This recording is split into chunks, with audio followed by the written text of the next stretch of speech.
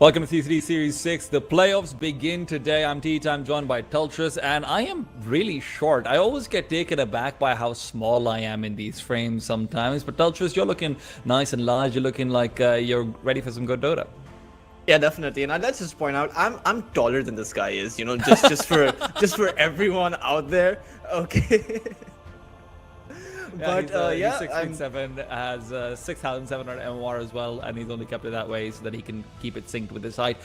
No, that's not true. None of this is true, but hopefully we'll be telling you some truths as we move on. Let's talk about the format of the tournament as we have entered the playoffs. Hopefully you guys have been watching in, but in case you haven't, it's been a group stage with 10 teams, having 3 teams come forward from each group. Round robin stage, you know how it works, and then in the playoffs we've got ourselves 6 teams that qualified from that group stage, 2 direct invites, and it's a double elimination best of 3 bracket with a best of 5 final. Straightforward, right? But what are these teams fighting for? They're fighting for money, and they're also fighting for prestige, but also money. How much money? Let's see. I mean, it is quite a decent prize pool considering the fact that CCT happens every single month. So it is a very good bump if you're one of these tier 2 or tier 3 teams. Overall, first place you have $30,000, second place nets you about $10,000, third place and fourth place is $7,500 and $2,500 respectively. It's also nice because, you know, I do miss the old days where prize pool was a bit more top heavy. For the first place to be literally 60% of the prize money is always great, even if it does make everyone else feel a little bit worse about it. But we feel good about today and today's schedule. We've got 4 matches to bring to you. It's the quarterfinals, best of 3s all the way, like we already mentioned. But let's take a look at that schedule so we can walk you through exactly what we have for ourselves as well. We're going to be starting things out with Passion UA, finalists of CCT Series 5, going up against 4 Pirates, where you always think it's 4 Pirates. What is the 5th guy? Is he just an unlucky constable who got dragged along? Then there's Zero Tenacity, unfortunately named but great in the game. Z10 versus ITB or Into the Reach. Then we've got the follow-up between 9 Pandas and Mouse. And finally, to top things out, Navi Jr., the team of the hour, some would say, but maybe not for the right reasons, versus Night Pulse. But we're only going to be covering the first 2 matches, Passion versus 4 Pirates and Zero Tenacity versus Into the Reach. Teltris, you want to talk to me a bit about Passion? I know you've got a lot of passion for them. Hey. I mean, I certainly do, man. I've been seeing this team come up from the earlier CCT series, and they've done just incredibly well, making their way, just improving every time, making their way to the grand finals of the last CCT series. So it's been quite the ride for these guys. Yeah, and when we take a look at their roster as well, I mean, you can see what the playoffs from the previous series sort of did look like as well. This is where things get interesting because we have had some changes, and we have some changes that I'm heartbroken about. I got messaged by you today saying that we've had the double F replaced. Now it is the FK, Fernandes and Cracker instead of Fernandes and Flacco, Teltris. And, you know, when I first saw this, my instinct was to think that Passion UA had this incredible chemistry between both of these support players, Fernandes and Flacco, right? So I wanted to see what Passion UA are able to do without Flacco. But Cracker, he held his own, right? Passion UA, it did not seem like they took a hit by the loss of their player who they've been playing with for so long. Cracker did phenomenal for his team, and this is the same Passion UA that made it to the grand finals the last time around. I'm guessing that they're going to have a very good run in these playoffs as well.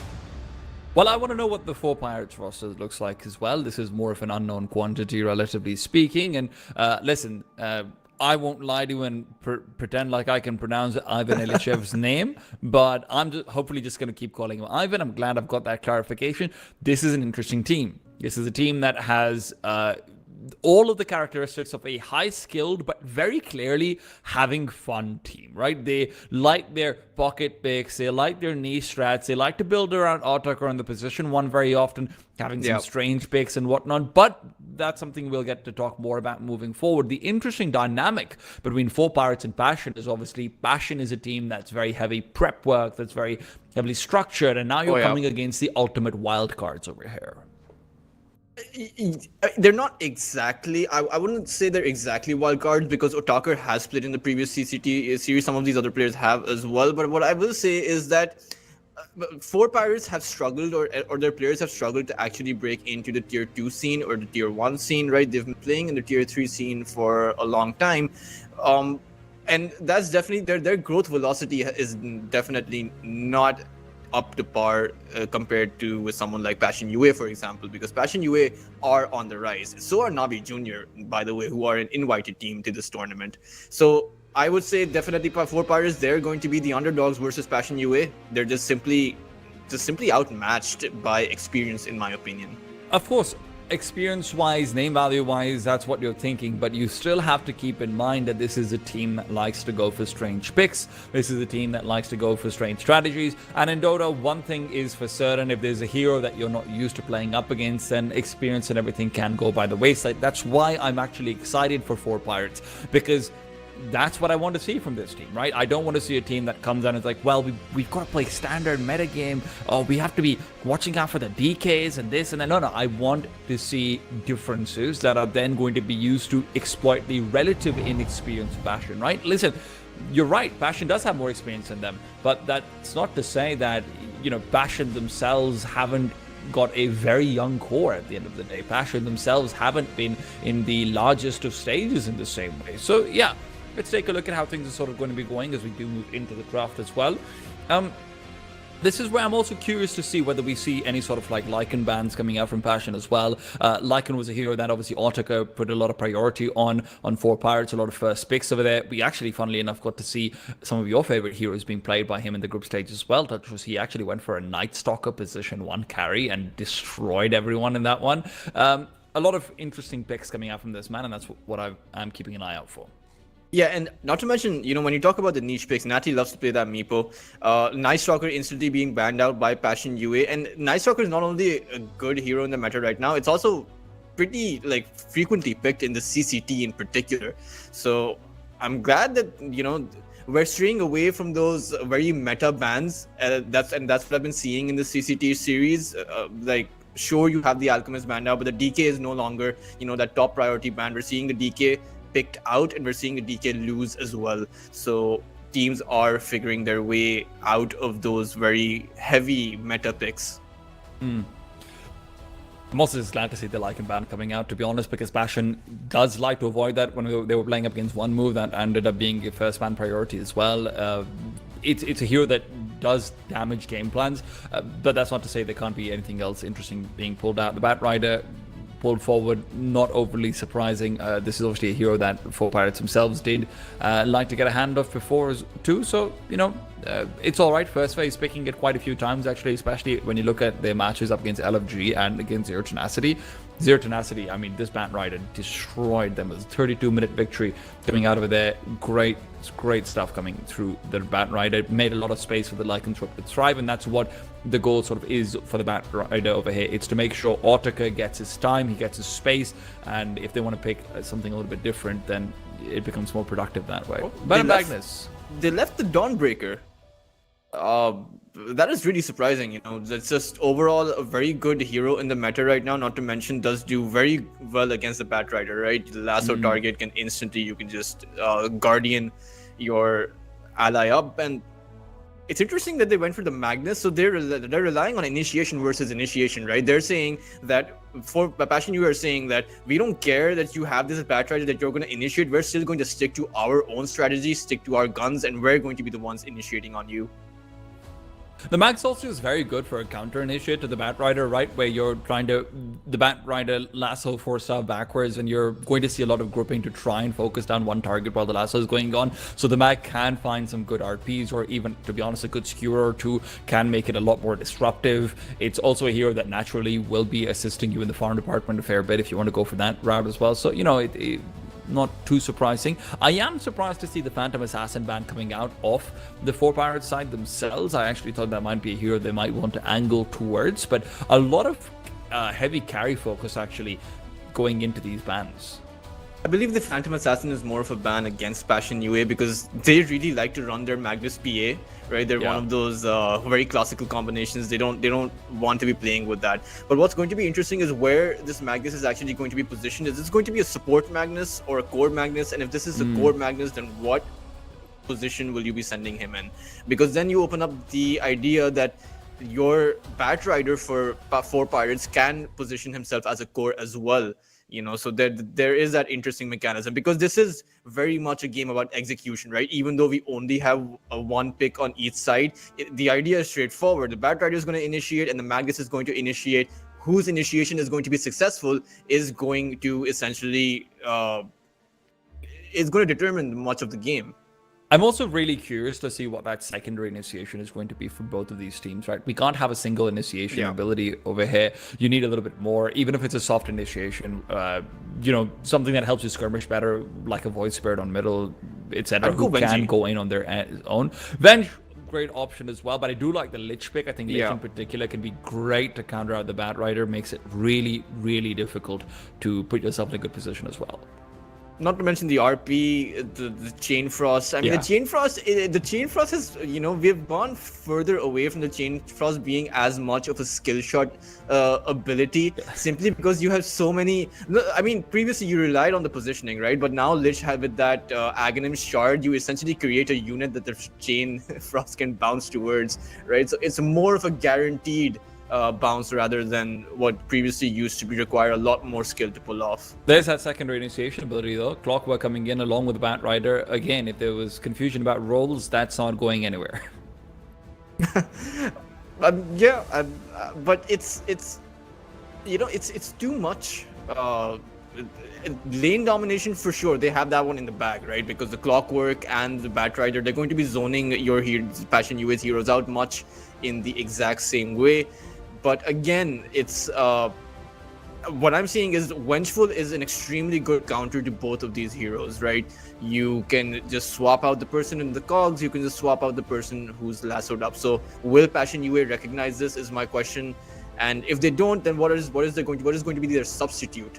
I really like this Pango pick coming out, though. This is just leaning further into that heavy fighting ability, and this lets you take your draft in one of two directions. It either lets you go for a heavier 4 protect 1 sort of situation, where your team is very fight ready, and they can capitalize on the fact that the man does kind of want that Blink Dagger before he becomes a true initiating force.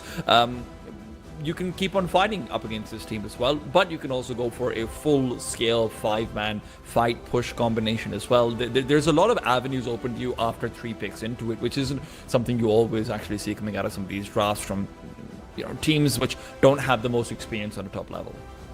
And for me, Passion UA should ideally be going for a range carry, right? I do not think that you send a melee carry against this destructive, this chaotic of a lineup in the form of 4 pirates. Like just a Pango rolling around, the Clockwork and the Batrider, it's just an impossible scenario. And the good thing is you have the Lich, right? So you have that damage reduction, you have the Magnus who you can potentially skewer anyone away who tries to initiate on your carry. So something like a Drow Ranger, something like a Morphling in particular would be, I would prefer the Morphling over the Drow, obviously. Yeah, I don't think I'd like the Drow Ranger over here.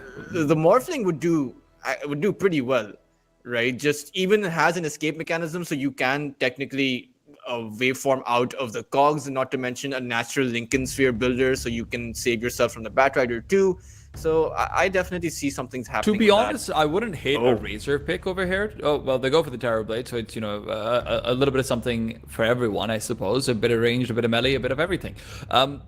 This is curious. The good thing is that there isn't an overwhelming amount of burst damage already available for the 4 pirate side, and there aren't that many places to go for that burst damage, right? At this stage, what do you really pick up if you want to pick have more on the lines of early aggression? And if you can't get that early aggression up against the Terrorblade, these first 3 heroes that you have picked up become a little bit more docile as the game goes on. So I am curious to see how this shapes out. The Muerta right there with it as well, a little bit more of that range support coming out. Crucially, though, they aren't going to be going for anything that really does have a natural counter to, well, now the Enigma, the Batrider, or the Clockwork.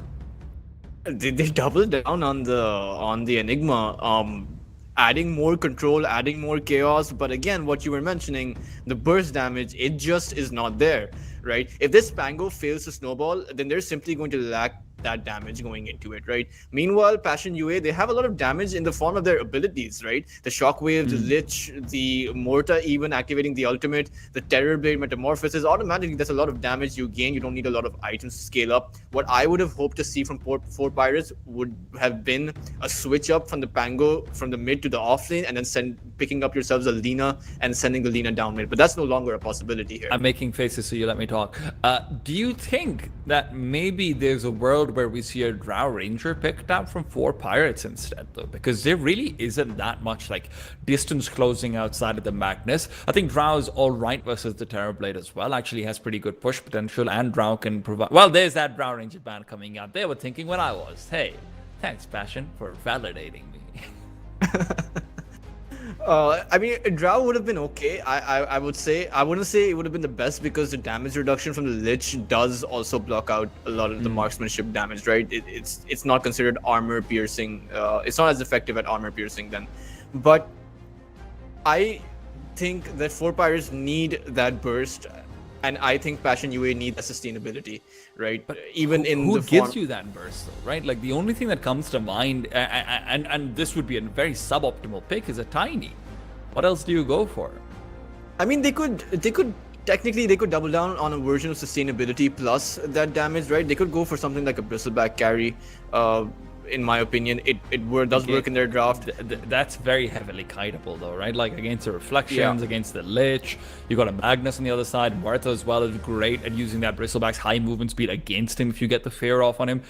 It's not a good game. Okay, then you go for the Lifestealer, right? Because the amount of CC that you're talking about, the only thing that can work against that is either a BKB or a natural built-in debuff immunity, which would be the Lifestealer. Does pretty good against a Terrorblade as well, right? Because you always have that option of the infest. So even if the Terrorblade gets that Sunder off, you can just infest somewhere else. So, and not to mention the Lifestealer Scepter, you can't Sunder if there's a Lifestealer inside of you. So, those are some mechanisms by which that can work. Other heroes, I mean, I don't know. It kind of feels like 4 Pirates. They've gone look, all I'm looking into through everything they've picked. They've picked a sniper that is available to them if they want to go for something like that. There's a lot of frontlining, right, and it has some of the same rules applicable as a Drow Ranger. They've picked, maybe even a gyrocopter wouldn't be the worst thing in the world. Natural BKB builder, a lot of magic damage coming out, a lot of fighting ability that pairs up nicely, but you are then losing out on some of your late game. And then on top of that all, then you do have, your bristlebacks, your tinies that they've gone for themselves. So yeah, from everything they've picked, I think Sniper, maybe? I'm not a big fan of it, though. Yeah, I mean, you want something that can take advantage of the disruption, right? And Sniper does do that very well, but there are ways to get inside of the Sniper. You do have the Magnus, you do have the Terrorblade, who is going to, when you talk about the Sniper, is going to go late game. Late game Terrorblade has that Swift Link as well. But they're going to go for a Spectre. Not a lot of burst, but he does have that haunt, right? So whoever is the target from that hookshot or Batride or Lasso, the Spectre can come in. Not to mention the Orchid build, which is a natural item for the Spectre these days, will help clean up this Lich, will help clean up this Magnus as well, and the Morta. So it's actually a pretty decent pick. The only thing that's lacking is the team fighting ability, though. And the Tiny is a great pick coming out over here for the mid lane. Looking at what it does to, the Pangolier is going to be a little bit difficult as well. I think draft-wise, Passion UA is definitely... It's a safe lane Tiny. Oh, right, you're right. Crystallizes on the Tiny. Huh. And it's Bodhi mid position 3. It's an off lane on the Terrorblade, a Magnus on the mid lane, and a Tiny on the carry position. So that's definitely interesting. Much of this game is going to rely on what timing that Spectre can actually hit, because their game is entirely focused on getting those pickoffs for 4 Pirates, right, earlier on, and then later on is going to be creating that disruption in the form of all of their heroes having that maneuverability and creating all sorts of chaos in the fight, etc., right? But it's so heavily timing dependent, and meanwhile Passion UA, all they need to do is get some of those levels up, not die earlier on into the game. If they're able to shut down that Spectre, then a lot of the damage that 4 Pirates want to be dishing out in the mid game won't be there for them. Yeah, it's going to be a tough time the one good thing for 4 Pirates is obviously, like you mentioned, their lanes are pretty good, right? Like you're going to see a lot of pressure being put onto that Tiny through Ariel and Pedanic. That's going to be a tough time for him to be able to keep on the levels going. Plus, Otaka getting a quick level 6 does put himself into a position where, hey, if you want to set up for some very early kills to punish any one hero, it becomes a lot easier to do so. It's still going to be a tough time, but at the very least, laning stage-wise for Pirates outside of the Spectre have a very strong set to work with. The problem is Passion UA have a lot to punish any sort of, if anyone's got out of position, you have a Tiny, you have a Magnus, the Tiny toss, the Magnus skewer, the Lich who's going to be slowing you down. It's just so much damage in the earlier game, so many spells. That 4 Pirates, they really have their work cut out for them. And keeping in mind, right, we're talking about this interesting combination where there's a lot of zoning out potential from 4 Pirates. So the Clockwork is going to be trying to get into the Passion UA, right? The Batrider is trying to be getting into Passion UA. So if they make a mistake in that process, then they're just going to be giving kills away. Well, it's time to see what the game's going to be looking like, and it's a pause to start things off. Always a good time with the pauses. But that being said, of course, not to say that there's nothing we can't continue to talk about. I am a little bit curious at this point, just to sort of see how we see the lanes pan out with Niche versus Pangolier, Natty Narwhal in particular. I think that's going to be something that really does dictate the pace of the game. If the Pangolier can do a good job versus the Magnus, if he can contest her runes effectively, maybe there's a world where he can help Snowball. It's a bit hard, right? Because you ideally, as the Pangolier, you want to be keeping a few abilities available so that the threat of the skewer into the tower is not there, right? Because if you don't have the swashbuckle, if you don't have the shield crash, then that will allow the Magnus to just skewer you inside of the tower, and you can lose a lot of HP and quite possibly your life. So he's going to need to be careful. It's not that easy of a lane. Outside of that, the Pangolier should be having a decent enough time. Like, I don't think Niche will be able to stop his farm. I don't think that Niche will be able to zone the Pangolier out of the lane, for example.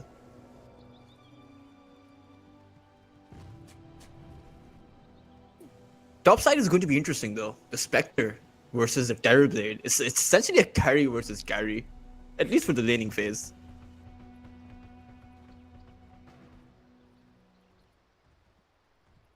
Probably supported by the Lich, I'm guessing. Well, we're gonna have to wait to see. For now, it's gonna be a quick smoke up from either side, and they do go for the quick delta split backwards. Let's get the movement speed. Let's see if we can establish a quick 3v3 around the bounty runes, and if not, then hey, all's fair in love and war. I don't think Passion UA should be fighting this.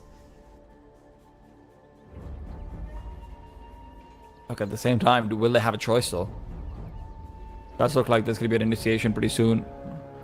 Coming through from the backline, it's Berdenick. He's got the cogs. He wants to have a quick little follow-up as well. But with the ward spotting him out, it's a slowdown from the Lich. The cogs will be catching out Krekker. Krekker's got the Eidolons on him. A shield crash down, and Crystallize might be in trouble as well. Krekker's a dead man. All he can hope to do is save his Tiny. But the quick Flame Brain backwards, and Crystallize is caught. It might be a return kill, though. This Enigma's getting low, but Fernandes has to be careful. He's going to sacrifice his life for only a big old void of space. It's 3 for 1.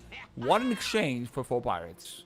Yeah, and first blood went the way of Pangolier. He didn't lose any time in this at all. And I mean, Crystallize, that was unfortunate because you went for the tree grab level 1, right? Which obviously is the right way to go, but that just means you don't take fights level 1. I've seen to those most dear to me. That was an unfortunate start to Passion UA. And Pangolier is going to have a pretty good time on this mid lane against the Magnus with that first blood. Just not good. But the good thing is for Passion UA, it's not the worst thing, right? Yeah. They just have to solidify their ground in the laning phase, just get some levels up, and they're going to be still good to go because the item requirement isn't as high as it is for 4 Pirates. Well, Krekker's pains continue. He will be forced back, doesn't have a salve, will probably want to ship one over, or even maybe just back off to base entirely. Either way, Crystallize is going to have a harder time with these next few waves. Niche and Narwhal continue to trade out evenly, as was to be expected. Narwhal has to be a little bit careful. He wants to stay natty. Bot side though, I mean, this tiny Lich lane is going to have a horrible time against the Enigma. But meanwhile, top side, the Terrorblade and Morta can actually hold their own because there's not a lot of ways to initiate inside of Passion UA. The Batrider, I'm sure Ariel is not going to be launching his Firefly, not going to be walking into the Terrorblade anytime soon. He's just going to get silenced up. He's just going to get taken down. Yeah. So really all of the action that we're looking at is going to be between, realistically, this bot lane. And maybe if there's an accident, then the mid lane. The mid side, though, has been surprisingly very heavily favored towards Niche. 11 last hits so far. Will be a bit of a wave difference, of course, but even so, he's doing well for himself. And I think that's because Natty is hesitating on using his swashbuckle, right? Only relying on the shield crash. So he does lose on a bit of farming ability when he does that. The Magnus simply has that shockwave, has that empower to be getting those creeps down. You just can't contest on the last hits if the Magnus goes for that empower.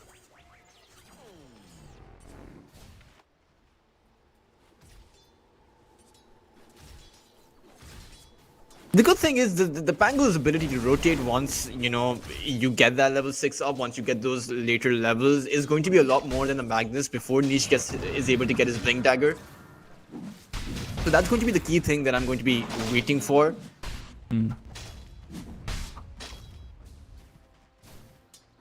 Is there any clear objective that you want the Dire to accomplish, right? Because obviously Bash and UA are coming in up here. We've already talked about how we are looking at this lineup as easier to execute. We are looking at this lineup as maybe having a bit more upside if it starts to venture into that mid-game, unless 4 Pirates accomplish certain conditions. Do you want to outline those for me? I mean, for 4 Pirates, there's really only 1 or 2 major conditions that I'm looking at, right? It's that Natty will be rotating, right? And whether or not those rotations are successful. And all of those rotations should be designed to enable that Spectre. I mean, Crystallize is already having such a hard time. He continues to be pushed back, and Perdinik is happy to exchange in that. Again, the salve, I heard it being used, but I don't see its effect, really. And the top lane, though, maybe there's some sort of revenge to be gained. Ariel is low, but the Metamorphosis will be unable to find a kill. It's good at forcing Autechre away from this farm, though, and with the double wave already being there, that does mean the Spectre misses out on a lot of gold, and that's really what's keeping it even vaguely competitive with Crystallize so far. Yeah, 4 Pirates just testing the limits of Passion UA and recognizing there's simply no way for the Batrider to get in there. The lane control isn't going in their favor, and mid lane, this is what I kind of meant. Look, at the same time, he's full HP. He's fine with going for that. The problem is Fernand. He comes through, fears him back, and Natty Narwhal will just be taking a little bit more damage. Full 1 charges, full HP. He's fine with that trade. Yeah, I mean, that definitely worked out for them. They should have TP'd in earlier, but meanwhile, bot side, Crystallize, he's one unhappy Tiny. Yeah. You can say that twice, because suddenly exchanges coming out top lane. Autechre getting killed, sacrificing the Batrider is fantastic. Mid lane, Niche is a dead man, and 4 Pirates continue to impress. And you can be impressed if you go out and check out our partners over at Stake, CCT.gg/stake, with up to a 200% signing bonus. Check them out. Help us out, help them out, and help yourself out. If you're into that kind of thing, make sure you are responsible, though, with your gambling habits. 4 Pirates though, they're having a really good start from what I was expecting. Now, of course, the Pangolier getting that first blood does go into the way of him dominating the lane later on, but Magnus just not recognizing his limits. One of the things to keep in mind as well that Tiny's last hits are slightly deceptive. A lot of those do come down to be Eidolons, and look, they give gold. Let's not make any mistake about that, but not that much. It was unfortunate that Terrorblade died up towards top. I mean, and Passion UA, 4 Pirates had such an incredible read. Meanwhile, though, top side, it looks like this Terrorblade is in a bit of trouble. Pangolier, battle roll all around, and Patchuk, where do you go? You're a bit lost, and Natty is going to be cleaning you up. This is the problem. Natty's only got one target to rotate onto. What lane's already losing. Crystallize is already being ripped apart, and although he's going to try and make something happen with the toss-up, it's really the body block from Kreka and the sacrifice from him as well that allows them to get somewhat of a response. The toss tree will give Crystallize the kill, and the Eidolons might be good for diving, but salves are exchanged, and how far will you go? Ivan does is not there no want to TP coming overcommit. for this man? There isn't going to be one. There aren't TPs available. I don't think Fernand's has one, and you already saw a TP coming out once. It's going to be the Lich to respawn, and Kreka's in trouble again. The kind of damage being dealt to him already down to half with just a couple of snacks and a couple of smacks. And we're seeing Natty come down towards here. Perhaps he wants to finish the job onto Crystallize. If he gets this kill, that's going to be a second successful rotation from the Pangolier. After already having gotten a solo kill in mid, let's not forget. So Natty, well, he won't need the kill, but he can always go for a little bit of gank tax and steal the wave. That's okay. Yeah, because they're going to get the tower, right? This is, in a way, a successful rotation because the Magnus hasn't dealt that much damage towards the mid tower. So the absence of the Pangolier has worked out for 4 Pirates so far. They've enabled Otaker as well, even though they are going to try another attempt on towards the Spectre, but there's a lot of TPs coming in, and the Mortal is just going to TP out, leaving Patrick all alone? Sorry, buddy. And he's just going to die. You didn't deserve that, but that's what you get. That was cold-hearted. Let's also keep in mind, this is a level 5.5 Bat Rider, 8 minutes indulges. That was... Fernandez did him dirty, man. He was like, you're no Flacco, I ain't staying and dying for you. No one's a Flacco. That's a problem. I don't think that things are going to be getting better anytime soon, though. With this bot lane control being where it is, the Enigma continues to farm all over the place. He's got the quick follow-up as well on the black hole. Ortika's here with the haunt, and Crystallize will continue to have troubles. Pig pulls away, and that'll give him life. And in fact, that ends up being a pretty good trade-off. Barrel roll, though. Oh, no. In he goes. He thought he was safe, and he thought wrong. Oh. And I kind of feel bad, man, because he essentially tanked 3 ultimates, right? What do you expect him? What more do you expect from the guy?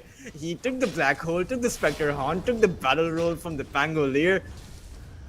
At that point, it's the job of the rest of your team to actually make something happen to the rest of the map, right?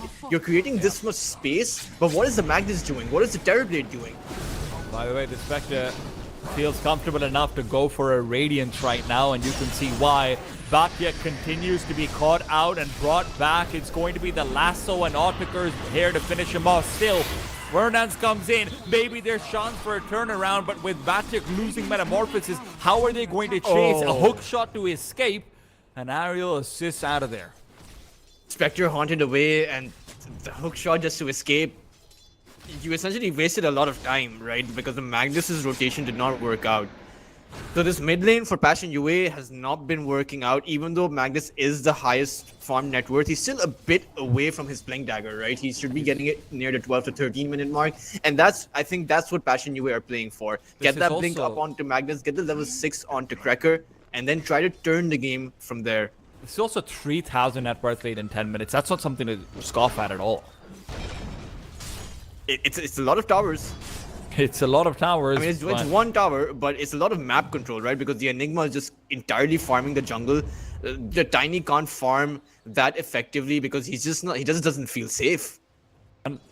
And there is a window where you try and punish the Spectre going for the Radiance, but that window is quickly closing. The second that Relic comes online, it's gone. Because right now, this 3,000 net worth, 2.5k of it is unused, completely unused in the Spectre's pocket. That's not to say she's not going to provide damage. That extra dagger that you get every time you Reality Rift in is going to be problematic, and maybe those problems are going to be seen. Instead, it's a gank onto the Enigma, and there's no follow-up. Ortica comes back in, Cracker might be a casualty, and he certainly will be. The hook shot to disrupt. His Crystallize falls backwards, and now he's caught out. Nowhere to go. These cogs are making it troublesome. He's trying to get away, and he's stanky. You don't have to make any mistakes about that. And with Niche coming through, it's going to be safety for Crystallize. That's still a 3-on-1 initiation with the Niche rotation coming in, and you still go 1 for 1. That's really not ideal. I mean, niche. The problem is this Magnus rotation. These Magnus's rotations are not working out for Passion UA. You don't have the Blink Dagger. That means he does have it right now, but this is the time to make something happen. You absolutely need to, and it looks like Passion UA are going to try it. There's the first dagger. Skewer back into the tower, and Ariel, he's going to go down. Big kill, level 7 Mat Rider over there. Don't forget about that. And that's given the Lich his level 6. That's true. You still have your RP. It's still yet to be showcased.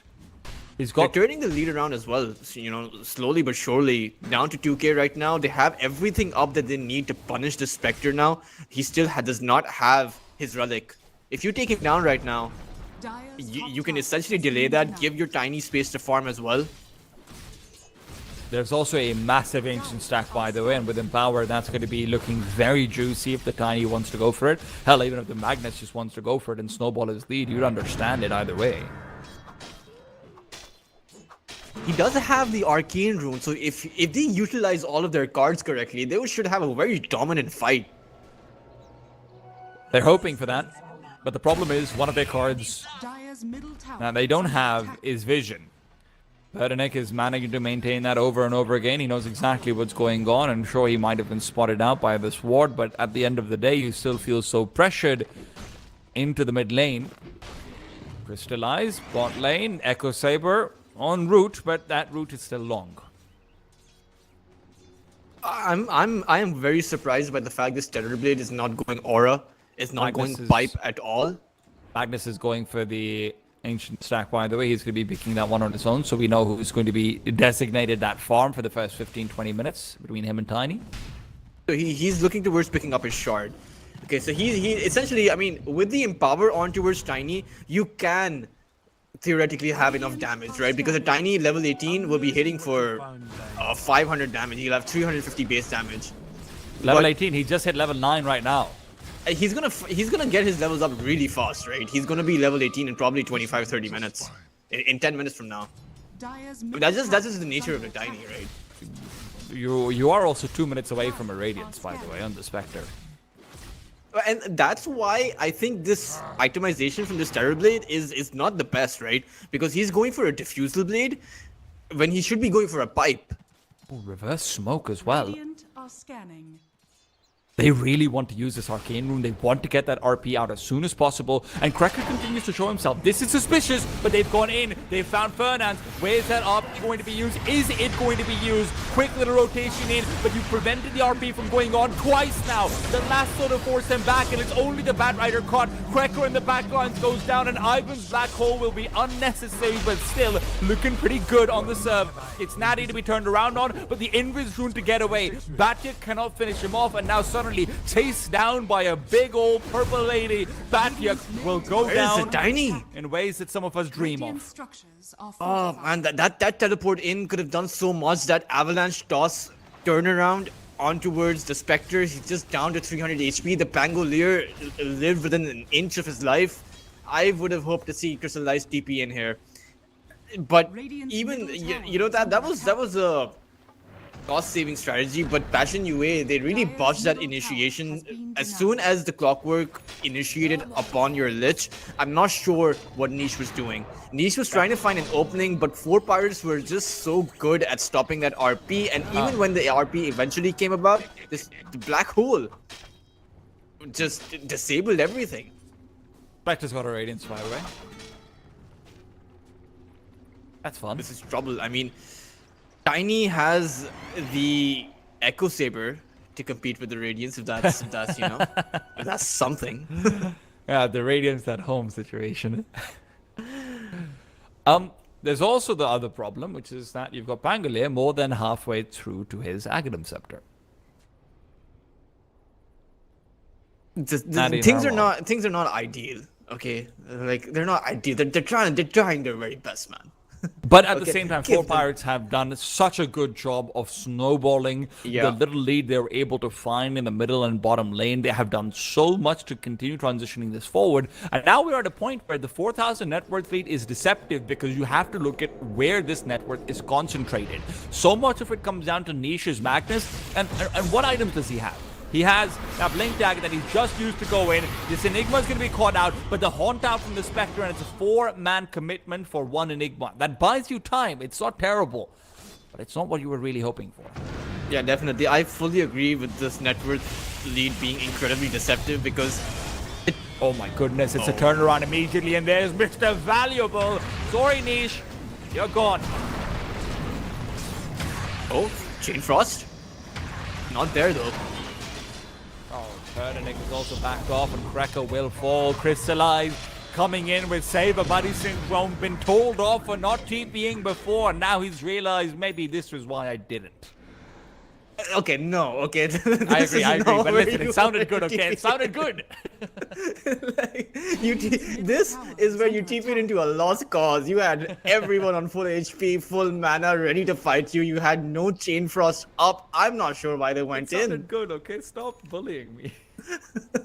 But coming back to what you were talking about before, the net worth lead being deceptive, I 100% agree. I mean, look at all of Terrorblade's items, even the Diffusal Blade. It does nothing. Hey, it burns mana.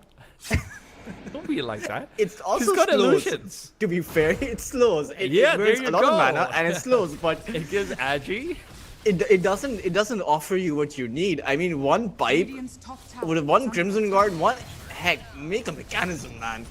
A Crimson Guard would be really good versus, you know, the dire side composition actually. The point is, Passion UA, they're playing this so greedy, right? Farming mid laner, farming carry player, farming off laner, when none of those roles have worked out for them. And to clarify, this isn't a draft issue. This is the choices that they have made. You can have a fighting Terrorblade offlane, you can have a fighting Tiny carry. And to be fair to Tiny, that is sort of what he's going for. He's just been snuffed out like a light. But it's having your cake and wanting to eat it too, and it's Passion UA just, you can't have both. Can't you? Oh no, Ivan's been caught out. Look at you right there underneath that Sentry Ward. But there's a counter initiate. Natty Narwhal's already found one. That RP's not being used at all. It keeps being disabled again and again. Niche can't get it done. Batrider, man. What a hero. Just too good. Just 2 steps ahead of Passion UA. As soon as that initiate came out, he disabled the Magnus. Time and time again, 4 pirates have their strategy clear cut. It's you disable Niche, and Passion UA have no way to fight, and they've managed to done that each and every single time. Aero's been doing a fantastic job of keeping an eye out on the Magnus. He knows what his job is. He knows singular responsibility. Disable the mag before he gets started. Yeah. And Tiny is going for Shadowblade. Was that or Blink Dagger, really? You can't avoid one of those. I mean, I would have gone for a Blink Dagger, like straight up. They're having so many issues around initiation. You're relying on your Magnus, but if your Magnus is unable to get it done because 4 pirates aren't allowing it, then have another form of initiation, right? It's not as if you don't have the damage. Okay, that's fine, but at the same time, Tiny just dies if he goes in. Right, and it's not like he has the damage to burst anyone down. You still need that Magnus to come through, and the Batrider has been sitting on the side. If he's looking for more of a, hey, I can farm more easily with it and whatnot, maybe that makes sense. Batyek, in the meanwhile, unfortunately for him, nothing makes sense right now. Hey, he drained some mana. Hey, he did do that. Now they're going to have a harder time farming. Or going for more kills. Like you have to think of the long game, man. That's true. You have to analyze it. Every death that Batyek has guarantees 60 seconds of life for someone else. It's like it's fighting the good cause, but yeah. the good thing is Passion UA, they do have a good defense, right? Even 20 minutes in, their tier 2 towers haven't fallen. It's not like they can't find farm right now, right? The Tiny can still farm around everywhere. The Magnus can still farm around. And they have good defenses, and they're good at delaying these tower deaths as well because of the Lich, right? Oh, but at the same time, look at this Enigma. He's almost got a Blink Dagger. Look at this Pangolier. He's got a Blink Aghanims. Look at the kind of mobility on the other side. The spaces to farm are there if you look at the map, but the second you look at the inventories and you realize what kind of distance 4 pirates can cross, that becomes tougher, much tougher. And 4 pirates, they're so far away from the key items that they need. There's not going to be any BKBs apart from the Magnus anytime soon. Sure, that solves much of your initiation difficulties, but does it really do all that much? Because the black hole will go through your BKB, the clockwork hookshot will go through your BKB, and not to mention the lasso will go through your BKB. So really, it's not going to be that game changer item that, you know, they really need right now. Oh, well, speaking of a game changer, Batik's game is not changed. He's been playing the same game all game long. Unfortunately for him, it's been one of death. He is currently 0-6-1 this Terrorblade. For one reason or the other, has been having a tough time. Crystallize, hoping to find success in a position where there's a lonely Perdenick. And listen, 370 gold, a little bit more farm to be gained. You take that any day of the week, even if it means trading a DD rune and a Lich for it. They're giving up the DD. Radiant structures are fortified. Oh, Niche picked up a DD. Yeah, The Pango gave it up. Interestingly enough, he was worried about going forward for it. I will say that 4 pirates, you know, they're actually pretty slow at taking down some of these towers. 8,000 net worth lead, 22 minutes in. They should have had all of their tier 2 towers down right now. Passion UA simply cannot contest at all. I think that's very unreasonable given that there's a Magnus with a Blink Dagger and an item shard in front of them. I don't see him doing it. You have a pipe. You have a pipe, you have a Spectre, you have a Pangolier with a Scepter. Shard Shockwave, man. Like, that's so much counter push. It's not that easy to take down the tier 2s. But they haven't even tried, right? Is the problem. Like, they're doing a very good job at these pickoffs, but they're not going for these objectives. Well, maybe that's what they want, the pickoffs. And Crystallize will be happy to oblige. He's a man of the people. And maybe not his people. As the Shadow Blade, I mean. What did the Blink Dagger do? That doesn't help him either. Shut up. That's just DM. Now that Diffusal Blade, though. No, but this is getting looks like they're going to group up. Oh, there's that quick RP. Has to go onto the Bat Rider. Is this going to be sufficient? No Spectral Step from the Spectre, so he can't come in over here. Natty Narwhal goes in with the Rolling Thunder. Continues to fight up. Perdenick has made his way over as well. The Magnus BKB is going to be running out. He wants to back off. It's going to have to be the same for Batyak and his Tidehunter. Nothing can be done about those who are lost. You must save what you can before the Spectre comes back in.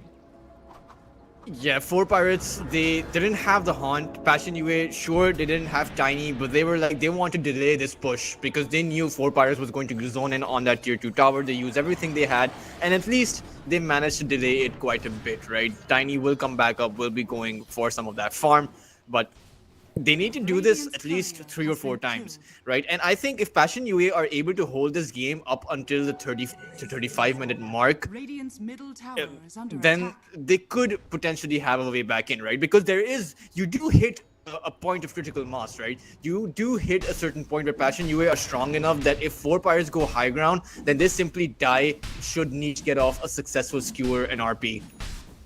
And that scenario is just a few items away for Tiny. There's an Orchid on this Terrorblade.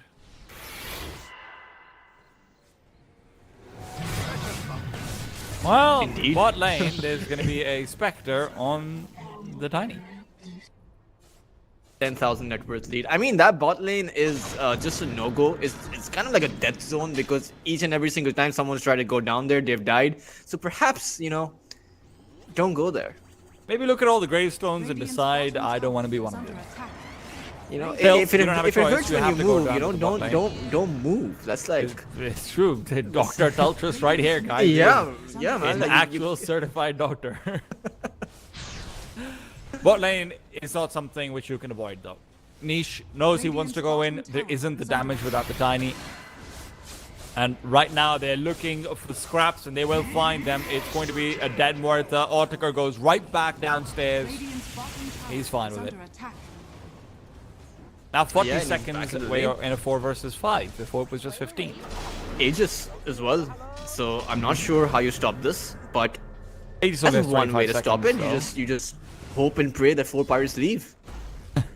I think 4 pirates actually don't have that good of an idea about how far ahead they are, even if they are 29 and 9. Their Aegis has 30 seconds left on it. They want to make sure that, hey, let's not get caught by Magnus while we're retreating. Batyuk though has found a sneaky kill with that Solo kill. Yeah, solo kill with that Orchid onto the Clockwork. 600 gold, nothing to scoff at. Radiant's middle tower is under How does the attack. Clockwork die? You literally have to walk into the Terrorblade to die if you're a Clockwork. It's dark. It's nighttime. You don't know where you're going. I agree. It's like, no, let's not walk towards my team or where we have vision. Let's try to find Batyuk. And it is a bit of an element of underestimating some of Passion UA's firepower, right? Because you see a Terrorblade that's 06 and 1, and you think to yourself that this is not much of a threat, but suddenly you're 27 minutes in, this Terrorblade who has not been doing anything in the game has an Orchid, has a Diffusal Blade, is building up to some better items, and suddenly he's a strong contender in some of these team fights. I mean, Batyuk has very clearly taken himself into the carry role, right? There's no doubt about that. He's getting all the farm priority out towards the top side of the map. He has an easier time farming. I think this is a good decision from them. Now, at this stage, maybe we can see that being leveraged to start to build up a couple of good, well-positioned fights. Well-positioned, though, is still the key word. Dire's Even if you're the bottom carry tower is Terrorblade, I under think you need a attack. Scepter this game. Oh, this is going to be a great death from the Lich. Cracker's going to be lucky if he dies over here. That would actually be the best case scenario for Passion UA. Instead, he's completely sidestepped the gank, and he might be regretting that later on. There's a false sense of security. He's going to go for the Wisdom Rune. I mean, We'll be able to get it. That's cheeky. He TP's away as well. But in the meanwhile, there's a Spectre going into the mid lane. It's also going to be a catch out. Autica can now hopefully start coming back into the fight. Fernand's caught out, will be brought down before he adds anything else to it, and he's fine with that. He really is. Yeah, I don't think they're too Passion UA are too concerned. For them, for as long as you keep these towers alive, you're in the game. You know, that's probably their strategy right now. They just want to farm. There's a Manta on the Terrorblade now too, right? Like, you are starting to get to danger zone territory. He still does want to pick up a BKB, but actually the Manta's almost there. He's not quite there. Who got the shard? Not me. No, but okay. So the Dire took down the Tormentor. Yeah. It Ariel would have got been the shard. Yeah, if the Lich got the shard, that would have been massive for them. Cracker, that shard is one of the best abilities to defend high ground with. Dire's bottom tower is under attack. Meanwhile, though, it's 10 and 31, and Passion UA, they're and you can see the desperation, right? They're really trying to find someone, but they're just unable to. And one of the things is, they have to hope and pray that the person that they find is not the Spectre. I mean, there's also the thing you have to keep in mind that it's not just not the Spectre. It also really can't be, as Crystallized will be running away to the courtesy to the Shadowblade. You doubted it. What now? Initiation on the niche is troublesome though. Nothing matters if this Magnus dies. He immediately BKBs and tries to back off. Vernon's putting out some good damage to the back lines, but Ortica's found Cracker again. This Lich is a non-factor, and the Magnus might as well be as well. He doesn't have buyback, and nor does Batyuk on the Terrorblade. 50 seconds without both of your most farmed cores. This might be high ground. It is most definitely high ground. I don't see why 4 Pirates will stop for this. I mean, you leave your high ground, you die, right? Passion UA, they really can't play separately. They have to stick as a team. And losing your Lich is just... I don't know. Oh man, this is painful. Absolutely painful. Radiant structures are fortified. Might be time to give it the old Gege. Oh, I don't think so, man. I think Passion UA still have a lot of fight left in them. keeping in mind 4 Pirates, they're not that good at taking down some of these towers, right? They had a free run at the tower. Sure, you had a glyph, but they only managed to deal around 400, 500 damage to the tower, and it's not that bad.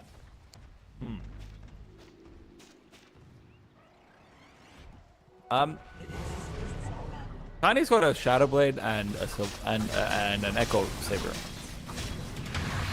Okay, it is that bad, but it's not that bad, you know? Okay. Okay, Badger's dead. It is doom. It is doom and gloom, folks. Oh, maybe not. Natty Narwhal will go down. Batik as well is tanky. Let's not forget. There's Company coming in, and it's going to be niche. Unfortunately, Company has come into a war zone. They didn't know. They thought it'd be nice tea and crumpets. Instead, it's, well, a little bit less comfortable than that. It's also going to be a quick catch out onto the Bat Rider. Aerial hits the deck. The Black Hole will catch only Krekker. Crystallize now might be a good time to back off, but instead, he's realized this is their chance. It's their chance to shine. Spectre's already out of there. Might as well look to punish. That Magic Sunder might have bought them everything they needed. No! Ortika's right back in the fray. Crystallize, Shadow Blades away. And Fernand will be able to get away as well.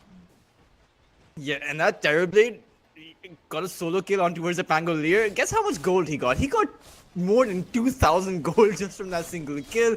They were able to clean some of the rest of their heroes up, and that just goes to show, you know, when you hit rock bottom, the only way to go is up. I think it's even more important that the Tiny stays alive throughout all of that. He's almost level 20 because of this.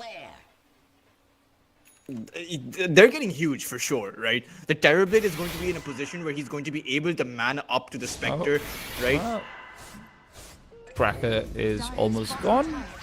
And He's now he is. It's the Orchid damage, yeah. Yeah. But I really don't believe these skills matter, right? Sure, you get that 400 gold, you get that XP, but your heroes are already reaching that. You're already level 25, right? It's not as if you do much more with that XP now. You're already reaching 6-slotted items. I mean, you have 2 more slots to go for the Spectre. You can go for the Bloodthorn, eat up the Aghanims. There are upgrades to be had, but you're right. A haunt on towards the support means that your cores feel safer to farm, right? And if you're the Lich, that's a good enough trade. Particularly keeping in mind now, we saw Tiny take out Ariel in a stun in an Avalanche toss combination, right? That means pretty soon he'll have the damage to do that to the Enigma and to the Clockwork, right?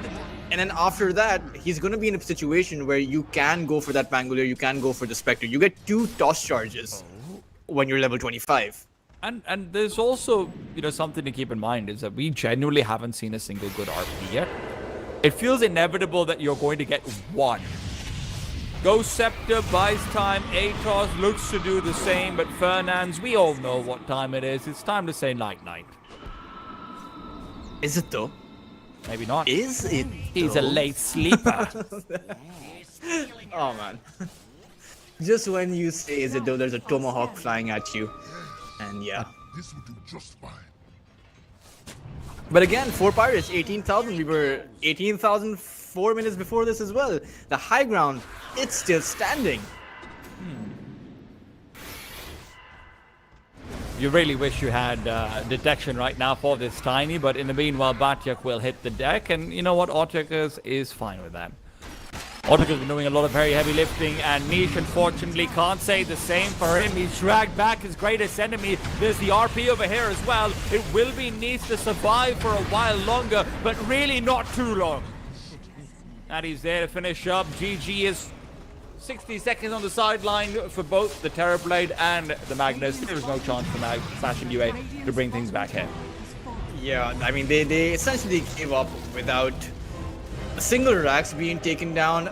Just dying outside of the base is not what I expected. I would have hoped to see one solid 5v5 high ground defense coming out from Passion UA. Even if you're outgunned, we saw significant signs of life from Passion UA back when Batchuk was able to solo kill that Pangolier. I really thought they could have come back, right? A Tiny had that damage coming out, but the Spectre was just too strong for them. The laning phase was just too horrible for Passion UA. Though their rotations earlier on did not make much sense, and 4 Pirates set to achieve, and they actually achieved all of their win conditions when they set them out from the early game, from the get-go. I mean, absolutely. Four Pirates doing a fantastic job as they take away game number one. Nadi Narwhal in particular, do want to send some love out to him. It felt like a lot of that early game was enabled by him, but we're going to have a chance to talk more about that game and the one coming up very soon after this break. Stay tuned, guys. We'll be back in just a bit.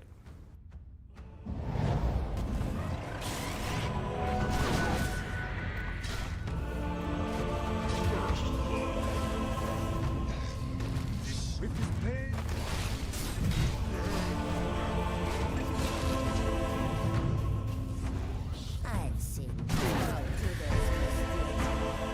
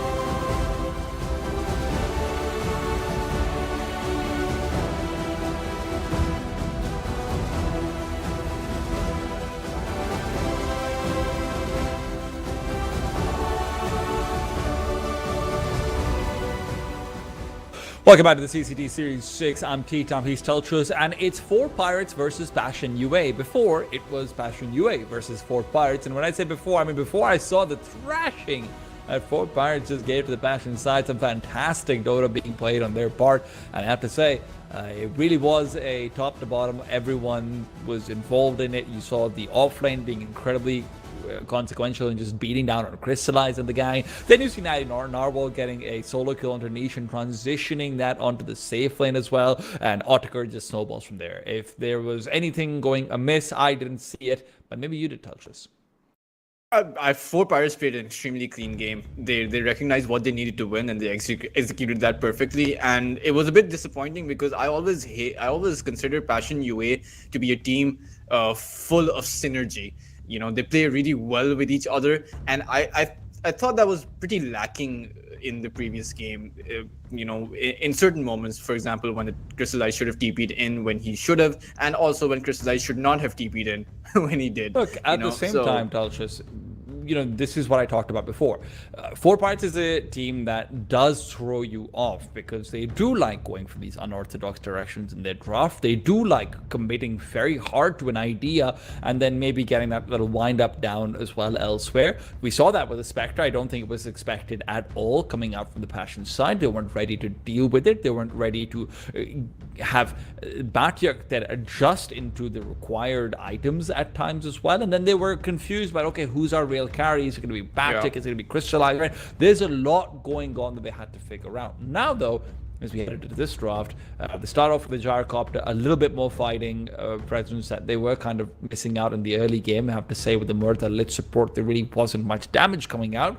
Doom on the other side, what are we thinking for this draft? I think for Passion UA, you just double down on getting more ultra valuable heroes that, you know, you can't, that are Doom targets, right? So their mid laner should be someone that the Doom has to use his ultimate on, and so should your off laner. So that's one way to counter out a Doom, right? Apart if you don't want to be going for that Lincoln Sphere. But apart from that, Passion UA, very stable Gyrocopter, right? It's going to be interesting what facet the Doom goes for and what support you pick up with that Doom to be able to zone the Gyrocopter out, and if you're going to be successful in doing that or not. Because a lot of the heroes that 4 Pirates have banned, 5 Gyrocopter. I think this is a carry Gyrocopter. From what I know, I was assuming it's going to be a support Gyrocopter, funnily enough, to come through. I'd like it in the support duo more so, but obviously a lot of flexibility in it regardless. Yeah, definitely. The only reason I'm saying this is a carry is because I've seen Passion UA run the carry Gyrocopter a lot. So yeah, that's perhaps my only reason. Of course, very versatile hero. But 4 Pirates having gone in for that Clockwork again, I would have imagined that Batrider was a lot more successful than that Clockwork in the previous game. But of course, we're going to see in this game, we're going to see Clockwork play a more initiation-centric role than in the previous game. Well, we don't know. They did also follow that up with an Enigma before. They did just start off with, what, 4 initiators or something ridiculous like that, so we don't really know exactly how it goes. Croc was very instrumental in winning the lane, though, and where you're talking about it being a very large focus on trying to, you know, potentially force the carry Gyrocopter to think twice. Maybe Clockwork can do that. Now, it doesn't feel like the most natural hero. You don't want to cog in the Gyrocopter every time. It's not a fun time when there's a full rocket barrage on you to respond to those cogs. So yeah, it's one of the worst heroes to be running down with your battery assault as well, right? So we will have to see whether or not this Clockwork is actually position 5 or position 4. I'm not too inclined on this Clockwork going down with the Doom, right? Because you have that Gyrocopter, you pair the Gyrocopter up with, for example, a Lich, and suddenly your 2 melee off lane, it's not going to work out that well. But Passion UA doubling down on that Tiny. This time around, though, I would like to see this Tiny going down the mid lane. I saw this in when Passion UA played against ITB. In the group stages, it went very well for them, and I want this to be... I really want this to be a mid Tiny, right? Because much of what Magnus should have done... Magnus, unfortunately. Yeah, exactly, right? Niche, what he could have done with that Tiny in the previous game, right? He simply was not able to do with the Magnus. And I'm hoping that they can change that up for this game. I'm surprised they repeat down on the Muerto over here as well. I know it's here that Ferdinand likes to play a fair bit, but again, you do want to have some stronger supports, or at least some stronger lanes. And to be fair, if you're going for a mid-tiny and a position 1 gyrocopter, you are already accomplishing a lot of that. So we will have to sort of wait and see what the responses are. For 4 Pirates, though, frankly speaking, I still think this is a great Pangolier game. And we saw what Natty Narwhal can do with it. It's also pretty good against the Tiny. Sure, any melee hero versus the Tiny can be a tougher time, but I wouldn't hate to see that come through. You could even go for a Spirit pickup or even a Lina, for example, just add in that burst damage, or in the case of the Spirits, add in that versatility in terms of movement. That's just like keep being able to go in and out, not being able that if you're successful in dodging out the Mortar and also the Avalanche toss, not to mention a very natural dodge to the homing missile as well in the case of the Storm Spirit, for example, then those heroes tend to do very well against this lineup as well. Not to mention you need a hero right now that can go into the team fight alongside your Clockwork, right? Because the Clockwork, if you hookshot in and there's not enough follow-up, you just die, right? The Doom, we don't see Dooms going for that early blink daggers anymore, right? You get those auras up, or you get a few greedy items to get going, perhaps the Shiva's Guard, for example, perhaps the Vessel, something like that. Don't you think the Void might be better than a Storm over here, though? It could be like I'm using the Spirits as a blanket term, right? Because any one of those heroes can work. But Pangolier is going to what they go for. I listen, I understand where you're coming from the Spirit side, but at the same time, I just think the Pango gave so much control from the immediate sort of level 6 mark onwards. Natty was great on his rotations. He was doing a good job in the laning phase as well. I think this is a great combination. And the Zeus to then come through on the follow-up. Now, that's a lot of burst damage. Yeah. Especially, up against a hero like a Gyrocopter, who can be deceptively weak to heavy thunderbolts and the like of it. But I am curious to see how it's used, though. I'd go for the Lich. If I was Passion UA, you need some form of damage reduction. If you need to keep your Gyrocopter alive, right? The Tiny won't be having that same problem. He has a lot of HP to survive with, but against Zeus, against the Clockwork Initiate, against the Pangolier, who's going to be rolling in and around, you want that Lich, or perhaps even an Oracle, right? Does very well against the Doom. That's really defensive, though. Yeah, but it does very well against the Doom. Essentially, delaying someone's death by that Fortune's End, you can wait out the entire duration of the Doom, but it's going to be a support Gyrocopter because they want to be going for that Bloodseeker. And so I saw this the previous time around as well in Passion UA's previous series. Now, one thing, and it did not work out, right? And that's the thing. I've seen Southeast Asian teams make the Bloodseeker work. I've seen Latin American teams make the Bloodseeker work, but I've seen European teams primarily struggle with that Bloodseeker. I just think it's the nature of the hero. It's just too absurd of a hero for European Dota to make work, right? I think the interesting thing also over here is going to be about across the lanes, there are a lot of good damage dealers, right? You look over towards Jacob, you look over towards Tiny. A lot of these laning opponents will be slightly lower on HP pretty much consistently. So Bloodseeker at the very least has that inherent advantage. But the issue is, again, it's not a tanky hero, right? Like Bloodseeker has good sustain. It has good lane sustain and the like. But if you're being ganked up, unless you're already really lightning fast, speaking of lightning, that Zeus can do a lot, that Pango can do a lot, and it's a tough time. I think what you're missing out on is that the Scepter is now a core item for the Bloodseeker, right? And with that 50% max HP shield that you get, it's incredibly difficult to take down. Of course, but I'm just more worried about this first 10 minutes mark, because that's where things started going wrong for Passion UA before as well. If this Zeus gets the same leveling speed that the Bad Rider did, that Aghanim is going to be heavily delayed. Definitely. I do think that this time around, Passion UA are a bit better in that laning phase. When you talk about the Bloodseeker versus the Pangolier, right? The Pango's rolling I'm just thunder. going to quickly interrupt you because I just noticed it's been a double Spirit ban coming out from 4 Pirates.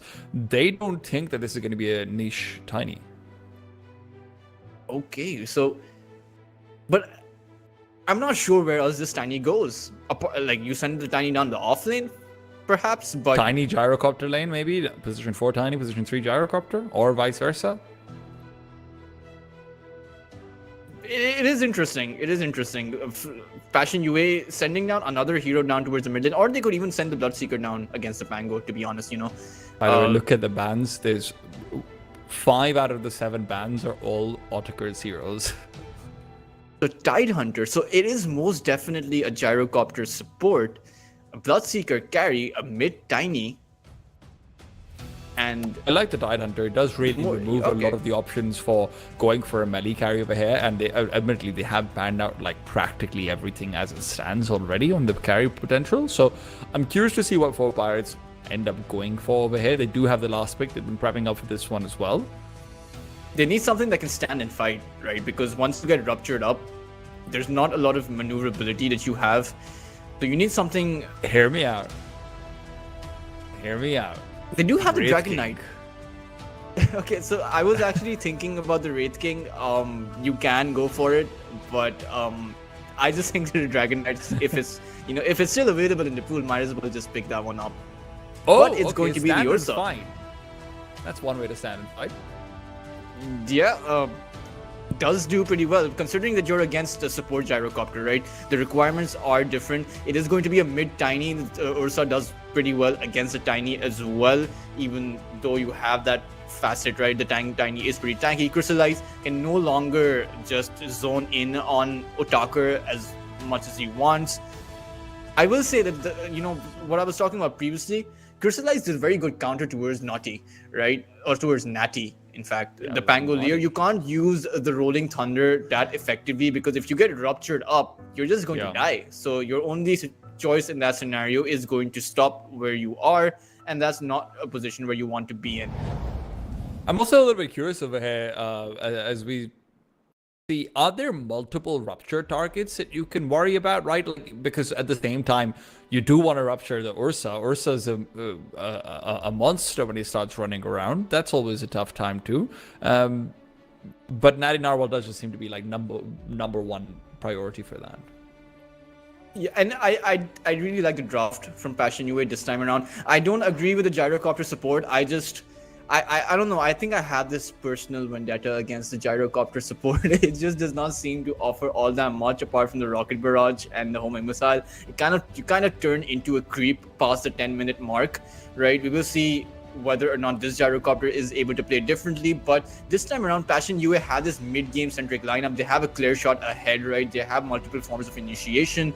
They have decent ways to make it work. You're not reliant on a very heavy skill shot or reverse polarity in the form of the Magnus, right? You have a very straightforward niche. Get your Blink Dagger, start tossing up some heroes, get those kills. Bloodseeker will farm up. We have a clear path to victory from the mid game. Just stay alive to the 30-minute mark, right? And meanwhile, for 4 Pirates, it's kind of much of the same, except they need to make this Ursa work. They need a way to figure out how they're going to get to the mid game, have a farmed Ursa, and how they're going to snowball away from there. And this snowballing aspect is always going to be a high risk play in competitive Dota, because if you don't snowball, then you're not going to be in a good position.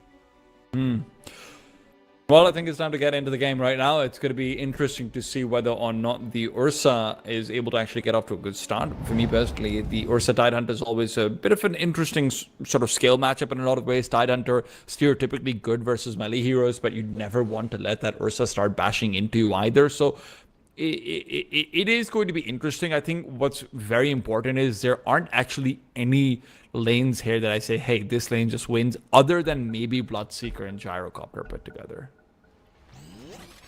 I mean, they could. Yeah, I think the mid lane will go pretty even, right? The top side for Passion UA, you shouldn't be having any deaths there. And if you talk about the safe lane, then I think both of these carries are going to be farming, right? The Ursa is going to be farming, and so will the Bloodseeker. I don't see how Tidehunter can take away from the Ursa's farm. If you talk about kill potential in some of these lanes, of course, wherever you have a Clockwork, there is some amount of kill potential. We will see if they send. This should be a Clockwork with the Ursa, right? Or are they going to have a position 5 Zeus? I think it's going to be position 5 Zeus. Aerial plays position 5. 30 seconds to battle. Oh wow, I would not expect this. I don't know what the position 5 Zeus offers. No survivability, not a lot of damage either. No stuns. So this Ursa is going to be this Ursa then what this means with the speaking of position 5 Ursa, Zeus. Ursa's been spotted out. Fortunately for him, there isn't any follow-up. The Ursa is just now going to be able to find farm. There's no kill potential with Zeus. Yeah. 2 for 2 on the runes. Nothing too surprising with there. I think... Yeah, I agree. I think... Actually, it is going to be an aerial position 4. They are switching it up. Yeah, this is much better because now you have some form of kill potential, right? The battery assault cogs, not to mention the talkers with those fury swipes, can do quite a lot. Can essentially take out Fernand's, even the Tide Hunter if you're not careful. If the Ursa goes for something like an Orb of Venom, he hasn't queued it up, but could be an option. Well, let's see what the plan is going to end up being. Otaka missing out a couple of those early last hits is never going to be fun. In the meanwhile, it is Ivan on the top lane of the Doom, going up against Krekker and Crystallize. It's not an easy lane at all to be playing up against. Your target is going to predominantly be that Gyrocopter. Just make sure that he's kept away from the lane. And if he's away, then maybe the Crystallize Bloodseeker is going to be having troubles as well. Yeah, maybe. Krekker moved a bit too further away. Also, taking his flat cannon level 1, right? So, not a lot of zoning potential. I do believe that Passion UA's laning phase will come online when this Krekker hits his level 3. And not to mention, one of the caveats of having a Bloodseeker in your team is that it's very highly dependent on how your other lanes are going. For example, if you're able to keep Otaker in low HP, if you're able to keep the Pango in low HP, that means your Bloodseeker is further empowered in his own lane. Yeah.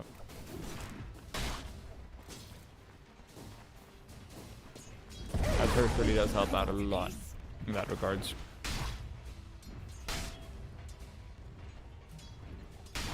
Last hit side, I'm seeing Tiny miss some last hits here, and it's very unexpected for one of the highest base damage heroes in the game.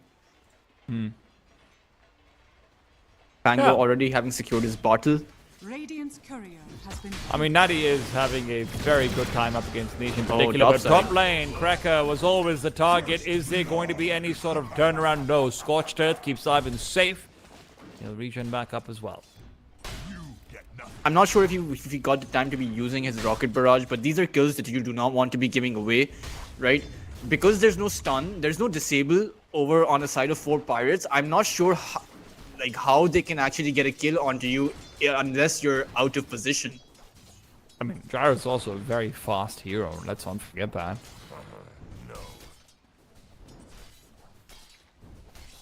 Does he have? Okay. The thing is, we also have to keep in mind that Crystallize and Krekker probably think that, hey, we're supposed to be able to get aggressive in this lane. Right? That's what you automatically assume whenever there's a Gyrocopter in your lane. The Rocket Barrage is supposed to be great at it.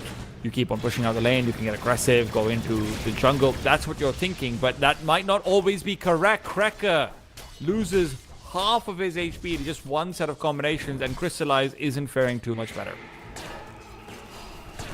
Bot side though, 4 pirates, they're kind of struggling on this bot side. The Ursa's only has about 8 lost hits. They simply can't trade on this damage because the Anchor Smash does too much. You have Fernand's as well with the Morta. So Passion UA, where they're losing on towards that top side in terms of aggression, they're certainly making up for it towards that bot lane.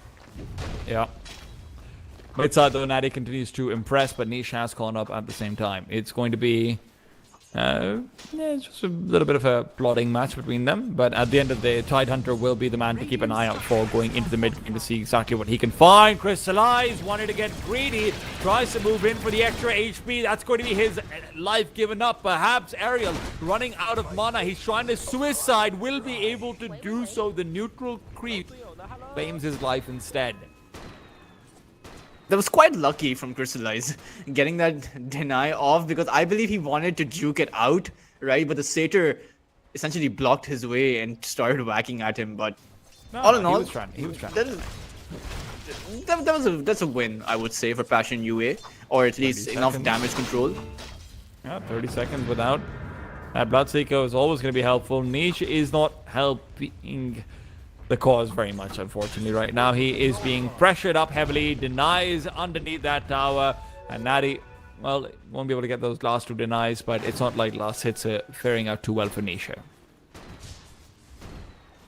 I believe they're both even right now, right? The Pango does have just 1 more deny, but the 6-minute rune is going to really be key, right? Because if you don't deny the Pango that rune, then that's perhaps an opportunity for the Pango to be rotating on towards Crystallize once again. And the Tiny, sure, if you're able to get the rune, you can, have some more leeway to farm up. But you absolutely need to deny this 6-minute rotation.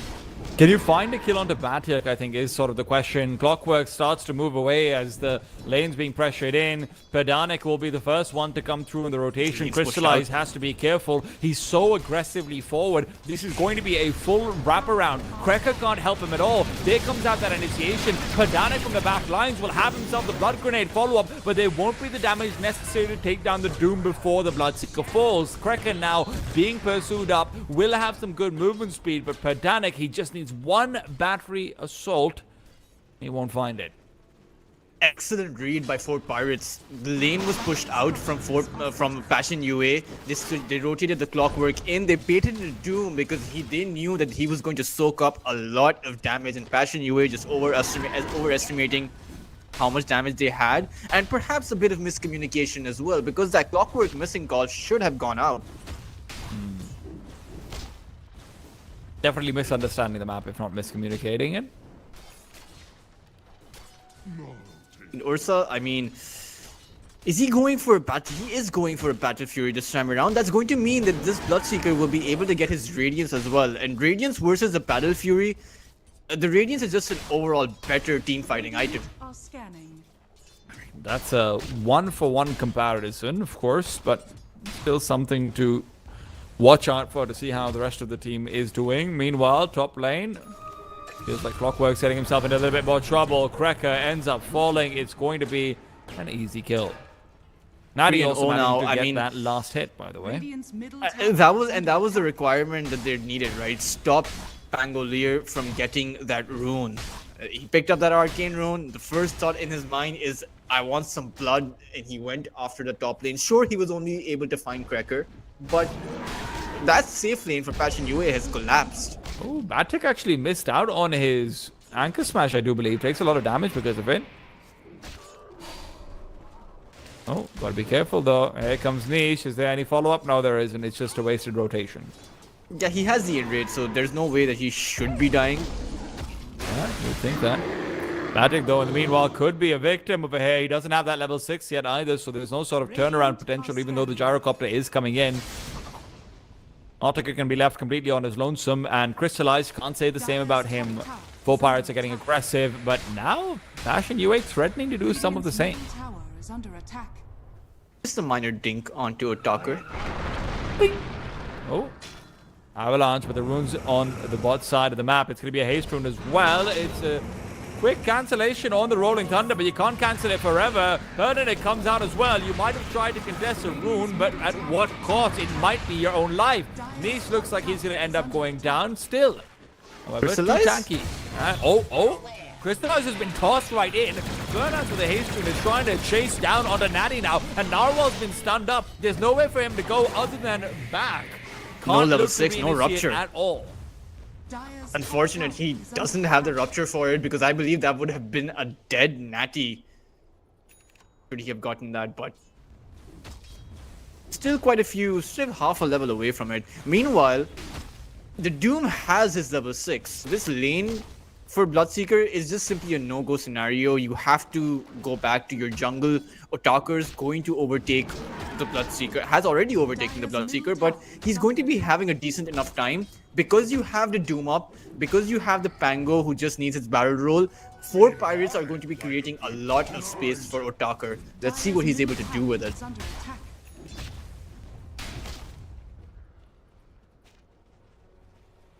Does Crystallize still go for that Radiance? He does have it queued up, but do you think it's a good idea?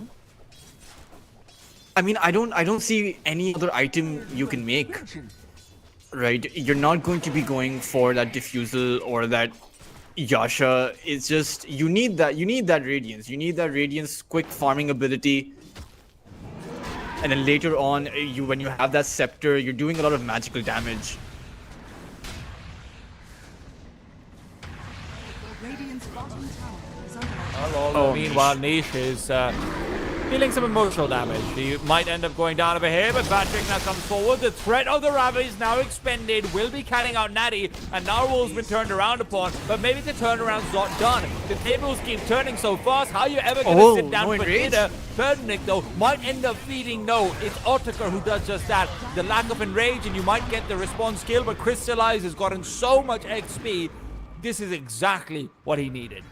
4 kills, and they overcommitted so hard on towards that Tiny, on towards Crystallize. They just simply could not finish him off. That Ravage coming in perfectly in time, and this time around the rotations, the TP in from the Bloodseeker, he's farming up for his Radiance, but he's still actively participating in some of these rotations. He was there in the mid lane previously, where they were able to turn the fight around on towards the Zeus, and now towards the bot side, he TP'd in to be getting a kill on towards that Ursa and the Pango. So Passion UA, they're not holding back right now. They're using everything they have. And it's good to see. It's also a wasted Doom, by the way. In the meanwhile, he used it on the Gyrocopter and didn't find anything. So that's, offlane ultimates, both very long cooldowns on them, but you can see which one found more. I mean, even if he got the kill off, I could make an argument that it's a wasted Doom, but you want some of these high value kills, right? You want to be creating space for Otakar because the Bloodseeker's gotten a lot of space from Passion UA. Now it's up to Pango. He has his ultimate up. Is he going to wait for the Doom to come back online because they just lost an entire team fight, or is he going to go back in? I think the farming game really does seem to favor the Dire side. Right? It really does. Niche is picking up an item on the route. It's going to be the Blink Dagger. And this is where they even have a go about it. You've got Rupture, you've got a Blink Tiny. The cooldowns in Passion UA are a lot lower, right? Except for the Ravage, but you can use the other ultimates to fight. You don't necessarily need the Ravage to be taking a team fight. Yeah. And, well, that Ravage is going to be off cooldown in about 10 seconds or so, so it's not like you're going to be missing that one out if you want to try and lay down siege to this mid-tier 1. You have the dagger from the Tiny as well, so you have everything that you need. And this is what Niche does. He's a Tiny specialist. Crystallize, by the way, is getting himself a huge set of stacks with that Bloodseeker.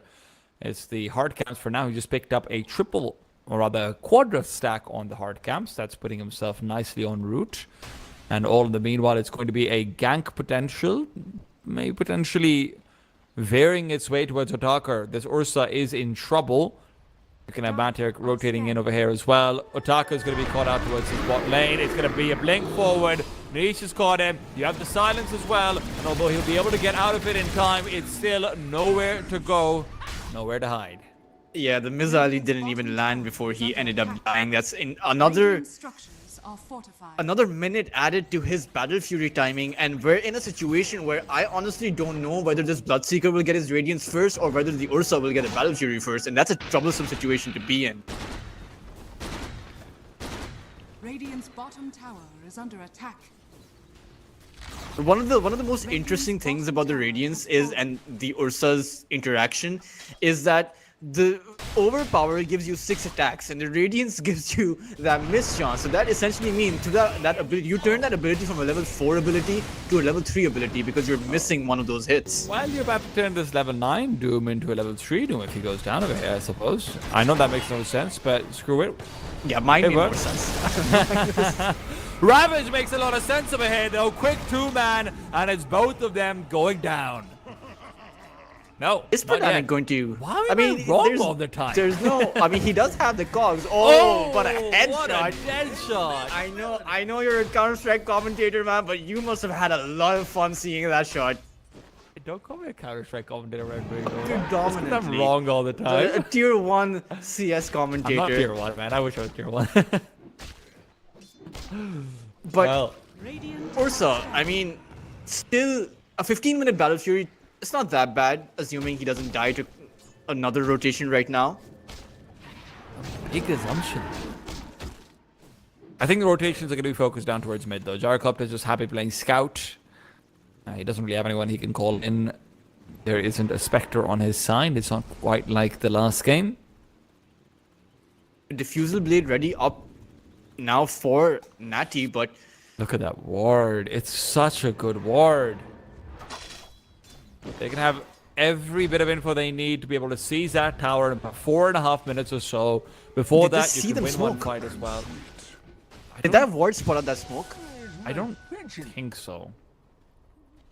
But they are going back. Passion UA, they are moving back their supports. Tiny's the only one there, but is Niche going to get trapped?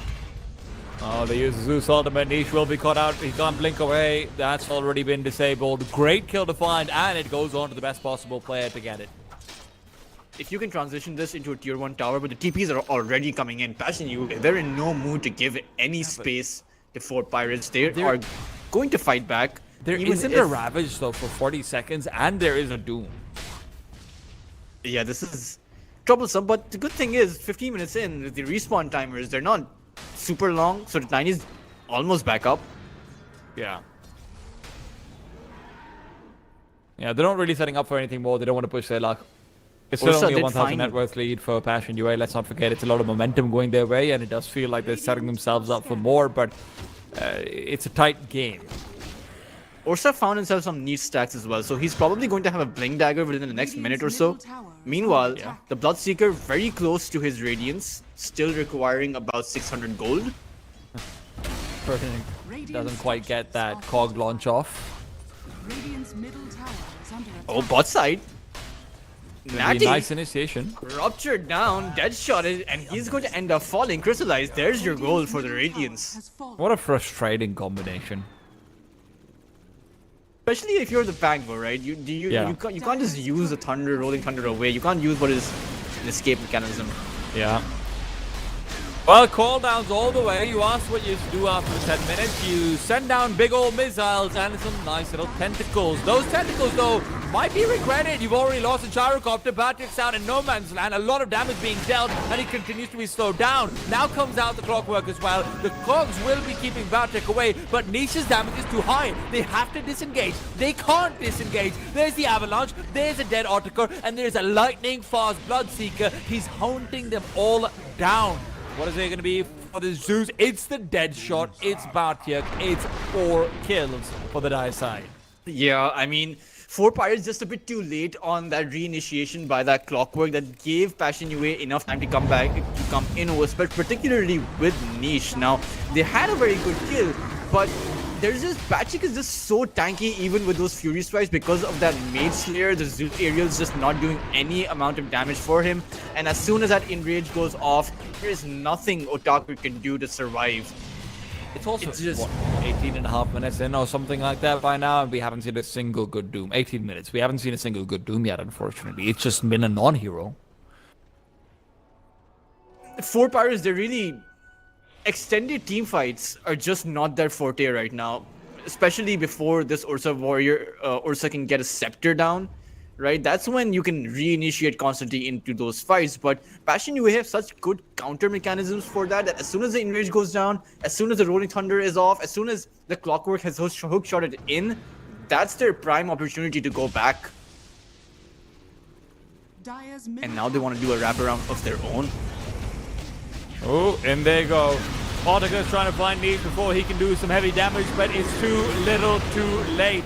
Niche will be able to get away. At least it looks like he should, but there's still 4 men in pursuit. It really felt like there was more to back him up there, but they decide we're not going to fall down to save a pal syndrome. Instead, we're going to reinitiate. And it'll be a reinitiation from the Radiant side. In fact, 4 Pirates continue to find these small pickoffs.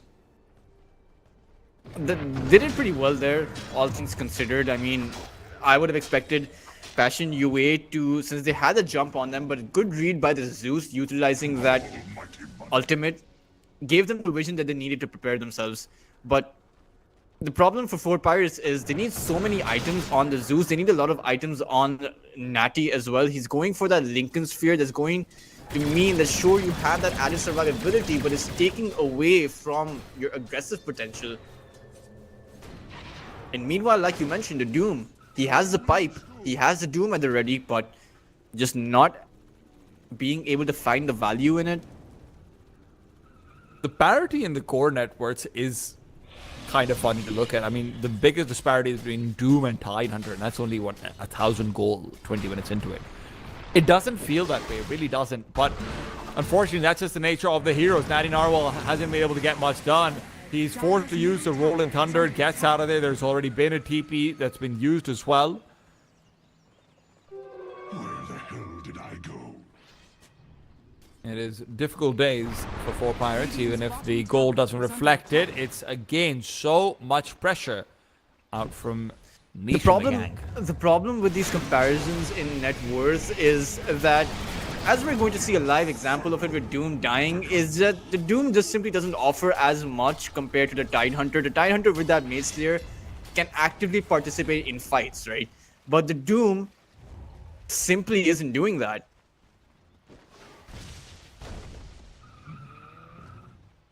He's even queued himself up a Midas. Yeah, Middle tower Which- is under attack. It's not... I'm not a fan. I know, The other right? Like, issue is we're also not getting anything from Natty in this situation, right? Like, it's been a tough time for him. He's got an item en route. Is that going to be the full Lincolns? Is that the game plan? Yes, it is. So he's got the full Lincolns on the way. At least he's not an easy rupture target anymore. Not in the same way. Radiant's bottom tower is under attack. and they don't have a lot of spells to actually break that Lincoln's either, right? You have the Gush from the Tidehunter, you have the Homing Missile, but that's just about it. Scanning. You have the Atos too. Okay, so they do have 2 or 3 abilities, but it's a Pango, right? So as soon as that Lincoln's gets popped off, you just go for that Rolling Thunder. Oh, that here. Been caught out. This time there's not going to be a nearby Bloodseeker, nor is he going to have a rupture. Nice save, though. Thank you for flying Tiny Airlines. We hope you enjoyed your flight. Please come again. 8 and 14, 1,000 net worth lead. Now, 4 Pirates have done a pretty good job. Like you mentioned previously, there is not a lot of net worth disparity. But if you look at map control, if you look at how both of these teams are playing, Passion UA are not afraid to be showing their face, right? Meanwhile, 4 Pirates, they're extremely hesitant at fully engaging or fully committing to some of these skills. And we can understand their fear because they can't stand their ground in a team fight. Ursa's getting farmed up though, but the problem is going to be the 9-second BKB now available for that Bloodseeker. He's looking to use it once again. His Doom is going to be a non-factor. He's trying desperately to get his ultimate off, but the Ravage has been used. The Doom will not be, and now there's just more and more where that came from. Rupture to prevent anything from the Ursa. Ottaker's going to be useless. No. Tossed back as well, but it's going to be an avalanche to interrupt. There's nothing they can do here. Absolutely nothing. Wrecker goes down, but he's traded his life for Ottaker. It's a 3-for-1. Rolling Thunder was not available. That was unfortunate. It will come back online now, but he's tossed up into the air. Silence, Natty, you're gone.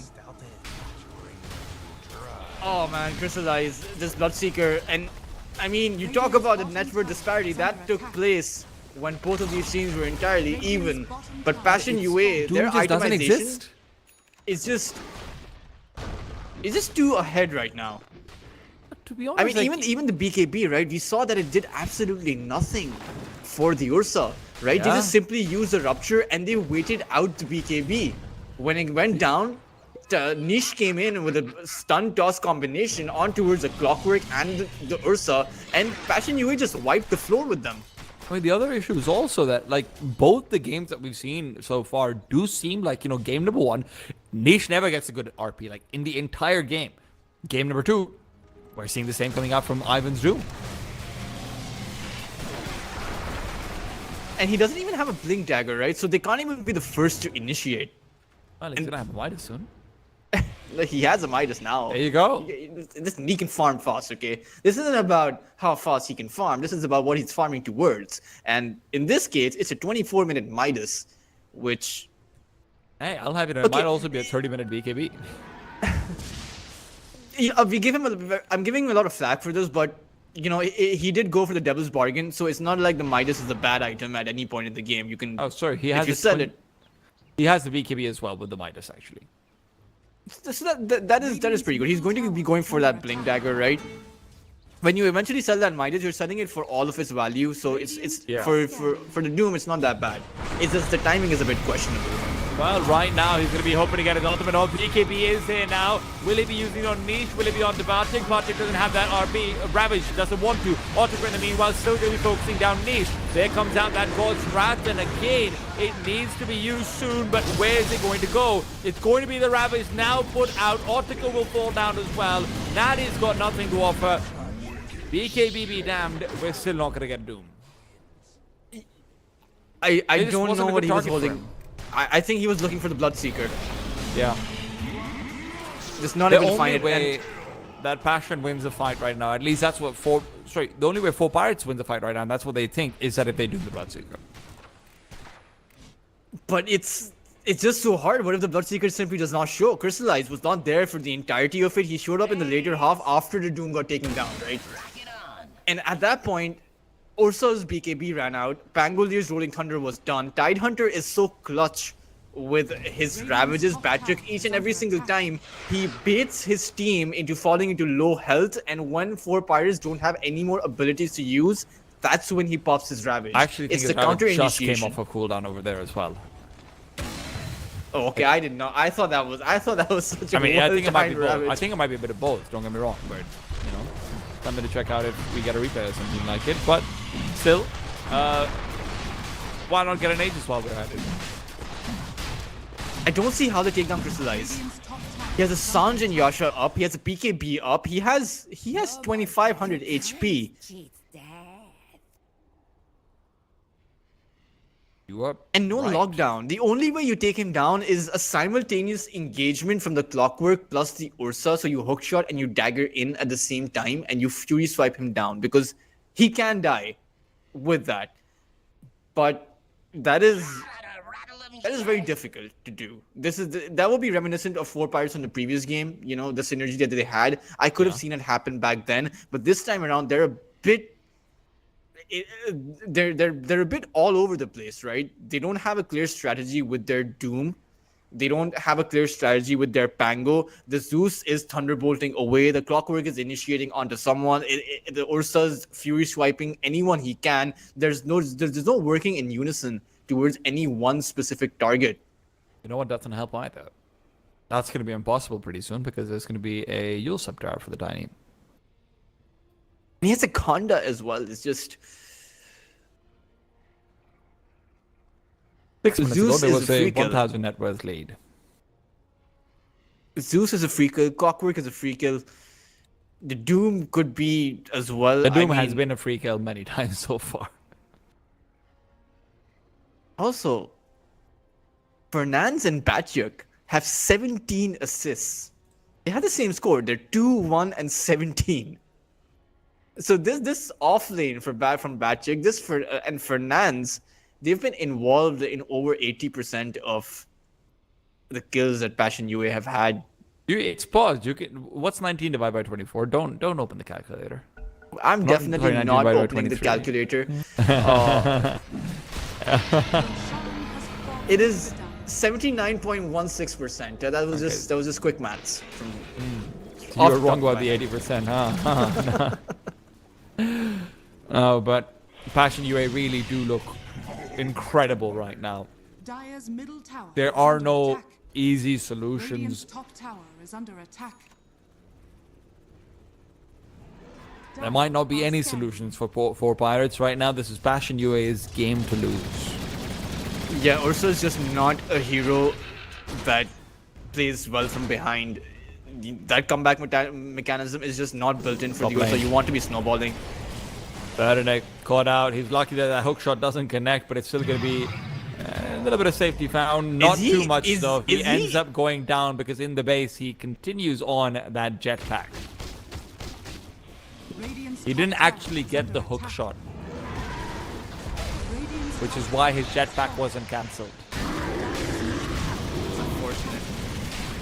Rough days might be looking rougher though. Autica is hoping that his mid lane can help him turn around and run off to glory. There isn't that rupture. That's the only thing that keeps these cores alive. You can't say the same though about those supports. Both supports dead, and I don't see why Passion UA will stop. They have the Aegis, they can just simply run up the high ground. No Rolling Thunder available for about 60 seconds. But it looks like they want to TP away on towards the Doom. They've actually spotted him because of that Observer Ward, so he might just end up dying again. He's so close to his Blink Dagger. If he dies right now, they'll be able to delay that. I mean, surely you sell your Midas at that point.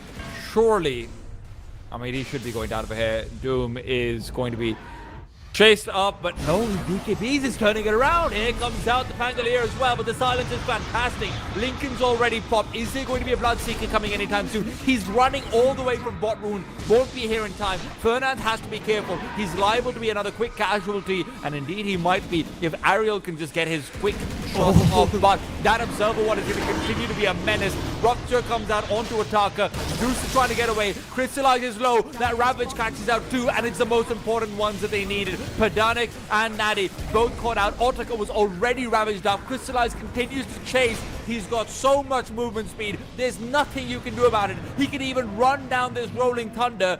That anchor leaving a line in the sand. And 4 Pirates chose to stay. That was an excellent Doom, by the way, recognizing the opportunity for a counter initiation, but you don't stay in that situation.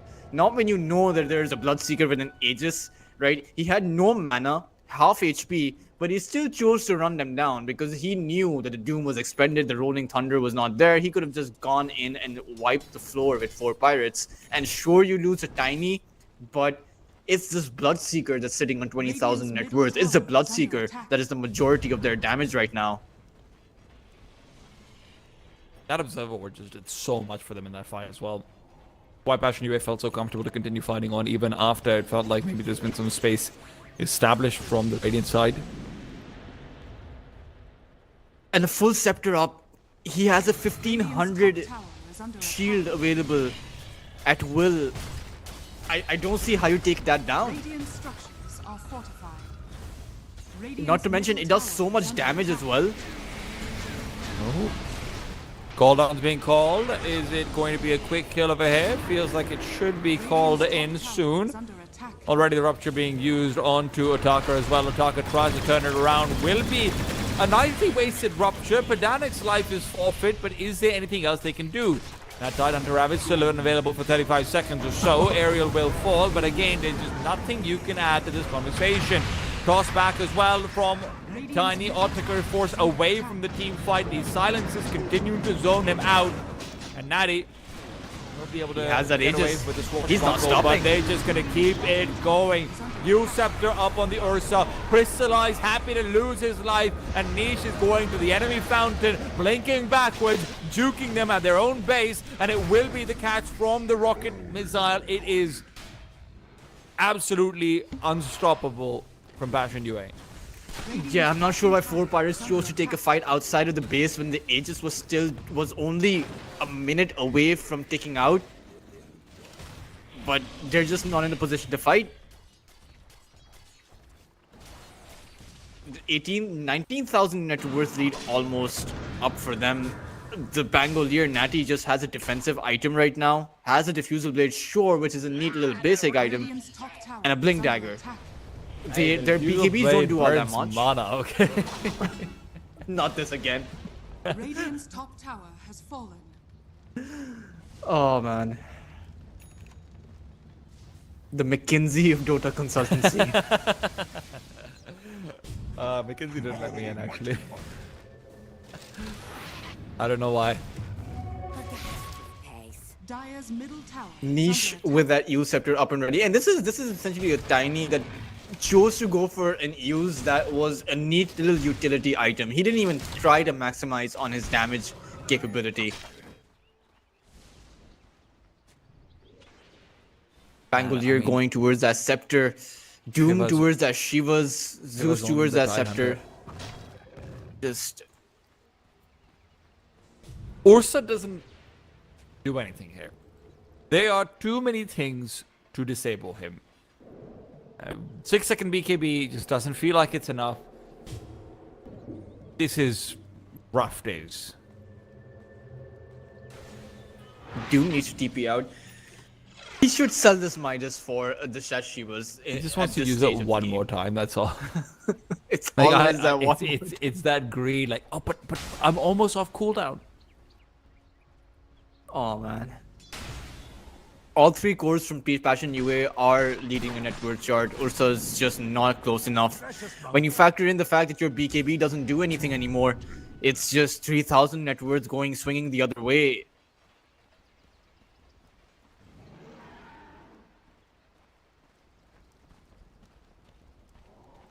It's looking bleak right now. The signs of the times are truly coming in. Dire's top tower. The thing And is, they it's don't one even team fight have away from discussing game number 3. they don't even have the best high ground defense, right? These heroes, they're not built to defend the high ground. Zeus, I mean, you can clear the waves, the Leash. clockwork and hookshot Leash. in, but Mid lane. Leash is going to be going in onto the Ursa Warrior. He wants to try and get that quick initiation Taka. BKB's already been used. He's going to be able to TP himself away. But all in the meanwhile, the mid lane is where the fight's taking place. Batyak yet to reveal and use that Ravage. Under attack. But again, they've gotten what they used it came all. for, right? All their BKBs have just now been expended. Ursa won't have it, the Doom won't have it, so how are they going to fight? Radiant's middle tower is under with attack. Dreams and prayers. Prayers that might go unanswered. In they go. Initiations there. Atos to turn around. Ataka cannot really get away either. It's just sieges on sieges. Rolling Thunder forward.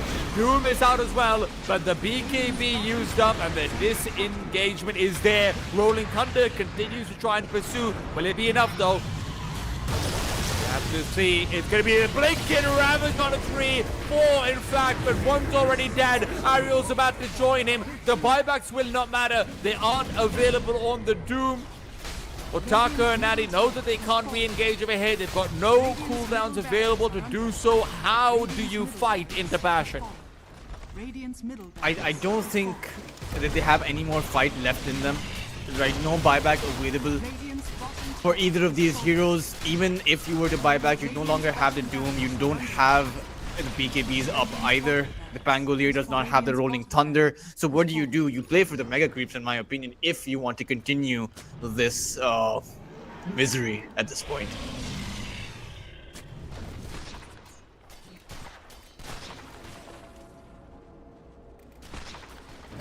Oh, Batchuk, he's not. He's chasing them all the way there as well. It's last lane of racks remaining for these guys, and it looks like the clockwork is going to end up falling. Verdanik just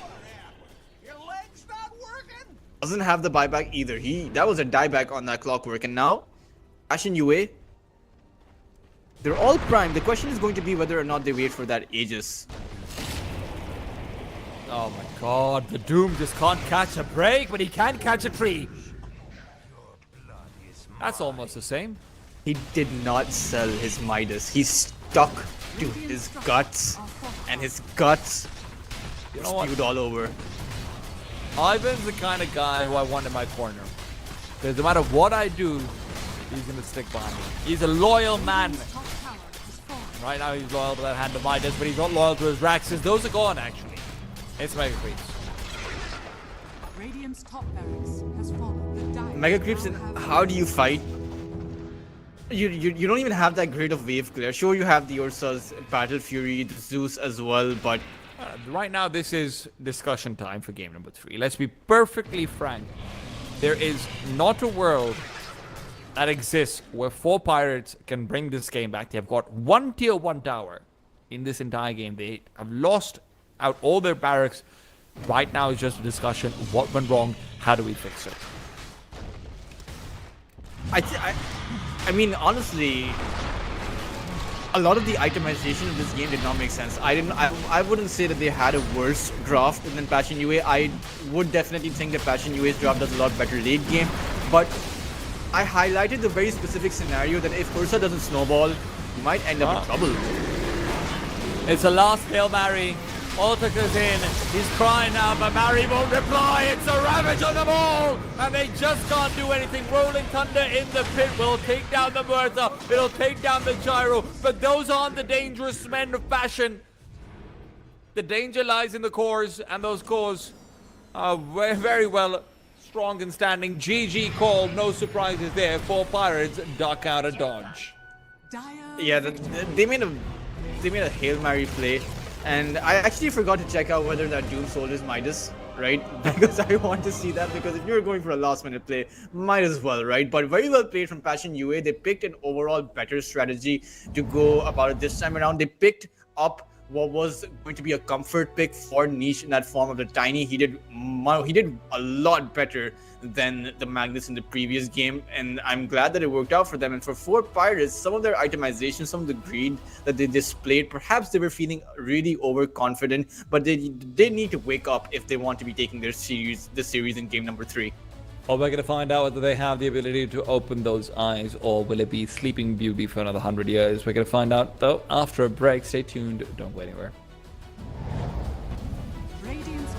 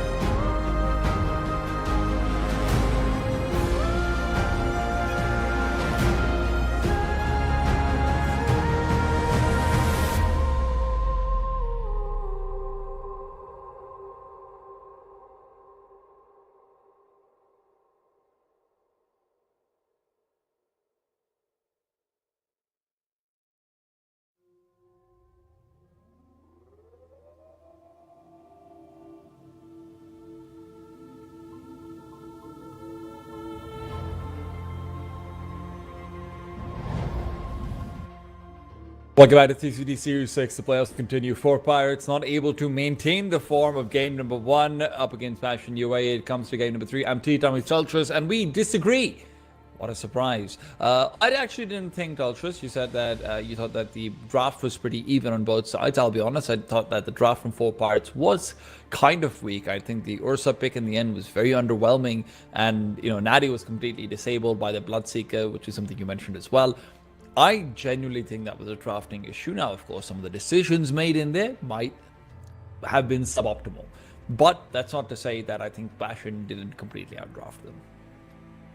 I mean, it could be a mix of both, but my point was that 4 Pirates had enough in their draft to actually win the game, and they didn't fulfill perhaps their only major win requirement, right, or win condition, which was that the Ursa needs to snowball, right? If you have a snowballing lineup and you don't snowball, then you are most likely going to end up losing that game, in my opinion.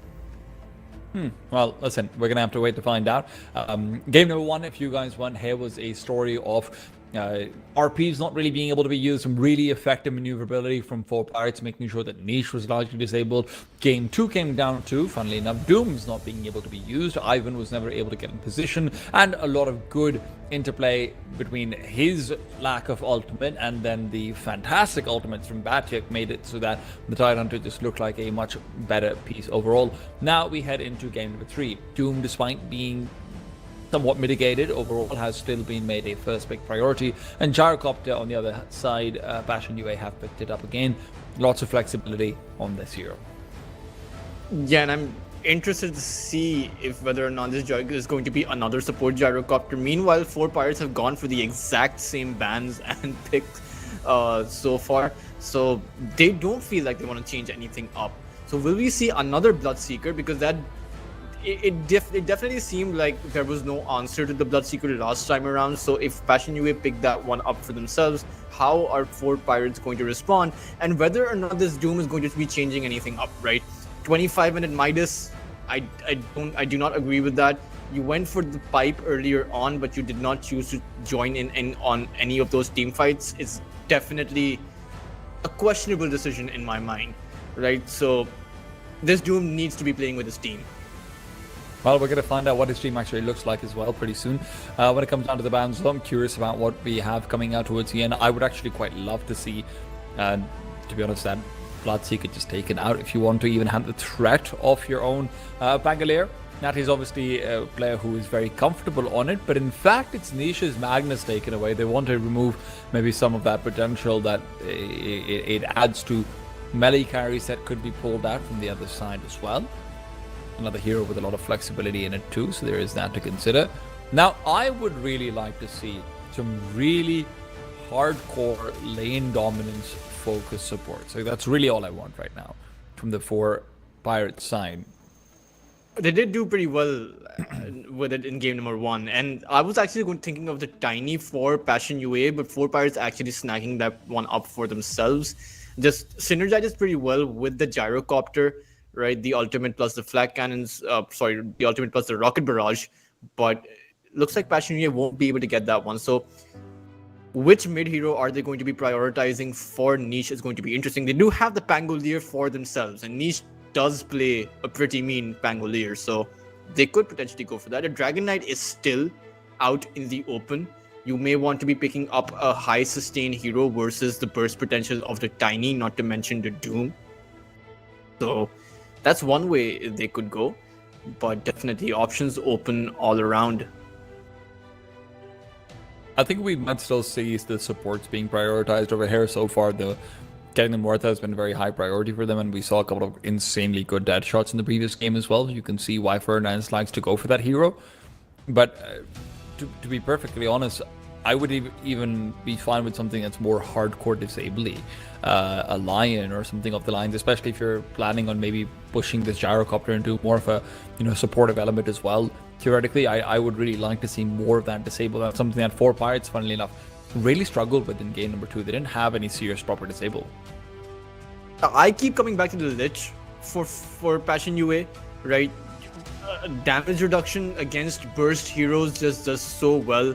Not to mention, you have 2 melees already from 4 pirates, so should they be picking up another melee hero, the Lich just becomes super strong with that Chain Frost, right? Apart from that, you could go for a bit of disengage, go for perhaps a Clockwork yourself with that Gyrocopter, does pretty well. If you're going for some core though, it all comes back to sustain. Whatever core you're picking up is either going to be a natural Linken's builder or is going to be a high sustain hero, right? Those two requirements have to be fulfilled if you're Passion UA.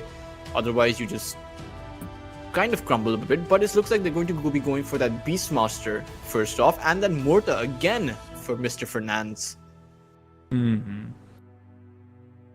Not too surprised by the Morta. Like I said, it's been a consistent pick for them. Beastmaster, though, I do like. I really, really like this. I think Passion UA in particular can be a fantastic team with the Beastmaster. And what we have seen so far is some really important offline performances overall coming out from it. So let's see what this does. For me, it also actually quite limits what you can do with this Tiny. I really don't think you want to have Tiny up against a Beastmaster in the lane, especially if it's going to be a Beastmaster Gyro or even a Beastmaster Morta in that situation. It doesn't feel like Tiny fares too well in that sort of place. And Beastmaster is also going to accelerate a lot faster than the Doom is going to be able to on the other side. So probably have to push this into a mid-Tiny. I think you don't really have a choice about that, and that does limit the draft a little bit for 4 Pirates and what they can actually offer with it. I absolutely agree. The Beastmaster, wonderful pick over here, right? It's a situation where they can even send a Gyrocopter on that carry position with that Beastmaster. It's going to be interesting to see whether or not this Beastmaster is going to be playing that initiator role or is going to be playing that team fighting role, you know, when you get that Scepter up, for example. But 4 Pirates going for that Lich, and I do agree this is going to be a mid-Tiny, right? I don't think that 4 Pirates are going to be sending this towards that carry position, but another disabler, Shadow Shaman. So they're going for this classic Dota. They're going for the Dota of years old, you know, when you went for these sort of Dota. Yeah, exactly. So when you have to these kind of lineups, but really, really killable supports though. Like, oh yeah, you have to ban the spirits out. To be honest, Bastion, you might just want to pick one of the spirits directly. Sure, it's a lot of disable on the other side, but look at how many targets there are for you to just go on. And I know it seems weird to ask for a spirit pick into the Doom, but even then, it just feels like there's so much you can get done. You could even go for the Lina.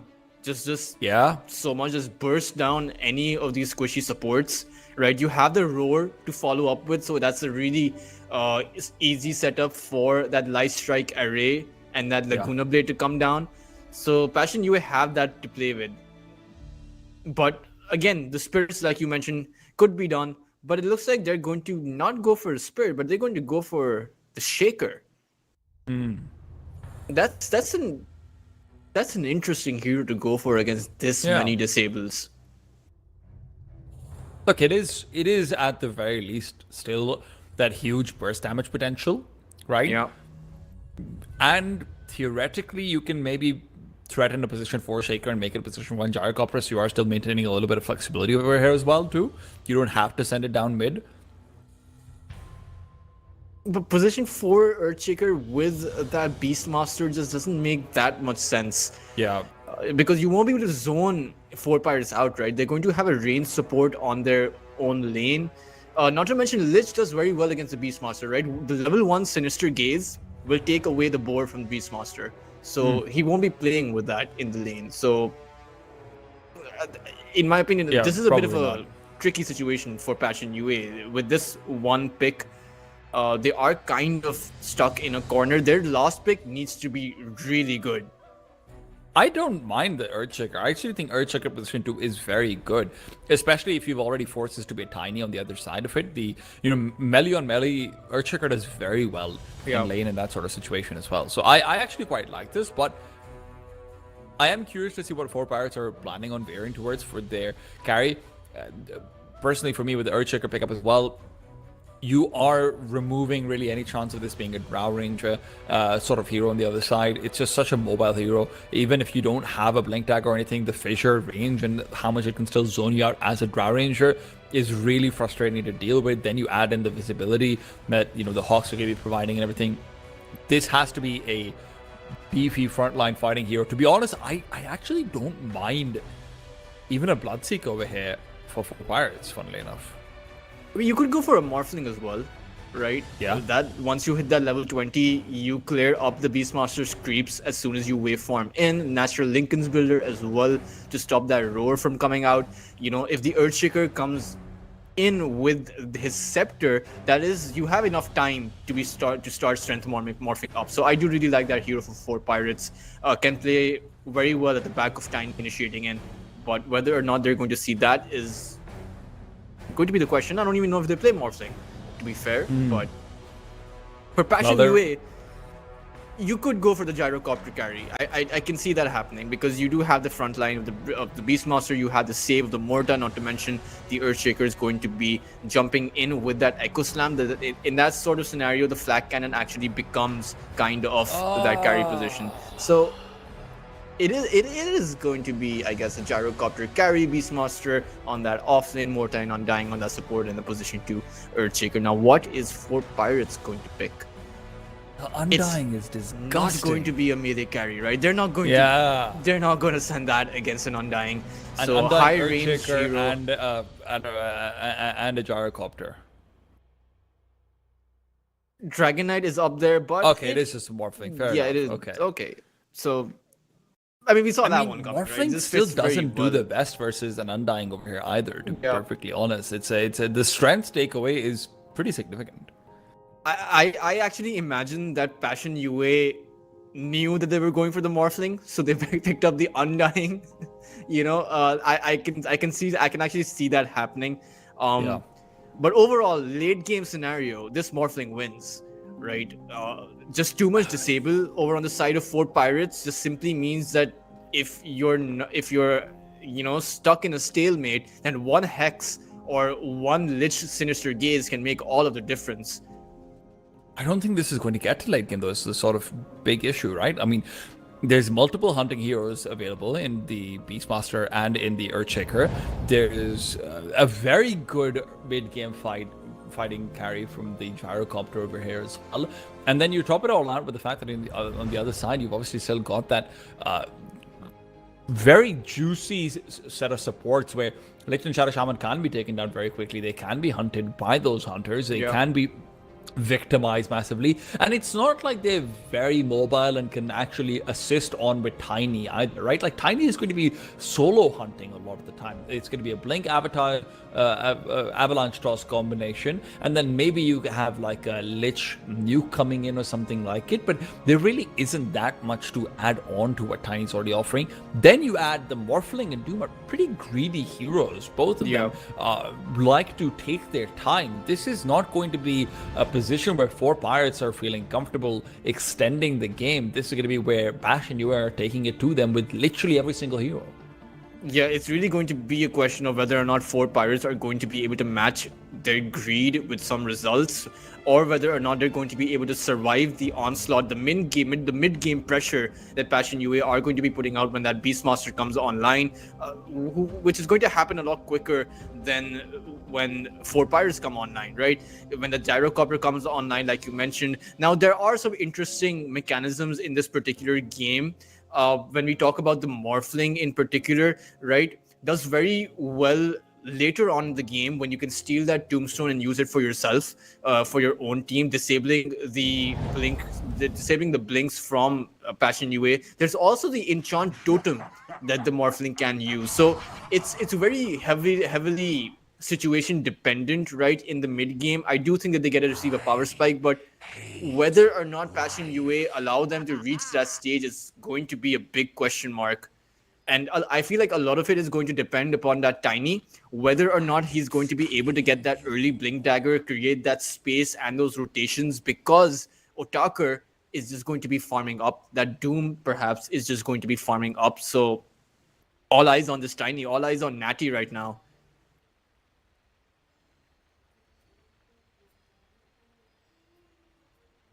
Of course, the mid lane is going to be pretty, I would say, even between both of these heroes. the level 6 rotation is going to be something that's going to be key because both of these heroes can rotate, right? The top side for Pirates, you will see whether or not it's going to be the Lich or the Shadow Shaman to go over there. I do think that it should be sending the Shadow Shaman, Perdanic with the Doom. So as far as skill potential there goes, there is some of it, but it's not a whole lot, right? And there's a lot of counter initiation from the side of Passion UA over on that top side as well. It's not as if they're going to be completely defensive. So it's going to be a question whether or not which side executes better, who's able to get ahead in terms of kills in that lane. And on the bot side, it's mostly going to be the Morphling just trying to get his farm up against the Beastmaster. Lich should be utilizing the Sinister Gaze to maximum effect. That level 1 Sinister Gaze should be is actually able to finish off that Wild Boar. So whether or not he recognizes that and has the positionality to make that work is going to be key for that bot side. Of course. I've never heard the word positionality before in my life, by the way. I mean, he needs to be in a position where he can use the gaze, right? Otherwise, if he's in a bad position and uses it, he just dies. Positionality is a thing, is all I'm saying. But you are right. Yeah, the sentiment is well observed, at least. This is why I missed out on the 0.5 on my Isles. They cut to 0.5. They're like, positionality? What are you saying, man? We heard you on broadcast. We don't listen to you over here in the desk. Even so, there comes in Attacker. Does he have anything to help him out through aerial? It's just going to be a bit more damage. Patrick knows he's A-okay. A bit of regen that he'll have to use, but what's regen? That's okay. It's usable. I mean, Otaku's going to have a good enough time laning down here. Meanwhile, it's actually going to be the Undying towards that top side. Yeah. Against the Shaman and the Doom. Yeah, Fernand isn't giving up a chance to be going position 4. Let's be honest. How does the niche versus the natty lane matchup work out over here for you? I think it's going to be dead even. The niche definitely does have a lot of damage in that enchant totem, but the tiny just has a lot of HP. He's already on nearly 1,000 HP at level 1, so hard to take a man like that down. I think the metric to deciding the success of this mid lane depends on the first rotation, depends on the 6-minute rune, who grabs that and who does what with it, because you have farming carries on both sides. You have Crystallize and you have the Morphling or Talker, so whichever's mid laner is able to boost their respective carry up, that's going to be, in my opinion, the mid laner who won his lane. And as far as requirements are concerned, you needed a lot more from Natty. Ferdinand, though, in the meanwhile, has to be careful. He's being chased down by the rocket. There's a lot of creeps over here as well. Do I hear a first blood coming in? I might, in fact, and no. Not yet. There is the chicken to see if you can get away. Ferdinand will be able to get almost to safety, and now he will, in fact.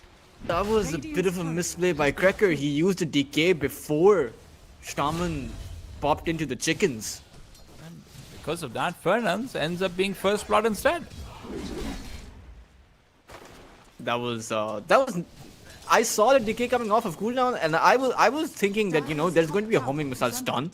He's going to have plenty of time to take down Perdanic, but a bit of a preemptive move. That foul play is a pain in the bum. There's no doubt about it. Ooh, nice little dead shot onto 2. Otaka doesn't feel too happy about being made the victim of style. I don't think I saw Fernandez miss a single dead shot the previous game. It was really good, actually. It's insane. Dire's top tower is under attack. Oh my god. Mid lane, though, you know how we said there's not going to be any, real difference in the mid lane? It's quite a bit of difference. Yeah, it's like half. Tiny's on 7 CS, the Earthshaker's on 14. It's Are you sure you're supposed to be good at Dota? I mean, I can't make the players do something, you know? You can't even make yourself do something.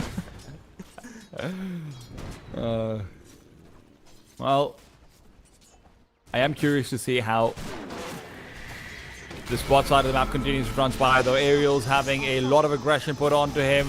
The Sinister Gaze will keep the Hawk away, and Aerial, though, will be kept away by the Reaper instead. You see what I meant by positionality? You Yeah, see the positionality. He sinister gazed up, but his positionality, man, it just was not there. I agree. That's always been the issue. His latitudes and his longitudes. In the meanwhile, though, Pedanic, also a victim of positionality. It might be not just the one. Ivan trying to get away from this Undying. The decay stacks just keep on going. He will be able to survive over here. Yeah, Undying, too long though. of a cooldown, so he's forced to go back, but Passion UA just putting up so much aggressive potential, but Fernandes, though, taking a lot of hits from the tower, will end up falling. Beastmaster, there's a TP in coming on towards Batrick. He might not be able to get away with a shackle, as Otaker is going to get himself a neat little double kill. The positionality! Unfortunately, they just don't jiggle aggro well enough, and then you end up taking a few too many tower hits with the Morita. That's not going to be great at all. At the very least, it does mean it's a free bottle refill coming out for Niche. Not that he particularly needed it. He still maintains a nice little advantage. Top lane, Ivan, hoping that Pedanic's rotation backwards is going to be assisting him, but not really too much. Morphling has gotten a pretty good start. 2-0-1 right now. That's not what you want to be giving away. Not against a lane that you're supposed to be winning, right? Because it is a Beastmaster lane, so Passion UA is struggling in that regard. They're trying to put out so much pressure on every single lane that they're not able to secure enough aggression on to any one of these lanes. Passion are going for the alternative round. Instead of saying that, hey, we know that rotations are going to be incredibly consequential, they're trying to make it so rotations cannot be made because there's aggression in all three lanes. But it's hard to jiggle that correctly. Ariel, however, has been obliged to be a continual victim. He's a man fond of donating, and right now he's donating his life away. As long as the Morphling doesn't die, right? Yeah. Lich is I'm sure he's happy being the sacrificial lamb. Well, right now, there's a lot of sacrificial lambs across the map. Ivan's going to be one of them. Ivan, however, is going to be going down to Cracker. Crystallize is going to be the trade. And guess what? Happiness continues as Ariel finally manages to get involved. And I think that's completely worth it. This Lich has TP'd in. I mean, the TPs from 4 Pirates have been on point towards securing some of these skills. Passion UA, again, overextending there. You do not want to be losing your carry because the opponent's side's carry, Otaker, has been having a wonderful time. Just another bounty. 6-minute rune going the way of Niche. He has a haste rune, so if he wants, he can make a target out of that Morphling. Oh, let's see whether that ends up being the case. But he's content on just farming up for now. Doom is Radiant's very courier far behind has the been Beastmaster in killed. terms of experience, by the way. Beastmaster is going to have level 6 in about 2 waves or so. Radiant are Doom is still not level 5, so that disparity might be impactful as well. Oh, they want to contest the Wisdom Rune. They're going to be going in for it very soon. Cracker over here already looking to get established. He could throw down the Tombstone, indeed he does. Wisdom Rune picked up one apiece, but there's still more where that came from. Fry's on the side. Yes, please, says 4 Pirates, but they don't know. Cracker's not just a fry, he's a whole-ass potato. Trying to run away, very hard to take him down, but still gets peeled. Yeah, that shackle just unfortunate decision making by Passion UA to run head first instead of making their way uphill first. It was just awkward to see that Shaker popping his haste and instantly getting hexed up by Perdanic. There was just nothing he could do there. Doesn't help that Natty got 2 kills as well. And they didn't even manage to get what they wanted, right? The Wisdom Rune. Yeah. Ariel just came in from the side and used the Fog of War to take it. Very nicely done. So far, Passion UA have kept the lead in their favor, but with Tiny doing so well at the back of those double kills, the Morphling doing extremely well as well.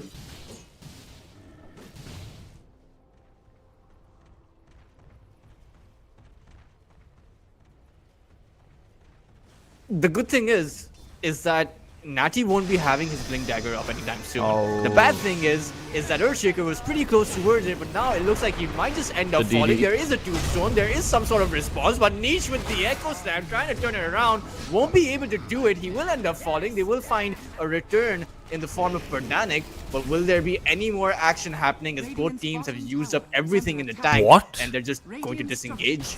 Crystallize finds Ottaker in the meanwhile.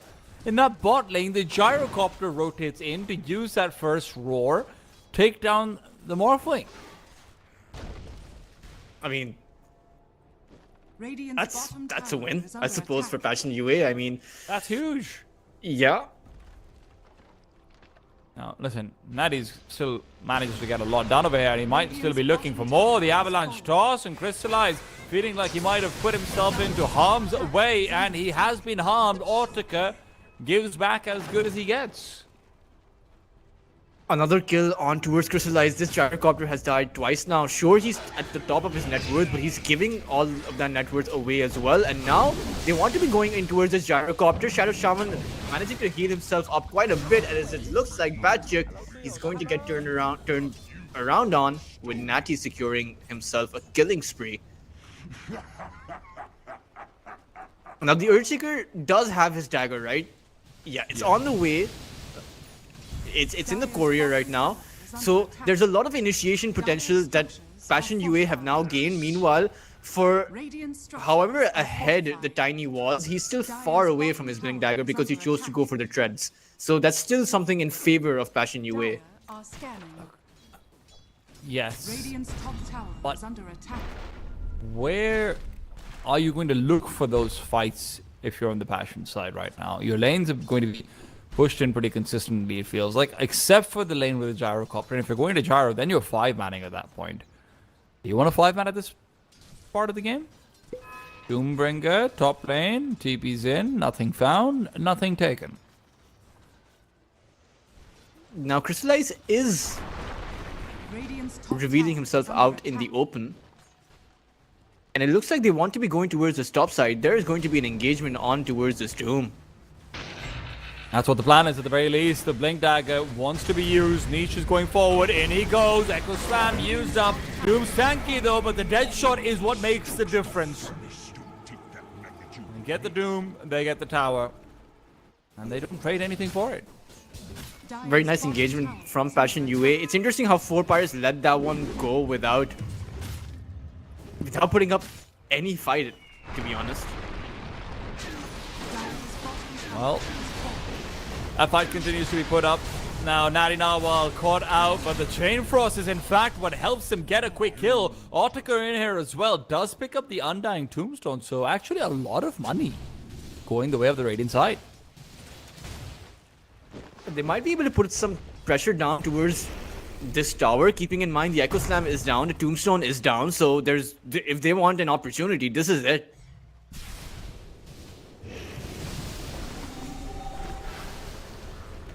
Well, And a Tombstone on their here's the own. Tombstone right back.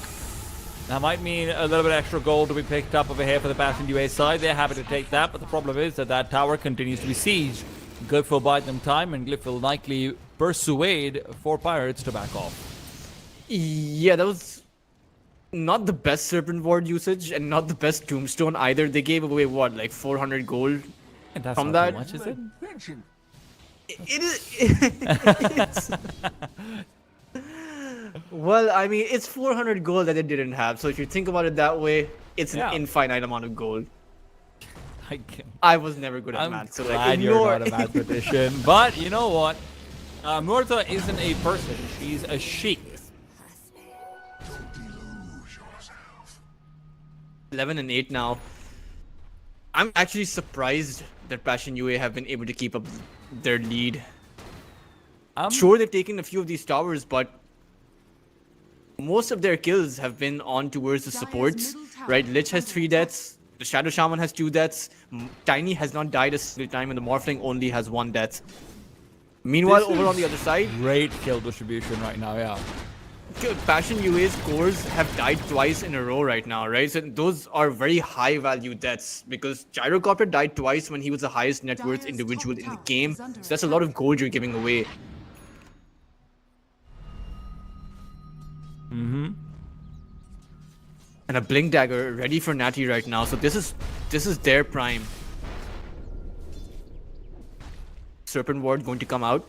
Doom as well is at the ready. So this time around, he's choosing to play with his team instead of being away for a while. But they have no vision on the Radiant side. This smoke is going to be completely useless. In fact, there might be an attempt made on Ottiker's life. No, that's true. They have located. Ariel has to be careful. Ariel's walking uphill. Wants to be the one to tank the gank if need be. And right now, he might be forced to. The smoke use up. The Echo Slam as well. A little bit of overkill, perhaps, but guarantee it and you're fine, I suppose.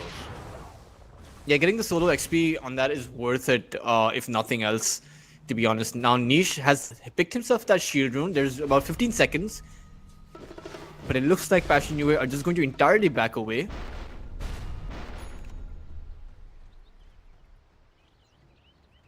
Earth Spirit going to go towards that Aghanim Scepter.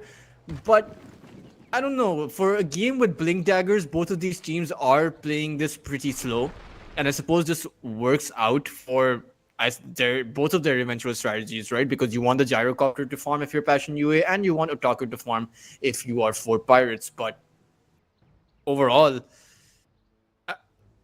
I don't think that Passion UA will be able to match up the same way should they play this game in a static way, right? They want more towers, they want more objectives, but it's so hard against the disables. You have Perdanic, you have the Lich.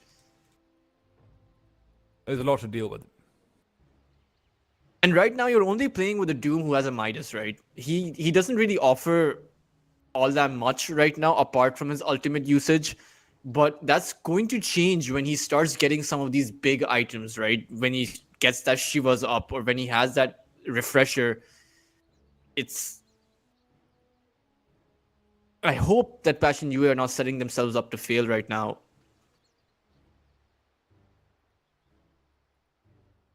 Keeping in mind, the Gyrocopter, right? He's going to get his Scepter up in about, I would say, a minute or so, around the 16-minute mark. And that's when he's going to really start farming, right?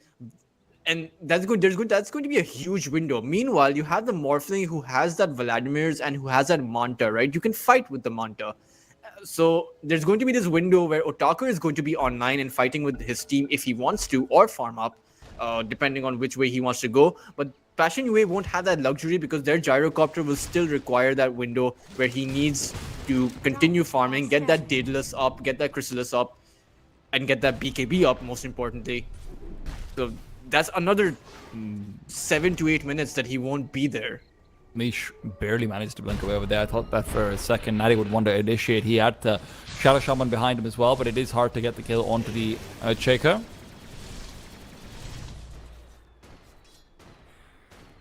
Radiant are scanning.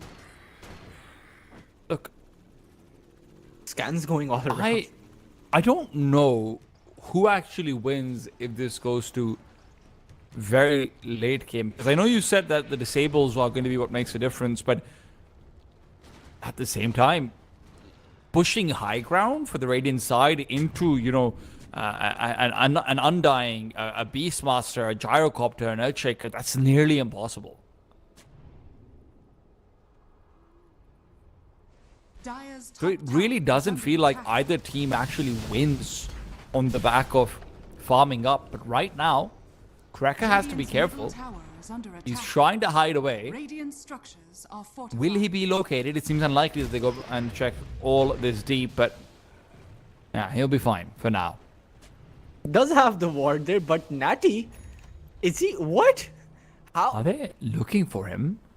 I think so. They're still looking. The smoke's been used. The smoke's been deployed as well, and rather dispelled as well. How can they not see him? Wait, what? Is he disconnected? No, they don't see him. I just switched the fogs. They don't see him inside there. They have no idea. Oh my god! He's invisible. This has to be. Mr. Observer, can we press F2 for a second? That's what's going to let us see exactly what Radiant Vision is, and then you're going to see it's a dead spot in the vision there.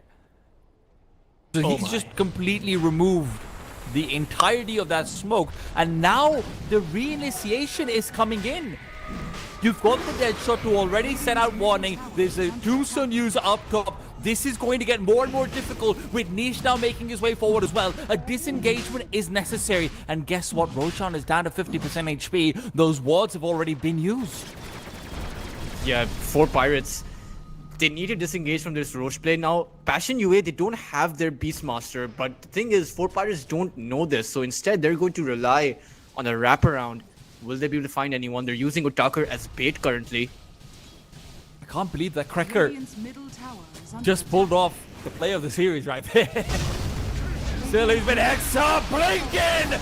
Echo Slam on the 2. The Chain Frost trying to turn it around, and it might be a victim that's Niche. Otakar can't find damage, he can't deal it. Buyback from the Shadow Shaman as he's realized they won't be an Earthshaker here. They want to keep fighting, but can Otakar reinitiate? Ivan's being forced away. That Doom still yet to be used, and now it is. There it goes on the Beastmaster, but will he fall? It feels unlikely. Ariel will go down, and if there's anything to take down the Beastmaster, it's likely going to be his own teammates. Instead, allowed to come back into the fight, and if he wants to turn things around with a roar, he can do it. I don't think they're done. I think they're going to go back in. Indeed, they Towards are. the side. Avalanche. Okay, now they're done. I mean, you I, just don't want to. I'm glad I got that in. Yeah, you don't want to lose the Shadow Shaman by die back in that situation and everything as well. But I mean, just look at this fight overall. It ends up going a little bit more to the 4 Pirates side than I thought. There just wasn't that follow-up available into the Echo Slam. Yeah, Otakar just chose to man fight and just chose to soak up 3 of their heroes. That was an excellent Echo Slam. But the foul play coming in from the Shadow Shaman, he tanked in most of that damage. And after that, Passion UA didn't really have all that much to fight with. Sure, you had the Gyrocopter, but their heroes were a bit too far spread apart, right? With this Shackle that's going to come in on towards the Gyrocopter, he couldn't find his way back in to support that Undying. And overall, I would say the fight really went towards neither side, but Passion UA, because 4 Pirates did disengage entirely, they did come out ahead with that Aegis. On towards Patrick, surprisingly. So Patrick did go for that fighting itemization, but he is going to be getting that Blink Dagger up as well. Well, he wishes he had it right now because he just can't close that distance. The blink backwards from the Tiny guarantees him his life. Still only a 2,000 net worth lead. Morphling making a Khanda now. And is the Tiny going to be going for that as well? Okay, so the Tiny doesn't have that Khanda. Tiny's actually gone in for that Echo Saber. So if in a scenario you have 2 Khandas up, that's a lot of magical damage. That makes the Satanic a requirement for the Gyrocopter, right? After the BKB Daedalus. So a lot of countering itemization coming out for both of these teams. By the time he gets to that BKB Daedalus, we'll have to see what the game state is like, whether the Satanic is a real option or not, because so far, don't let the network lead deceive you guys, or even the Aegis. To be honest, it really does feel like 4 Pirates might have the better fight between the two of them. Still, execution is going to be the difference maker. Smoke spotted out, gank, tank, and a foul play utilized. Yeah, that's dead Britannic, but that's definitely not what they were hoping to find, right? A position for Shadow Shaman. But, I mean, they found a Tormentor as well, so that makes it definitely worth it. And they might even be going for this tower, because why really stop right now? Bot lane, this is a mistake. A raw turnaround onto Natty Narwhal. Is there anything else to come forward? Is there anything else that's even needed? Batrick is a monster. Top lane though, the fight's still happening. The fight's still going on. Tiny thought he's trading his life for the rest of his team to thrive. Instead, it's a trap. You've already lost the mob lane. Yeah. You've already lost it all. 4 Pirates just crumbling right now against Passion UA. The Doom is going to try and fight back with a Doom on towards the Gyrocopter, but it's not going to be enough. BKB activated as well, and 1 Enchant Totem hit is going to seal the deal. Meanwhile, Shadow Shaman's actually TPing himself on towards this tower. He's expended his ultimate as well. And he's going to find a kill onto Cracker. don't know if that's worth it, but it's a kill, I suppose. It's not worth it if you're 4 pirates. I mean, again, the miscommunication between both of these sides. If you're tiny, if your position 2 is going for that wisdom rune down towards that bot lane, then you're not going to be able to take a fight against 4 heroes of Passion UA, right? So you can only go for one. I think they thought there'd be more people coming over actually to deal with the tiny.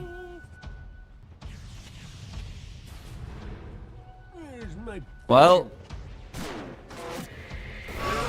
dude, he doesn't miss. He doesn't miss. Yeah. The dead shots from Fernand. Tomorrow you wake up, he's competing in a CS major. Who knows? You know. Like, why is this ghostly, lady coming in? Or alternatively, why is this man coming in, Ukrainian man coming in wearing a ghostly lady shirt? But still, full minute left on that Aegis. Passion UA have done so much with that 5 minutes of Aegis time. They've accomplished so many of their objectives, so many goals. They've taken down a Tiny, they've taken down the Morphling, 10,000 net worth lead. Yep. 4 Pirates were in such a good position, but they've, with one bad team fight, they've entirely botched it.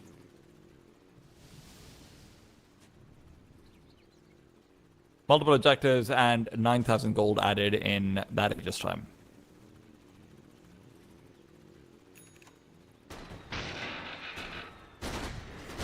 This is unfortunate. And keeping in mind, the Gyrocopter, he doesn't have damage right now, right? It's just a Scepter. And it's just a BKB. Once he gets that Daedalus up and running, that's going to be a whole other ordeal to deal with. They're going into what could be a trap. It's a turnaround and it's being found. Kreka not eliminated yet. He goes into the tombstone, comes out of it as well. And this is just too much. Tiny gone, Otakar gone. And you know what? 4 Pirates might be gone as well. Dire's courier has been That was a bad target to go on. I mean, sure, you had the right idea, but the fact that you couldn't burst him down means that heal came out from Cracker, that tombstone came out, and if you're popping everything you have and you're not able to take down a support, it's a tough spot to be in. Not to mention, even if you took him down, his facet means that he would have been instantly respawned and joined the fight because that tier 1 tower towards that mid side is still alive. So, not sure what kind of decision that was. But again, an initiation from the Doom on towards that Beastmaster. The Chain Frost is thrown out as well. They're going to be able to clean him up. And suddenly, 4 Pirates from a 3v5 position have managed to defend this.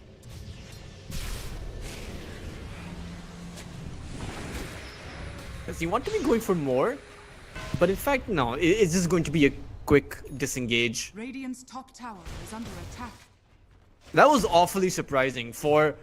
In a 5v5 scenario, they couldn't clean up a support, but suddenly 3v5, they managed to take down the position 3, one of the tankier heroes on the side of Passion UA.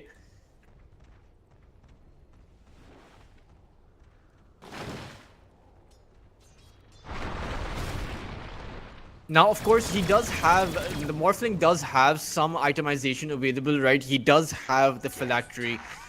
Yeah. And he's going to be able to get to the Khanda as well soon. He has around 2,000 gold available. So that's going to be a lot of damage that's going to amp him up quite a bit. The Tiny also has that Phylactery, is going to be making his way towards the Khanda. So that those dual Khandas that are going to come out from 4 Pirates should provide them with enough damage.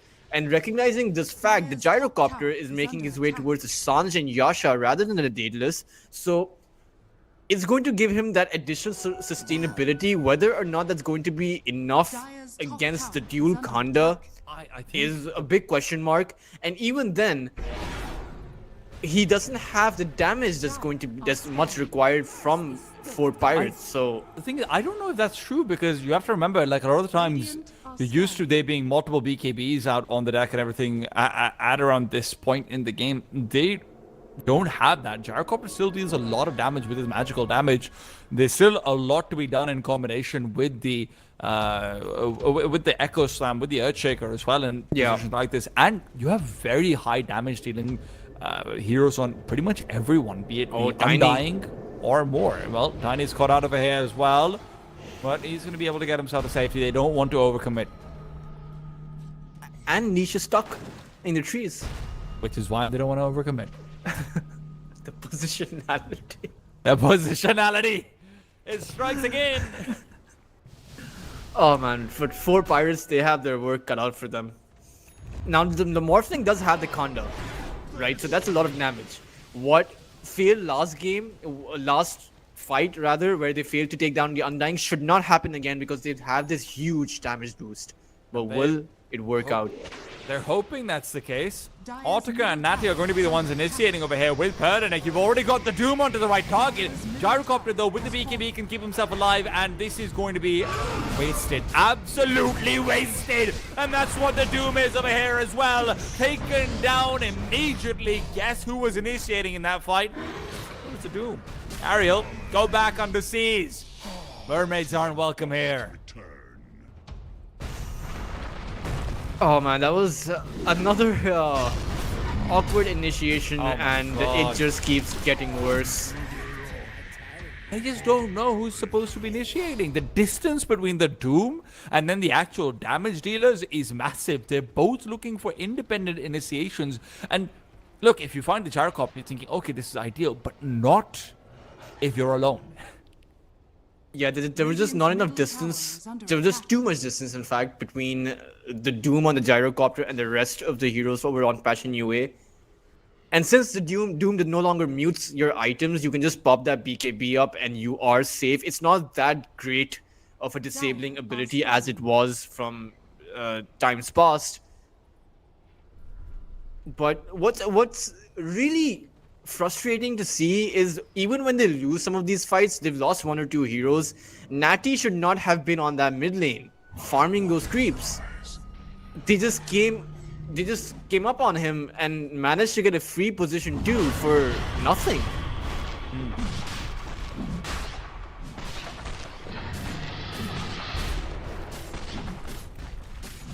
There's Now been some second questionable Roshan. positions from the Tiny so far, unfortunately, in this game, right? You know, you look outwards at Wisdom Rune, you look now towards that mid side of the map, and to be fair, the mid side of the map definitely less impactful than the Wisdom Rune loss. That was where it felt like, you know, things started to turn around against them.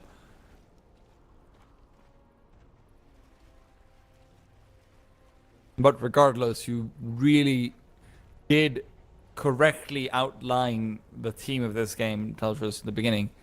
It really was a positionality. How are 4 pirates able to get the Wisdom Rune of Passion UA each and every single time?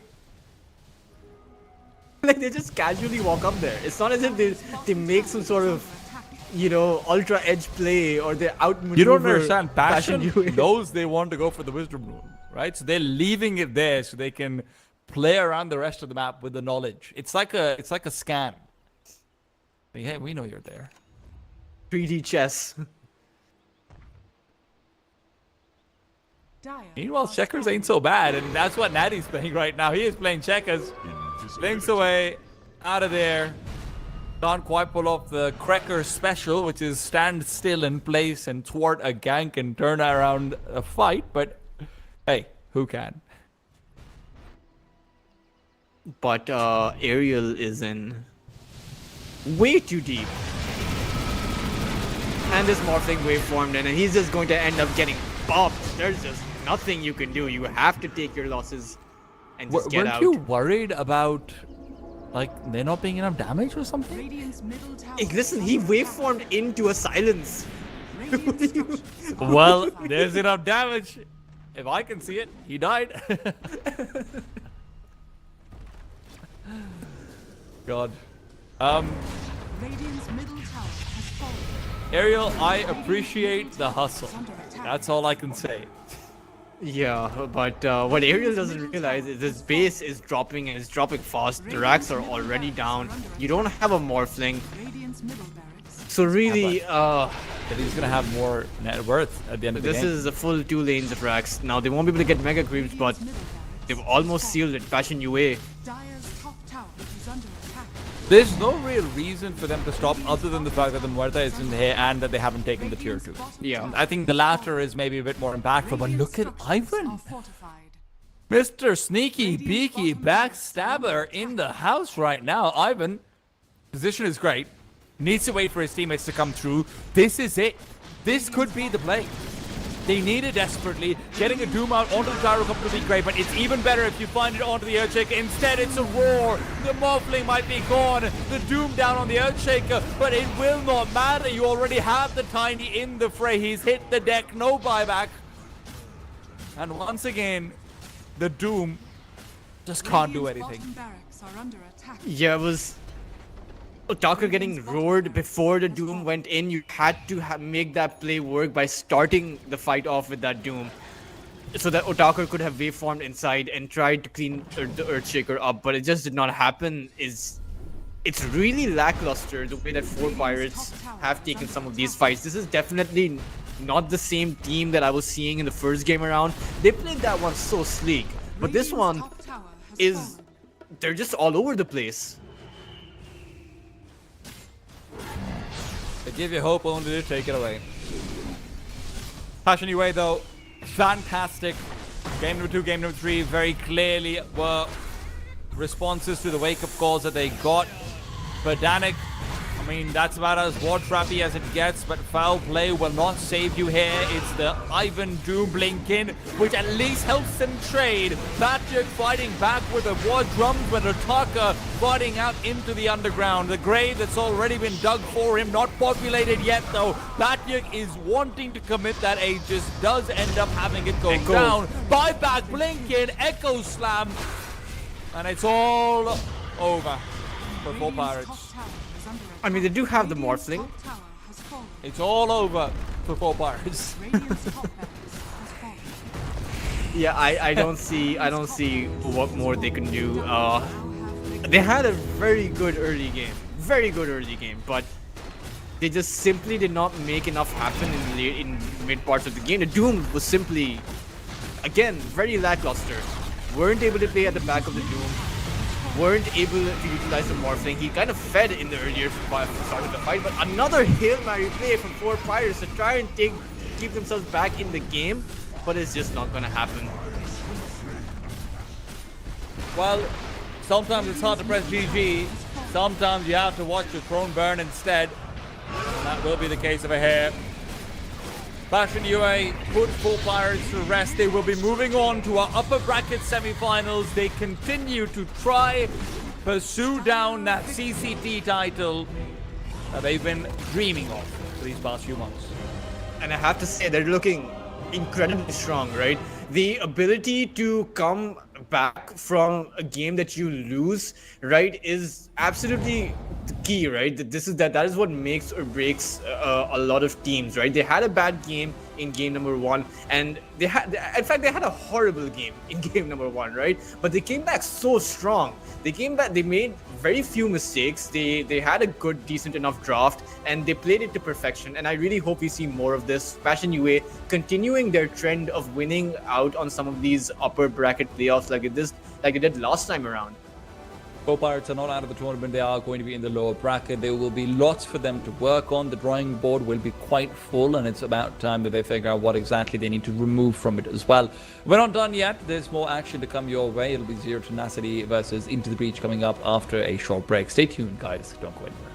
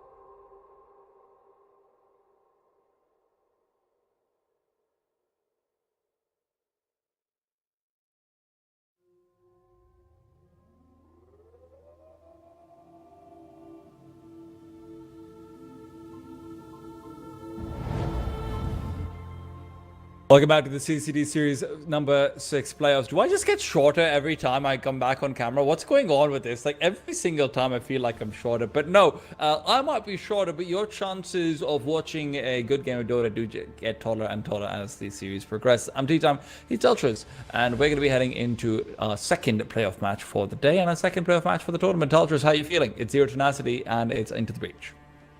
I honestly, I'm not getting my hopes up that high because in day number 2, when I casted Into the Breach, I thought this would be the next Avulus, right? Because you had one really big veteran player, right? Avulus had Soniko, who's been playing since the first TI, I believe, and then you had Mind Control, right? Who's an equal veteran player from Team Liquid. I think Mind Control might be slightly more celebrated than Soneko, yeah. Yeah, but you get the comparison that I'm making, right? So the rest of the 4 players, obviously, they have been in the scene for quite a long time. They're very good, but they're not as well known as perhaps Soniko might be or Mind Control might be.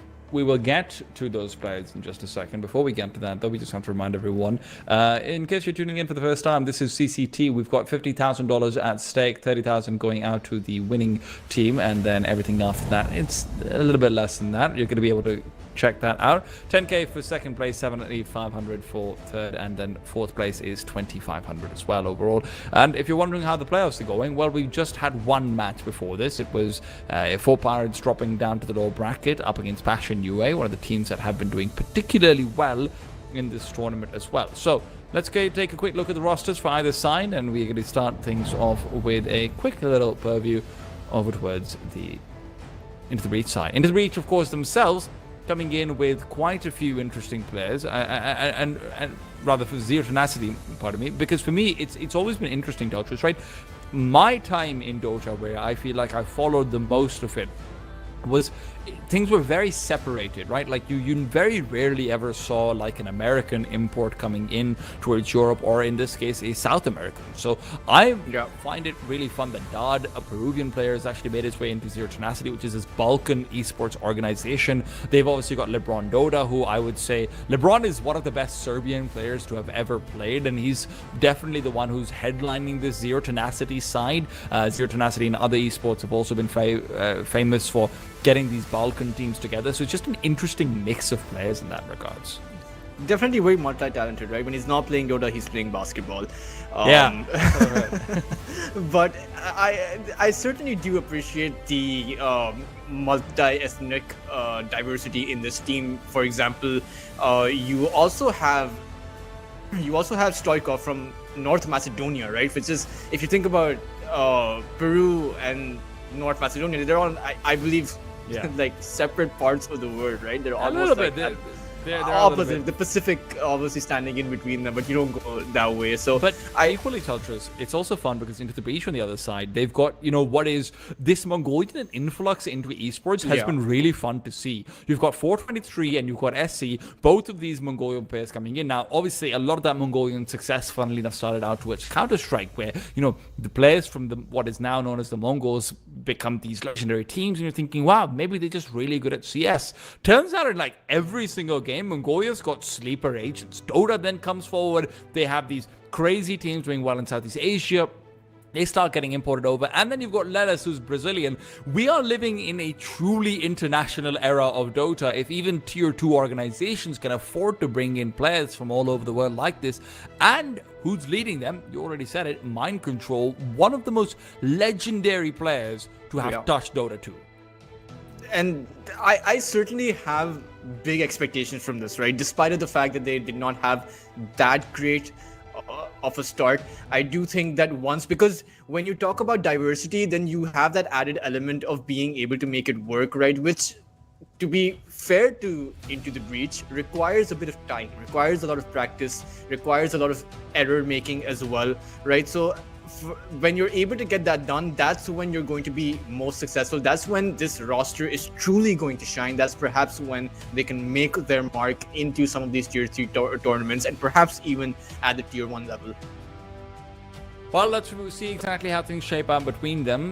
This is where it's going to be interesting as well to sort of have these organizations come forward, because I think one of the cool things about Dota has always been is that sort of that bottom end of TI in terms of the teams that just manage to sneak through towards the very edge of it have always been these tier 2 organizations that are aspirants. Dota's always been very good about this, creating a pathway to that tier 1. And it does feel like that dropped off a little bit in the middle of it all. You know, back in the day when the DPC circuit seemed like they were maybe offering a little bit too much in terms of calendar space and a little bit too less in terms of things like prize money and whatnot. But now we're in the day of the CCT once again. We're in the day of TIs being a little bit more fun in that way as well. And both of these teams are going to be legitimate aspirants to trying to carve their road out towards TI. Now, obviously, I think January onwards, this is where invites really start to be truly contemplated. This is where you really start to try and make things work out. And I'm curious to see exactly what pathways and these guys will be taking forward towards that, you know, the holy grail of Dota in some ways. And I think when you talk about, you know, the way forward, I'm at least glad that, you know, there's a lot of young talent entering, and that young talent is being you have veteran players who are playing with those young talents, right? So the road ahead is carved out. You know, the mind control can be telling his team, I have seen the light at the end of the tunnel, guys. Follow me and I will get you there. Well, unfortunately for LeBron on the other side, who's probably one of the most well-known players on the Z10 side, I don't think he can say the same. LeBron's always been sort of flirting with that very top end.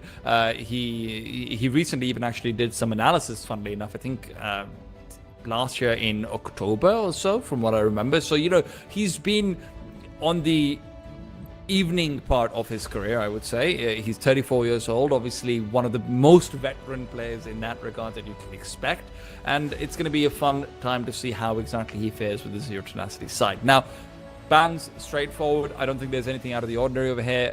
Into the Breach taking out the Nyx Assassin is maybe something that might be raising some eyebrows, and that's obviously something that I'm raising eyebrows at, but it's also been a pretty consistent ban for them overall across the entirety of the group stage as well.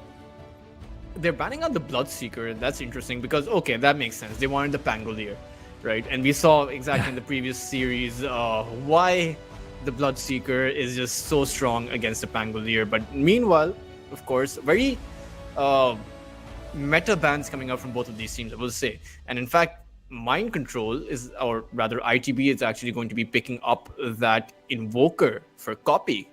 Let's see what he's able to do with it.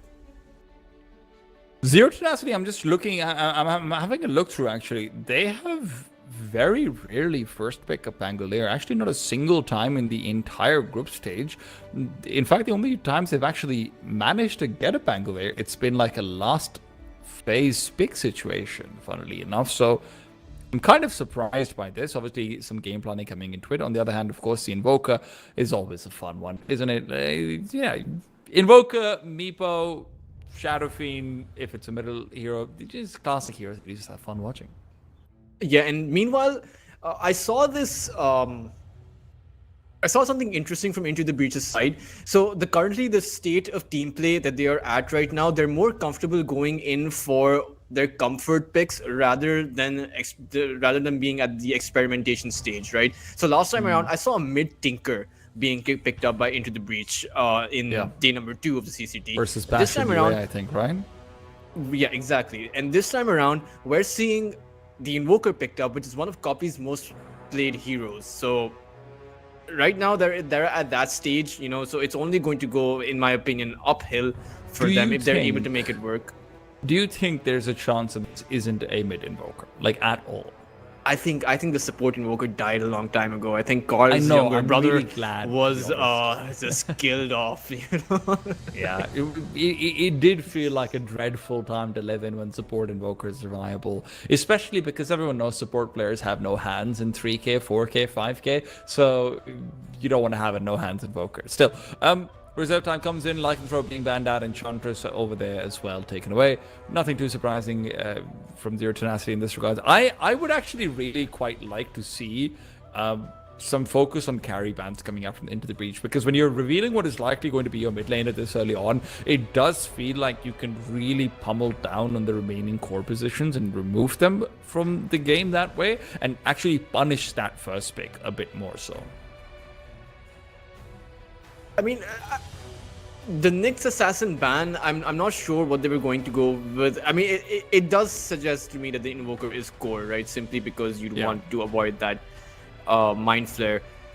Night TV picking up again. What is their comfort pick? We saw them pick up the Tuskar as well in that previous series against Passion UA, so they're quite comfortable with this. And I have to say, their Tuskar is really good, right? It's a way they actually play the Scepter Tuskar, so they play around the football version, right? They play around the Walrus kick and try to make it work through that. So it's going to be interesting. Not to mention the Tuskar is such a good counter if you can. It becomes a skill shot, right? The ice shards, because if you land them perfectly, the Pangolier is just going to be bouncing between the shards, right? Not being able to move anywhere else. Let's see if that ever actually ends up being a factor. I don't think that might be a bit niche in that regards, but hey, who knows? Maybe it's a secret counter all along. They never needed a Bloodseeker. Lich, we've seen a lot of Lich being played so far. Very good defensive hero. He adds a lot to lane, makes it so your position one feels a bit more comfortable. So far, though, nothing too juicy on the ITB side for Zero Tenacity to maybe prioritize more for pick comp. And it does feel very often like Pango wants to play in a pick comp, right? Like Pango wants to use that Rolling Thunder as much as he can, as soon as he can. So if you aren't going to be bringing out those squishy heroes, I don't know what the pivot is, which still keeps Pango quite relevant into the late game. So again, Dark Willow, very good damage coming out, especially from the Fairy form, and great control with the Bramble Maze as well. But really, we are missing hard disables outside of the Sinister Gaze so far. Yeah, they haven't really picked up a stun of their own.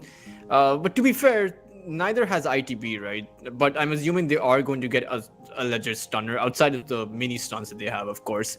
But Zero Tenacity, they are looking like they might lack in stuns, but they more than make up for it in the form of control, right? You have the Sinister Gaze, you have the Maze, you have the Pangolier, who's going to be receiving all of those buffs, right? Who's going to have the Frost Shield on him when that Rolling Thunder comes out. So he's slowing everybody down. He's doing that additional bit of damage as well. The Maze is going to hold people in place while the Frost Chain bounces around everywhere. So it's a lot of control going in the fight, right? Against a hero like Invoker, who is designed around control. Invoker is the ultimate control hero. So it's going to be interesting to see how those two mechanisms clash in this game. I do think that they require a lot of burst, though. For Zero Tenacity, they should be picking up another like a hero that can close it out, right? They have the initiation, they have the control. Now they need to wrap it up. What do you think about potentially Chen pick coming out from I2B over here? I believe did I see a Chen? They do play Chen. I've already checked this. Like I've got all of the group stage picks open in front of me. They did actually pick out a Chen and go to a very fast victory. Night Stalker though, high priority control as well as the Chen picked up over here. So you know what? There you go. Got one of those right. Didn't actually think about the second so far. I mean, they did pick up the Chen, but they lost that game against Passion UA in the third game. It was. They also beat Night Pulse with the Chen, though. To be fair. Yeah, exactly. So it's a bit of a hit and miss in my opinion. I think that if you can grab yourself an Enchantress, you go for the Enchantress. If you don't get the Enchantress, you go for the Chen. Really, that's how I think about it in that way, because in Chen these days tends to really fall off in the later parts of that game. In particular, you have the Pangolier, right? So how is the Chen supposed to, or the creeps of the Chen, how are they supposed to survive against the Rolling Thunder? How are they supposed to survive against the Frost Chain? Perhaps the idea is that you have all of these creeps. The Frost Chain is you're actually soaking up a lot of the damage from the Frost Chain. So if that's the idea, then I suppose the Chen can work. But other than that, I do love the Night Stalker and Tusk together, though. I mean, that's a very dangerous combination. You can do so much with there, especially if you go in for the drinking buddies and the like. That gets quite troublesome because the Night Stalker feels like he can just continually poke and prod and then just be brought back by the drinking buddies. So, yeah, that's a fun one. Phantom Assassin, though, from Zero Tenacity comes out on the other side. Now, this is an interesting one, right? Because you don't have a lot of burst damage on one end for ITB, but you actually do have some very good early game presence between the Tusk, the Chen, and the Night Stalker. So although on face value, the PA doesn't just get instantly burst down, and there aren't these very good counters, but also PA needs space. PA needs to be able to get that 18 minutes before she feels like she has to be involved in a game. But on the flip side of it, if you do get that farm, then one Battle Fury swipe on towards the Chen, all of those creeps die, and also the Chen dies instantly, right? So Yeah, it's but an that's interesting also mechanism. force. Yeah, and the Night Stalker pick, I do see it working out very well against the Phantom Assassin, right? Because you have the Tuskar as well to play around with. A blink initiation on towards that Phantom Assassin with a Sunstrike coming on the way as well. I do not see how you survive that. I love the Tidehunter ban coming out of her hair. I actually was thinking of just that. That just really realistically leaves your tenacity with either an Enigma or a Magnus if they want to go for some sort of large AoE. I was thinking the Magnus, honestly. Yeah, with the Phantom Assassin, that is sort of what you would be expecting to come through, but you're still going to be revealing a not really a weak, but not the strongest offlane, and that leaves you open to ITV to go for something a little bit greedier on the safe lane as well if you want to. You know, I'm thinking of Spectre. I'm thinking of maybe even if you want to cheese it a little bit and prioritize the early game like a Lina or something. I will say that if they go for the Magnus, even though it is the best pick here, it's actually in terms of the situation, it's not that great because you have a Night Stalker, so it's going to be nearly impossible for you to land an RP because you will be seen at any point, right? In that underneath that Dark Ascension. So it becomes more of a counter-initiating tool than initiation. Exactly. And then you're missing out on that initiation. But that's also true for every initiator, other than maybe Clockwork.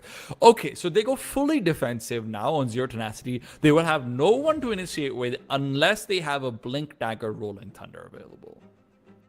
They do have a lot of survivability though, right? Because anyone that gets gone on, sure, but and not actually raw counter HP. initiate. Like, for example, if you go in on the Phantom Assassin or the Pangolier, the Dawnbreaker is going to come in, right? He's not going to let a core die. So I would love to see Alina pick, to be honest. I think Alina would be great from Into the Breach of a Hair because everything you're saying, it's sustain. It's not actually preventing bursts. But you'd have to send the Tuskar to a core position if you go for the Lina. Because where are you going to send the Invoker then? I'm saying Lina position 1. I think a Lina carry. Yeah. Oh, that is crazy enough to work, in my opinion. Like, honestly, I just but it's going to go for it, but it is a life stealer. Yeah, it's a life stealer. Yeah, overall, I don't think I favor. I think it's pretty even, in my opinion. I don't like the Chen pick, but that's because I'm personally against the Chen. He just has a vendetta. He's a vendetta against Chen. I actually think this is going to be a very good lane. Not lane, sorry, a very good game for Retsu on the Phantom Assassin. I think she can do a lot in a game like this. Yeah. So I'm curious to see exactly how it shapes out. And again, you see what I mean? I told you guys, I'm taller than he is.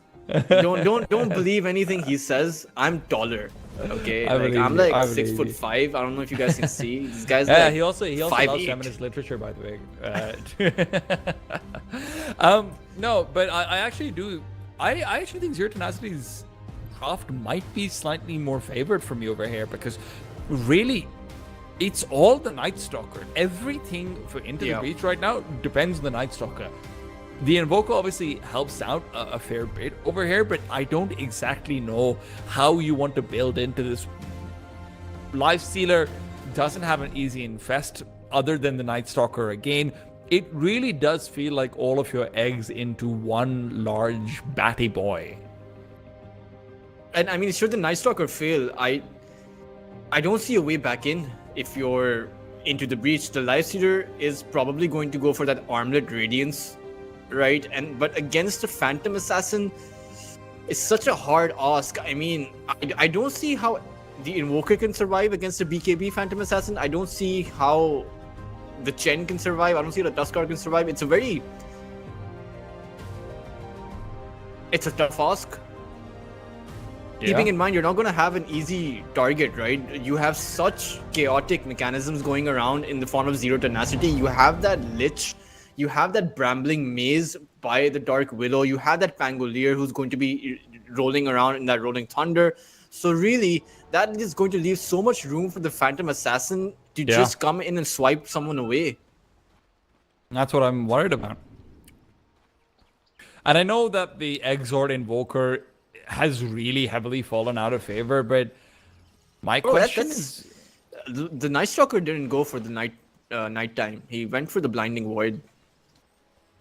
It's always interesting when that mechanics. Because there's always a heavy debate. Whenever I see I see a tier 1 game where a Night Stalker goes for this facet, the casters just dive into a very heavy debate on which facet is the best Seconds to one. battle. But I believe you because I know you're just a Night Stalker abuser, so I believe you on it. It's when you're listen, guys, to all of the viewers out there, if you want to rank up, if you want to get to an easy immortal, just pick Night Stalker, because as soon as you use the ultimate, everyone gets scared.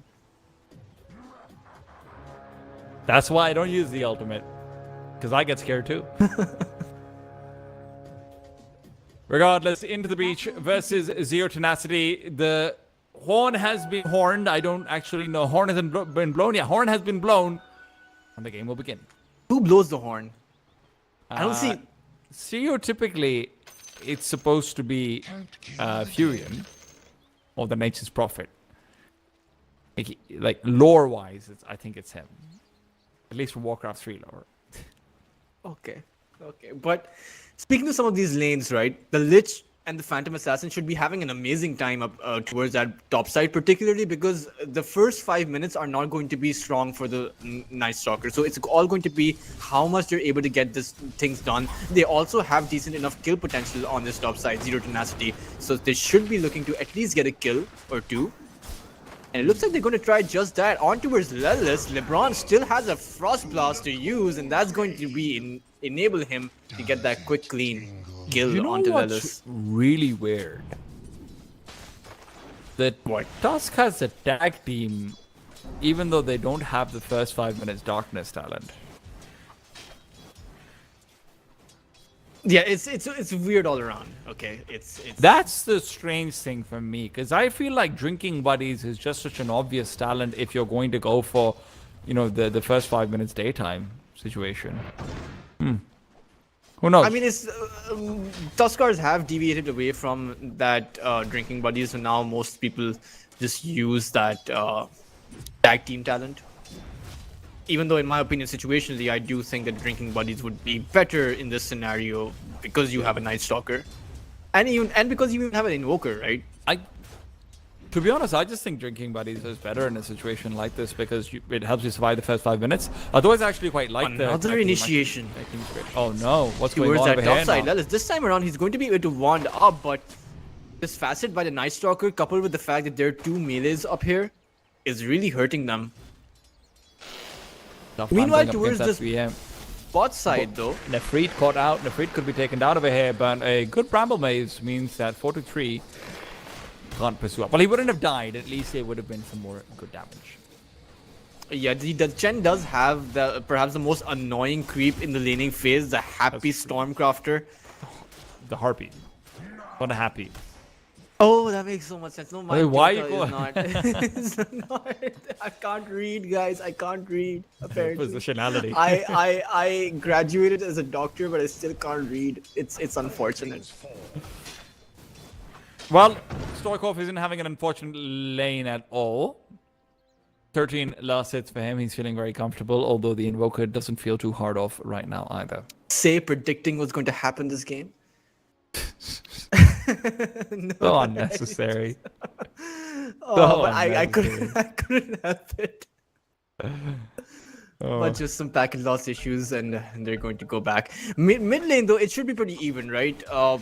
The Invoker can drain a lot of Stoikov's mana, but I don't see a real way in which he can get the kill. Yeah. So both of these lanes should be having a decent enough time. Meanwhile, towards that top side, Phantom Assassin, Red Suit taking a lot of damage, but will be able to turn it around at the cusp of death. MC falling as a Night Stalker. 5 minutes in, they've lost 2 heroes towards that top side. And into the breach, they're not having a good time.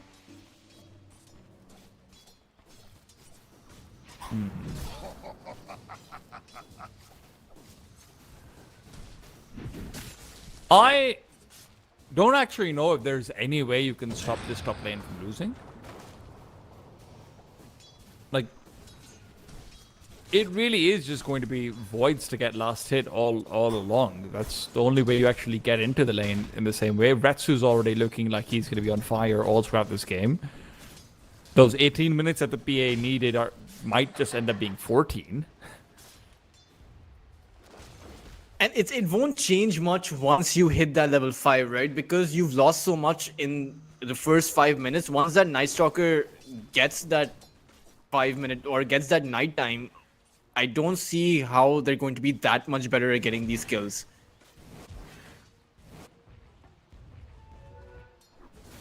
Maybe copies where things can be turned around. We're gonna have to wait to see.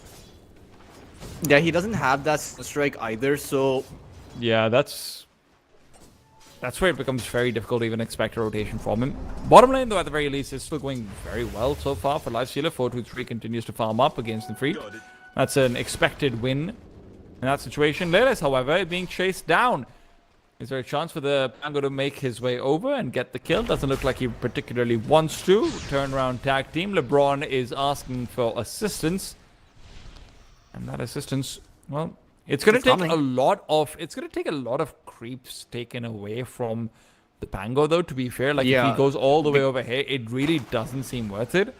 And LeBron's going to get the kill over here regardless, but it just takes so long. It's a straight 1 versus 1 for the PA as well. Is he going to get now the kill? It hits nighttime. Okay, he's going to get the kill. Yeah, he does. Now it's nighttime. I thought he would just continue running. Because they're both without boots of speed. He could have just ran for an infinite amount of distance. That's a great play from Dusk, though. Yeah, definitely. Wasting the Pango's time in particular is it's pretty worth it. Not to mention it was nighttime, so the Night Stalker is going to be going 1-1 against the PA. Yeah, Nazi done from Lelis.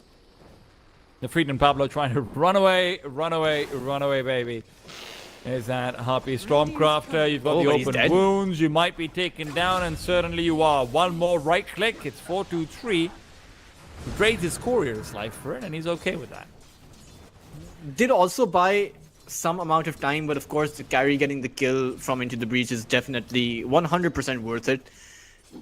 6 minutes in now, and it looks like the rune is going to be secured by Say. Nicely taking away the rune from Zero Tenacity. That would have been a haste rune. The Pango would have been allowed to rotate. So just taking that one away. And Invoker is so much further ahead in XP because he has those 13 denies. It's he's staring at level 7. He's been doing an incredibly good job so far, but right now Retsu is just hoping to be the difference maker. Will continue to move forward, out of mana, and now silence up. Lelis is going to be slowed down by the blood grenade. He's blinking forward. This might be an overcommitment as there's a TP to be expended, but really none of these heroes are great at TPing. Invoker, low on mana, even if he TP'd, he would have only had enough for one spell at most, and that just isn't enough. Are they going to go on to the Night Stalker here? 7-minute Wisdom Rune is coming in, so Retsu is buying a lot of time. It looks like LeBron is going to be sacrificing his way, trying to get that Wisdom Rune, but it's going to be taken down by a TP from Copy, as at least he was able to force some rotations out. Can I just tell you that it's every mid laner's wet dream that he just rotates over? Oh, I was saving the Wisdom Rune, that's why I took it. Yeah, and I got a kill. Wow, what a surprise. Oh man, Coffee's like, don't worry guys, I'm here. I wasn't there when your tier 1 tower was being dove, but I'm here for the Wisdom Rune. Guys, I didn't have mana, I promise. Still, jokes aside, that is actually still going to be good to continue to snowball this Invoker forward. He continues to be neck to neck with Retsu in farm. Retsu is under attack. I think undoubtedly the #1 most important hero to keep an eye out for Zero Tenacity. This is not going to be a rotation-heavy Pangolier. He just doesn't have that many lanes to go into. The Lifestealer is very hard to kill. The top lane already feels like it's been won so hard that adding insult to injury is all you can really do. Rune is bot lane. They will sacrifice Lelis, but he is no stranger to sacrifice.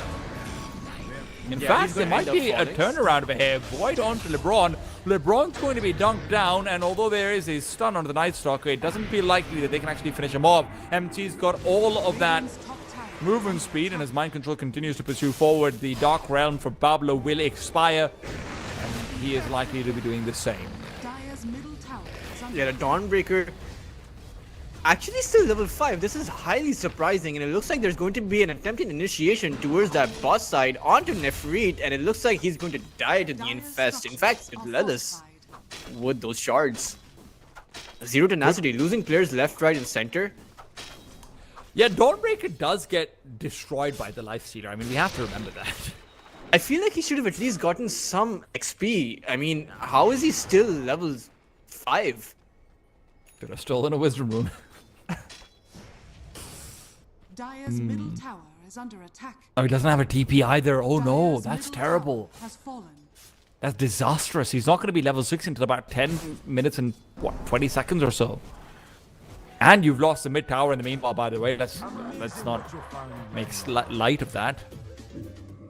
The Phantom Assassin isn't They are actually converging having... onto the Invoker Deltrus.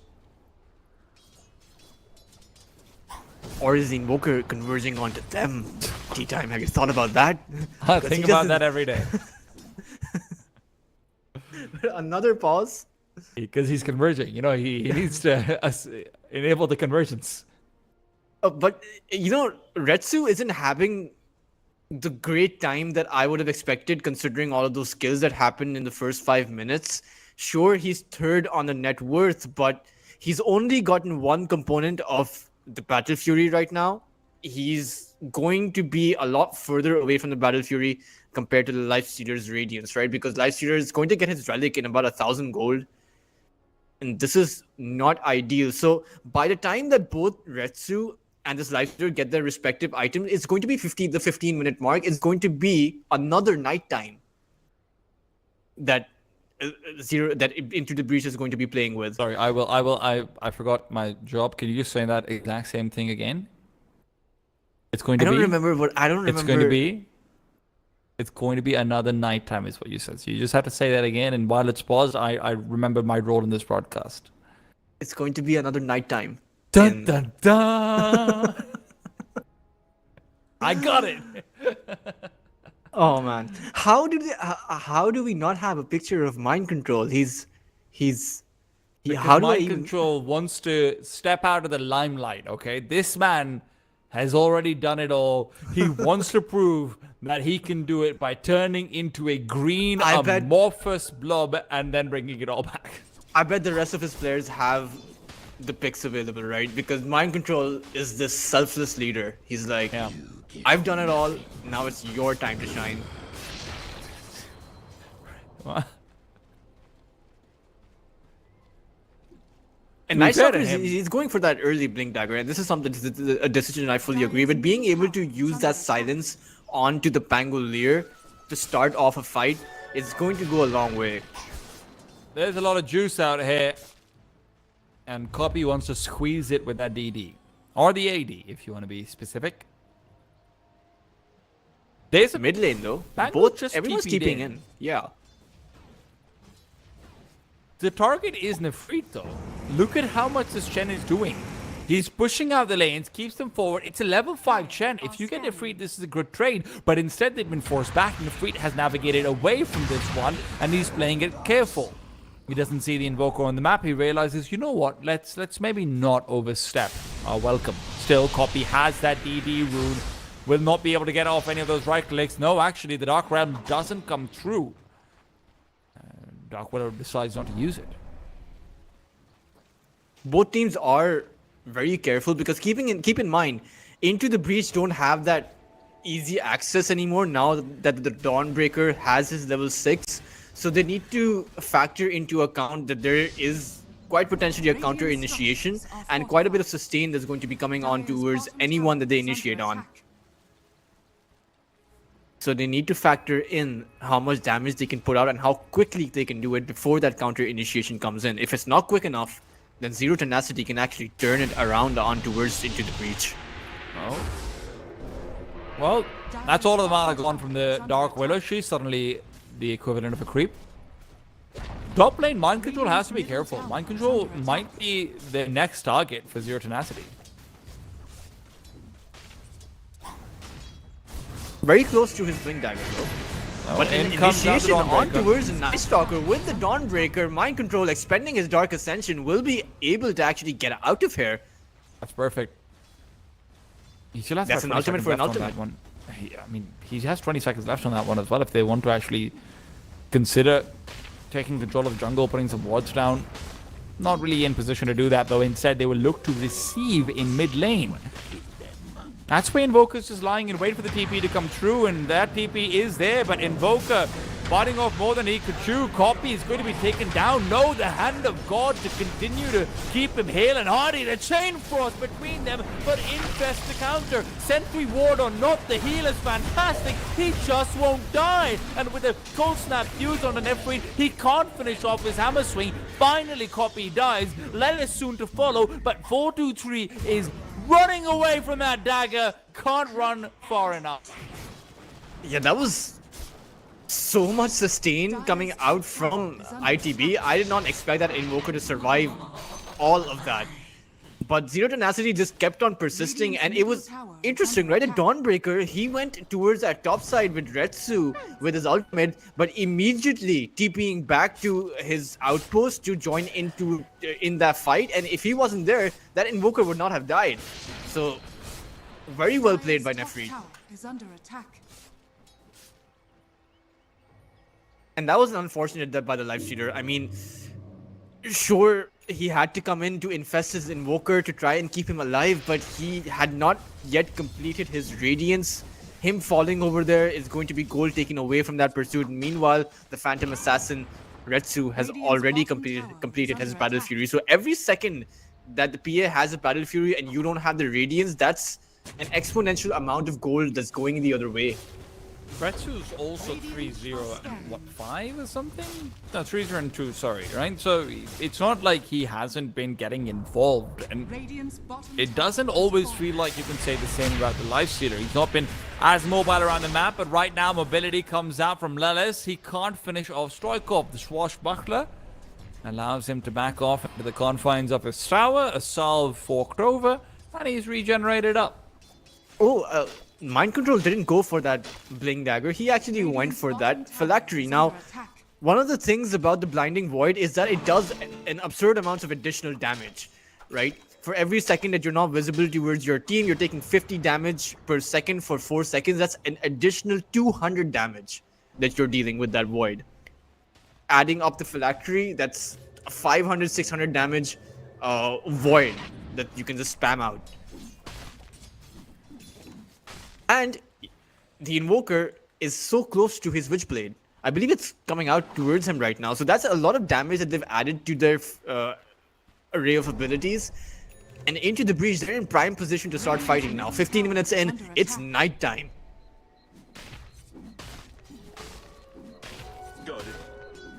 This is also the 5 minutes where if you cannot turn the game to be heavily in your favor, it does feel like Into the Breach are going to be on the losing end of this mid game. They need to take down a PA for sure. It's either the PA or a tier 2 and maybe like another few kills on the supports or something like it. It's a lot that you need. And in there go. Dawnbreaker, it should be an easy casualty, but the Chain Frost makes it a little bit more complicated. Heavy damage dealt, but the Hand of God will save. Not for long, though. Copy is also going to end up going down over here. It's a 2-for-1 special, and Z10 will order that any day of the week. Yeah, that's not worth it. I mean, so far in, ITB just not respecting their team, their opponents at all. Just going even behind the tier 2 tower. That Chain Frost, it bounced around 7 to 8 times between all of their heroes. They gave all of the space to Zero Tenacity to do everything they wanted. I think Into the Breach are really underestimating how much gold Zero Tenacity have. This looks like a team that's trying to press the issue because they think they're further ahead than they actually are. And this Phantom Assassin is critting for 1,000 right now with just a Battle Fury. Good times. The Chen has 1,000 HP. Oh.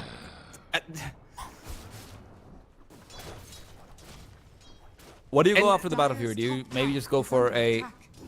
I think he's with Manta right now, but do you think Deso has any space in this game? I think he's probably going to be going for a BKB. If he was not worried about sustain, then perhaps the Deso would have been a good item to go for. But I think there's still the question about survivability if you get jumped on, right? Because Into the Breach still have that capability. Mind Control trying to back off, but this time he won't have the Dark Ascension to give him the flying movement. Instead, all he's relying on is Lelis. Great shards, but it's on the wrong target. Retsu has decided to disengage, but look at this. Is it a re-engage? Is it just a bait? We will never know. The Solar Guardian again not landing right on time. There is a bit of I would say lack of synergy, but meanwhile mid side Copy is in a bit of trouble, stuck in between the mazes. The Rolling Thunder comes out from Stoikov as well, and the Phantom Assassin to assassinate Copy. Copy's gone from being the most farmed hero in the game, pretty much, to now being, what, 5th on the net worth shot. 4-2-3, Rage TP away. At least he's still got that sort of safety attached to him. I love how you say Rage TP away as if that's a, you know, it has a potential to be a griefing mechanism. It does actually sound like it. Your team gets God, go on, rage quit. Live streamer just Rage TPs away.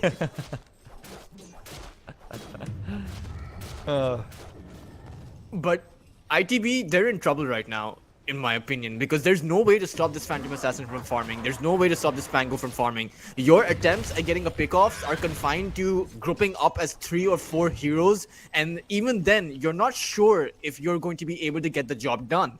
And that's a difficult position to be in, because that means you're not going to be able to go for those objectives. And you have a Chen on your team, right?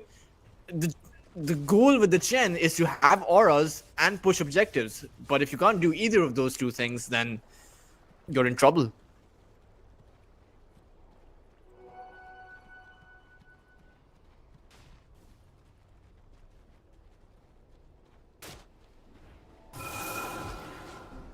Now, everyone is pretty far away from the next set of items, right, for both of these teams. So we are going to see a bit of a stalemate, or not a bit of a stalemate, but a bit of a stasis between both of these two sides. Outside of that top tier 1 tower that Zero Tenacity are probably going to take down.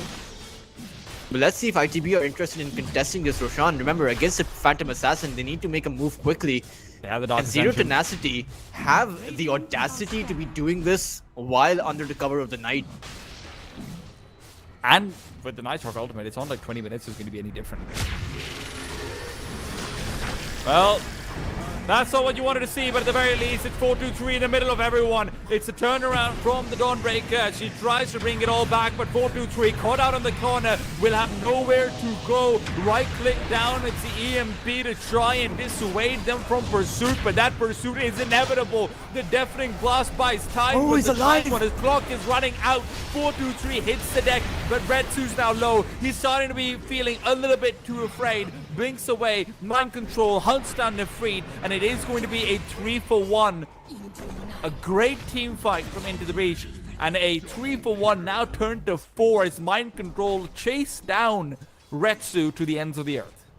Yeah, that was quite the audacious play by Zero Tenacity. They didn't have the patience to wait 10 seconds for that Roshan. I find that to be a very questionable lapse of judgment from their side. They tried to bait it out is the problem, right? Like they really thought that, hey, we're going to be fine as long as we disengage, we force them here, and we can fight around our Dawnbreaker ultimate. We're going to have the sustain, we're going to have everything we need, but you can't account for how much damage that Blink in Night Stalker Lifestealer combination is doing. All in the meanwhile, Invoker gets all of his spells off, so Copy, even if he's underfarmed, he does have quite a few levels.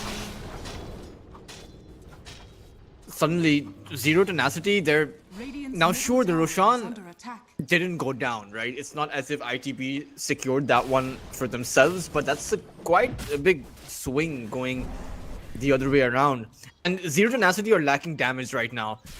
We saw it when they were unable to kill a Lifestealer whose rage had worn off, and it took so much time trying to get that job done. But now it looks like with the Dark Ascension down, Zero Tenacity, they're going to make another play for this Roshan. Is ITB going to defend this? They don't have the Ascension, right? Yeah. Like, it doesn't feel like they can. All they can try and do is trade. But the top tier 2 is off limits. It's being defended up by the Nefreed. They saw 4 heroes in the Roche pit. They should be going for this Dawnbreaker, but they're not making a move. Hard to convince yourself that that's the right thing to do when your Night Stalker is, well, in daytime.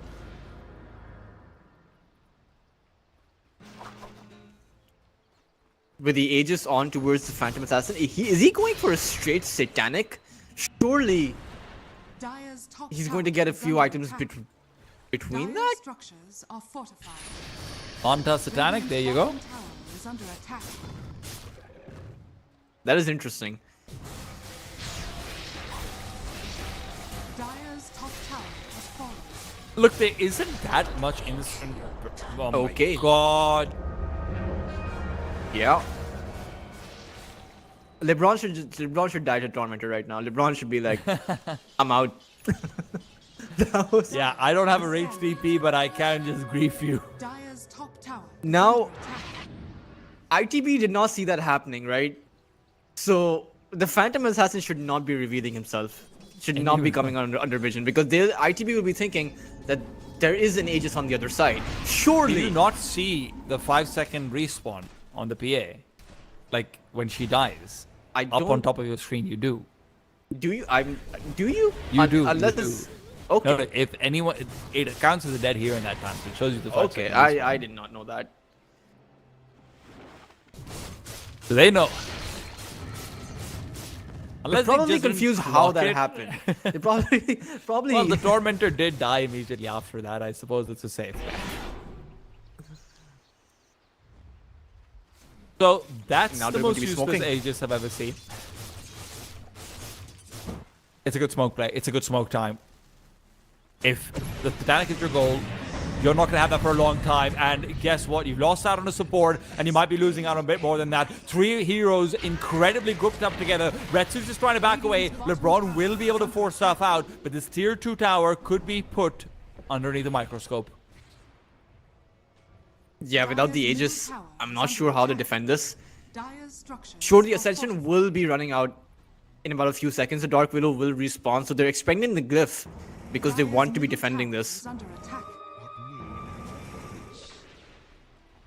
Daytime comes out quite a few times because of the Nightstalk ultimate. Every time that runs out, don't forget Dawnbreaker gets unlimited vision across the map. That's something you have to be a little bit concerned about sometimes. Oh, that was a very it was very tempting for Retsu to have gone up there, but I will disagree with this being the most useless Aegis play. The most useless Aegis play was in TI3, where KYXY denied the grand finals for his team. Well, he didn't have a Tormentor back then, so had to do it somehow.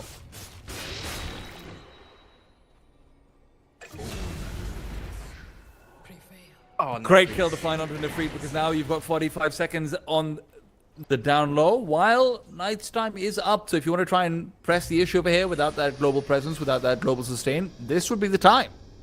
And I don't know why the Phantom Assassin is going for a straight up Satanic. Right? When I was talking about the Satanic, I didn't mean it to come out this early. Right? I thought there would be Clarified. a few items in between. I didn't mean for him to take me this seriously. That's your problem, Tultrus. You don't understand the weight of your words. Yeah, man, like it just happens to me in practice as well. I'm just kidding. Guys, I can tell you this is not where the action is happening. It's in mid lane. There is some action, you know, like There creeps is. rarely get the spotlight. Well, maybe for good reason because they're dying on top lane. Is under attack. Dire's middle tower has fallen. The Phantom Red Assassin Suit is... Company want to initiate here, Tultrus. Sorry, what was that? I was Think kind of Red Suit couldn't get Company want to initiate over here if they see mind control and if they're playing this close to him, they want to fight. Rolling Thunder being threatened as well. In it goes. Mind control being caught out. Retsu now moving in as well, but they simply can't catch him. Great pullback with a Sinister Gaze, and they need to finish this off. It will be the follow-up with the Solar Guardian, as it should eventually come through. Nefrit. But that took Just so much threatening. time. And that only happened because you got those neat little bounces from the Pangolier. The Rolling Thunder crashed on him about 4 or 5 times. But in any other situation where the Night Stalker has some support available, that simply does not happen. So I'm... Arms for the dead. Zero Tenacity don't have the damage output, right? And this is because the Phantom Assassin went for that Manta style and that Satanic. Neither of those items are giving him any damage. And meanwhile, Nefrit is going to might end up actually dying, but the Lich is going to come to his safety. On the Snowball has targeted the Lich, but now Into the Breach really need to disengage from here. Copy is going to end up losing his life towards Retsu as Zero Tenacity. They're looking to pursue, but everyone is so far away.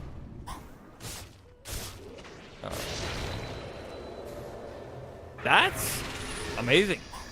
This entire nighttime has been completely wasted from Into the Breach. They have now lost out on incredibly important core players multiple times now. Before it was a Night Stalker, now you see Copy going down. It's effectively an almost wasted 5 minutes for them. And the next 5 minutes aren't going to be much better. I mean, the Phantom Assassin is going to solve much of his damage problems because he's well on his way to be making a nullifier. Only needs around 1,000 gold when he gets it. So by the time it's the next daytime, you're fighting against a nullifier who can be used on the Night Stalker, on the Lifestealer, on the Chen's Ghost Scepter. Don't forget the Satanic. And the Satanic. A Satanic without a BKB, that's He's got a Manta style. yeah, but he's not gonna wait for all the debuffs on him to be using the Manta style. He made the Manta style for the Blinding Void. Yeah, but do you really want to go double defensive?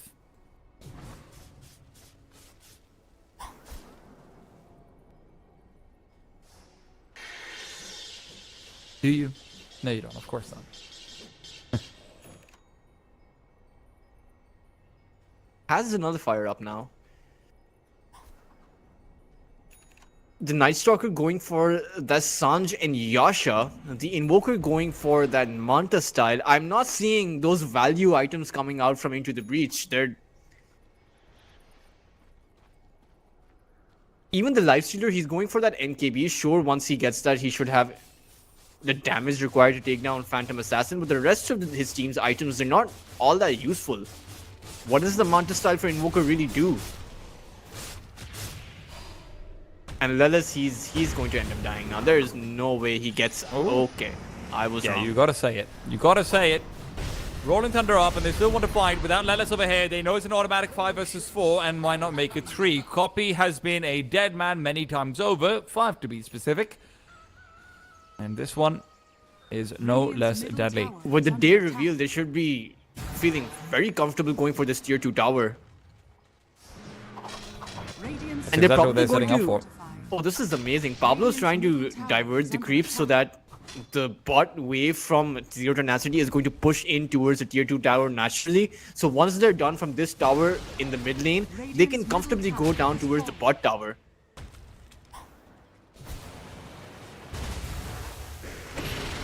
I mean, what's going on over here? 423 just walked into the back lines.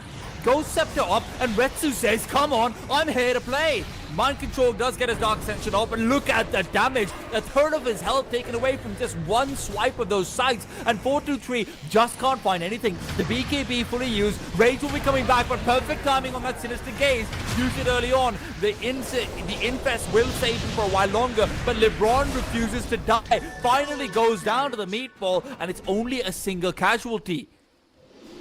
But can this be more? Can you extend this lead? The Lifestealer still nearby is certainly thinking about it, but decides not to. It's a risk he's not willing to take. Yeah, ITB have used everything that they could possibly use. And in fact, that was a very well strategized fight by them because they separated the Phantom Assassin. The Lifestealer had different targets, and the rest of the 4 heroes had different targets, so they were able to take the Lich down. But it's just a support kill for what was an ultimate used by the Night Stalker, so is it really all that worth it?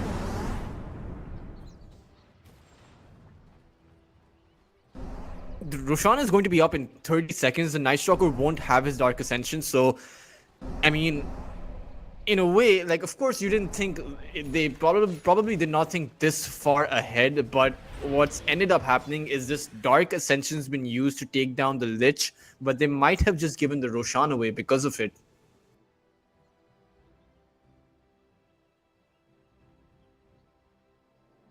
I don't really see how you can test that.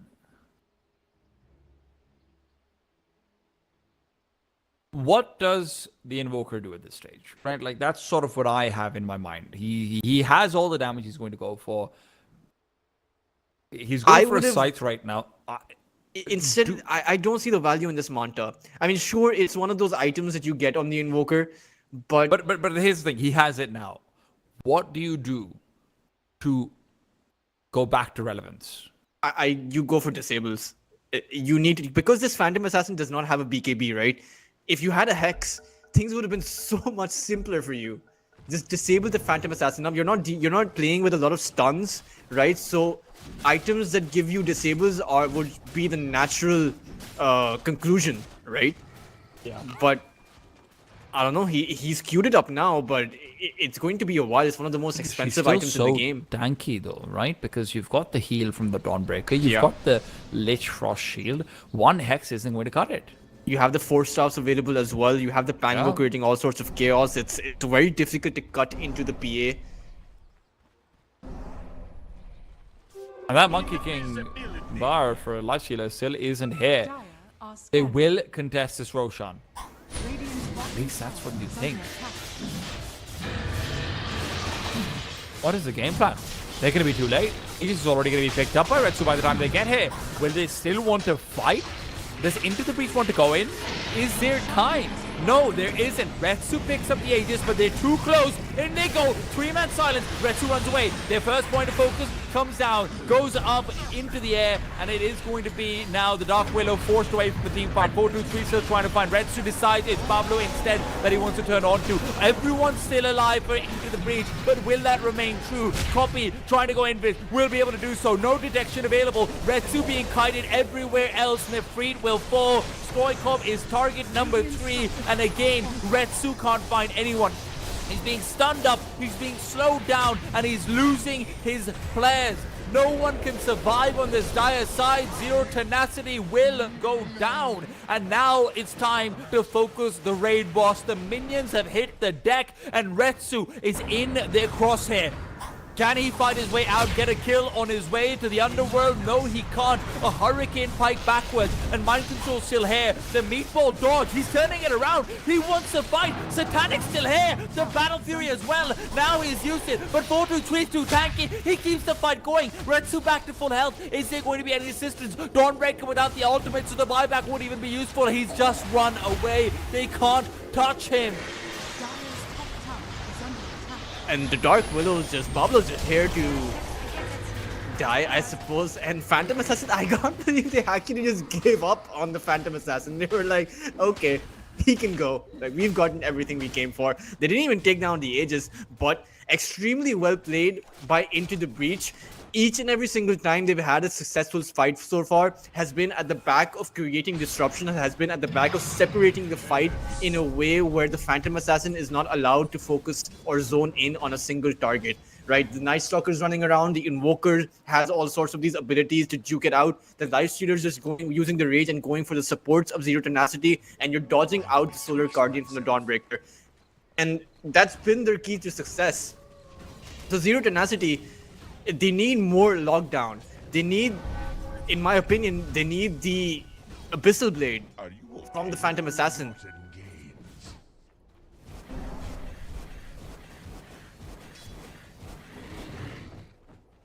But it just hasn't worked out. Now Phantom Assassin is actually going for a Divine Rapier. And have you heard famous last words? Yes, I have, and that's exactly what I was about to point out. I mean, I think the fact that he stayed alive in the last fight has gotten to his head. I think. Oh man, a rapier when you still have 2 inventory slots to play with is, and a lot of items you could potentially make. Get in Abyssal. I was actually thinking about that as well, but maybe. And get yourself a shard. Night Stalker's level 3 gets disabled by the shard. I think maybe not just the Abyssal, but... Oh no, what's going on over here? In they go, and Retsu's found 3 of them together! The Battle Fury! Insanity pursues in 4-2-3, caught out in the open. The BKB will not stop the swinging of the sight. That was an unfortunate entry from ITB. Again, not their forte, like not what's been working for them so far. They can't brute force their way in every single time they've done that. Even in the mid game where they went behind the tier 2 tower, they simply died. You need to win fights through chaos and disruption and not through brute forcing your way inside. Try to go on the Stoikov as we're going to see here, but the Phantom Assassin's Cleave, the Dawnbreaker coming in as well, just simply no chance for ITB to be doing anything. Radiant's bottom tower has fallen. As it's still anyone's game, Invoker does have the goal to be making that Hex. That should give them enough firepower to take down the Phantom Assassin, but... Worried about that buyback. He's not going to go for it. Unless the Lifestealer has respawned, Invoker does not buy the side device. They will give up the Raxes, they are fine with that. But will they give up two? Radiant's bottom barracks has fallen. 20 seconds he's on the down range, for- he's going to back off. Radiant's bottom Yeah, they do have the glyph, so I don't think there's anything left here. Or is it going to be a fake back? No, no. No, the rapier is just too valuable of an item. He's gonna sell the treads, get a BKB. Or is he going to use the treads and make a BKB? Please don't do that. Just get a BKB. Okay, that's great. That's great. I'm glad we're all learning from the previous series. I'm curious about what tier 4 he gets a Mindbreaker. Yeah, I mean that initial silence. Lifestealer is going to be forced to pop his BKB if he gets gone on. The Invoker is going to be forced to pop his Manta. To be honest, I think I prefer the Paladin Sword though. I mean, the silence is a lot, right? Not to mention the magic attack damage it procs on your Stifling Dagger as well. It's delayed, Ultras. This is it. This is going to be the last one. This is going to be the fight to end all fights, and in they go. Initiation onto Nefrit, but he stayed alive. The back lines, Retsu tries to abuse them, but a snowball will keep Lelis in play. It's chaos all over the map. It's Lelis to be the second to fall. Koppel already having hit the deck in 4-2-3 knows that his days are numbered. If Retsu comes in, if Retsu's nearby, it's 3 swipes and that'll be all she wrote. He's going down. No buyback. One more time for that Lifestealer. 90 seconds on the sideline. 4,000 HP crits from this Phantom Assassin copy. All I saw was a Hex, and the next thing I knew, he was dead. So, Zero Tenacity, unfortunate that they lose the Pangolier, but I don't think it even matters because you just go straight down mid. The only thing stopping Zero Tenacity from closing this game out is that tier 2 tower up towards that top side. middle tower But is under attack. you do have the buybacks though, but how do you You clean also this have Phantom 20 Assassin? seconds left before they come back. You don't want to use the buybacks. You want to mount that one last defense into the tier 3, which allows the Lifestealer to Radiant's respawn. middle tower Yeah, These because he doesn't Raxes are... Without the Lifestealer, tower is under I don't see attack. how they have the damage. With the Lifestealer, I don't think they have the damage. Radiant's middle barracks has fallen. It's too much kiting. And right now, Nefrit is fine with them using their abilities on him. Nefrit is fine tanking up the damage. Radiant's top He's tower not gonna has die. And with the Radiant's Deafening top Blast barracks used, that's under attack. Mega's gone. Radiant's top There's barracks nothing you can do to this BA. Radiant's top barracks has fallen. Radiant's middle 40 barracks minutes Retsu in under and attack. zero has tenacity. had Radiant structures an incredible are game. fortified. I have to say that. Yeah, I mean this decision to go for that rapier definitely worked out for them. It's Megas Radiant's middle there and barracks then. has You fallen. back off, you get away. There's the They're Dark transpawning in Ascension to chase. 15 seconds, Roshan in right? 15. Yeah. So I don't see how Zero Tenacity can be stopped right now. Even if you get this Divine Rapier on your side, he just buys another one, right? It's not the biggest loss in the world. The ultimate luxury. Oh my god, that's a second tier 4 item as well.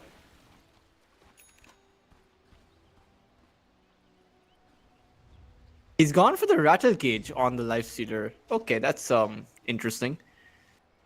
I mean, yeah, we don't know the options, I suppose, but I mean, I suppose none of them can actually do anything for you at this point, but they are going to go for a Hail Mary play.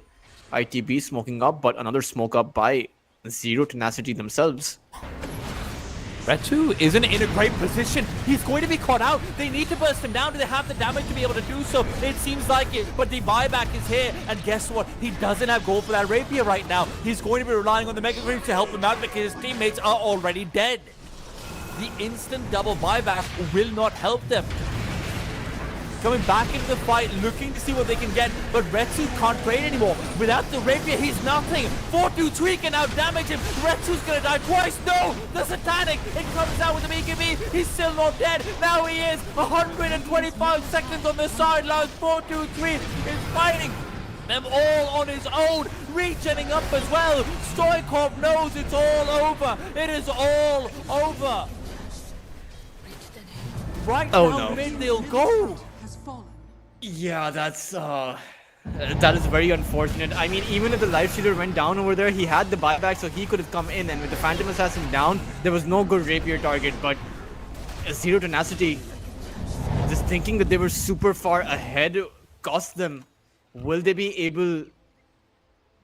Will ITB be able to push down this game? I'm not too sure about this. Actually, there's a Life Stealer. There's a Life Stealer running down towards your mid side. Perhaps this game is actually over. Dire's courier has been And even if PA comes back, she doesn't have money for that rapier. She doesn't have that ultimate luxury, not yet. None of them have buyback, man. It's kind of over. I don't like. Really is. You don't even This go is for what- racks right now. You just have that one glyph available.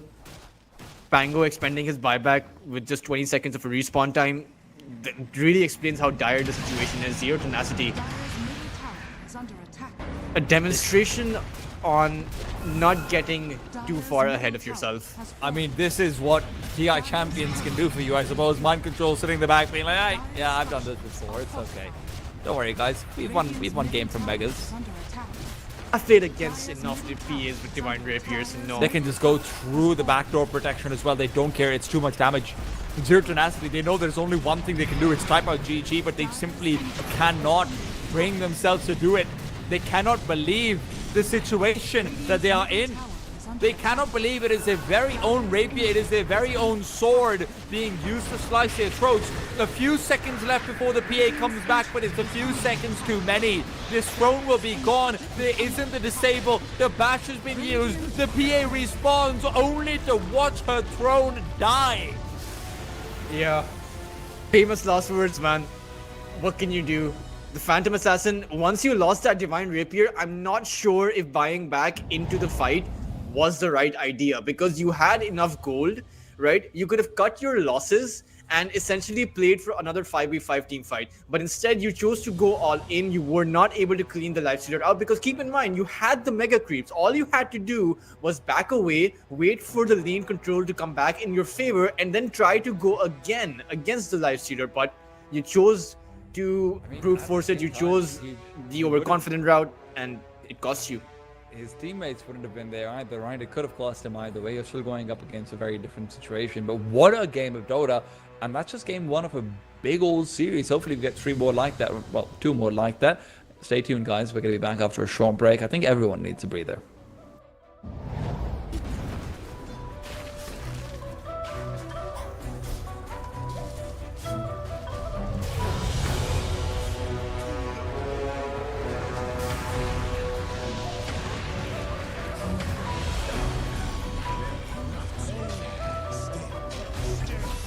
Radiant's top tower is under attack.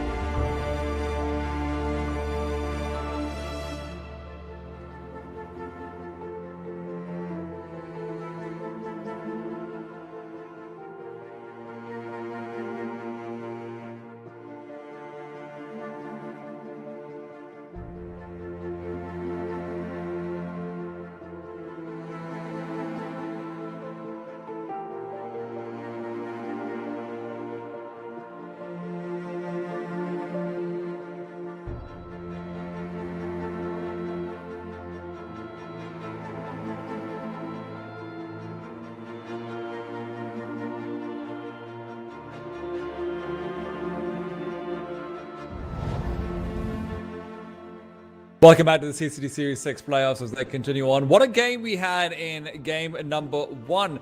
Zero Tenacity all but having won the game. Mega Creeps, Divine Rapier, great times for the PA, and it's gone.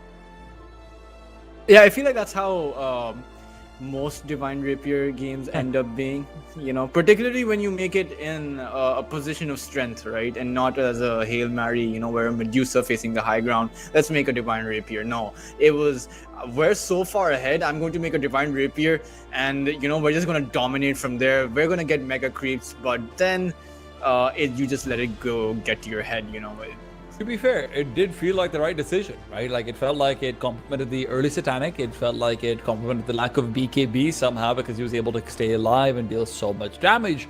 Russ was doing a fantastic job, but at the end of the day, it's one lost team fight, and that really is all it takes when you are losing a Rapier and buybacks with it. Run down middle from the Life Sealer, take it all apart, and there she wrote. Now the question is, do we blame any of the last game on the draft? Into the Breach certainly does. They immediately ban out that Phantom Assassin. I don't think it was a drafting error.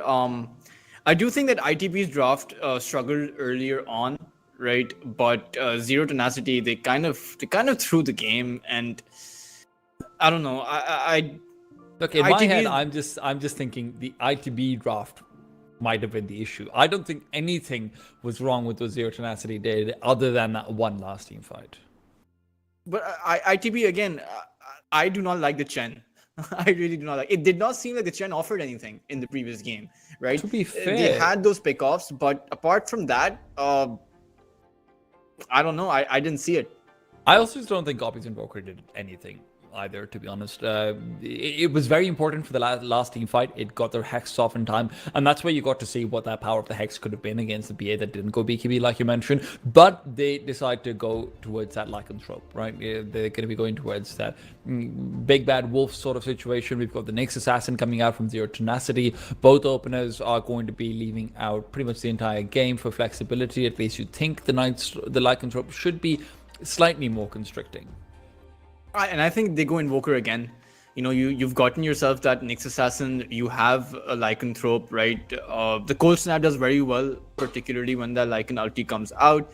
Not to mention the Alacrity can mean that any carry you have can be buffed up enough to fight that Lycanthrope. So that's a hero I want to see. You have the Beastmaster as well for Zero Tenacity. They have a lot of options. The Beastmaster functions the Scepter Beastmaster kind of functions exactly like the Lycanthrope, right?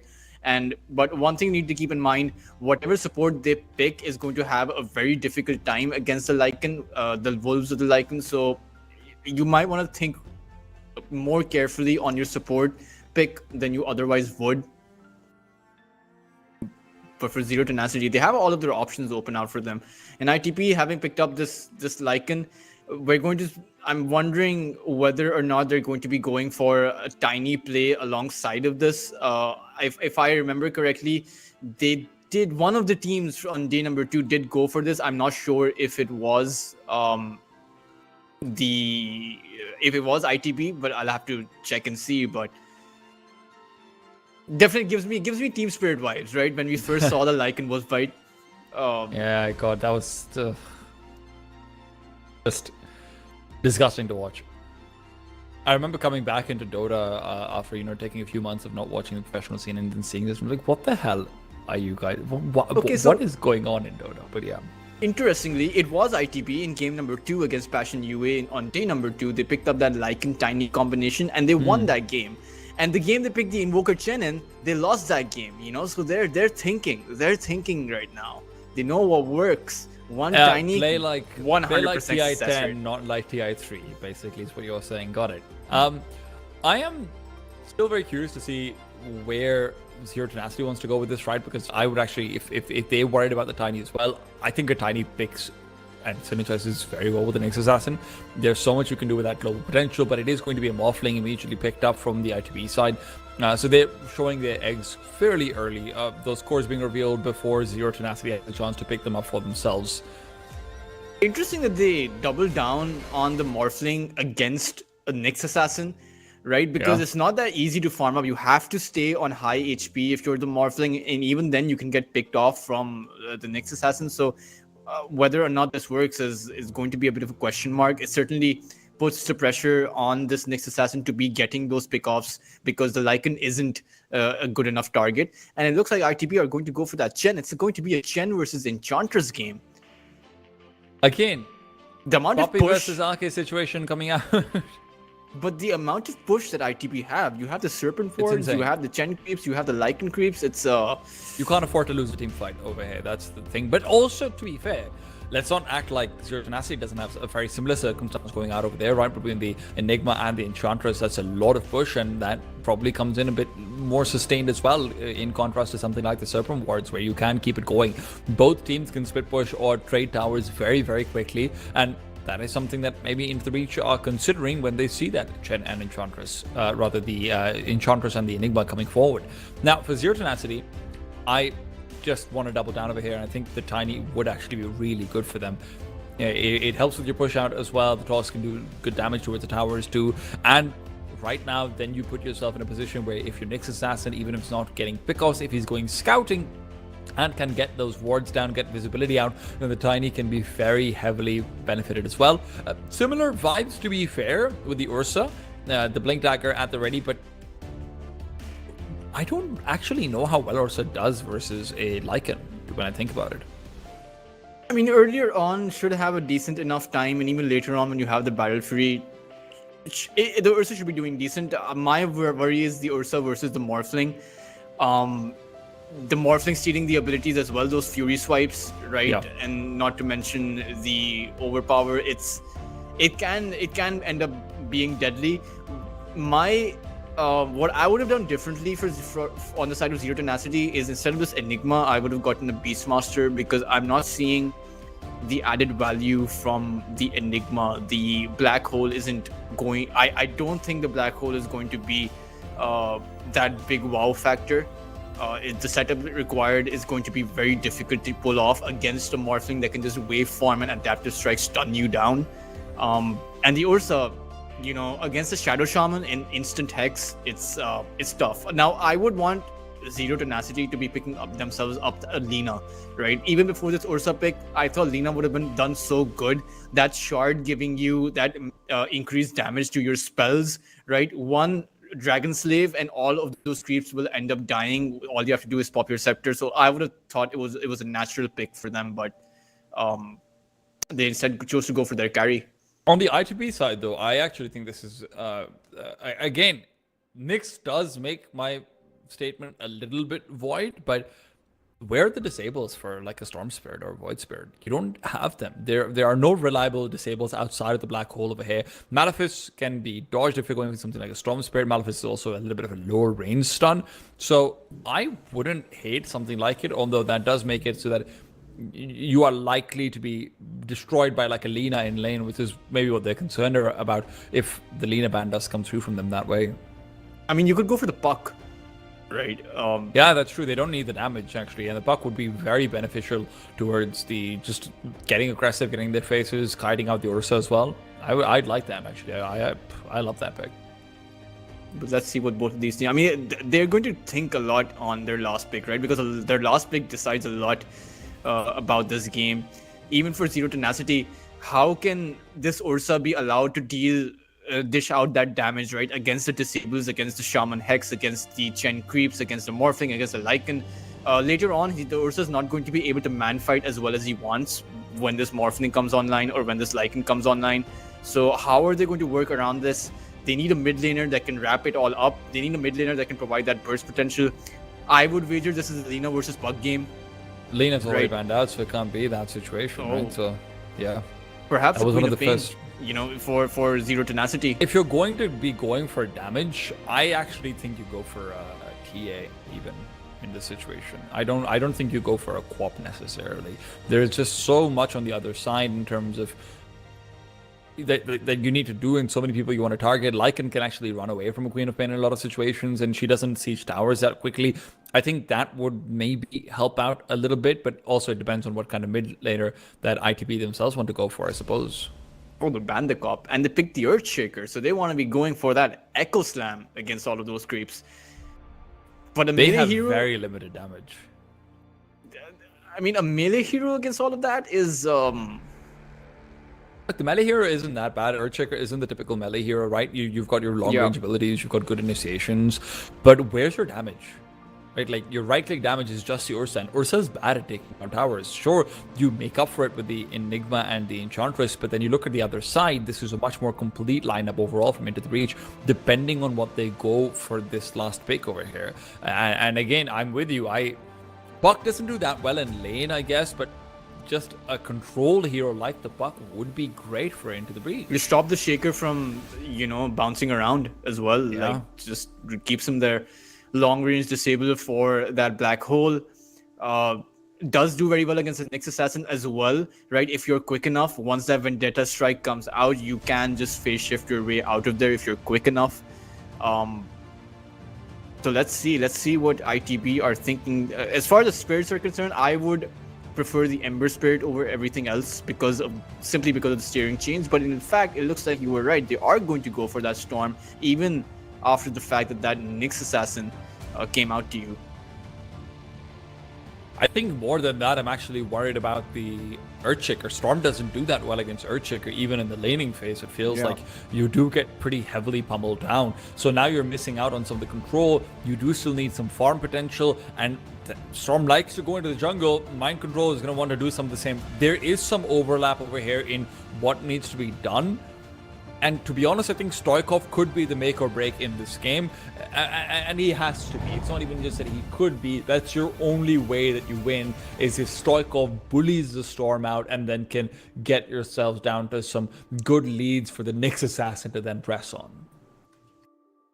I mean, it's a tough ask for both of these teams. I think it's going to come down to whose mid lane is successful, right? Or whose mid laner is more successful. If the Earthshaker pops off, then I have a feeling that Zero Tenacity are going to be ahead. I actually think for once in this entire day, that's not necessarily true. For Zero Tenacity, it's Stoikov, yes, but I actually think a lot of this comes down to what the Lycanthrope can get done over here, what Mind Control can accomplish on the Dire side. Because if Mind Control is getting off to a good start, Enigma's doing nothing. Like, Enigma's not adding anything to the table if Lycan's starting to take control over his side of the map. And that's partly because of why I thought of the Beast Monster. I mean, I know we're way past it, but Enigma just does not offer as much as the Lycan does, quite simply. Enigma offers auras, Lycan offers straight up power play, straight up rushing down towers, and even solo killing potential. Yeah, and auras if he wants to, right? And he wants to buff up his team, he can just give the wolf bite to the Morphling, and suddenly you have a wolf-bitten Morphling who can steal the enchant totem from the opposing team's Earthshaker. So you have 40% lifesteal with a 600 damage hit, right? So how do you take that Morphling down? It's if you're relying on the Ursa, then how are you building up the lockdown to enable that to happen is a big question mark in my mind. I agree. This is why I'm going to be curious to see how they build off of this. But if the Ursa is going for this Battlefield, which we're expecting him to go for, at the very least he's able to keep up and farm. But why don't we take a look at the game as we're going to be getting into it to see exactly what they can do. Retsu was our focus for a lot of the previous game on that Phantom Assassin. Now he'll have a chance to do it on the Ursa as well. I mean, I hope he doesn't go for a Divine Rapier this time, because this is a lot more riskier on the Ursa. Wolves need no armor. Yeah, that's. I doubt he's going to go for the Divine Rapier. Wolf but is at your door. I'm But also even curious to then, see whether the he even goes roots- for a Battle Fury over here.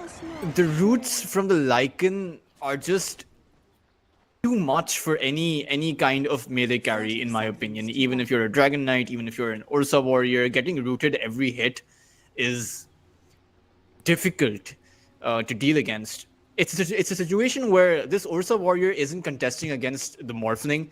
He's actually contesting against the Lycan right now.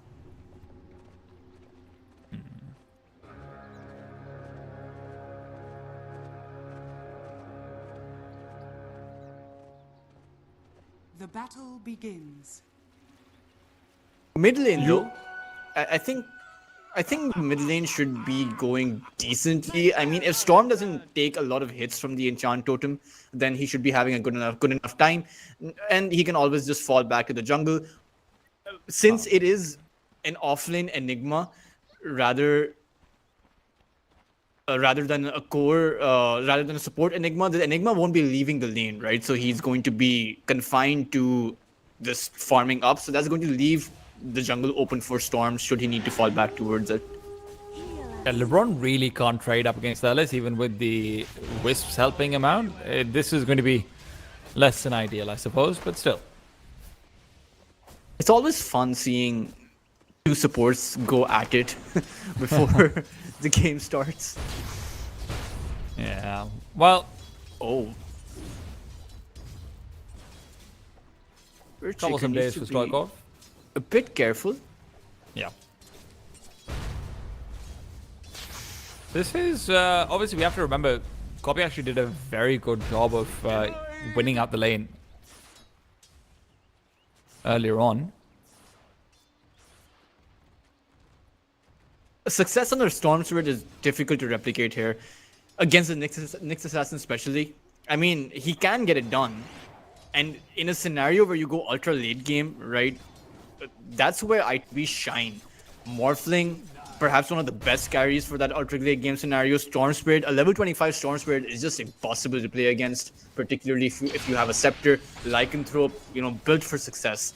But it's all a matter of whether or not ITP can even get to that 40-minute mark.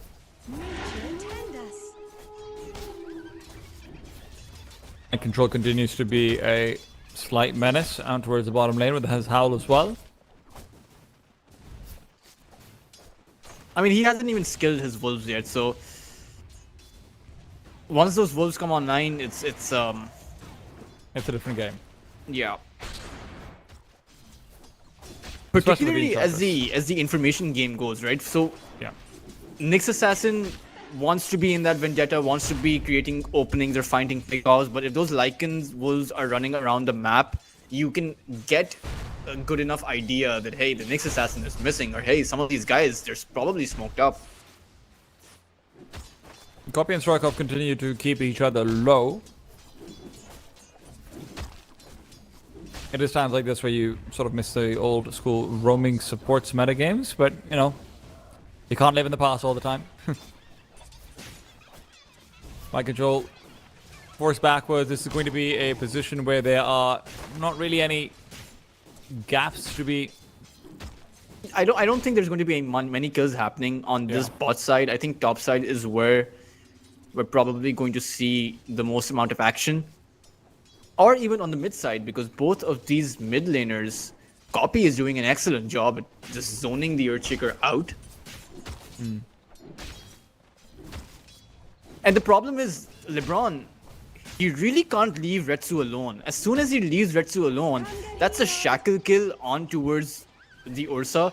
So he's completely confined, and this is going to hurt them when it's eventually time to contest some of those runes later on, particularly the 6-minute mark. It should enable ITB to be getting that rune on towards the Storm Spirit into what is going to be probably a quick and swift gank. It's kind of funny seeing Chen just steal one of the Eidolons every single time it's spawned. Think, well, I'll take one of those and be 1/3 as effective as you are.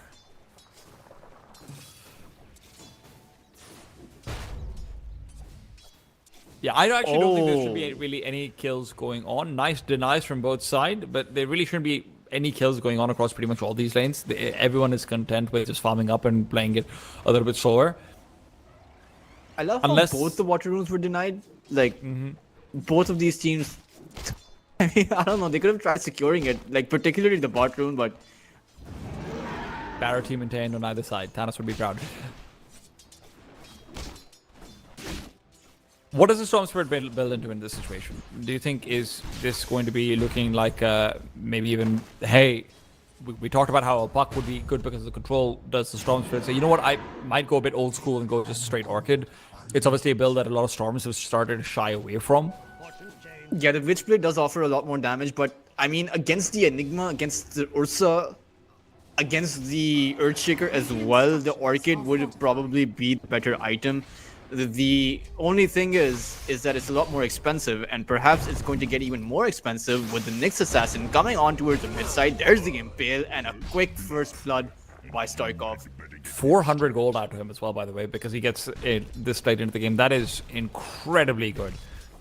Got the ultimate out before the Storm Spirit as well. Now this is the only real timing window that you have to try and punish that mid lane, and that's huge. Right at the cusp of that 6-minute mark as well. He'll be able to come back for the runes in case there's any sort of option for that. But remember, both of these support heroes are going to be looking to deny repeatedly. Nefrit, in the meanwhile, traded from across the map. It should be an easy enough kill for 423 if he wants to commit in all the way. But Pablo turns it around with an impale. Nicely done. Now been involved in 1 kill and in 1 save as well. Yeah, Nefrit should have gone down there. I think Morphling was saving up his waveform. Because he did not want to overcommit and possibly die there, but Rune is going to go towards the way of Zero Tenacity. However, it's not going to be a rune you can use to gank another lane. It's just an illusion. So nothing going to happen just yet unless Lelis and Copy, they want to be going towards that top side, but not exactly a high value target towards that top lane, right? Enigma, he has a lot of ways to come back into the game, even if he loses out on a lot of farm. It's the Ursa you want down, right? Ursa is probably the most valuable target on Zero Tenacity. If Ursa farms up, Zero Tenacity have the damage. If he doesn't farm up, they don't have the damage. It's really all that simple. Maybe Stoikov can be a bridge, right? But you still need to get somewhere with the bridge. That's the thing. Mind Control will be picking up the Wisdom Rune. He is having a good day. Looks like they want to be pressuring some of these towers, or they want to be going for a kill towards that bot side. Well, I mean, mid side is where Stoikov is in trouble. They've got all the disable in the world. Thank you very much. That's going to be my level 7, says Copy. Very important kill, and they don't really take that much damage out to the tower on bot lane either. Good thing is he did completely buy out, so not going to be the most expensive deaths for him, but you want to be stopping the Storm Spirit from snowballing. It's not the most expensive. Much of ITP's game, you know, we talked a lot about what Zero Tenacity need to Bottom do. lane. Is there anything going on over here? Maybe another player to come through? No, not quite. There does seem to be... Okay, no, so never mind, there's nothing happening there. Coming back to what I was saying, it's going to be Copy for ITP, who's going to be their win condition, at least for the first part of the game, at least up until the mid game, right? Because the Morph is going to farm, Lycan is going to farm, so what can Copy get done as he's going to teleport up towards the top side?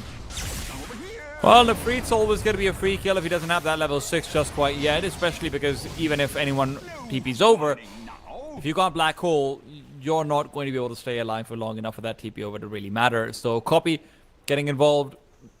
Pablo as well, out and about. They will know what the Nyx Assassin is up to. Now, Nyx is actually doing a decent enough job of maintaining levels.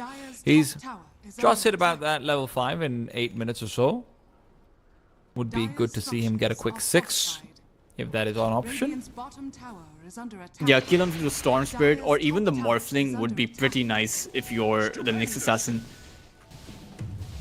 Now, Zero Tenacity, they are going to start putting out a lot of pressure on some of these towers. Will be able to take that tier 1 tower, but it's going to come at the cost of their own tier 1 towards that bot side. And this is the conundrum that they face. You know, they've gone all in to both of these teams. They've gone all in towards these pushing lineups, but it's kind of even in that scenario. The difference is that Stoikov needs a Blink Dagger to be activated and Storm Spirit needed level 6. And you can start to see that difference materialize over here as well. Just in terms of sheer map control, even if they get the tier 1 tower on the Dire side, top lane, they can't actually take over the jungle in the same way. They can't actually threaten it in the same way. And it looks like Zero Tenacity, they want to be threatening this tier 1 tower towards this mid side. Copy. Ooh. Safe because the Fisher missed. It is unfortunate. He has no mana though, so how are they going to defend this? And there is not really a way to actually go for a counter push over here either. You have the Lycan completely out of position. Even if he starts pushing now, you are not going to get to the tier 2 and do any real damage until it's too late. And because Lycan and Morphling aren't nearby, you have to just watch this tower fall and hope that you don't fall with it. Dire's middle tower is under attack. He's trying to buy time as much as possible. But this is going to be a very Tower has fallen. quick tower for them. There's only one small, and I do mean like small issue for Zero Tenacity. They're not going to be leveling up quickly if they keep on 5 manning like this. There's one more tier 1 available. It's unlikely that they prioritize that. Dire side bot tier 1 is like the most useless tower in the entire game. Yeah, and the Ursa's not even farming up that quickly, right? Still has a lot of gold away from his Battle Fury. It's going to be a 15 to 17 minute Battle Fury. Meanwhile, ITB, they have 2 cores that are continuously farming, just free farming. And it's a situation where Zero Tenacity are against the clock here, right? If they aren't quick enough at taking all of these objectives by 5 manning, then they're going to give away so much space for ITB to be farmed up on their 2 cores, and there's no way you deal with a farmed up Morphling and a Lycan with a farmed up Ursa. Oh, level 6 on the next assassin, and he is out and about. The sentry wards immediately placed down. Lelis knows that he's got pocket money for one reason, and one reason only in this game. It's to buy sentries and put them down. It is hard, and it's so tempting when you're the next assassin against the Storm Spirit. You just wanna... Just one mind burn. Just one. Yeah. But Storm Spirit did not go for the Orchid or the Witchblade. He, in fact, went for the Kaya. Not too surprising. Gives you a lot more farm potential, Radiant's that's for middle sure. tower is under If attack. you want to play it out slowly. Radiant structures are This time around, though, ITB, they want a tower of their own. The wraparound is coming from Pablo. He is in Vendetta. It is But he's ticking not gonna out, so he find needs to make a move copy. quick. He's not going to find Copy. Copy's already revealed himself, and at this point, it just comes down to, okay, let's just force them backwards. Bot lane is where Morphling's farming up in the meanwhile, though. Lycan is on top lane. Copy is taking out Radiant side jungle. So even though they bring back pretty much 4 out of the 5 players from Zero Tenacity to mid, they don't lose anything for it. Yeah. I mean, they take down a couple of the Serpent wards, but it's not that worth it. Now, the Ursa is going to be getting his Battle Fury up and ready in a few minutes because the ITB are not putting up any sort of pressure, but it seems like they're quite happy with this, right? You can just farm up on the Storm Spirit, you can just farm up on the Lycan, Blink. and you can just farm up on the Morphling. Blink from the Earthshaker is here, though, and he smoked up Solo to try and make something happen. He was hoping Pablo would be nearby with a Vendetta, but again, He's Blink or not, smoked up Solo to get this little Warpine Raider. my guy is dedicated. Yeah, he has his priorities set, man. Can't deviate from the priorities. That's true. The process. Retsu's Battle Fury is all but completed. But what is the trade-off? It's Morphling that is basically on the Bloods and the Yasha. It is a Lycan that is now only just waiting for that 14-minute mark to be able to buy up the Aghanim Shard. Radiant are scanning. And we haven't really seen the value coming out from this Enigma, right? Outside of the pushing potential, but even then, you've only taken down 2 towers 15 minutes in. It's not as if it's a death ball push that we're used to with these sort of lineups, right? Welcome to the Radiant. So, I don't know what. Good Aegis, I suppose. You give yourself 5 minutes to figure out what you want to do. I think at this point, the next 3 minutes for Retsu are all about, hey, let me see if I can get my Blink Dagger up in 3 minutes, and then we can fight in the last 2 minutes of the Aegis. That's the only way this works out, unless there's a good Echo Slam. Radiant's middle Ursa tower has is his under Battle attack. Fury, I'm guessing? Yes. Will the courier reach in 15? I said 15 minutes. I want to see if it lands on the exact 15. No, he's going to get it before. He walked back, man. This is unfair. Oh, no. I mispredicted by He 7 also went seconds. back to get her Aegis as well in the middle, right? So there is that. He got that goal. You're right. I was right all along. they still want to fight on into the breach. They know that the Ursa Aegis doesn't pose a threat right now. Not immediately, at least. They see the Earthshaker. They want to initiate on him. Stoikov blinks away. Yeah, they're playing this super carefully because they know that they don't want to be giving unnecessary gold away. As long as they have some form of map control, ITP are going to be more than happy just farming away. Once you get the BKBs up, right? The Storm copy having his BKB, how do you really stop him? There is nothing outside of that black hole.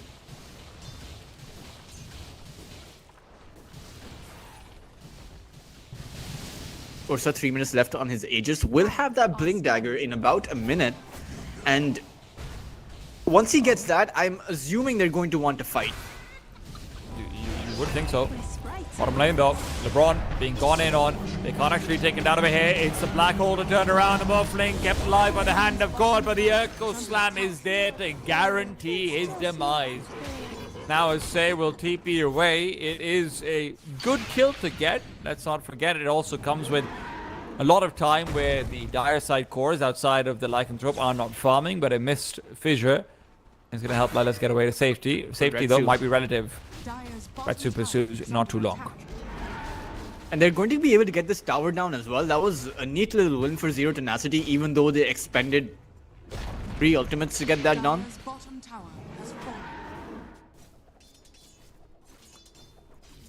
So it's not the worst trade-off for ITP either, right? Because you know, sure, you lost your carry, your Lycan is still free farming, and there's going to be this 2-minute window, right? With the black hole down, with the Echo Slam down as well. A whole 2 minutes where Zero Tenacity are not going to pose a threat. Dire's bottom tower is under attack.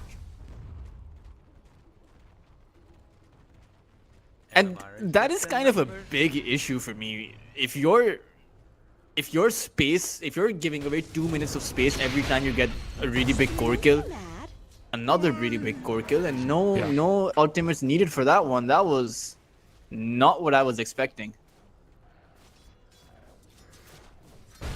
Into the Breach are really putting priority on to getting the Lycan online right now. They're just saying, you know what, we will take a couple of deaths, we'll bleed them out, as long as Lycan is farming up, and hopefully Morphling is as well. That previous death probably wasn't something they were quite as willing to accept, but now 4-2-3 might be in the cards for another Tarot reading. And there's only the Grim Reaper showing up in all of these. That's a bad hand. Yeah, the Morphling just waveforming inside. I think I saw it in the previous series as well. Have to be careful with that waveform, man. Haste. Oh, this is going to be a dead Chen. Say. Not going to be a dead Chen. That is surprising. They've been good at running away. He's 0-0-0 right now. Yeah, that's the thing. It's It's really as funny, if but to be fair, he it's hasn't also existed this game. I mean, it's also 4-3, right? Like, this has been a very inactive game. Both teams have been handshaking away. Nyx Assassin Pablo is out on the cruise. The Prowl, perhaps, but definitely the cruise. 30 seconds on that Aegis. The Black Hole is going to come online as well. So, I think they're going to let this one go.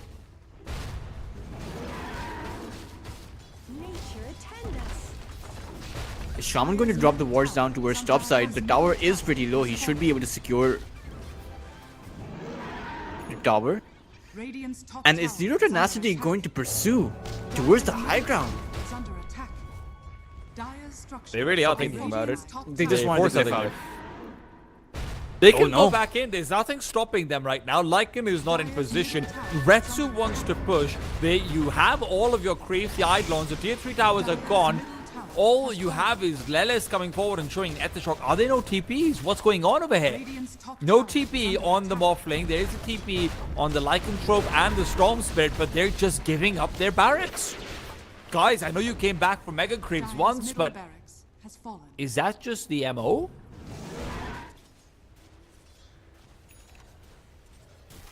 Free racks. 19 minutes in. That's the most. I mean, I suppose you have a lot of push out, right, from the Shaman and the Lycan and the Chen creeps, but I mean, you'd still so much to give up. They didn't even try to put up a fight. I'm very surprised by this. And now Crimson Guard up from the Enigma.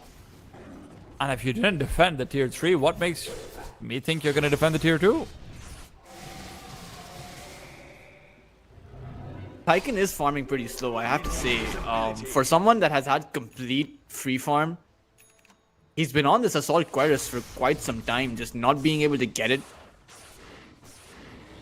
Yeah, Mind Control unfortunately has been struggling to find quite the perfect farm priority. It's just there's so many heroes on the dire side who want that farm. Even if it's Copy going to free die? farm. There he is should.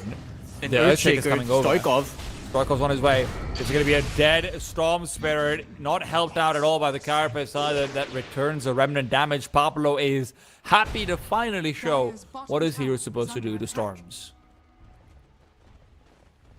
LeBron again casually just grabbing another Wisdom Rune. The Wisdom Rune game has been weak, I will have to say, in today's playoffs. Well, I mean, they also casually grabbed the barracks. You know? And it looks like they want to be grabbing more. 18 seconds for that Storm Spirit. They do have the glyph. So he should be coming online. Morphling also has a TP this time over if they want to fight, but Shaman isn't here in position either. This tier 3 is just gone, right? Like I don't think there's any questions about that. The tier 3 is gone. Do they want to go for more of a hair? Shaman just TP'd back. Lycan is trying to wrap around them. Pablo is just skirting back and forth inside their base. You still have the Echo Slam, you still have the Black Hole, and now when the wrap finally comes, you've already lost one set of Raxes. In they go, an immediate turnaround. Copy gets nothing. And with the Black Hole on the 2, that's not where they're going to be stopping. Mind Control wants to run away, takes a lot of damage for doing that, and somehow, into the breach, have lost this team fight. They've lost their Raxes, and I don't think there's any doubt in my mind they might have just lost this game. Yeah, that's a dieback on that Storm Spirit. Just nothing you can do. 22-minute GG in, 11-3, the lowest score I have seen today so far. And it did not seem like ITB. I thought they had a plan, but it didn't seem like they had a clear way to execute it on that last team fight. I mean, the Storm Spirit just zapped into his death. Lycan did nothing after free farming for 22 straight minutes. The Morphling didn't have much impact. He didn't even cancel the Black Hole, by the way. He used that Adaptive Strike on towards that Nyx Assassin instead of wave forming and closing out that Black Hole so that his Lycan and Storm Spirit were free. That was a misplay there by him as well. And I mean, I don't know. I don't know if I should call that a very clean game by Zero Tenacity or whether or not I should say that it was a very heavy lack of execution from Breach's side. Well, listen, that's something we're going to find out in game number 3 because Zero Tenacity, this could have been a 2-0. There should have been a 2-0 probably with the way things look like in game number 2. But can they still close things out or will Mind Control the gang bring it all back? We'll be back after a break to find out the answer to that very confusing question.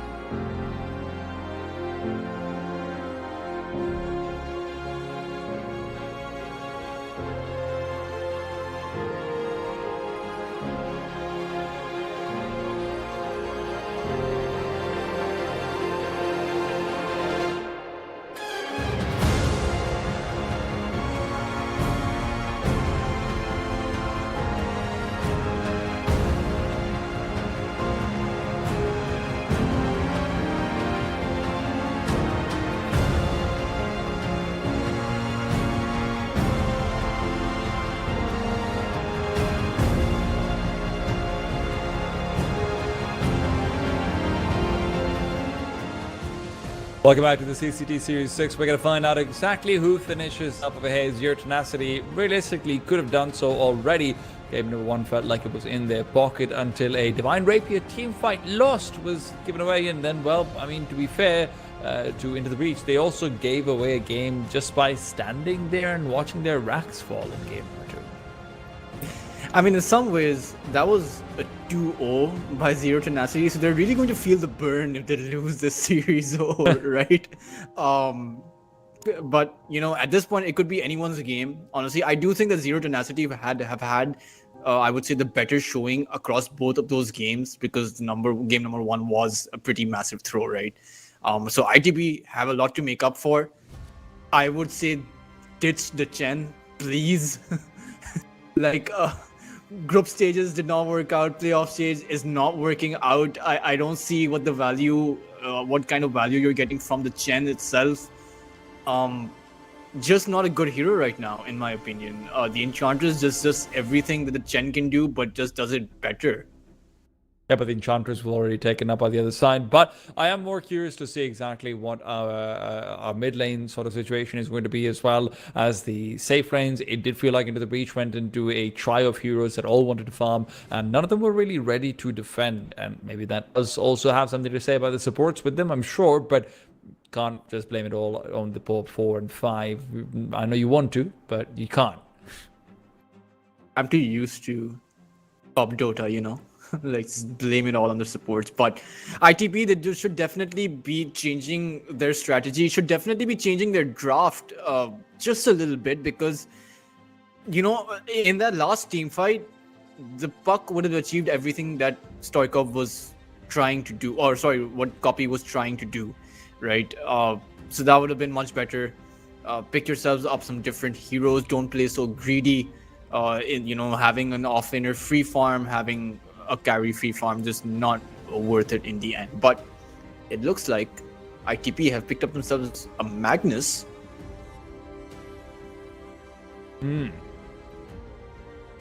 It's something to start off with at the very least, I suppose, but let's keep an eye out and see how they follow up.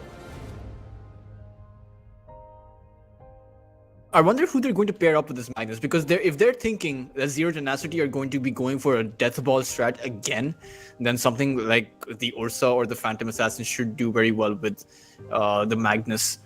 But I mean, Magnus on his own with the Shard does very well to clear out a lot of those creeps, right? And that's something that in the previous game was missing. Storm Spirit just has to get up close and personal to deal with those creeps, and that's just not where you want to be against an Enigma. But I'd like to see Into the Breach actually go for a fighting hero of their own.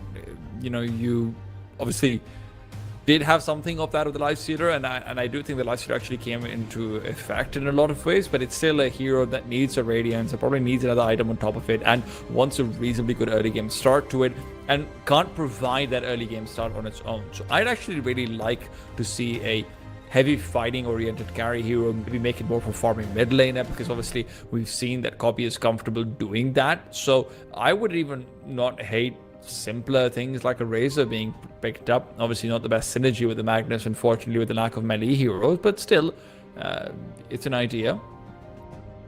oh, and Enigma banned out and a Nyx Assassin banned out. So are they going to be going for a Spirit hero? Like, I think things are pointing towards in that direction. I would actually like to see a Tiny come out from Into the Breach. Simply the Empower on towards a Tiny, I think, is a lot better compared to some of the other heroes that synergize with the Magnus, like the Phantom Assassin or the PA. But it's going to be a support for now. It's going to be the Tuskar. A very aggressive lane, and I have a feeling this Magnus is not going to be positioned on the off lane, right? I think it's going to be a mid Magnus, simply because Tuskar plus Magnus, I don't see it working out all that well, despite the theory crafting that you can do. You know, snowball with the Magnus into skewering him back is just not ideal. But let's see what Zero Tenacity have in store for this, how they want to be countering this out. They certainly can't pick some of their favorite heroes, but okay, so they are essentially going in, you know, they are treading a bit into the Death Ball strategy, I was going to say, I would love to see just, again, them stick to what they've been going for, which is carries that can scale, but also are very comfortable fighting in early on. We saw that with the Phantom Assassin, we saw that with the Ursa Warrior, and offlaners that enable that sort of fight. The Beastmaster is great in a position like this. It opens up the world to you in terms of what you want your position want to look like. Mortha as well, you know, it's obviously a specialty pick that Passion UA have shown great usage of, but personally for me, I just want another like Phantom Assassin sort of situation. That's what we get from Into the Breach, though, on the other hand, so they do steal that one away. Morphling is what Zero Tenacity opt into this time, so we are going to see them on a more traditional farming carry for the first time in this entire series. And the roles have been reversed, right? It was Zero Tenacity with that Phantom Assassin. Now it's Into the Breach. Meanwhile, it was Into the Breach with the Morphling, so now it's Zero Tenacity playing with that hero. So it's literally, you know, we're literally reversing roles. Let's see what both of these teams can do with this. Now, the mid laner for both of these teams is going to be crucial. And I still do think that this is a great Lina game for Breach. You know, just having that absurd amounts of burst onto an unsuspecting Morphling, not to mention you can instantly take down the Morta and the Enchantress with one go, is too good to pass up, in my opinion.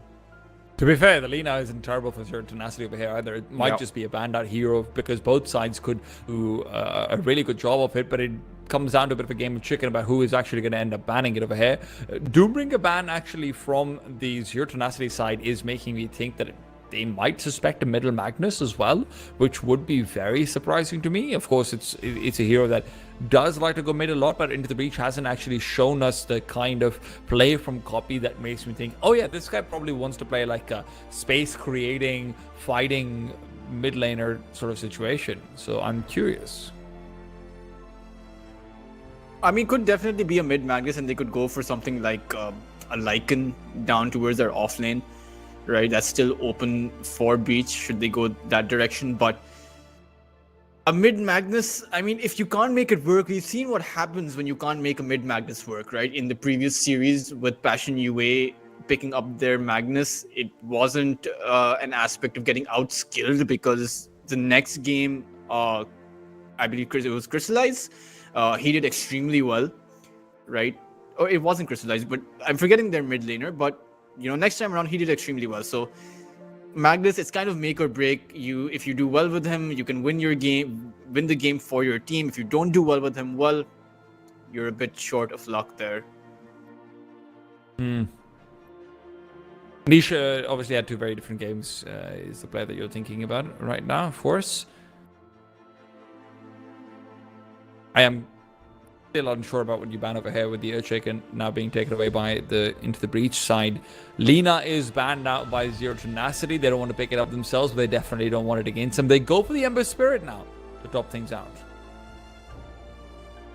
Who are they going to pick? I mean, Ember Spirit versus Magnus, okay, that does do decently. I mean, but the thing is, Magnus does really well against the Ember earlier on, especially before that level 6 mark, because you can just skewer into their tower. But other than that, the Ember, I mean, also melts against the Phantom Assassin, to be fair, later on into the game. So we will see how they're going to be able to make this Ember work. Not a lot of squishy heroes on the side of Into the Breach as they pick up their Tidehunter. So those are three very tanky heroes. In the form of Lelis, Copy, and Mind Control. Meanwhile, Warlock's your only stable target to go for if you're the Ember. But again, this draft from Into the Breach is pretty balanced, provided that they're able to make the Magnus work. Mind Control also on that Tidehunter is absolutely legendary on it, right? Like, that's always one of the things that you have to be considering. I'm also curious to see how Retsu just does on this Morphling, right? Because obviously it's very different to the kinds of heroes that we've seen him being played so far. So, yeah. Stoikov has not been set up for success. I don't think there's really any doubts about that one, but he still needs to find it. This Ember Spirit in the late game is going to be very heavily focused around making sure that he can, you know, maybe find this Warlock on the back lines if that's going to be possible. That's really the only player you can find in the back line, so Tusk isn't really the best hero to be targeting out of the Ember Spirit either. He can always snowball away. He can always toss you up with a punch as well, counter-initiate if you're getting too close to him. It's a scary Ember game. Stoikov, I'm assuming, probably just asked for this one himself. I mean, I certainly hope so. There were much better heroes in the pool. Perhaps some ranged heroes to go against the lineup for ITB. Even if you want to go for the spirits, you could have just gone for the storm over on zero tenacity's side. But let's see how this Ember does. I mean, even the Nefrit roar doesn't have too much follow up, right? You have the Morphling, sure, but apart from that, there's not a lot of burst available. But meanwhile, on ITB's side, their lineup looks scary. They have initiation, they have counter initiation, they have burst, they have sustain as well in the form of Warlock, and they have an absurd amounts of AoE, right? The Warlock Golems, the Tidehunter Ravage, the reverse polarity from the Magnus is just trying to fight your way into all of that is going to be extremely difficult. I don't think there's any doubts about this. Into the Breach has got the better draft of this. This is going to be a very heavy execution burden to come forward onto the Zero Tenacity side. Whether or not they're actually able to do anything with it is a question that we can only find out in the game. Obviously, we already talked about how they probably feel as if they've had the series robbed away from them should they lose over here. But that is something we'll obviously have to just figure out as time goes on. Ember really needs to be careful on this mid lane. Stoikov, I mean, must be an Ember favorite on the Ember Spirit. He is a grandmaster at that hero, but one skewer before you're level 6 could make all the difference into you losing your lane. But even before that, into the Breach, they have plans of their own. A very aggressive observer ward placed down by them. They want to be sniping some couriers early on. 30 seconds. Take down the region of the Morphling and then just try to zone him out. Why snipe some couriers and you can snipe some enchantresses? If you can snipe some enchantresses. Meanwhile, the observer ward has been spotted out. No, in fact, Nefrit needs to be a bit careful towards that top side as there are 3 heroes from Breach. It's actually going to be, it might just end up being a 3v3 scenario. The battle begins. Well, we're going to keep an eye out and see. Oh, so I don't think there's any first blood happening. Yeah, shouldn't be the case. But bot lane, Retsu actually forced backwards. A lot of damage taken, and now comes in the question of, like you mentioned, can you deny any couriers? Will he even really care? Remember, the one makes it incredibly effective regen on his side, even if he is underneath just the tower protection, just for that extra regen. Even that actually helps out. But hey, it is what it is. They did deward that observer, so I mean, Morphling should be able to get his courier down here. Yeah, going to be quite beneficial. Top side is, you know, this is where most of the action is going to happen. This entire lane looks so deadly for both of these sides. It's Nefrit could actually end up going down over here immediately. There's the blood grenades to follow up. 4-2-3 will force him away, and the amount of damage that the Fatal Bonds are dealing is certainly troublesome. Pablo and Nefrit losing out on the initial exchange. We are waiting for the first set of sticks to actually come through for the Dire side as well. That could be the difference maker for 4-2-3. Stoikov, mid side of the map, is struggling a little bit as well. You mentioned it. You have to be very careful as the Ember Spirit until you are level 6. this top side. I suspect that this top side is going to be a landslide for whoever gets the first few kills. Oh dear, nice dead shot on to say. Pablo will be able to at least force down some pressure, but with the Fatal Bonds on the other side, you always have to be careful. Surprising 423 didn't just jump at the Beastmaster there. All the abilities were down, but it looks like he wants to be going in for the kill right now. Just one more hit to get it done. 423 grabbing Nefrit and grabbing first blood. That's what you needed.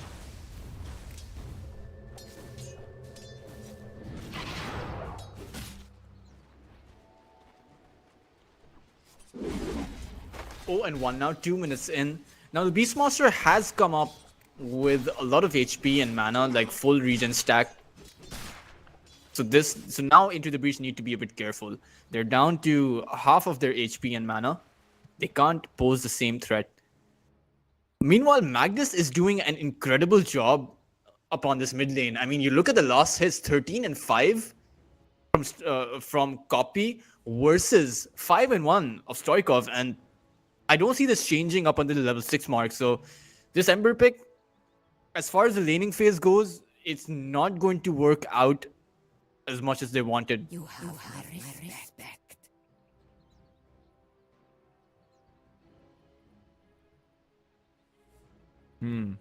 Couple of lag issues coming out. I won't lie to you. I think the viewers know it as well. I'm also having lag issues, so very sorry to everyone for that one. If you are having to listen to Mr. Robotic at times, we are working on it on our end, and hopefully we're going to be fine. Please do not blame the company. It is all on me. But we are going to resume, so hopefully the lag issues have been fixed. And also, it's not even you or the company, it's Valve servers, man. They should work on those.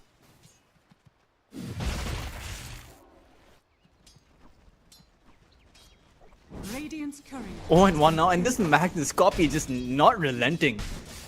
Just taking away every little bit from Stoikov as he can. Has been killed. Yeah. He's still on 5 last hits. Okay, there was his 6, there was his 7. That's great. So you remember how we talked about how Stoikov's going to be having a late game that's a little bit on the rougher side? I think that's becoming truer and truer just for the entire game, not just the late game. Yeah, I mean, he doesn't. We talked about it. He doesn't have those kill potentials as well, right? The Warlock is the only target. Once you get some items up to the Glimmer Cape on the Warlock, suddenly he's unkillable as well. The free's being gone in on. He has to be careful over here to not just go down over to the Fatal Bombs. So much damage. And 4-3 continues to pursue. Now turns his tide and his face onto Pablo. Pablo will be taken down. Yeah, this Phantom Assassin is kind of getting out of hand, right? The Fatal Bonds plus the Stifling Dagger Blink combination. Just too much damage coming out. 0-2 now. That's the second kill going the way of Phantom Assassin. And I'm sure Mind Control isn't going to be letting his carry make a Divine Rapier. I am 1000% sure of this. Well, you don't know that. He might be inspired by Retsu's first game. Be like, well, if I only just did one thing differently, you know? Maybe it would have been worth it. Bounty.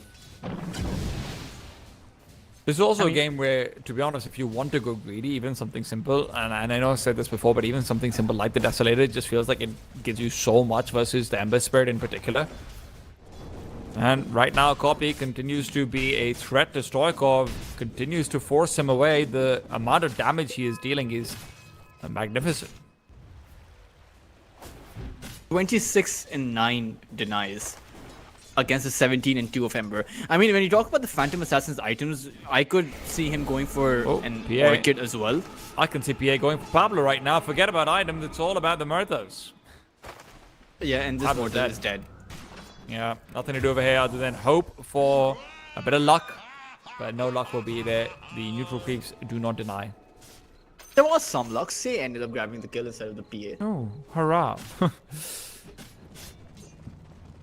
Mind Control, in the meanwhile, is having a fantastic time, although I feel like that can be said about pretty much everyone on the Dire side. Going in onto Retsu, waveform already used, so much damage, and even if he can't get the kill, it really doesn't stop being annoying to be bashed down by a big old anchor.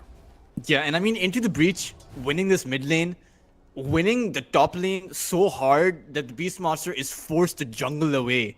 And I don't think I very rarely see a hero like Beastmaster being zoned out.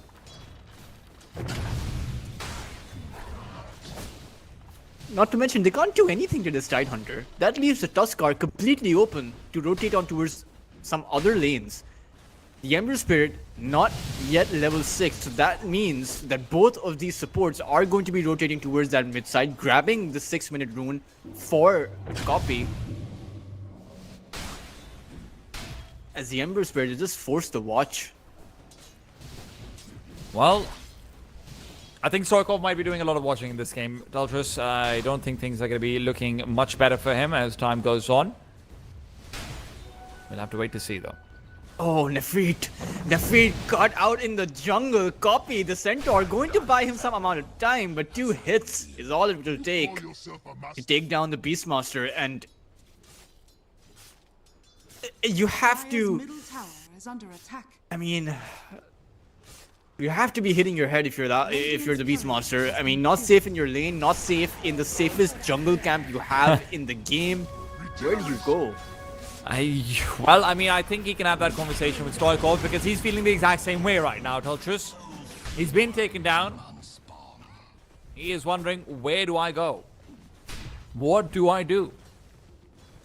What How did I crimes get have here? I committed Is under attack. to exactly. be put into Dire's this bottom position? tower is under attack. Oh man. Top Nefrit, lane though. buddy, Nefrit. it's not getting better. I hate to break it to you.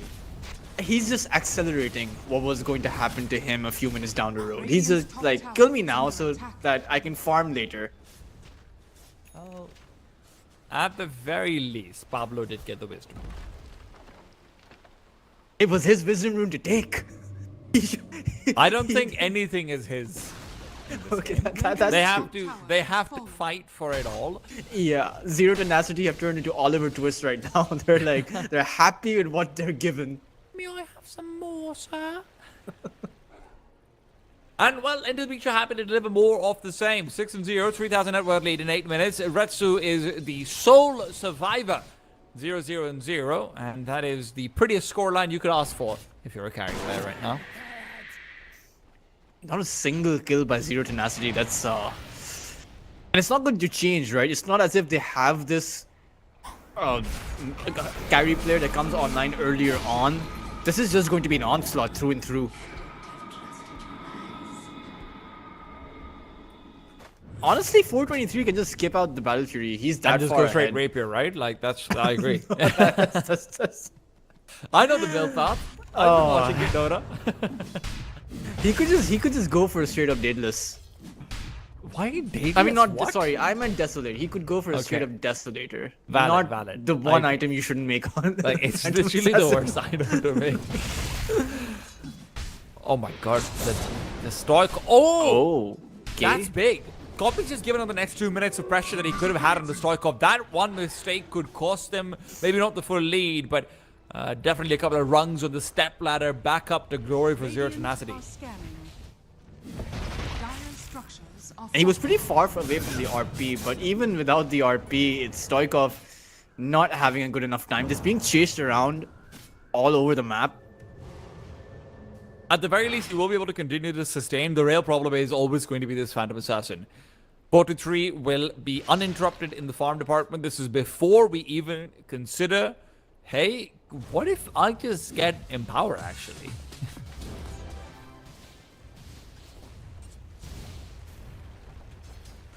Now, the thing about the Empower is that it's a bit difficult to synergize with your melee carry when you're a core Magnus, right? Because to a when mid you're a one. core, you're probably not going to be farming near the Phantom Assassin, so you won't get that much time buffing up using the Empower outside of those team fights.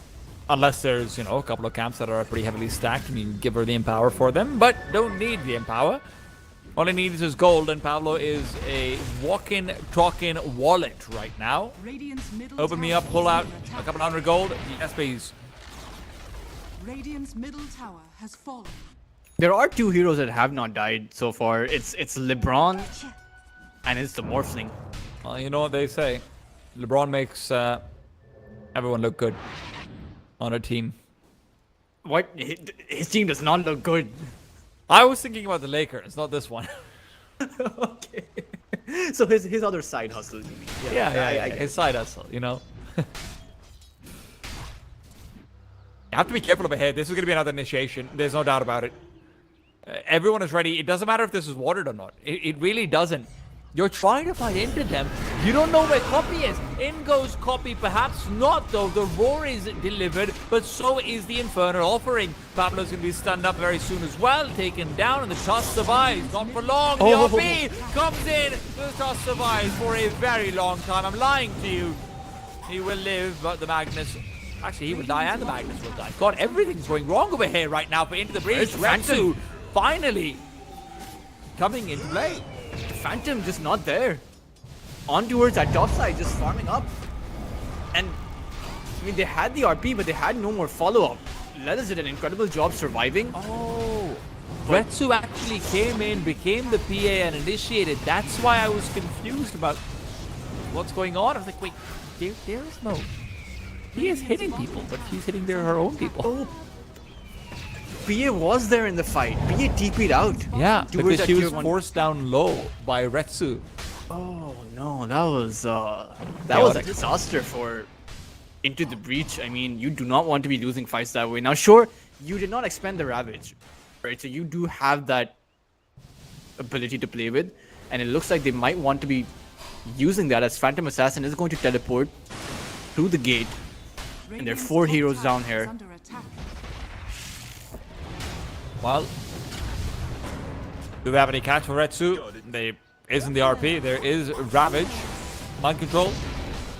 Would like to perhaps pop one out just for the sake of it. Have we seen a Ravage so far? I don't think so. No, we have not seen a Ravage, but Don't be mad. Don't be mad. LeBron's first death does go down for the first time, and he will actually deny the bounty around some very clear-headed play Radiant's bottom tower there. is under attack. But those are all anyway. very small wins. It's like, Please tell me how that's significant, please. I mean, it is like 300 gold you're And there you go. saving, so it is something. Yeah. It's about as much gold as they got from killing him. You're right. Now, I'm sure the maths in my head is not as perfect as is reality. 3 and 10 now, 4,000 net worth lead for Breach. The Battle Fury is up and ready for the Phantom Assassin as well. No stacks though, is the problem.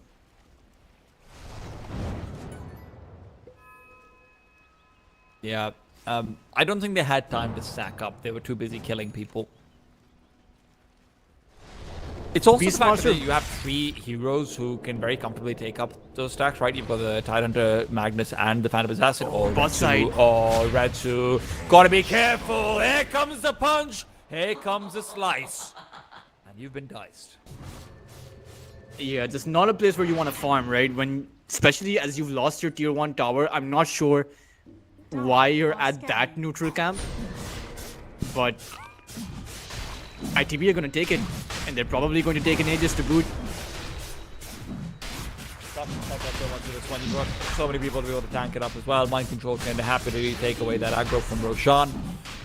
And the best part about this is you're not letting the Morphling farm for the Aegis, right? If the Morphling had run away, if he's farming elsewhere, you're still working on a trade-off, right? That's what, 5, 6, 7 waves in neutral camps that he's able to get.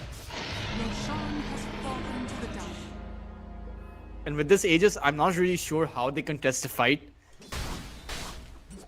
The good thing is that ITB are not the best at taking down these towers, so it's going to be a slow and long haul before they eventually pose a threat to the high ground.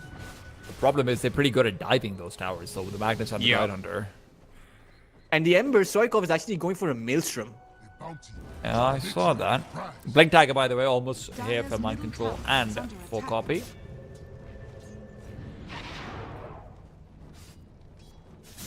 It is going to be a super powered initiation, and why stop 1 when you can have 2? Stoikov needs to be careful though. Where is his remnant? Okay, his remnant is planted all the way there. He so might have seen the particles of the smoke over the camp. I'm not sure though. He should use. Target is Claire.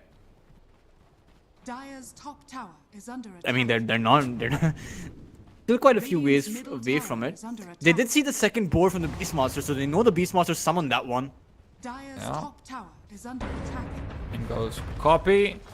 They're a hunted. They can't find them. They're feeling desperate now. We're looking kind of silly right now, guys. In the meanwhile, I don't even think Nefrit has an idea. He's just like, well, so I'm getting some pretty good farm out of here. Yeah, let's go. They are converging with Stoikov. Nefrit and Stoikov are converging with each other. They're not going to gank each other, Tatras. I mean, at this point, Might as well gank someone, eh? Zero Tenacity are doing a very good job of keeping themselves alive over here, though. Dire's top Dodging tower out that first is Blink under Dagger gang is going to be instrumental. The problem is just going to be keeping them away from the tier 2s. Yeah, and I just hope it's not a situation like we saw last game around where Zero Tenacity went towards the high ground and ITP just chose to completely ignore it. But you know, we're talking about a game where the roles are reversed, right? So if ITP goes towards that high ground, some of these towers, is Zero Tenacity even going to defend?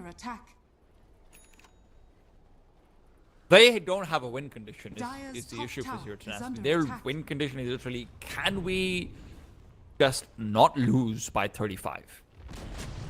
Dire's top tower has fallen. And credit even to then, them, it they are doing a good job doesn't of it. become easier, right? In most of those win conditions where you go like, we're going to win late game, holding that thought. The initiation on towards the tight The hunter. silence. He is shackled up, but a ravage counter initiation on towards 5, but there's no real follow-up. The golems will get dropped down. In comes into the breach. The Magnus will blink in. There's the first kill onto LeBron. Can they get anything more? They're trying to chase down Zero Tenacity, but it looks like that's going to be the end of that engagement. Radiant's middle tower is I under believe attack. worthwhile for them. It's going to be a tier 2 off the back of basically just a Ravage as well. Maybe not. Maybe there's going to be more to be found. It's a quick double RP. Bring back from Copy. Retsu is gone. And that was the main man you had to keep alive. Pablo is just going to be a little bit of dessert. Thank you very much.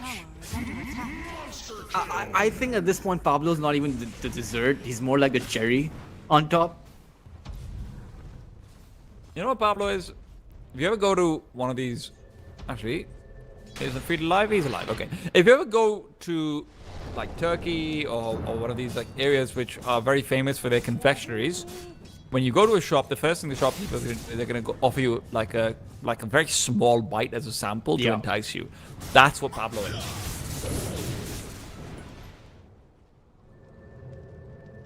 Like, wow, that's delicious. I want more. More baklava. That's exactly what I was thinking about.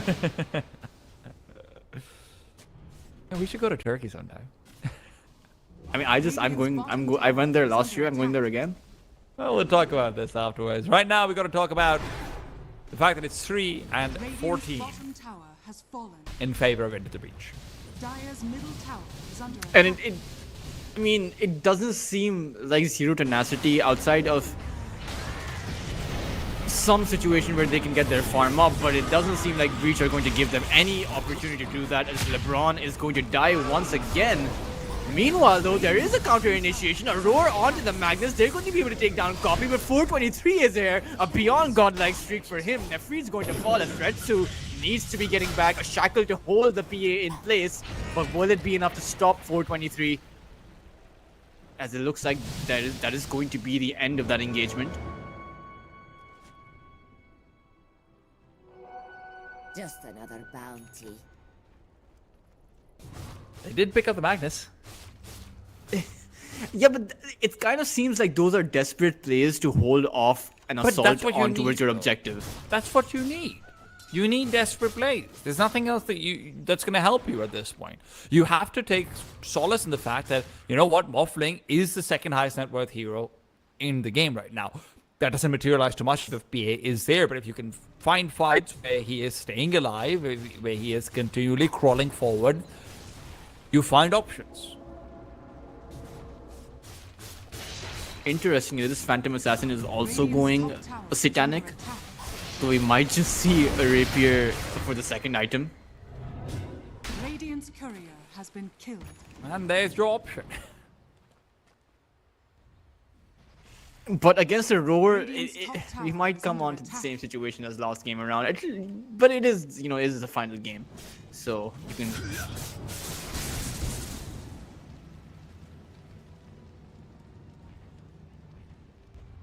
Dire's middle It does seem tower like Zero is under Tenacity attack. have run out of the brass to actually defend some of their objectives. Giving away the tier 2 tower up towards that top side for free. This time around, it's not even a PA with an Aegis, it's just a PA, right? So when Roshan respawns,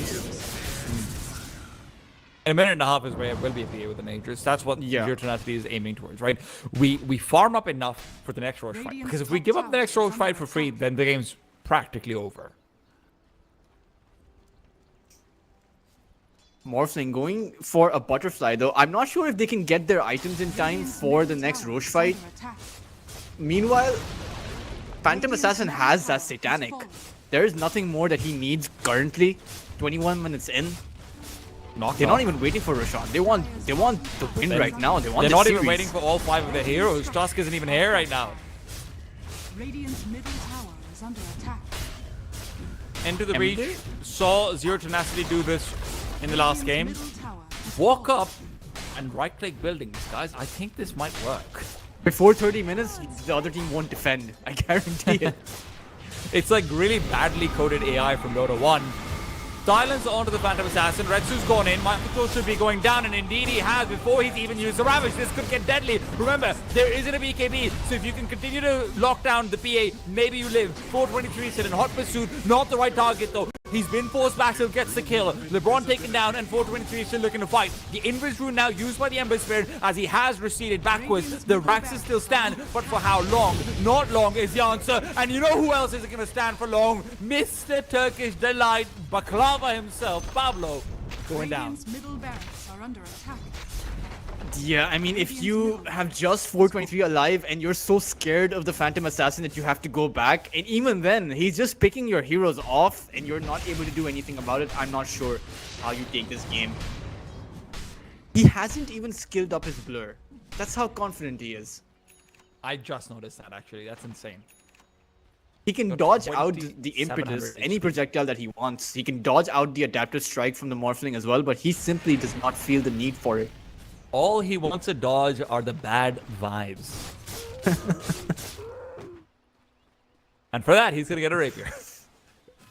He's gonna go BKB. I'm telling you, there's no way Mind Control will let his teammate do that. He's going MKB. Hail Mary. Hallelujah.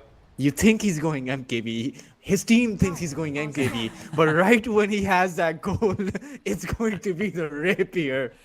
Said like a man who has truly griefed his team in this exact same way. I was in that game. Never forget. They've just used 2 smokes. First They're one thinking this ran might be the out. last smoke they have. Are scanning. This might be the last fight they have in them as well. Radiant Mind are control scanning. wrapping around. Scans are missing from Radiant both are sides. scanning. All the scans being used right now. Roshan is back in 1 second. They will not see. It is all just timing being missed. Maybe into the regional raid wow. either. They do see the wolf. They see the wolf. They're still going in. They're still fighting. Zero Tenacity are about to be given the rudest wake-up call of their entire life. That was Roshan has fallen to the dire. you can't make this up. I mean, that was just so Dire's unlucky. bottom tower is under attack. Absolutely brutal.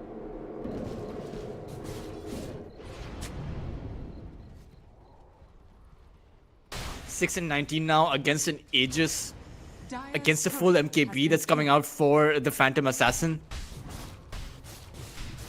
It is Even MKB. Warlock I has was a just Ghost checking just in Scepter. case. This Ember can't even kill the Warlock anymore. Zero Tenacity had their chance of finishing off the series. That chance is now taken away from them. The only way they receive it again is if into the breach make a mistake. And not just one. They need to make 3 consecutive team fight errors.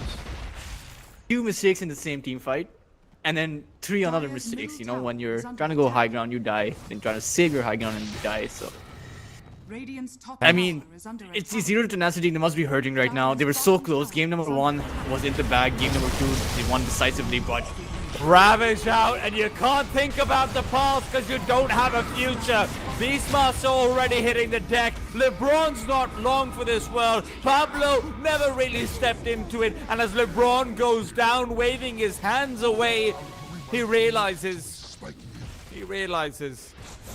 there's nothing else. RP now used as well. Magnus catching out Retsu, who's now looking to move backwards, but backwards would have to be back in time to game number 1 if he wanted a chance to win this series. It's really pretty much over, right? Unless you find a way to defend your high ground, and even then you have to wait out 3 whole minutes for that Aegis. I just don't see a way. Phantom Assassin 423 hasn't died once. What's to say they're going to take him down twice in a row? Tower is under attack. 14-0 and 5. Tower has fallen. Without a doubt, the MVP of this Radiant's game, at least. towers are under attack. Without a doubt, the big bad wolf that is blowing down their houses, and these little piggies don't have the bricks to build a new one. Caught out as the Ember Spirit, taken down, and while the Tusk could be some sort of small consolation, even he's gone into a snowball, and the Ifrit will fall. And the Ember might have escaped, but Retsu only goes in for a quick kill on the support. It's a barracks for a Tuskar, a trade that anyone would make. And as Retsu tries to recede back, he realizes too late that 423 is already there. 423, too many targets, so much to choose for. It's a buffet table and he's here for it all. Mind control, trying to feed him a few more morsels, but they're just running away. Radiant's And that's the thing about building the Ultras. Buildings can't run. Aegis still up for the Morphling. Zero Tenacity's heroes are coming back, but the ultimates from ITP are down. If they want to be doing something, this is the time. Retsu desperately needs his level 20. Even then, it might not be enough. As another initiation on towards the Ember Spirit. This time, Stoikov's not going to be running away. As Retsu's the only one alive that can deal any amount of damage, but the RP is going to hold the both of them in place. A buyback from the Ember Spirit, buyback from Horta. They're trying to hold on to everything that they have, but it's not enough. As the GG call will seal the deal, will seal the series. 2-1 for ITB. Radiant's middle tower is under attack. Not the way you thought things would go. Not after the first 2 games. Not after it looked like Zero Tenacity was just objectively the better team. It comes to game 3. It comes to 4-2-3. And Into the Breach wipe the floor with their opponents right there. I mean, Zero Tenacity definitely looked like the team that played better in the first 2 games, but I mean, when you let a lead like that go away in game number 1, that must hurt. And what must hurt even more must be losing game number 3, knowing that you could have won this series, knowing that you could have progressed further into the playoffs. This is not the end of their tale. Of course, Zero Tenacity will be knocked down to the lower bracket right now. They still have one more chance in the tournament to be going forward. In the meanwhile, though, Into the Breach will be going forward and facing out the victor between Navi, Junior, and Nightball. So a series that will be giving us a lot. Of course, that's not to say that we're done with the day. The day is still young. It is going to be Mouse Sports coming up next, up against Nine Pandas. Make sure you guys tune it back in for that one after a slight break. And you know what? So are Into the Breach. They've got a match to celebrate.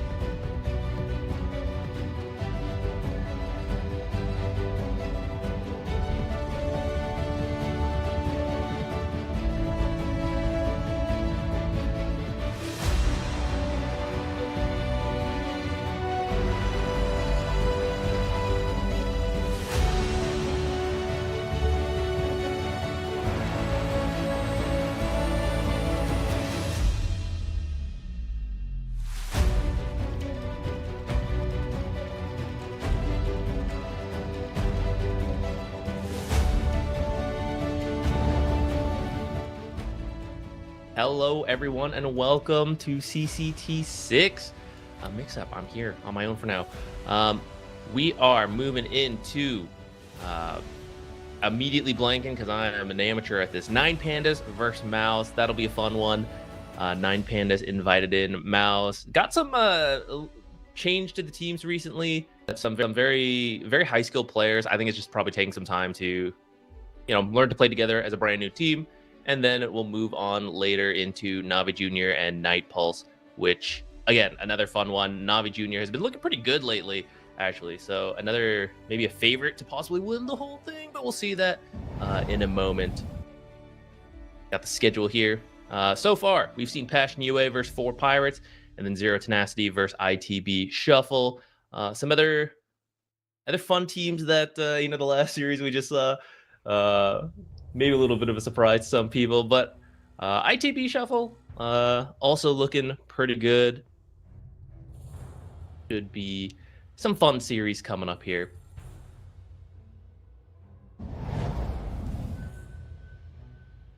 And we have 9 Pandas first, V-Tune, Erase, Lace, Loopsy, and Solo. I feel lately teams that find success are a very experienced couple of players with some rising talent. And we've seen many of these names before here at CCT. They have their moment. But Solo, the name that many people remember, is very experienced. I'm excited to see what he can bring. Now share that experience with these players who have now been in the scene for a little bit, but it always helps to get more. Dota is such a deep game. The more you play, the more you work with the other players, you can just there's an endless amount you can learn and improve. Their opponents, Mouse, we got low skill, Supreme Force, Vampire, and Fly.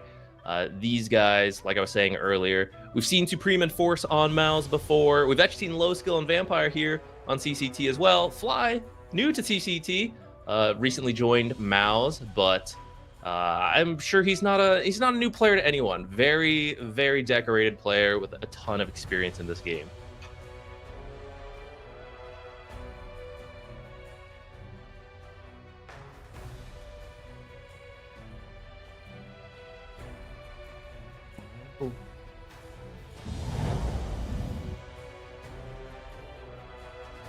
We will be getting started in a moment. 7.37E, still the same patch. So I don't think we'll see like terribly brand new heroes, but it should be fun to see these new teams, especially Mouse, with their relatively new roster, still maybe figuring out some of their preferred heroes, hero combos, the drafts. But I've always enjoyed seeing Fly's drafts. Should be a good one there. And 9 Pandas, we have not seen them play in CCT yet, but they did do a couple qualifiers recently. Some mix-ups, for example, there compared to the usual heroes. They like Undying a lot, who I don't think he's that bad, but he hasn't been as popular as some of the other 5s. I think he's maybe a little more one-dimensional than some of the other position 5s than we used to have. Because he's kind of all in on winning the lane, but I feel like that fits some of the Eastern European style that, well, I'll see. I haven't seen 9 Pandas play quite yet. Maybe they mixed it up in the last week, but that has been the style of. I feel like Solo. He likes that style quite a lot. You'll see him just like run in with the Undying, possibly. It looks like a feed, but he's running in, dying, getting info for his team, and then he'll buy back. It's a classic, the Solo Roche play, for example. But he embodies that throughout the game, and I feel like that's why Undying's a pretty good fit. I think they like it. I'm excited to see that because I feel like Undying should be a good hero. Maybe not broken compared to some of the other position 5s, but I'm surprised we don't see him a little bit more, especially because lately we've seen a ton of people pick their offlaners in the very first phase, where you're a little bit more susceptible to being hard countered.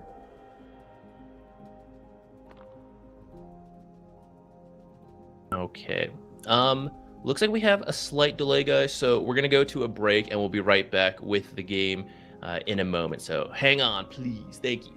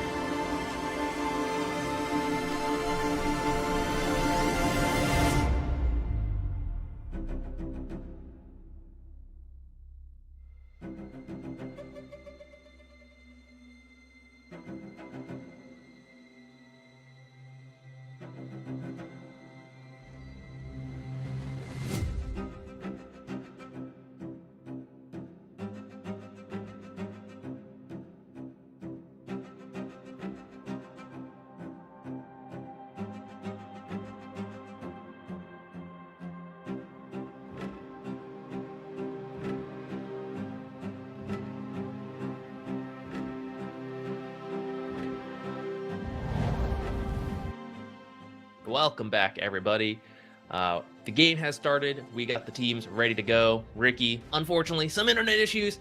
He might join in later. We might have someone else. Don't worry, I got you guys for now. The openings, don't worry, very comfortable. We've been in this patch for a while. I'm sure you guys are all familiar at this point, but we got some Magnus Band, Phoenix. Fly's a classic Phoenix player. I think it's one of his favorite heroes. He definitely comes to mind when it comes down to the Phoenix.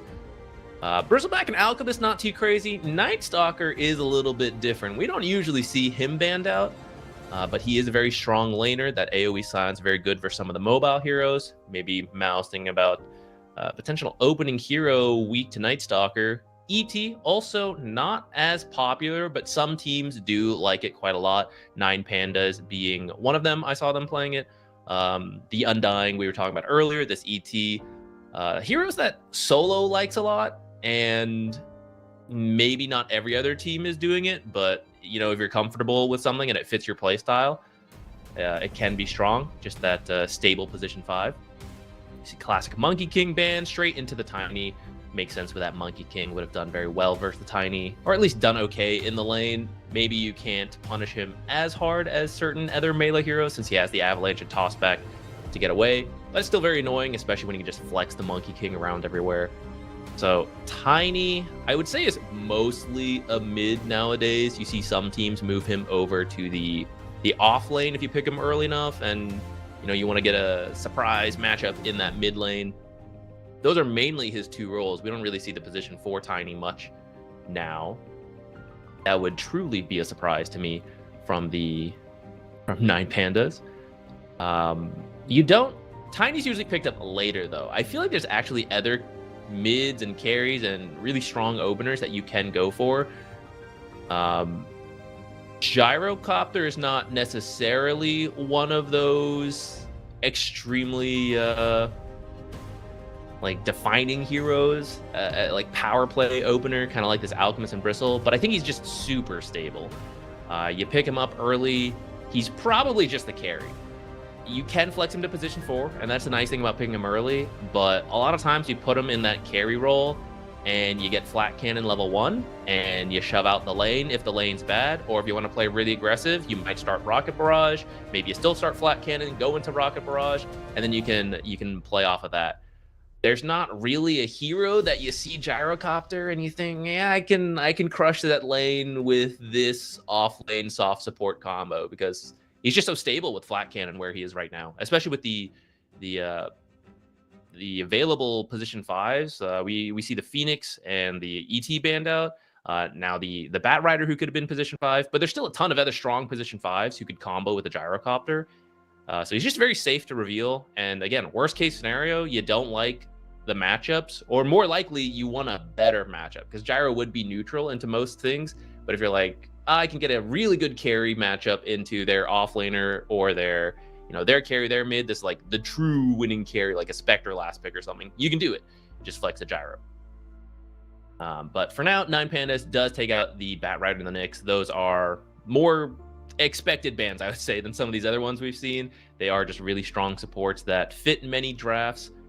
I feel like we'll see some Zoo heroes coming out. We got the Nyx ban, who has got the Mind Flare to instantly kill any creeps with mana. Night Stalker, well, I guess a lot of people aren't getting the Night Stalker shard every single game, but if you go for a Helm Dom hero like Beastmaster or some teams like Lycan, you can see that picked up kind of early, but not this game.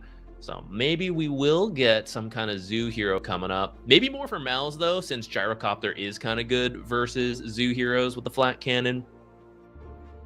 We get the Clockwork support. So this could be the safe lane combo right there. Clockwork plus Gyro. That's a very strong lane that I think you can get by with some offlane combos and just kind of go roughly even. You're all farming, but I can't really think of a combo that would easily win that lane outside of outplaying, which could certainly happen.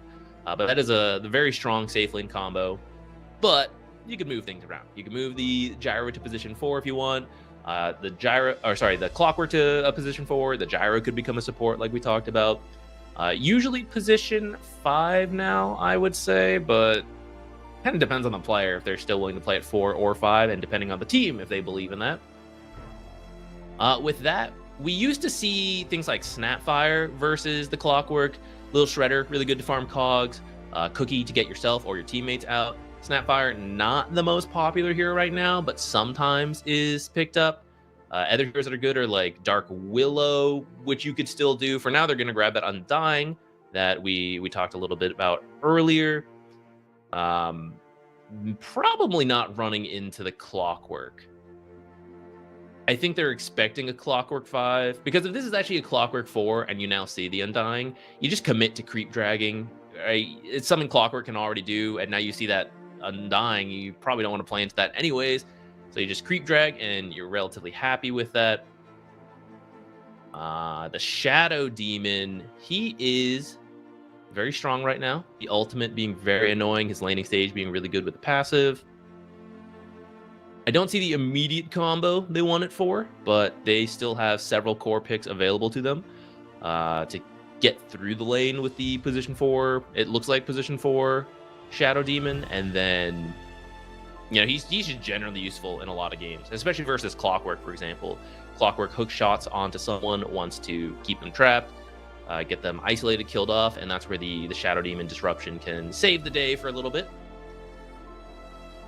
I think with that Undying pick on Mouse, I feel like you can just get your offlaner. I know you're going to reveal it, and you might get countered by the carry, but I think at this point you're going to commit to creep dragging anyways.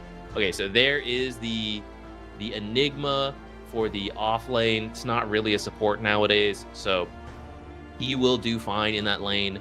You often want a ranged hero versus Undying, who does his best versus melee strength heroes, ideally, but really as long as you're a melee hero, your life will be Pain versus Undying and Enigma.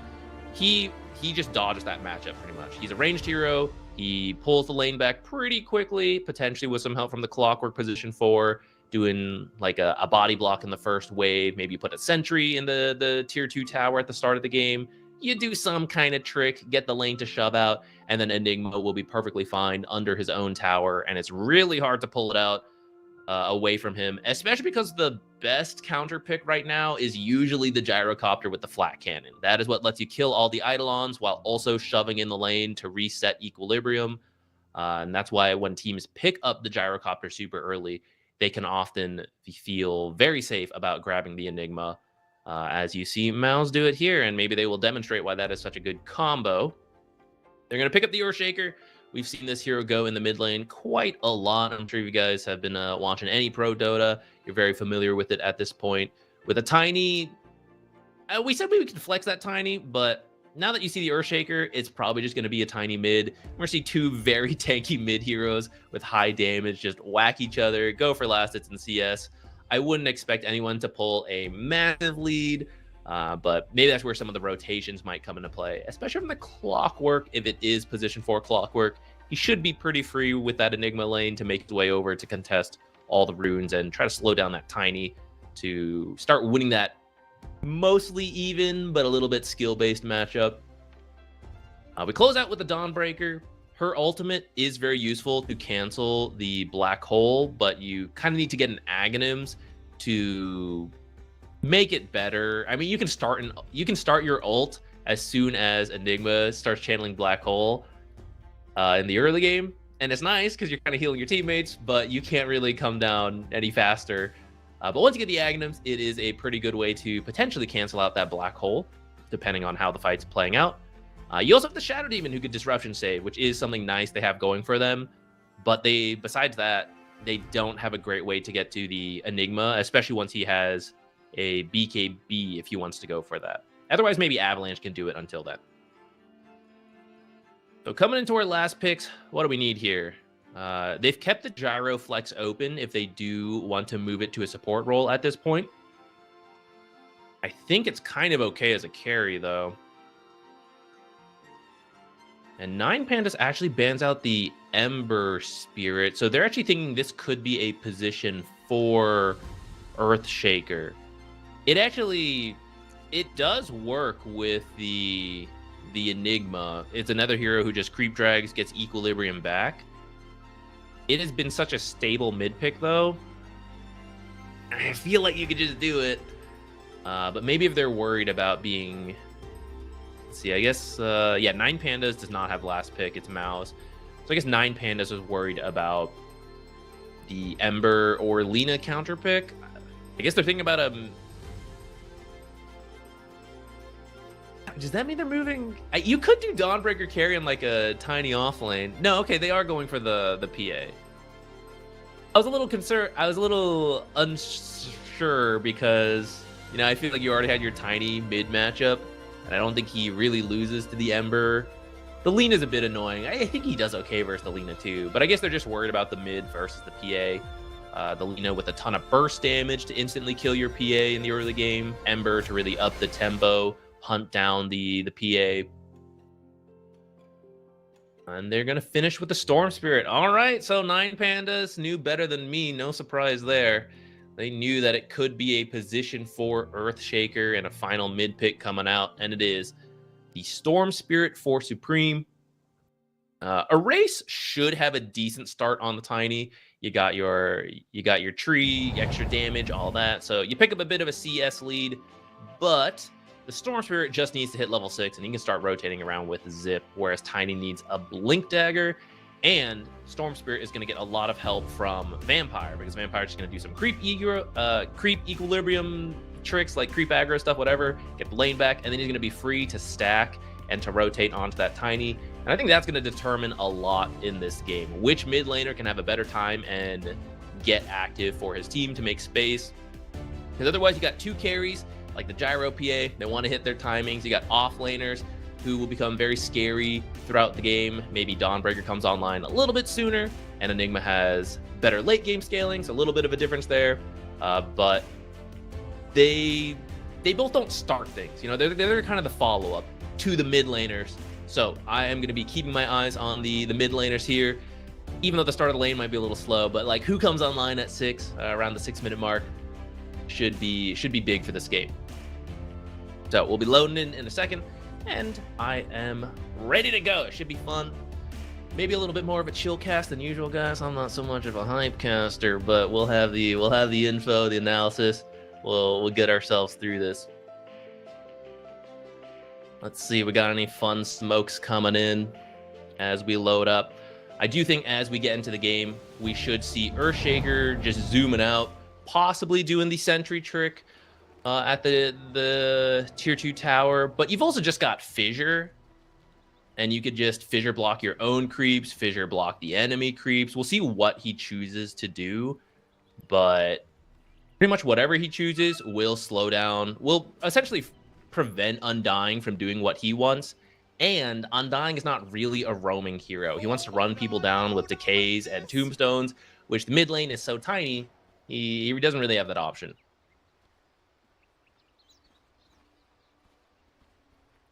All right, Earthshaker sitting by the tower, so it is looking like he's just going to block his own creeps. Got some Eidolon scouting out this mid lane. I feel like this should just be a 2-for-2 rune exchange. Both teams get some wards down, so they see Lays moving up. You could set up, if you think this Dawnbreaker is on her own, she's not like baiting with the team smoke behind her, and especially as they see Loopsy in the river, they could get some good damage onto this Dawnbreaker if she comes in. All right, smart moves from Lays. Doesn't see enough information to feel comfortable going for that rune, so he's just going to back off. Very smart choice. Guys, any of you playing pubs, don't grief your lane losing a ton of health for a bounty rune. It's not really worth it. Lays knows that, and that's why he just backs off. Gets the confirmation as well with Break of Dawn.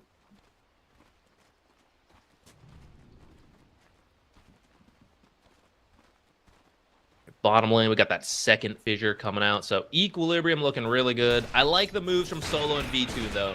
Teamwork, already body blocking the creeps together from the very start, trying to match what the Fissure can do. But it'll still push out against them. We'll see how they can adjust from there. For now in the top lane, yeah, what do we get on low skill? Yeah, he's got the flak. This is just what you do on Jar. You just shove out the lane with flak cannon. And when it comes to fighting over the camps, Fly should have a slight advantage over Loopsy, although you can do some nifty tricks like Disruption to mess them up when they try to go for creep blocks, D-wards, things like that.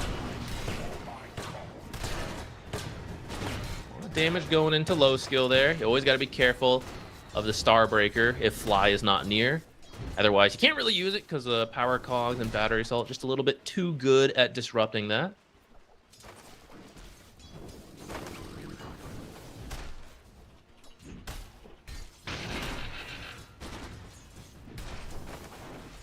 That's why you see earlier Loopsy blocked his own hard camp. Not something you see all the time. Usually the offlane wants their hard camp, but see where the lane is coming in. That's just because this is how you lane as the gyro. You end up shoving it out with flat cannon, and you actually can use the hard camp more, but you do your own pull to fix it. Force in a bit of trouble here. The blood grenade, the tombstone. This is why Undying is still a strong laner. They get the first blood onto Enigma there. It does cost a bit of resources on the Undying, but you just buy some mangoes, and if you line the timing up right, you can even get yourself the Lotus to give yourself more mana back for the future. With that kill, well timed while Vampire was out of there, but he was doing a creep drag, so Enigma just straight back to farming. In the mid lane, yeah, Tiny's got a couple extra CS and denies. That's not too crazy. We've all become very familiar with his massive amount of damage to start the game. So it'll really come down to what the rotations from the Earthshaker lead to, which should start soonish, I feel, as Force gets level 3, so he has 2 points in Demonic Summoning. That's where your Eidolons are stronger, can maintain equilibrium better. I think we should see Vampire head over, especially for that 4-minute rune.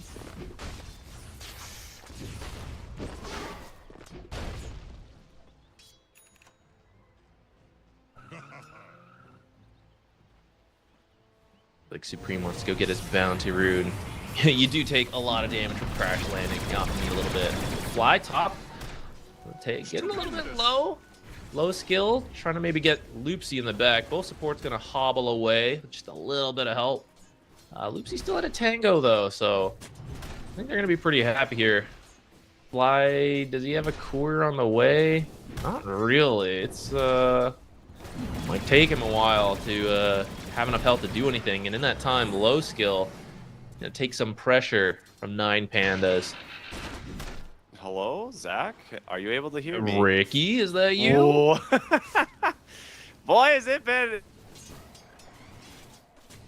Yeah, he's gone. Am I actually gone? No, oh, you're back. Oh, no. Radiant's middle Tech tower. Alright, I'll issues let you in keep- 2025. Can you Yeah, believe dude. it? Yeah. Are you actually able to continuously hear me, or is it, like, cut out? I'm hearing you right now. Okay. All right. Hopefully it continues to work. I guess we'll see what happens. Welcome, everybody. A new caster has joined the fray. Ricky, he's back. Fortunately, a very slow start. You didn't miss much. Yeah, I was gonna say it's 1-0, 4 minutes in. Looks pretty solid. So I obviously I missed a little bit of the breakdown on what you were talking about in the draft, but looking at the two teams, well, hold on, that's a dead Shadow Demon. Very nice kill top lane. I was gonna say, looking at the two teams, how do you feel about the drafts here? I was feeling kind of good for Mouse with their draft overall. The bottom lane's going a lot better than I expected, though. You see VTune having a huge CS lead over Enigma. They did just get a return kill on the Undying and Ice Fissure block while there's 6 Eidolons. Very strong, but almost necessary for Force at this point, considering how he's been struggling here. Yeah, that CS lead is actually really shocking. In all That's three actually lanes. crazy. 39 CS at 5 minutes. 5.5, I guess. That's really good. Yeah, that's wild. So, oh, nice. A pause. I can catch up on some things that I've missed. I do notice that 9 Pandas have some pretty meta heroes for the most part. They get the Tiny, The Phantom Assassin, the Shadow Demon, and of course the Dawnbreaker. The Undying's a little bit of a weird one, but maybe was the PA picked early in the draft and then the Undying later? No, she got picked up later on. So they liked the opening Undying. I think it's something Solo really likes. Yeah. You just pick a strong laner. And so far, I mean, even though they countered with the Earthshaker and Enigma to like avoid the lane, Solo's done pretty well to set up V-Tune for success. That's maybe the stranger part. Like Undying 5, uncommon but understandable. Earthshaker 4, really not something we see very much nowadays. Radiant's middle tower is under attack. Well, Earthshaker 4 trying to chase down V2 just needs to... Well, okay, well, he still gets some, you know, there it goes. Mid lane, meantime, a deep dive with the Haste Rune. They'll take down the Storm Spirit.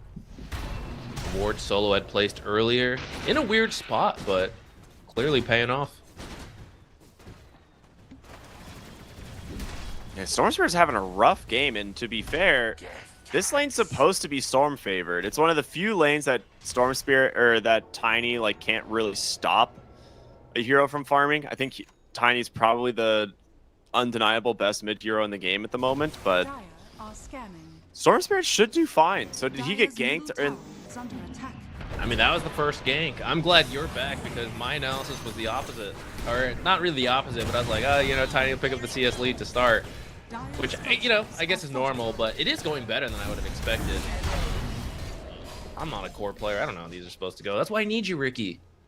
Happy to have you back. Yeah, Tiny has definitely just skyrocketed in stonks, dude. This guy is like the most sought after mid hero in Dota right now. He is unbelievably strong.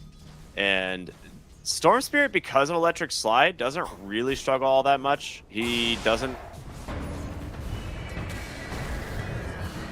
Dawnbreaker ult coming in bottom. The Black Hole does catch the PA. There's the disruption save. The zombies are building up, though. PA did not get out in time. Storm immediately caught in the avalanche toss. Everyone getting low, but only a few people dying so far. Next up is the Dawnbreaker. And looks like Mouse, with the extra bonus from the drums from Enigma, does manage to win that fight. 3 for 1, only losing your Earthshaker. Unfortunate time for our hype caster to leave, but a big win for Mouse. Looks like they over like 1,500 gold towards them, and a lot of tower pressure too because of the Eidolons. And this is one of the strengths of the Enigma. You can get auras faster than any other offlaner. You know, maybe Beastmaster going for Helm Dom, if you count. Helm Dom is like a pseudo aura. Drums, proper early team fighting item. So even as we see a huge rotation down here, pretty much every hero from both teams besides the Gyrocopter, that drums makes a big difference there.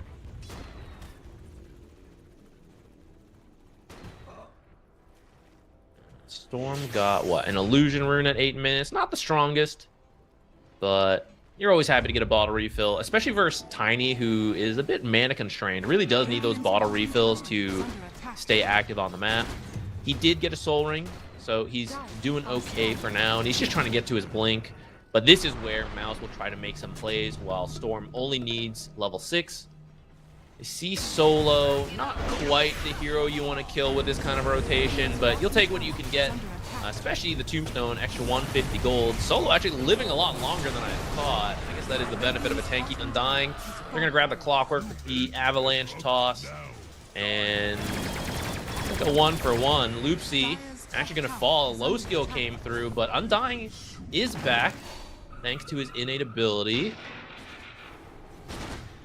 Looks like things are now settling down. He's back, but Tombstone is still on cooldown from earlier. So it really just has Decay. And they're going to go for it. They throw in the Undying. There's the Dawnbreaker ult. Avalanche to make sure it lands. You don't have Black Hole because that thing is like a 50-year cooldown. A little bit of an exaggeration. 3 minutes, but still on cooldown from that earlier fight. So they will get low skill. And the kill even went to... Oh, I thought it went to PA. It actually went to Dawnbreaker. Starbreaker and Celestial Hammer are great at kill securing, we'll call it. Solo found out by the Storm Spirit. Another galvanized stack heading over to that Storm Spirit. Even though Vampire picks up the kill, that's okay. You don't need to get the kill. You'll still get galvanized. Oh, even as a regen rune, totally free. Zipping straight to the bottom lane to just continue farming. Right, returned again after a slight hiccup. Hello. Welcome back. Welcome back. Yeah. Imagine being the year 2025 and your ISP decides that Monday morning is the day that they want to take your internet offline. Everyone knows Monday morning is not the time for Dota, unfortunately. Just kidding. Oh, it's always great time hook for shot. Dota. Mid lane. They do find the Shadow Demon trapped inside the cogs. Fissure blocking him off. He's buying plenty of time though, so he's fine. He's just gonna walk away. It's kind of a cool combo. Later, I assume Undying will pick up a shard at some point, maybe from Tormentor. Two supports who could save each other. Yeah, true. Ooh, in comes the Vortex. He's going to throw out that Avalanche, but the missile in pursuit should hold him in place long enough. And another stack there for Supreme. Enigma did fall in that, though. Yeah, wait, how did he actually die there? He just took a lot of damage from Tiny, I guess. Nope. Jump on forward. Echo's completely off the mark. And now they gotta run. Phantom Assassin's making her presence known. Lupsy just pops this Earthshaker. And Storm Spirit bottom lane will pop most of his mana pool to bottle up an Arcane Rune. Now up onto the high ground he goes. Call down though from the Gyro. Not really gonna do too much damage here.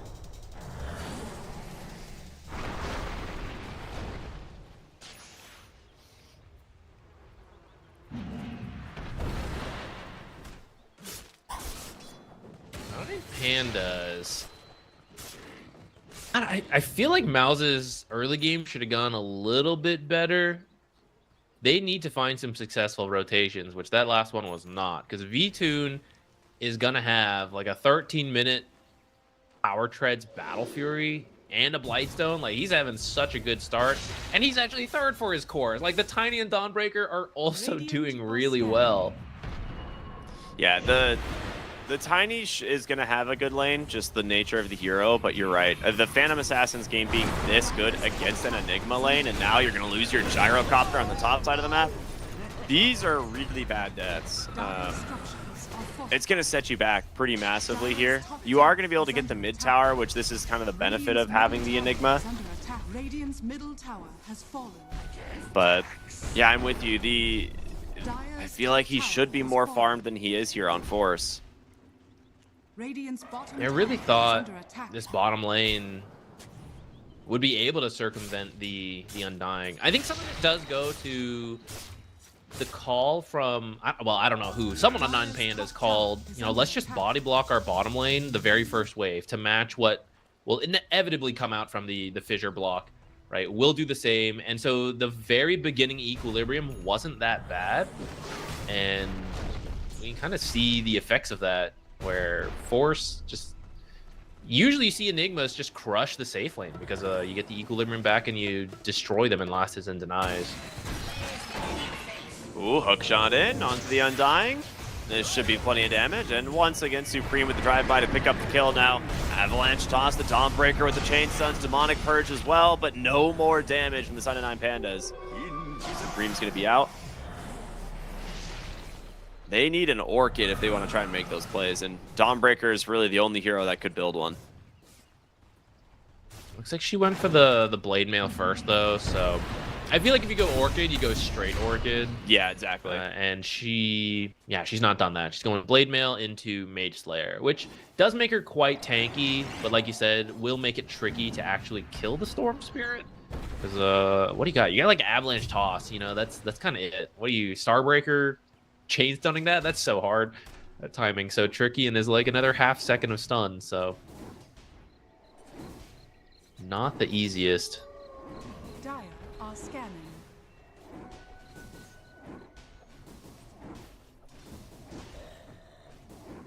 Dire are scanning.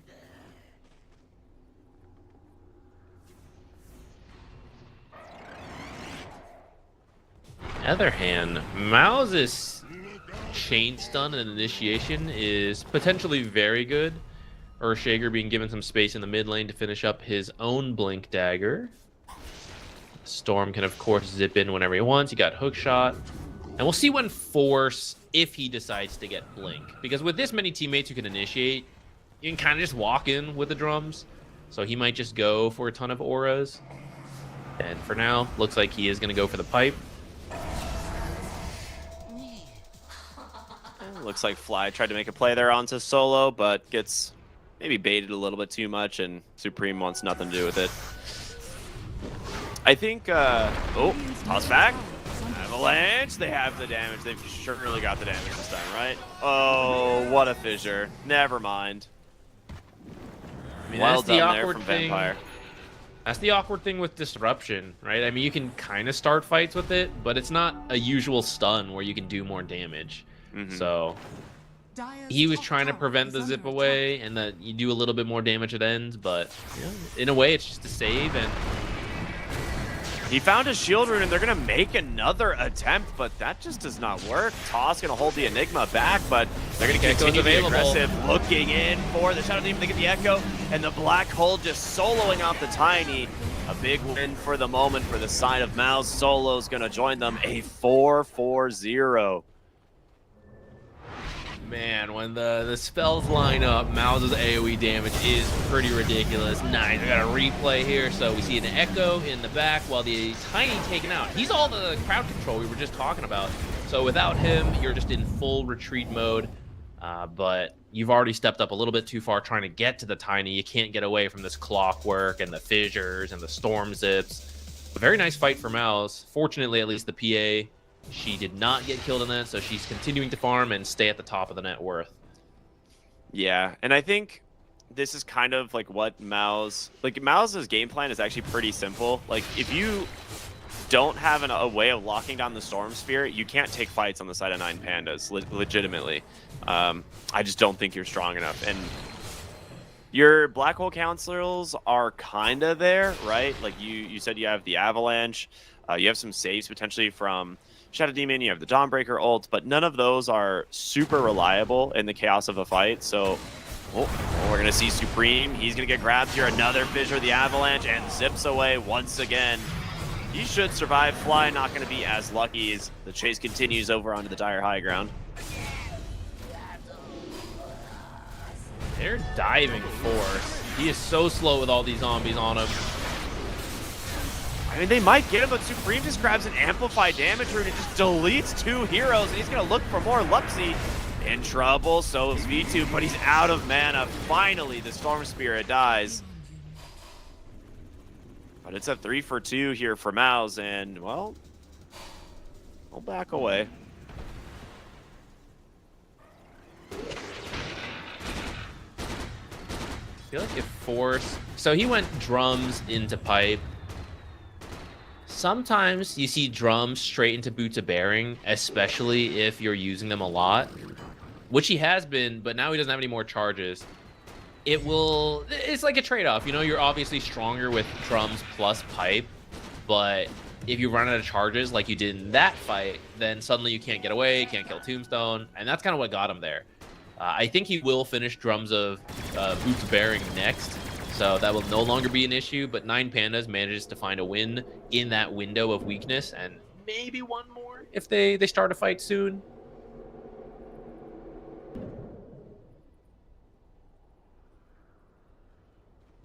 Yeah, I like that. I do...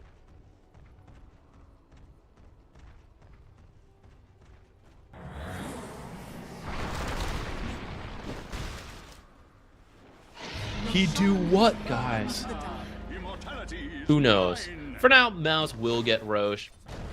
9 Pandas had to use a lot of their spells to win that last fight, and with Black Hole being back up, Mouse knows can't really contest in the Roche pit. I mean, that's Echo and Black Hole, and you got Gyro who's got a ton of AoE damage. Like, that's way too scary for 9 Pandas to come into. Even though Dawnbreaker ult and Tombstone are not bad, they're not as good as the overwhelming AoE team fight from Mouse. Let's see what they can get done with this first Aegis. Ooh, hoping to find that PA a fast blink away before the Vortex could come out. And if you get the Vortex, the rest of the chain stun is there. Avalanche toss, finds Force. Some saves for now. This Fissure might block him though, so he's just got to turn and Black Hole. Storm is in. Can they finish the PA? Yes. Blaze up next, though maybe not before getting a kill himself. Does finish up Force for the extra damage. Storm Spirit now though. Avalanche, not quite enough to finish up that kill. He does have the Aegis, but isn't even going to lose it. TP straight back to the fountain. Very nice fight for Mouse. Gyro, he had TP'd bottom before that. It worked out for Mouse, but that was a good attempt by 9 Pandas. And if that wasn't such a good Black Hole, I think that would have been a mistake from Mouse to stick around in that area while Gyro had TP'd out. So I got the tail end of that one. This is a great time to disconnect. Don't worry, Hypecaster Zach's got you. Yeah, I believe you. This is your training arc, No, it's that was the point I was about to make. I don't know when I got disconnected in the middle of my monologue the last time, but Enigma only really has to wait for Dawbreaker ult this game. Like, realistically, like a lot of the other stuff is not that much of a threat. You can pretty easily dodge it or prevent the Tiny from actually getting to you. So, yeah, I saw the turnaround there. Very nice. Radiant structures are fortified.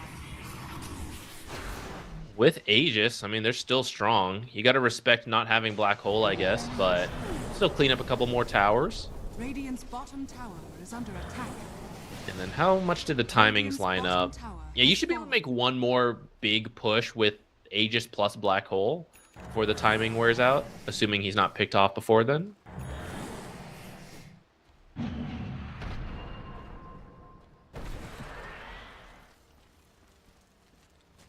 I'm curious when Lays will get the Ags. We talked about it being the way to counter Black Hole instantly on your command, but you got to get there first. And for now, you got that Mage Slayer working towards the BKB. I can kind of see why he needs the BKB.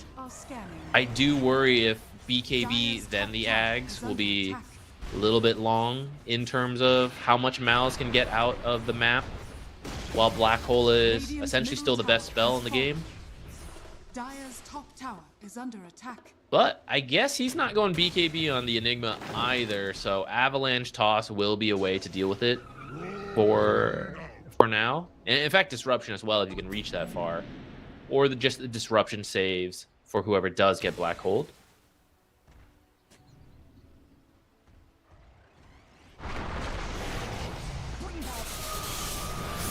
Storm messing with the Tiny. Probably about half health, but I mean, he's kind of on his own. I don't think they're really looking to get that much here. Maybe just trying to bait a response. You got about 1 minute on Aegis left. Though Gyro wasn't even there. That might have been a risky bait.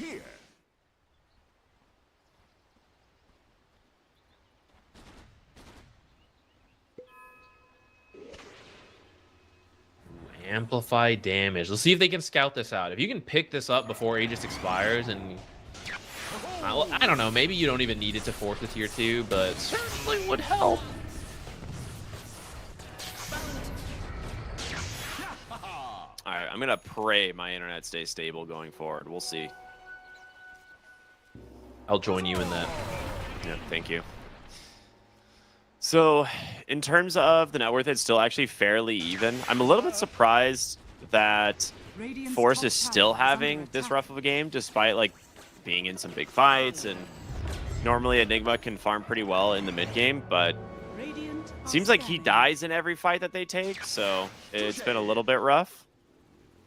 Yeah, that's what I was gonna say. Like his Black Hole is great, but it costs him his life in many of these exchanges. The trade-off is that the supports are relatively farmed. Yeah. Which, if you're playing Aura bot Enigma, that actually might work out. They're going to clash here in the mid lane. It looks like Storm Spirit's found the Undying, gets himself a freebie. And the rest of 9 Panda is going to back away, realizing Mouse was smoked. That being said, Fly is definitely trying to find an opening. Oh, he goes for it. Hook shot in, gets the Shadow Demon, traps him inside the cogs, but that was definitely like a... He rips it, and the team's like, don't do it. Get back, homie.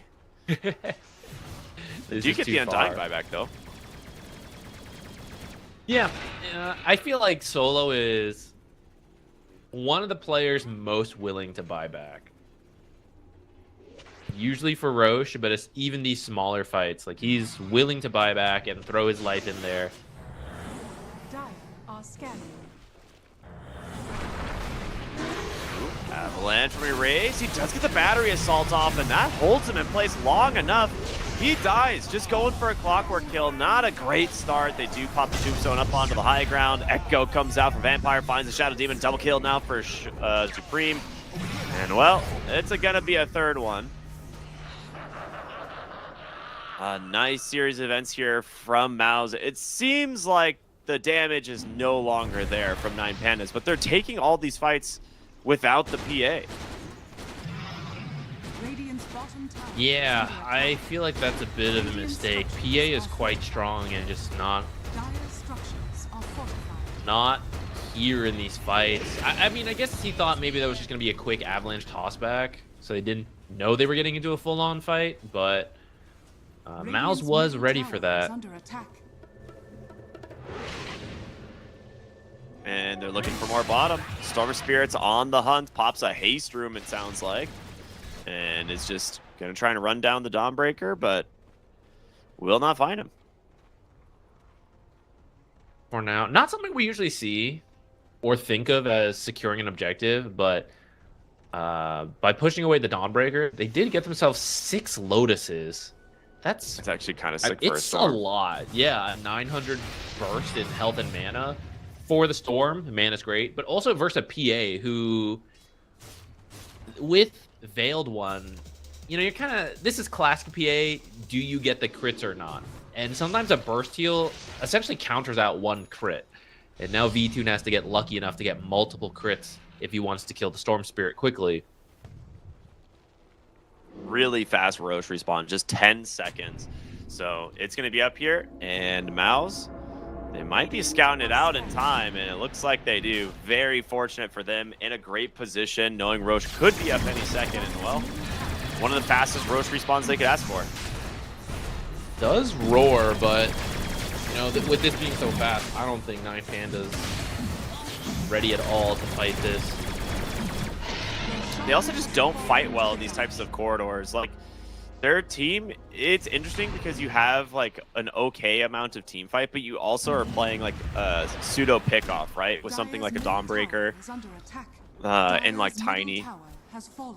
Meanwhile, if you were to 5v5 at the Roche Pit, you're fighting into Echo, Call Down, Black Hole. Like, it just seems overwhelming. Dire's middle tower is under attack. Well, you're gonna have to fight at some point. It's gonna have to be your high ground now. You at least have the Dawnbreaker to maybe try to split push so you don't get stuck in your base and fall off farm-wise, but Storm Spirit and Clockwork make that pretty scary if you don't have good vision. Is under You attack. could be pretending to push, suddenly kill your Dawnbreaker, and then resume the push right after that.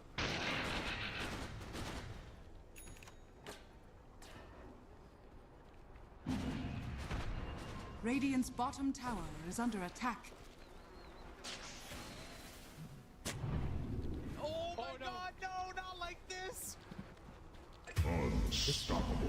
There goes Oh. the Shadow Demon.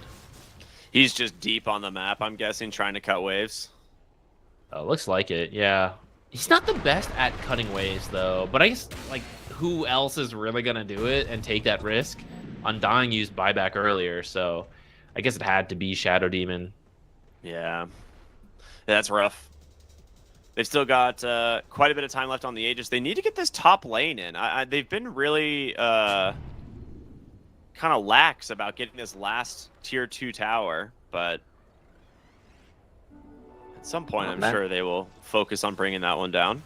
In that sense, you know, Shadow Demon's play did sort of pay off, right? Like, maybe you Yeah. don't cut mid as much as you want, but because you're drawing their attention mid, they didn't cut the next creep wave top. So, like you said, Dire's bottom they would tower love to is get that under tier 2. attack. They do eventually shove that lane in, but at this point, Shadow Demon's back up, and maybe that's mission success.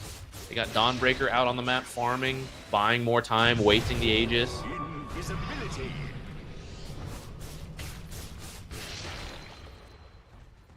They're gonna smoke up here. Crimson Guard being delivered. Really good time to fight. 4 Mouse.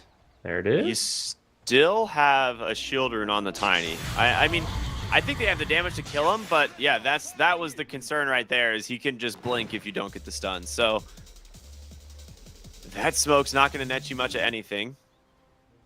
But maybe you can go bottom lane and start pressuring the tier 3, try and force back 9 pandas, and that seems to be what they're doing.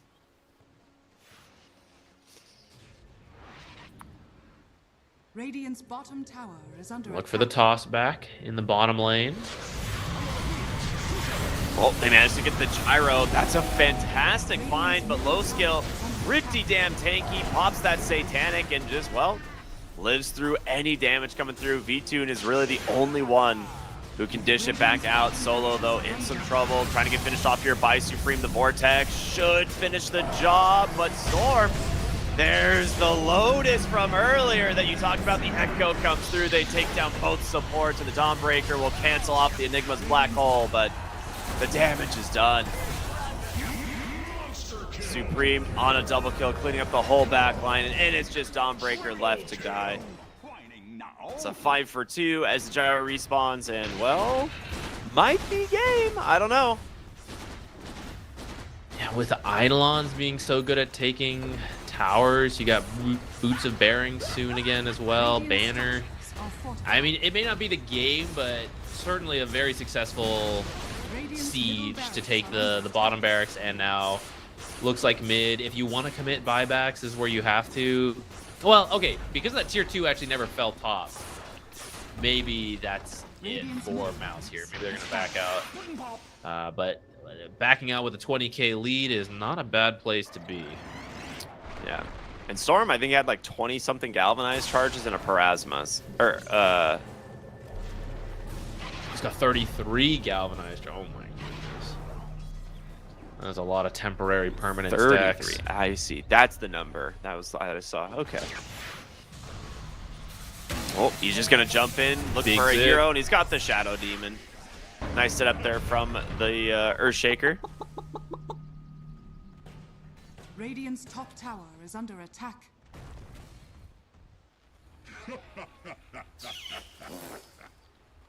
They're going to grab the enemy Tormentor, Shard for Fly. Backpack's really useful to get vision in these fights to set up a good Echo or Black Hole, which we saw come into play in that last fight. Even though they got the toss back on the gyro, he just had enough aura buffs as well as being very farmed himself that they couldn't actually kill him. And they all reveal themselves going for the gyro, so then you manage to get good follow-ups on the Echo and the Black Hole. And now that you have 2 barracks, like, it becomes even easier. You can siege top, but eventually bottom lane pushes in. Blah, sticking around a little too long. Eventually bottom or mid pushes in, and someone has to go deal with it. And again, that'll give you information on the side of Mouse to choose whether you want to go in or not with your big team fight spells. Mm-hmm. Yeah, Fly just like hanging around there, seeing if they're ever gonna like smoke out of their base, and I think that was kind of the idea behind it. But he's dead for a little while. It was about 1,000 gold for him as well, so do need to be careful about the fact that they are all worth a significant piggy bank right now.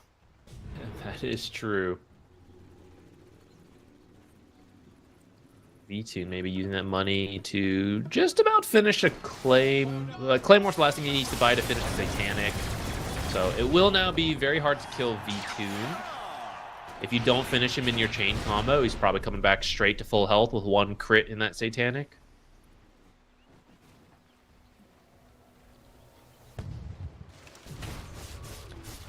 I feel like they've just, as long as they black hole the PA, they should be able to win the fights. And like, obviously then it's like, all right, well, Dawnbreaker just can't ult until black hole comes out.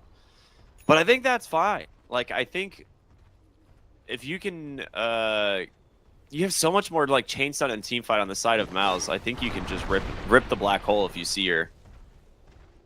But maybe not. Dawnbreaker's going for Assange and Yasha next. Actually, it's done now, but I feel like you can't. I feel like the counter to Dawnbreaker to the Black Hole is having the Aghanims. Do you think that Aghanims is coming too late? Do you think you just don't need it? I think he thinks he doesn't need it, but I would agree with you. I think it is coming way too late. V2's gonna go on the backside, look for Force, but he just gets chain stunned and dies. No buyback. Gyro has arrived. Radiant's middle tower is under attack. Yeah, that's GG. There's your Black Hole. Force putting a stamp on this game. Echo Slam, everything on top of the Dawnbreaker.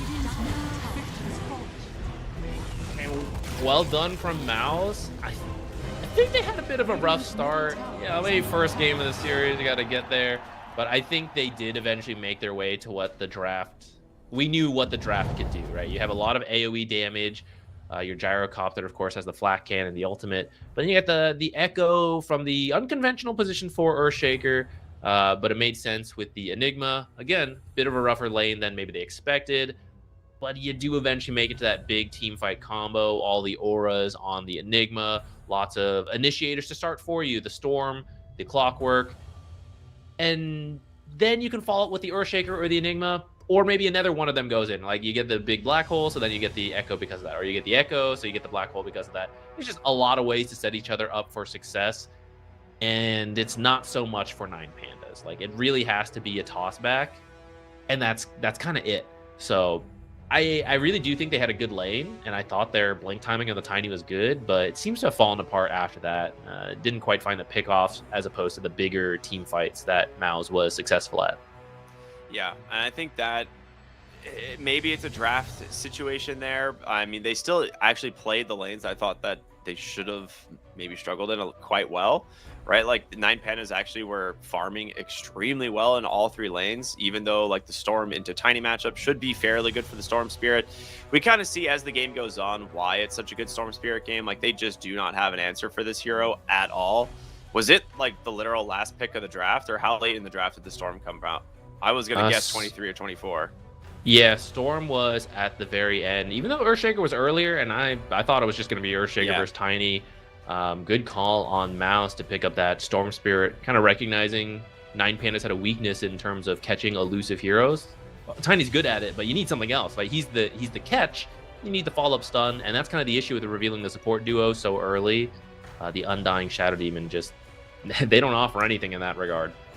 Yeah, that's a rough support duo for sure, and it's one of the reasons we don't really see a ton of Undying, right? In terms of position 5s, like, there's a lot of position 5s that are as strong as Undying in lane almost, but offer a little bit more control or team fight, and so I would like to see them revisit a little bit. Like you said, it is kind of a solo classic, but yeah, we'll see what they do in game 2, because I think I'm not like 100% sold on the Undying, but I would like to see, you know, them either like rework the draft so they have a little bit more lockdown or recover some sort of like spirit hero that could come out in mid lane. I don't know. What do you think? I think either one of those supports is different, someone with more catch, or the Dawnbreaker has to be a different pick, because Dawnbreaker's a follow-up. Those supports are both kind of waiting in the back. They don't start things. It's all on Tiny. That makes it too obvious anytime you do anything. Like, Tiny's off the map, be careful. Tiny's on the map, there's no other play happening. So someone has to have it. Either the position 4, for example, so that Dawnbreaker can follow up either Tiny or the position 4, and that's way scarier for Mouse to deal with. Or the off lane can do things on their own. They start stuff, and it could be the Tiny follow-up, the support follow-ups, whatever. I agree, 100%. That's a really good point. All right, so we, I believe, are going to be going to a break, and then we'll be back with game number 2 here of 9 Pandas versus Mouse, everyone, so stay tuned. We'll see you in just a bit.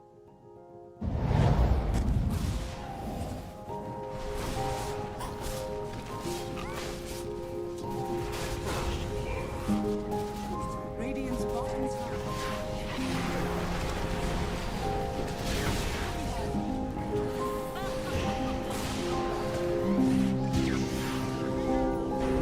Radiant's bottom tower is under attack.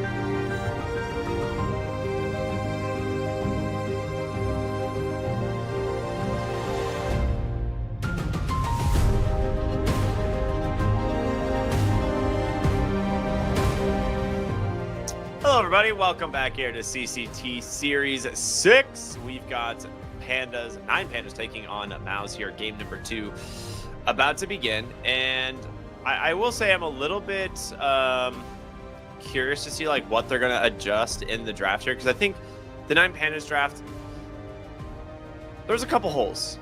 From last game. I think so. I think Mouse had a... Oh, it's banned out now. They had a gyro opener into the clockwork, very flexible. It's a strong lane, but you can also move things around. Whereas 9 Pandas opened with the tiny, which he's a good mid laner. He's pretty stable, so like that's fine, but it doesn't give you much flex. And then they went into Undying Shadow Demons. They kind of revealed that support duo, and that's what let Mouse pick up really strong team fight that they kind of knew 9 Pandas wouldn't be able to match, and then finish up with that Storm Spirit, very elusive pick. Again, without a lot of catch options from 9 Pandas. So I kind of said it before you joined in. Fly, I think, has always been like a very solid drafter. I know he's not like the only one on Mouse. I know they're all pitching in, I'm sure. But I kind of see it there, right? Like his influence coming in immediately as a very experienced captain. Very nice draft. Taking in some influence from everyone, like Earthshaker 4, and not very common. But, you know, I'm sure they got together as teams, like, what do you guys like to play? What are you capable of? It may not be meta, but we can flex some stuff, leave those options available to us. Very nice. 9 Pandas, I'm sure, are trying to do the same thing. Solo, also very experienced captain, trying to pull out some comfort stuff with the Undying. But at least in this case, I think Mouse did a better job of capitalizing on how the draft was developing. And we're going to see if they can do it again here, starting with the opener of the Phoenix. Something Fly loves to play and has been a very strong hero in the current patch.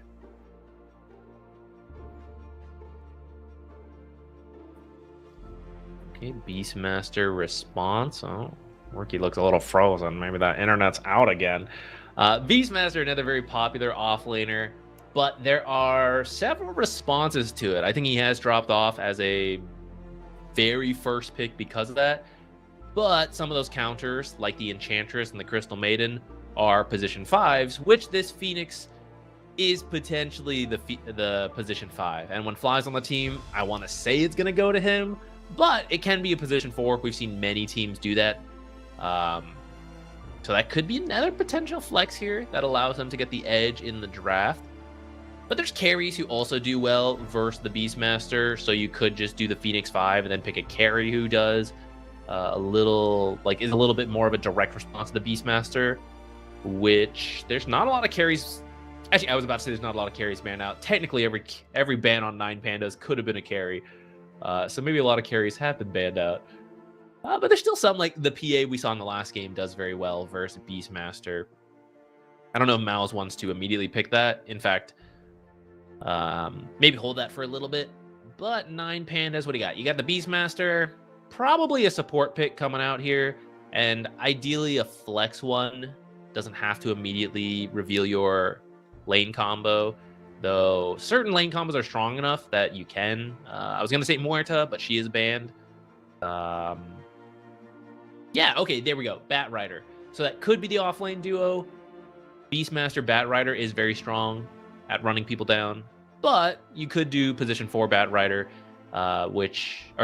Position 5 Bat Rider, also been very popular, also very strong in the lane, and that leaves a different position 4 pick possible if you want to, maybe Mouse reveals the PA now, and you want to pick a position 4 that's strong versus that.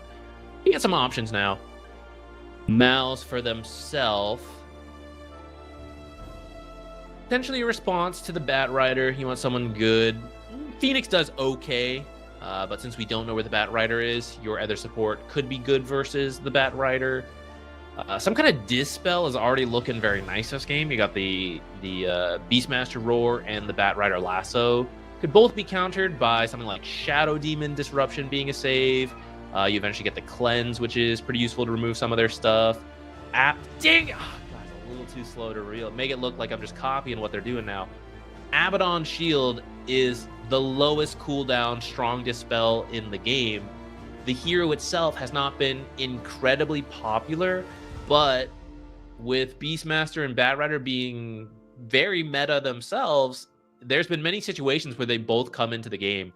on the same team. And I think it's now becoming a little bit more popular for teams to explore Abaddon. This position 5, probably. We'll see if they want to do anything wacky with it. But it's looking like position 4 Phoenix, position 5 Abaddon, and now your aphotic shield. You're probably taking Mephitic shield for the facet, so your laning stage will be pretty good in the trades, and then the shield throughout the entire game now to remove Lasso and to remove Roar. Very excited to see it's coming to play. I see Ricky moving around now. Aphotic shield has been applied to Ricky. No longer stunned, no longer frozen. He's back. How you doing, man?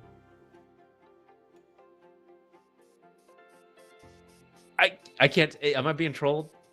He's slowly moving. Okay, Aphotic shield immediately chain stunned again right after. Maybe affected by the Phoenix attack speed slow. He's getting there, guys. Don't worry. Napalm stacks have been built up. Tiny. I mean, we saw Tiny have a pretty solid game last time. Solid start, anyways. They weren't quite able to connect on Tiny having a good start, but I don't think that's like the hero's fault. I think it's more the draft as a whole. Another shield applied to Ricky. Are you there this time? Are we good? I honestly have no idea anymore, man. It's you know, I think my internet's back, but who knows? I see why you're making aphotic shield references now. There's an Abaddon in this game. What in the world? He's coming up. Pub players have been asking for this forever. They're like, Abaddon's so good in my pubs. He's at the top of win rates. Why don't we see him in the pro scene? And the pro scene's a little different than the pub scene. There's ways to deal with Abaddon, but maybe the pros are starting to agree. Why isn't he in our games? Let's start picking him when they keep grabbing things like Bat Rider and Beastmaster. I like it. I like it. We see the Clockwork Sniper come out as the next duo pick for 9Pandas, and pretty good sniper game at the moment. We'll see if they can come up with anything to deal with it, because you will have to find a way of getting into the back line. Yeah, Tiny's not bad at that. I don't know what it is. Yeah, Tiny's not bad, but he needs more. You got Clockwork and Bat Rider to protect the sniper. PA did get banned. Otherwise, I was going to say she'd have a good lane and she could follow up the Tiny. Okay, Morphling kind of does something similar. With the waveform, he can close the gap very quickly. With the Tiny, burst down the sniper before very much can happen to him. And he does pretty well versus the Beastmaster. You do have to be careful of getting tempoed, but I think with the supports available to him, like, he's going to get through the lane. They're going to be able to delay those early pushes. Maybe you need a little more. You know, maybe the offlaner also needs to help buy you time to get to that late game.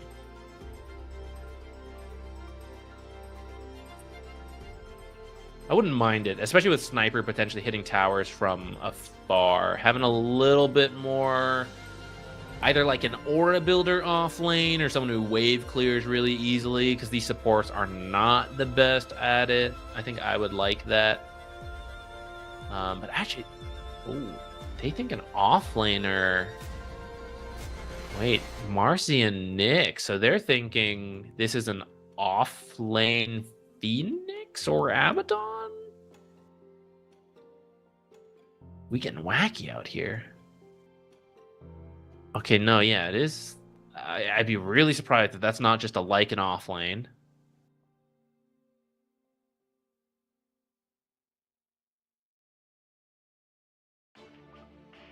Lycan off lane with probably a... It's a little bit of an awkward support duo. The Phoenix. Wait. I swear we've seen Supreme play Phoenix mid. Hey, welcome back. Do you think they would do that? Would they? I don't know. What's the matchup into the sniper? Who's a Phoenix mid player? Only a few people. You think they would do that instead of just like Tiny mid, like an off lane, and a morph support or a morph carry? I don't know. Things are wild, man. I'm just like throwing crazy ideas out there. I like it. I appreciate it. I mean, it's just, I feel like it's got to be Fly Phoenix, right? Yeah, probably like, well, I think he could also play the Abaddon. I like Abaddon 5 a little bit more personally. True. Maybe like Abba 5, Phoenix 4, Tiny mid, morph carry, like an offlane. which he's also a very fast hero who can get to the sniper. Sniper really struggles just to the wolves. If he's going alpha wolves, he's gonna have a rough game dealing with them. Like, his only option is to get like the shard and get the grenade early, but with alpha wolves, you just walk them at the sniper the whole game. It's super frustrating to deal with. Yeah, these supports, they like to start fights, but they're more just like backline duty now. Keep sniper alive, and now also V-tune. Meta also, like, it gives you the team fight superiority, but you can't move very much. So the types of fights 9 Panda are going to look to have are either you just walk at objectives and force Maus to come to you, or you end up holding your own high ground for the whole game, and at some point you win a big fight and then just, you know, run it down off the 90-second cooldown or the 90-second death timers. But I give a lot of the early advantage to Maus. I feel like they should be the ones making plays, low skill, just farming up on that Morphling. The other 4 heroes running around doing things, trying to force stuff out of 9 Pandas, and you choose the smart fights, because otherwise, if 9 Pandas is set up and you're trying to walk into a sniper and Metamorphosis TB, you're not going to have a good time. Yeah, I agree. And I am curious to see how well they're going to be able to play around that. But I do like the Maus draft quite a bit, and I am happy. He had pack leader selected for a while on the Lycan, and I was like, hopefully he switches to Alpha Wolves, because that's like the only reason to play Lycan right now, and he did. So I think the Lycan can get a lot done this game. Batrider as well as the Sniper are both very susceptible to just the Wolves spam coming out from them. It is a 4 Abaddon. Did you mention that? I wasn't sure where it would end up, but yeah, it looks like Fly playing Phoenix just could not be avoided, and I don't know, maybe they'll lane swap, or maybe it will just be Abaddon 4, which I'm excited to see how that works out, because I have not seen that run very much at all.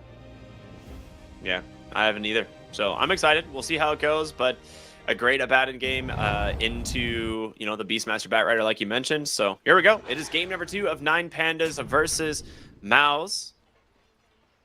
As both teams kind of hanging around the mid lane.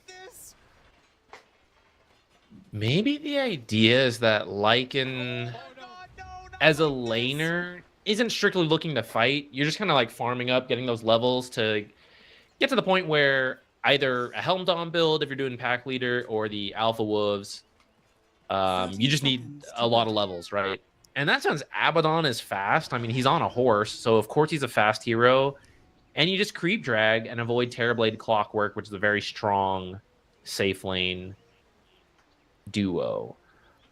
Yes, that's the idea, because otherwise I'm not sure what position 4 Abaddon, what else he would do here. But I guess you just try to fight with the Mephitic Shield, or Mephitic Shroud. The battle begins. I kind of agree. I think that actually makes a lot of sense. Fly is just getting beat down here by this Beastmaster and just sacrifices himself for, well, I was going to say a bounty rune, but he doesn't even get the bounty rune. So that is first blood for the Batrider. Maybe underestimating the buildup of Napalm and Boars hitting him. That's painful to give up because, well, at least the kill went to Loopsy, but Beastmaster does get some assist gold, should have a good start because of that, and then he'll get to his Helm Dom faster, especially the Helm of the Iron Will, which will just give him a lot of survivability in the laning stage. A lot of the damage from Morphling and Phoenix come from slowly chipping you down as opposed to instantly killing you in one go. Yeah, exactly. Yeah, we're going to see how they do in this lane, because that's definitely going to be a really costly death on the Phoenix, I think, for a while. Dire's courier has been killed. Phoenix really just needs to get to level 3. Once you have level 3 and 2 points in the Fire Spirits, you're probably chilling.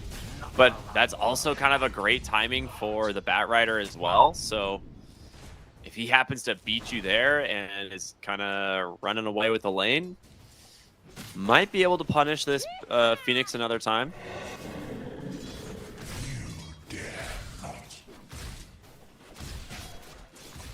Bottom lane for now, they are just playing it out. I do think that's where Abaddon... I don't know if it works the same as a position 4, but you are strong in the lane with Aphotic Shield and Mephitic Shroud Facet. So for now, it looks like they want to fight it out. Though, it is... Well, I guess, okay, that balanced CS. I think some of that was Power Cogs CS, though. So I do feel like the straight-up laning, Terrorblade is getting what he needs. That's pretty big. Did Loopsy? I was like, did he not go Flame Break? He just didn't throw it. Interesting. Flame Break being like one of the few abilities that can interrupt the dive would just have netted him a kill, but I think was a little bit hesitant to try and commit for it. I mean, yeah, your timing's got to be good to interrupt it. We just slipped up on it.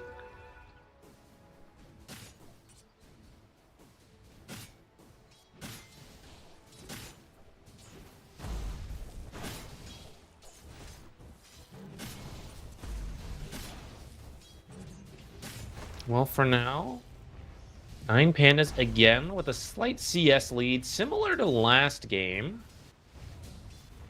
And we'll see if it ends up being the same, where you just take some time for Mouse to come online, and then they start pulling the lead back again through the plays they make.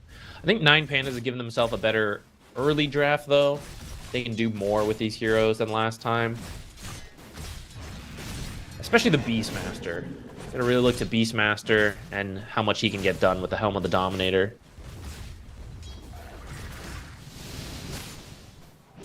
Is that the build he's going? He's going Helm Dom? Yes. Huh. All right. I mean, I feel like I can never really understand like the idea of when teams decide that the Helm of the Dominator build is the way to go, but I guess the idea is he actually wants to try and limit the map that low skill is going to have. Like, he needs to get some early towers. His team doesn't really have any other tower pushing besides him. The Terrorblade's meta is like, I guess it, but he's going to be farming for a while, and Sniper probably also farming. Some of it might also have to do with this Abaddon. The roar kill threat, especially the uncontrollable damage, might actually backfire. Speaking of the Abaddon, gotta fight down here. Solo getting low.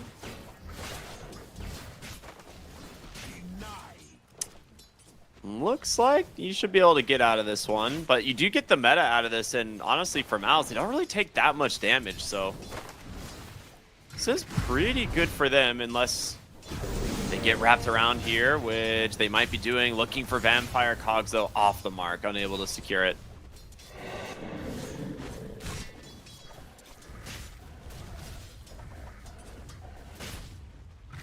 Force's build is just Wraithband, Null Talisman, Wand, now go for Midas. This is...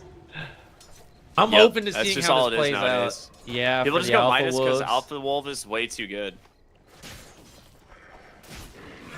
See if it pays off. Because I feel like last time he was able to get a lot done on the Enigma. This game, just not going to be able to do the same early impact. But we'll see if his team can cover that, especially the Tiny. Because these supports, we kind of have a swap, you know, where the last game we were saying, like, the supports don't really start much. I feel like this time it's the same for Mouse. Like, it's all on Supreme Tiny to have a good start, so the supports can do something. And otherwise, the offlane and the carry are just taking time to reach their tipping point.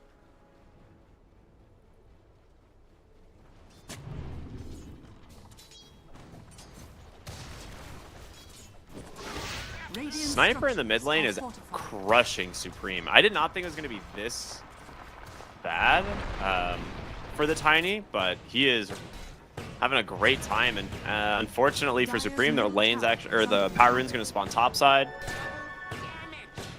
The amplify damage. Oh boy. Solo, does he actually? There's no way he actually gets this solo kill, right? He's trying, but Baden should be able to turn away. Now force one more Shroud out. Or Shield. Mephitic Shroud, Aphotic Shield. Yeah, I don't know. I think both are fine, right? I think so. Tower is under attack. Oh, man. Force pulls the wave, denies the bounty rune. That hurts.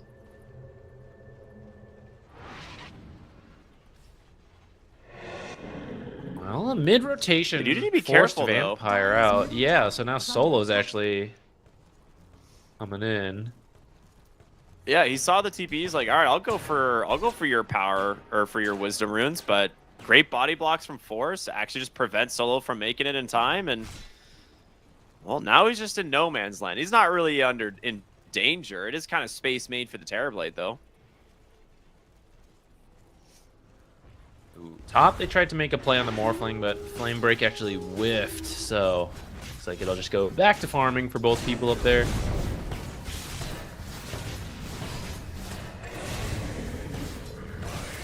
Bottom lane, the meta comes out once again, and this time they will actually get the kill. Looking for Force as well, as he's trying to play inside the creep wave.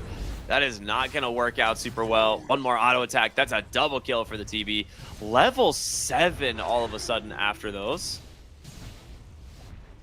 That's huge. V-Tune's enormous. Yeah, Clockwork's left him alone a bit, so he's gotten a lot of solo XP and now 2 kills. I feel like Force should have just left a little sooner, and I think he would have been fine. More pressure onto the Tiny. They're going to find Supreme in the mid lane as well. Now they bring in the Abaddon to try and slow this one up, but they've got plenty of magic damage, and now just going to see if they can escape. Dive in from Fly. They throw the blood grenade. They get themselves the pick off, but Erase is going to be here to easily clean these up. Solo going to try and offer some assistance. Doesn't even need it. He just cleans it up. Gets the kill. Low skill, though, comes in. Has the... Yeah, he's got shrapnels as well. He should get these for pretty free. Those are massive for low skill. Yeah, they had to get something out of that. Because Tiny struggling so much. Well, maybe you can get a return kill on the Beastmaster. Nice Hurricane to get him away for now, but low skill is back. Oh, not... Oh, okay, Fly does finish the kill with the burn. That was going to be a little sad for a triple rotation to not work out like that. Low skill comes in. It's so funny to see Sniper Shot be so slow because he doesn't have the same projectile speed as Sniper.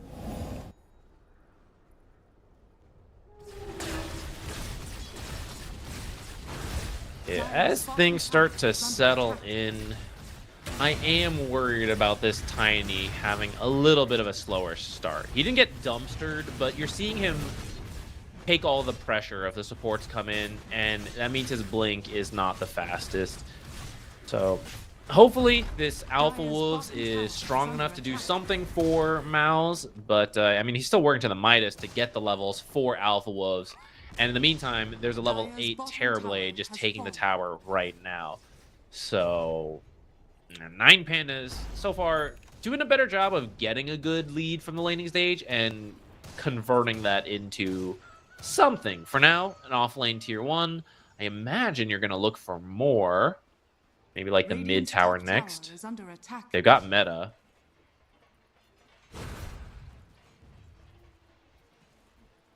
Sneak their way in.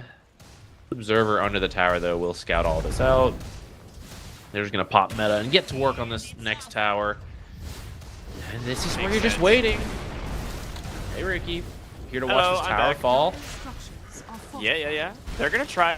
Fortification is out. I don't know if they really need to back all that much, as long as V-Tune is not getting jumped.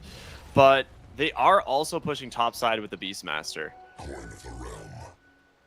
So you are kind of splitting up Mouse right now to try and respond to just these really early aggression. Radiant's middle tower is under attack. Okay, Midas done. I don't know. Do you think Alpha Wolves is going to be strong enough to pull this back? 3K lead already for 9 Pandas? Alpha Wolves can do anything. I'll be honest. They are absurdly broken. But the big question is whether or not he actually gets the levels in time. Because he just needs to get them to level 6, and then suddenly, you know, Sniper can die solo to them, Clockwork can die solo to them, Batrider can die solo to them. They're too good. They are way too good. So I'm trying to think like what they can do to itemize against. Like the Sniper will have to buy his shard to get the disarm and the quick little force staff away, basically. But heroes like Batrider and Clockwork are honestly not gonna be able to do much about it. Now, what if they're the same level as Lycan, though? Because, I mean, he's level 7 to level 6 of Batrider. And I feel like these Alpha Wolves are going to come online a little bit too slow. I've seen Alpha Wolves kill like a level 19 support, like at a tier 3 tower. So I don't think it matters all that much. He just needs to get them online to level 6. Because like the Batrider is just so bad at dealing with them. He needs to get his blink, and then he has to immediately go into like a Ghost Scepter. Neither of which feels really good. Like, because you would love to have just like a Force Staff or something, but you don't get away from the Wolves with a Force Staff. All right, I want to believe. I like Alpha Wolves. I feel like 9-pan is a good start. Let's see if this blink reveal from Supreme can lead to anything. Sniper would be a great find. Yeah, off the nice like initiation there from the Tiny. They try to hook shot, but it comes in just a little bit too slow. And there's the egg from Fly. No one from solo no one from the side of 9-pan is able to hit it. And well, low skill, he turns himself into the TB. He's got his own meta now. He doesn't care. Wow, usually the blink reveal, it's like, oh, you get the best kill on the carry, the mid. He gets the mid kill, and then a support kill, and then a support kill. That is really the best you can get out of your initial blink.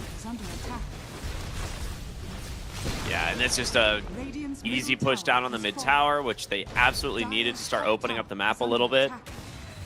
The tier 1 towers are essential for Lycan. He needs all 3 of them to be dead once he has Alpha Wolves at level 6. Like, they all have to be dead for him to be able to play the map how he wants to play. So mid tier 1 tower really big. You can look for bottom, which Phil should eventually get.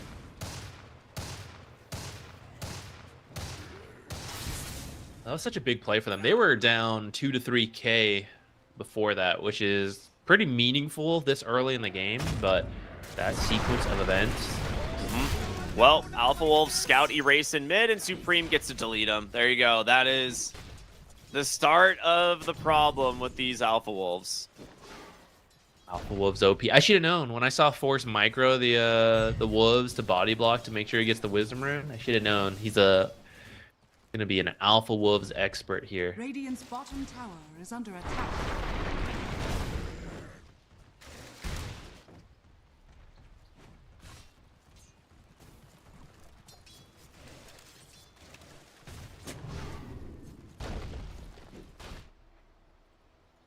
Sending the Wolves. He finds V-Tune.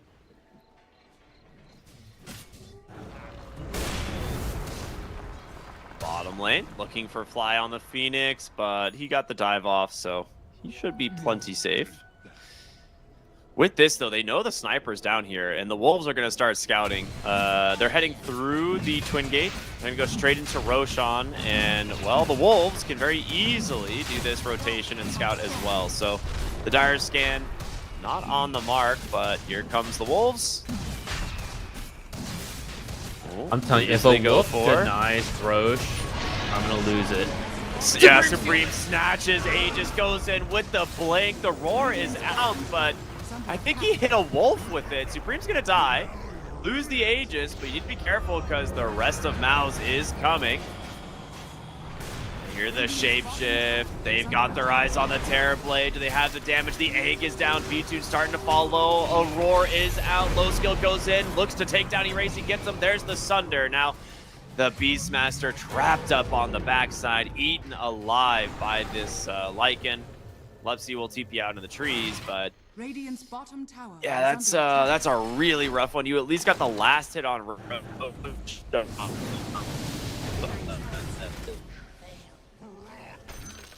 Radiant's Hook top shot, tower is under unfortunately misses. Going to cost Solo his life as well. Not a great one. attack. Radiant's top tower. All right, has fallen. as Ricky struggles to process what just happened, guys, I'll break it down for you. That was a great steal from Mouse. 9 Pandas should have probably stuck a sentry down. Like, I know you're not playing versus an Invis hero, but you gotta know where these wolves are. Oh, V-Tune, sick of those wolves, gonna kill the OG wolf himself there. But still, losing Aegis is very painful for a Beastmaster who wants to grab the very first Aegis, get some plays going with it. You killed Roshan, but it cost you a lot, and now V2 might actually be punished. He's got to run. Yeah, no Sunder for and, 13 should be an easy pickup for the Morph. Again, he's been dead, but still the wolf long enough that he gets his revenge. Yeah, we already see the shard on the sniper. He's like, yep, can't not have this at this point, so grenade is online for him. It will help him maybe survive some of the initial damage from the wolves, but Yeah, Sniper It's tried so to kill the egg in that last fight, but it's not fast enough with Vampire. Alright, it's gonna live a nice little lasso, longer, pulls but- up to the high ground. Is under attack. Solo, hookshot's in aggressively, but I don't think he's making it out of that one. Well, maybe, does he? Does he just walk away? No, the wolves, plus the The sun wolves ray are getting him. should be more than enough.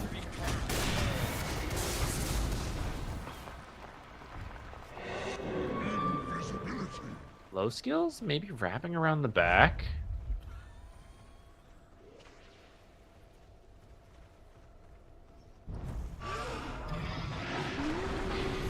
Board up. Can they kill him in time? No, the strength switch comes out. Avalanche toss kills off a race. Huge reflection as well. They do manage to just drop the egg to survive the summons there, and well, Lupsy trying to fly through the trees, maybe survive this.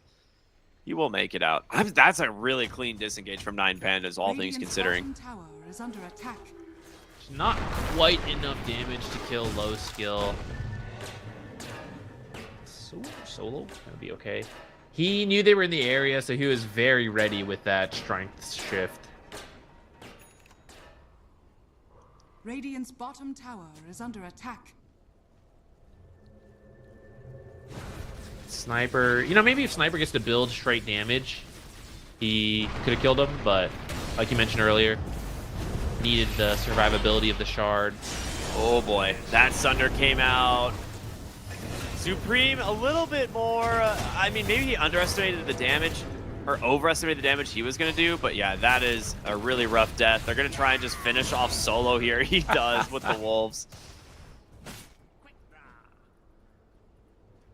You get both wolves, they're 51 Dire's gold middle each, tower that's kind is of a under lot. attack. But, you know, maybe not worth your position 5.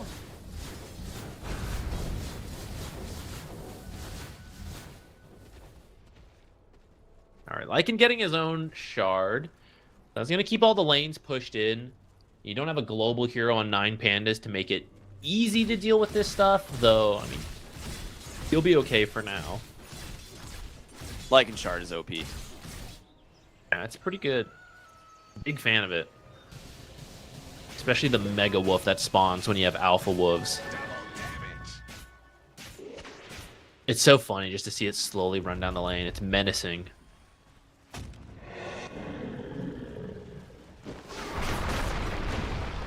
Look, three Alpha Wolves in the mid lane, and then there's Lycan.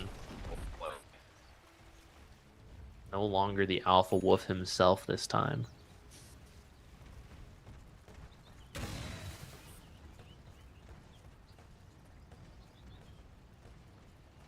In this carry-to-carry matchup, it can go both ways. Wow. Really depends who's doing better. And with the recent turn of events, low skill going to be leading by 3,000. Maybe even a little more as they go for Tormentor Steel. They can go for the hook shot. The rest of the team is nearby. Fly needs to dive. He's going to do it. Lupsy, his initiation from the lasso doesn't really connect. Thwarted by the Wolves once again.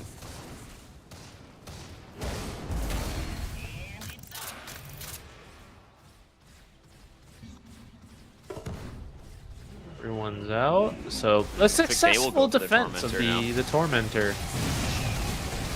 Well, let's see who it goes to, though. Okay, it goes to Solo. That's the good one. Getting the extra backpack vision will help you know who's coming in to get the sniper. Keep his distance a little more.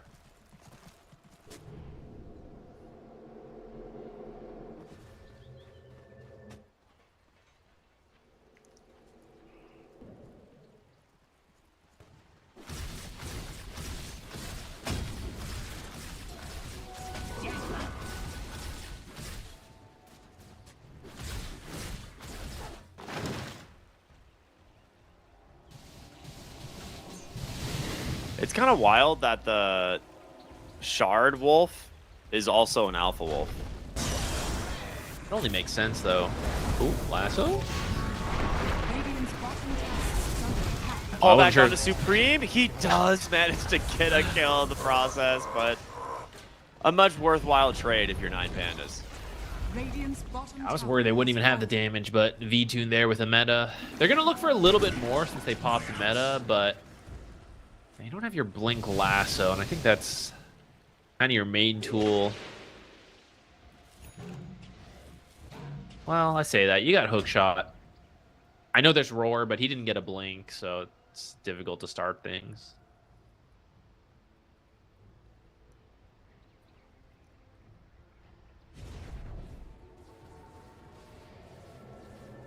Dire's middle Well, tower. 30 still a pretty seconds. close game. Yeah, we're going to see if the next Roche, if it's early, slow, whatever. Getting it stolen really hurt 9 Pandas. But if you can get the next one, you can sort of pull yourself back on track.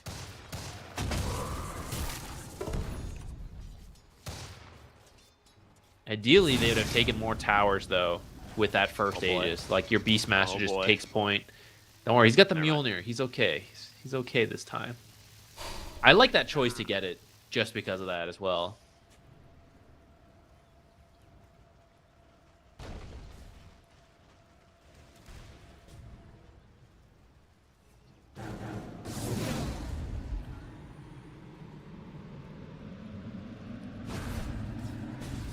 Luxy looking for another Blink Lasso, and he's going to grab himself the Phoenix once again, but a dive away, no follow-up.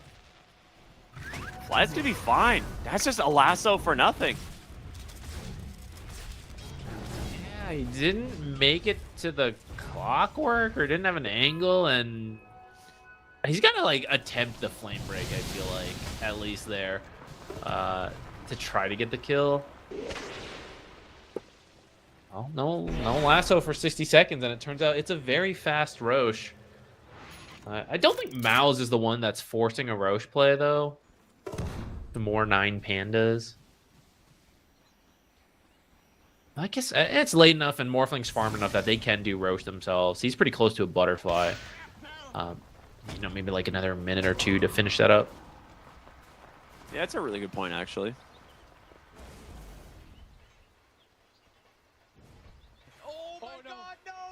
The Wolves are scouting them at their tier 3s. Yeah, supports unironically need to run to the fountain to not die to him. And Solo, he drops a sentry, sees the wolves, and instantly pops the jetpack. He's like, nope, I'm out. Dude, thank goodness he's got the jetpack. These wolves can't chase him as he flies around until they get their own jetpacks. Same deal. They find Lupsi's just got a 4-staff over the cliffs. But guess what? These wolves are pretty fast. They'll run around. They're going to look for you. I mean, they've got, you know, evasion, which, yeah, there they go. You try to turn on them, and they're like, nope. Pops wind run and just walks away. BKB on the sniper, pretty good timing here as they're going to smoke. They also finished up the Scotty here on Terrorblade. So it's going to start scouting this one. Drop a ward sentry, sees Supreme. Are scanning. Good rocket player. And they're thinking of going for the blink in. The lasso. Oh Booty my fine. goodness. He Instantly- found Fly, had to be instantly but canceled. He just got killed by the Avalanche toss. Conda. Double Conda from Morphling Tiny. I didn't even realize the Batrider died. Okay, well, now the it's Clockwork's dead, turn. and oh, no, what?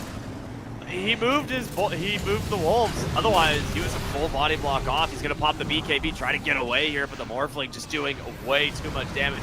He's gonna BKB TP out, but well, Terrorblade maybe not as lucky. I'm trying to see where he is. No toss he's available alive. this Okay. time, so he does zip on out of there. All things considered, 9 Pandas maybe getting away with a little bit more than they should have, but still really far behind now. The Morphling, he's kind of ran away with the game at this point. Yeah, it's really tough for a Loopsy to find a catch. You can't take too long, because otherwise the Abaddon shield will save the target. But there's also the Avalanche toss and the Morphling burst that could get you killed before you get very far with your lasso. Really tricky for him. But you kind of also need to go for the Phoenix instead of any of the guys with saves, because if the egg comes out, it makes your team fight so hard. You could also just get found with the Avalanche toss, double Conda, and be insta-killed. That too was a struggle for supports. It feels like 9 Pandas are trying to force it.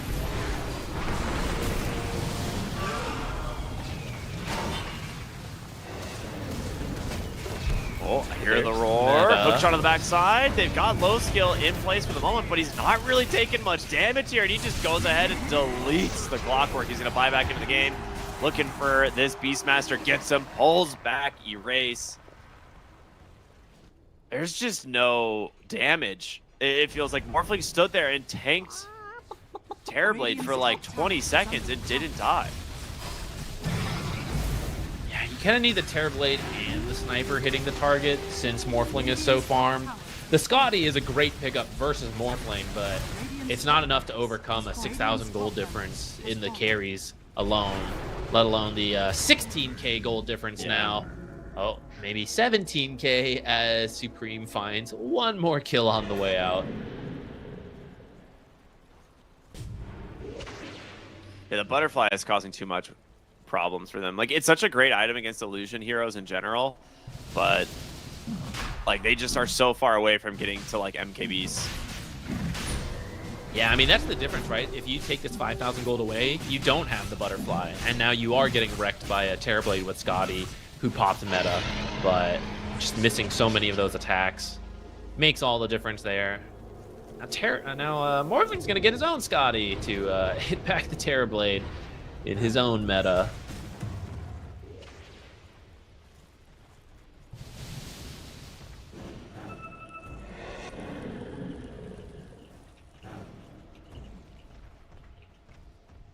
Looks like Supreme this game he's had a much better time than the Tiny last game or race, trying to find these plays, the tossbacks. The Wolves have helped out a lot with that. Scouting with the Invis Wolves, letting you know when you want to go in or not. Yeah, knowing you got Vampire behind you to save you with the shields. Even about a blink to make sure you can get in position wherever he needs to go. Radiant's bottom tower has fallen.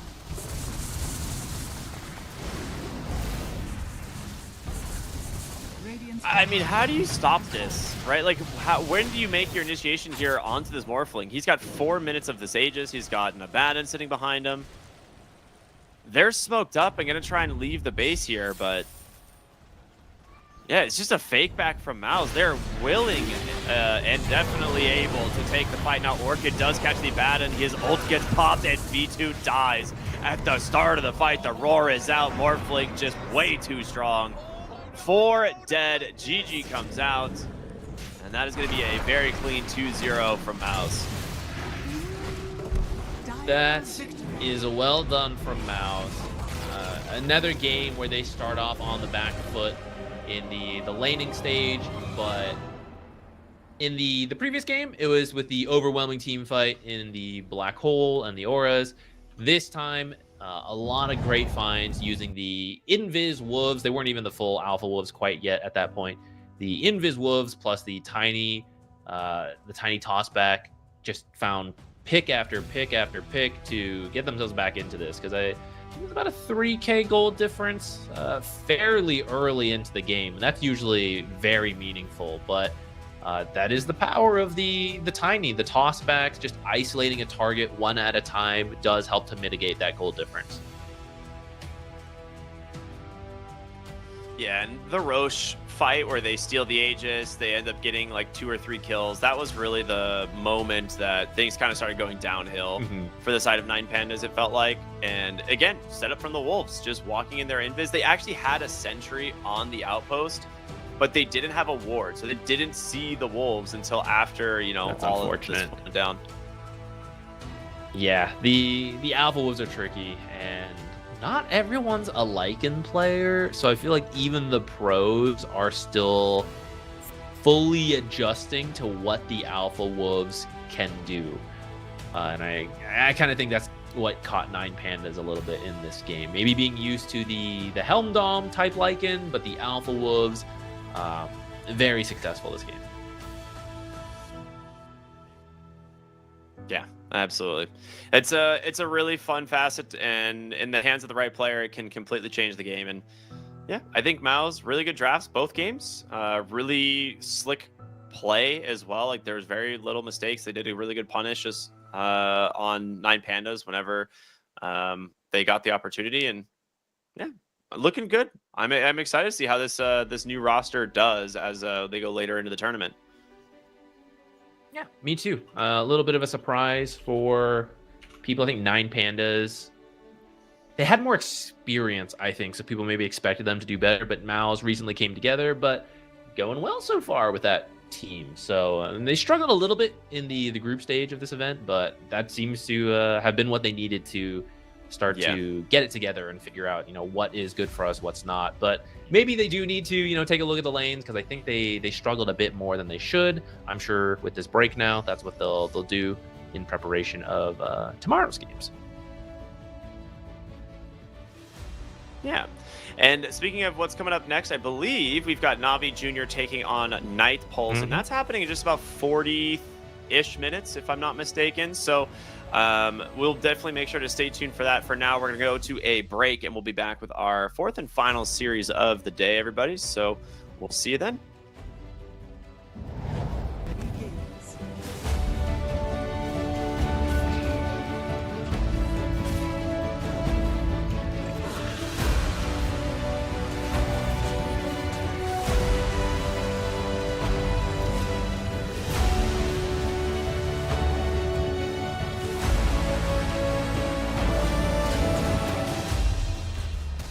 Dire's top tower is under attack.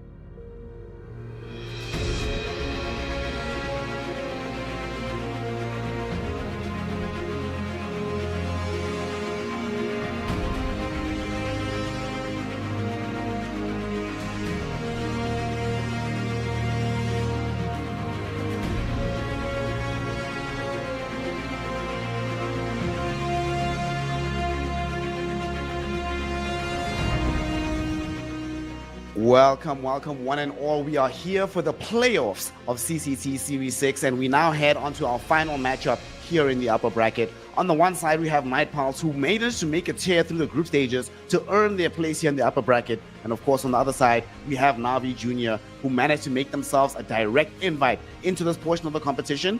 It does mean that they haven't necessarily played as much Dota. However, they've had an opportunity to witness what everybody else is doing. Of course, my name is Snare. I'm the replacement for R Cryptic, and I'm joined yet again by my boy. Second time we're on a broadcast together, Zachary Z Quixotics. How you doing, my Quixotic man? Dude, I'm doing well. I'm always excited. We get to hang out a bit. It's tough. We're in different parts of the world, but always enjoy doing a cast together. Indeed. It's also going to be a fun game, right? Because this is going to be obviously an Eastern European showdown. Na'Vi Jr. on the one side, not Night Pulse on the other. The way I've been watching Night Pulse's games, they've been playing like, you know, some very up-tempo Dota, doing exactly what they can, playing fast into people. Do you think that from what you've seen in the group stage from Night Pulse, they have what it takes to take down this Na'Vi Jr.? A Na'Vi Jr. that has qualified to lands, has reliably been making it into the top 3, top 2 places in every qualifier run that they've been involved in. What do Night Pulse have to do to deal with, I honestly believe, some up-and-coming stars on the Na'Vi Jr. roster? Yeah, I agree with that. They've been looking really good. But I do know Night Pulse with Divide Llama there. He's got a deep hero pool. They can pull out some wacky stuff. And I feel like that's one way they could get the edge on Na'Vi Jr. here. Like you said, they played more games, so maybe a little bit more warmed up. And then pull out still a good draft, still following some of the meta, but maybe something a little surprising, you know, something that catches you off guard. Na'Vi Jr., from what I've seen, has played some solid Dota, but as a, I don't know, it's not like they're new, but maybe don't have that as much top level experience. And sometimes that's where you can get cut off guard by some like those different drafts. But maybe that's where Zayats can help out a lot because he's a very experienced player. I mean, this is a man, let nobody forget, top 2 at TI. Obviously got defeated in his final matchup, but nonetheless has been able to make that deep run, has been in a lot of these massive tournaments, has spent a year plus with Puppy. And I feel like if you spend time with Puppy, regardless of what your results look like in tournaments, you will certainly learn a lot. So he is one that I'm going to be looking out for. Another person that I think is going to be quite interesting to watch is going to be PMA, because this guy is like a micro hero spammer, right? Brood Mothers, Beastmasters, these kind of heroes. And right now, I believe the top offlaner right now is Lycan. So I don't know if he's been playing as much Lycan lately. His Lycan results prior to the tournament haven't necessarily looked so solid, but I kind of hope that he's been spending some time in scrims, perfecting this hero, making sure that it's going to be good for them. Because on the one side, yes, you do have Na'Vi Jr., but for Night Pulse, you were mentioning Divide Llama, who's been there for them playing in the offlane. He's never traditionally been like a micro spammer, right? He's always at his best when he's playing these brawler style of offlane heroes that are going to be able to go in the fight, control the tempo of the engagement, not necessarily somebody who's just picking off people from the periphery, just ghost shoving in lanes. So what do you make of his playstyle relative to what we've been seeing other top offlaners do right now? That's true. Like, he can play Lycan, but it's different than being a zoo specialist. I think Devi's greatest strength is his wide hero pool. He's very willing to mix things up and pick things that maybe they're not at the top of the meta, but he sees a way for it to be good. And sometimes we get to see that. It looks really good, and other times it does fall maybe a little flat. But I always appreciate that, the creativity of players to believe in themselves, right? And it doesn't always work, but neither does always playing the meta. So I think if they want to play Lycan and maybe steal it away from Na'Vi Jr., they absolutely could. Maybe we won't see as many super sick wolf micro type plays, but I think depending what facet you go, I personally like the Alpha Wolves a little bit more. They're cool, and we got to see it in the last series as well. Alpha Wolves being good, but I sometimes do see the other facet still picked up and go Helm of the Dominator, Pack Leader, I think. Pack Leader, yeah. Wait, question. Do you ever see Pack Leader actually win games? Okay, wait, you might have me there.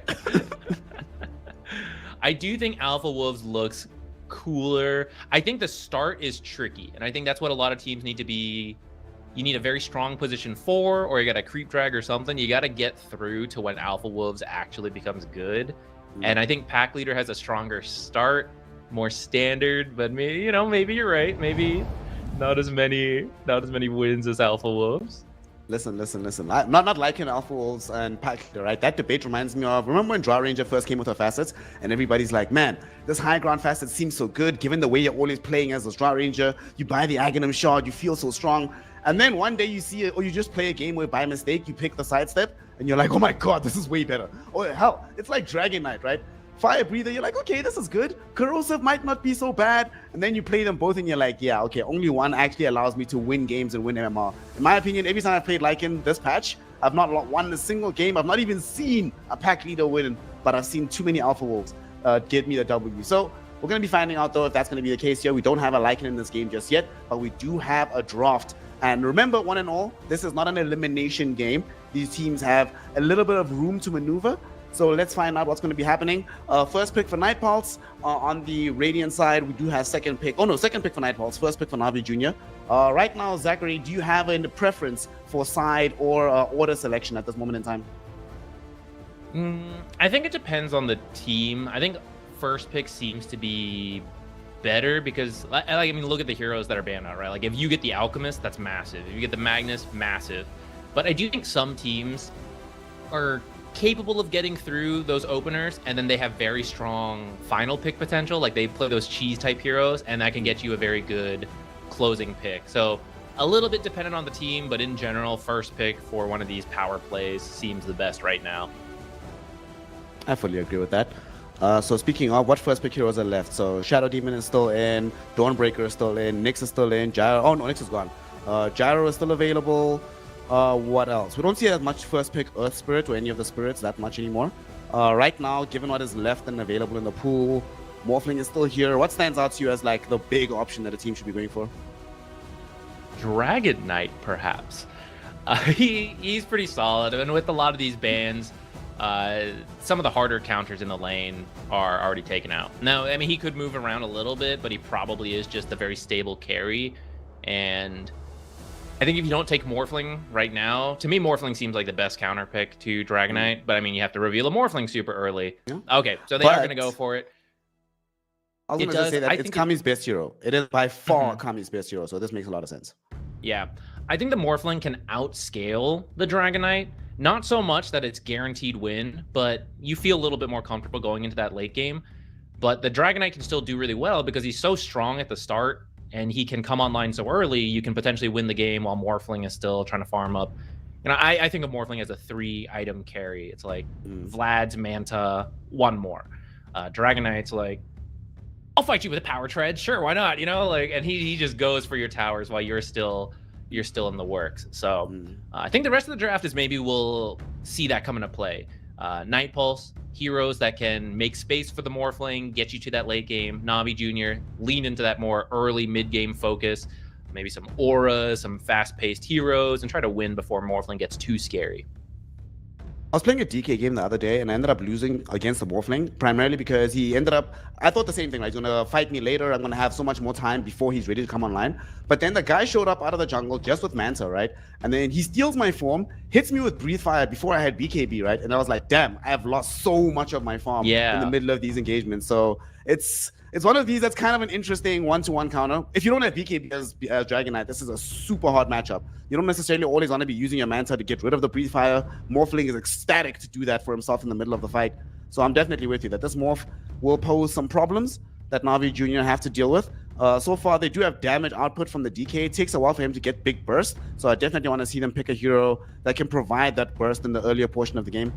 Maybe, what do you think? If they go for some Lina in the mid lane, how would you feel about that? I'd be open to it. I kind of like someone with jump as well. If they pick a 4 support who has initiation, then I'd be open to Lina.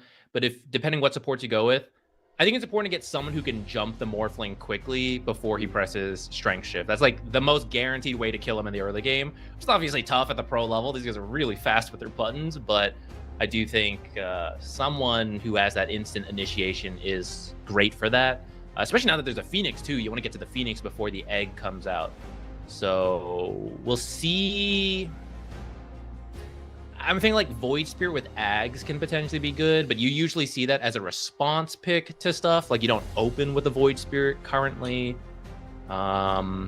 Maybe Invoker with a Spirit Vessel. It's not instant initiation, but you could naturally build Spirit Vessel, even though nowadays everyone goes the right click build, so maybe that's not even a real build to even put forward. I think actually Evoker seems good. Get the Alacrity onto the DK, give him that Empower. You need some attack speed to be able to deal with the Supernova right now. Give the Deafening Blast. Sometimes I've seen some Invokers, what they do is that when the Supernova comes down, you blast the enemy team away, drop Ice Wall behind you, and everybody tries to retreat. So I could see it. It might not happen because this Earthshaker could end up in the mid lane right now. So but I really like the idea that you mentioned earlier of like a 4-position hero that can give you that instant jump. Earthshaker, one of the better heroes in the game to do that. Like the 0 cost points on the ultimate, you just get on the Morph lane. He physically cannot react in time if you have vision on top of him before you make the move. I like that a lot, actually. I like this Earthshaker. One thing I am a bit concerned about, though, I'm looking at Earthshaker, I'm looking at DK. I'm seeing some time that items need to be required. It's not just like a level progression type of situation, you know? If I'm playing Phoenix at level 10, getting to level 12, I'm like, cool, we can go try to do something to get those additional levels. If I don't have the Blink on the Earthshaker, if I don't have Blink, Manta / BKB on this Dragon Knight, we really can't do anything right now on the side of Navi Jr. That being said, though, there's no stuns on Nightfalls, right? So we probably do need some disable right now before we can feel super confident that they can actually push the tempo against a team that needs some items. Yeah, I wouldn't mind. Like Clockwork is still in the pool. He can come online. Nice. Like you said, level dependent. Just needs level 6, and he can start hook shotting to this Earthshaker, to the Pugna, who's just trying to keep heroes alive. But your Battery Salt, Power Cog's great at breaking that up. And now you have some initiation from one of the supports. You're gonna have to reveal something. This is very likely a mid Earthshaker. Maybe flexes over. So you could pick something generically good versus that. Something like Tiny, you know, you'd be okay. But even if they pivot, put it in 4 support, pick something else. Tiny, pretty solid matchups into a lot of heroes anyways. Maybe something flexible that, you know, if you don't like the matchup, move it to the off lane, you know, move it around. I'm not fully sure. I'm trying to think like who's still available to fit that. Magnus banned out. Someone good versus tanky heroes. Maybe Timbersaw, though he doesn't really have catch either, but whoa, wait a minute. I think we're getting one of what okay, Zach. Which one of these heroes is the core? Phoenix, Clockwork, Jakiro. If you had to upgrade one of them, probably Jakiro, right? Because this matchup, actually, okay. I'm thinking about why they went for this. So like you were saying, it's probably going to be mid Earthshaker. If it is mid Earthshaker, right? This matchup, I'm not even joking with you, right? This matchup is actually impossible into Jakiro because mid Earthshaker plays around the Enchant Totem, right? Being able to just completely manipulate the creep aggro in that fashion. If you have Jakiro mid, then you just never can get the attack speed off. But now all of a sudden, all of this is moot. We have a puck in the mid lane. Yeah, okay, never mind. Jakiro can't play mid. All right, who's gonna get sent into the meat grinder, my friend, of these 3 heroes? So I was thinking maybe it could be Phoenix mid, but maybe it's Phoenix off lane, and now you could pick a counter pick in the mid lane, like the Tiny, like the Void Spirit. Tiny banned out now, so maybe the Void. I think that matchup has shifted a little bit towards the Puck, now that Puck has the innate ability to get free regen. Also, I don't think Night Pulse is as... Well, I guess if this is a Phoenix core, kind of do need a little bit more catch. There's some classics like the Sniper to the Puck, but I feel like you'd be all in on Clockwork finding everything. Who else is still available in the mid lane? Let's see. So we have Storm, there's Earth Spirit still. There's still that Invoker that you mentioned earlier on. What else feels Maybe good? Ember. But Puck is like pretty solid into a lot of these heroes. I like that Puck pick. Now, it does mean this is probably Earthshaker 4, and that could be... He's not the most popular position 4, though I said that. We actually saw it last series, and it did work out. So perhaps Navi Jr. is watching that, got inspired a little bit. They want to run it themselves. Personally, I love the Earthshaker plus the Puck together. Like, it feels like the puck sort of papers over the weaknesses that Earthshaker has. Like, prior to Blink Dagger timing, the puck can just move to the side of the map where the Earthshaker is playing, and you still get the full benefit out of the Fissure, out of the full Enchant Totem, because the puck is holding these heroes in position. So I think you're definitely right that there should be 4 Earthshaker. What do they need for the offlane then? For something for PMA to play? Honestly, listen, bro. We spoke about this at the very start of the broadcast. Lycan would own this game, dude. Phoenix, Jakiro as my supports. I'm presuming Divine Llama is going to be playing this Clockwork, the more that I look at it. But if I was playing Lycan here... I think so. Which of these heroes is scaring me? Like, if I'm playing Lycan right now in this game. I am kind of open to Lycan. I will say one downside is that I think Morphling can outlane the Lycan before he gets too strong. Okay, going for the Darks here. This is a little bit more of an old school counter, which that you just, okay, Morphling's good. That's my Morphling now. So that's kind of a cool idea and helps to Earthshaker being a weaker laner, but you stick Ion Shell on both of you. You could kill creep waves. You could like Fissure block for equilibrium, shove things out. You should be able to get farm, but sometimes we do see Morphlings just pop off with their insane damage and just deny everything in front of the Darkseer. So it's not a super easy lane for Navi Jr., but if they get through it, that could be a good response to the Morphling later on. But boy, man, I don't know. I'm so excited to see what they're doing on this. We were even saying, right, with Night Pulse, they could bring in the creative drafts to throw Navi Jr. off pace. And man, I don't even know what to expect. Okay, it's the Ember that you mentioned earlier. One of the more standard matchups with Earthshaker being picked already, Tiny being banned, Earth Spirit being banned. Makes sense to go for this Ember.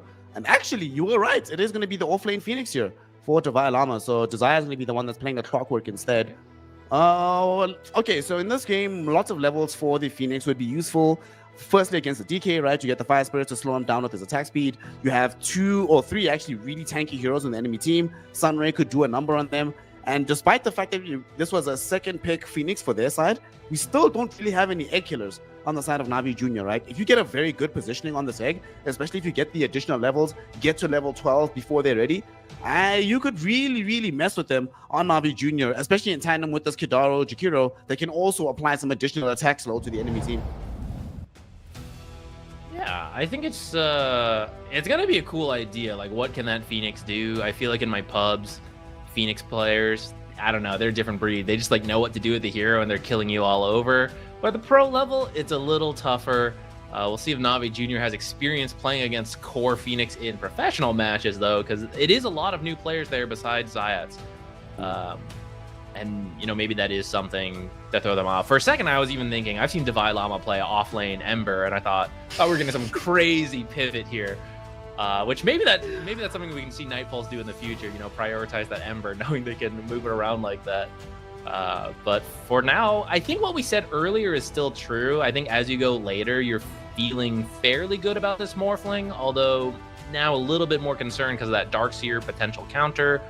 If you get caught by the wall, but if you can deal with Darkseer, maybe isolate him from the fight, and you go late and it's relatively even, Ember can scout things out for you, you know, kind of just send him first, and Morphling gets to choose the target from there. Not fully sure where the Phoenix will fit in, though. That's kind of my question mark for this game. While you're talking, I just meant to make a quick check on how he's been performing, Divine Llama on his Phoenix. And this is only his 3rd professional game on Phoenix all time. His 2nd game happened just yesterday as he was playing this hero in this particular tournament. But before that was 2 months ago before he played this hero. So I don't know. We shall see how he actually ends up doing with this hero. I'm still, personally, I like Divine Llama on heroes that aren't ultimate reliant, that don't necessarily just need this big supernova to make or break the team fight. So I don't know about this one. However, like you mentioned, there's going to be a very creative draft from them. And if there's ever going to be a team that can make a draft like this work, it's certainly going to be them. I will say the one big concern that I have, just looking back on things, is this puck, man. This puck just feels so scary for a game like this, right? There's going to be this portion of time where the puck can just roam around, can even find the Phoenix, silence him, you kill him off, make sure that the Ember's life in the mid lane is going to be a little bit hell. And hell, even this Morphling, if Morphling doesn't have the Manta Style, there will be a portion of time where they have Earthshaker, they have puck ready to fight before Morphling is ready to fully defend himself. So, and especially considering that while that portion of time is happening, ideally Darkseer should be pushing out his side of the map. You have that additional map control, so you will have better understanding of where the Morphling should be, easier to get the jump on him. But we shall see. The teams actually have to perform to what their draw's potential is. It's not just a game played on paper. So, Mr. Z Quixotics, let's get into it. Game 1 of Night Pulse versus Navi Jr. I am hype. I am excited. And who are you betting is going to win Game 1? I'm really not sure about this Phoenix offlane and how it'll fit in. And I like this Dragonite Puck plus the Darkseer. Like, he'll probably just get auras. I feel like they can come online fast enough. I'd lean a little bit towards Navi Jr. this time. You know, I cast a lot with Lizard, and Lizard loves Phoenix. It's his favorite hero, and he especially loves it in like core roles. If you feel like this hero can build anything. Yeah, Phoenix players think Phoenix can do anything. They love it no matter Exactly. what. You could give him the worst Phoenix game in the world and be like, "Oh, I've got this. This is such a good Phoenix game." I wish he was here so I could tell him, sorry, brother, this Phoenix is gonna get cooked. The egg is gonna get fried often, fam. I don't know about this. I'll be honest, this game looks pretty tough in the mid game. Yeah, it looks a little tricky. I think especially depending how well Dragon Knight does, because Dragon Knight can get to a good amount of attack speed pretty quickly, and then with the ultimate active, easily kill the egg.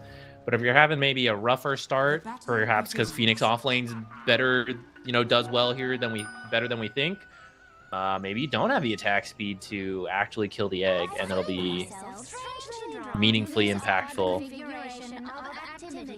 I will say, this is actually going to be a very annoying lane.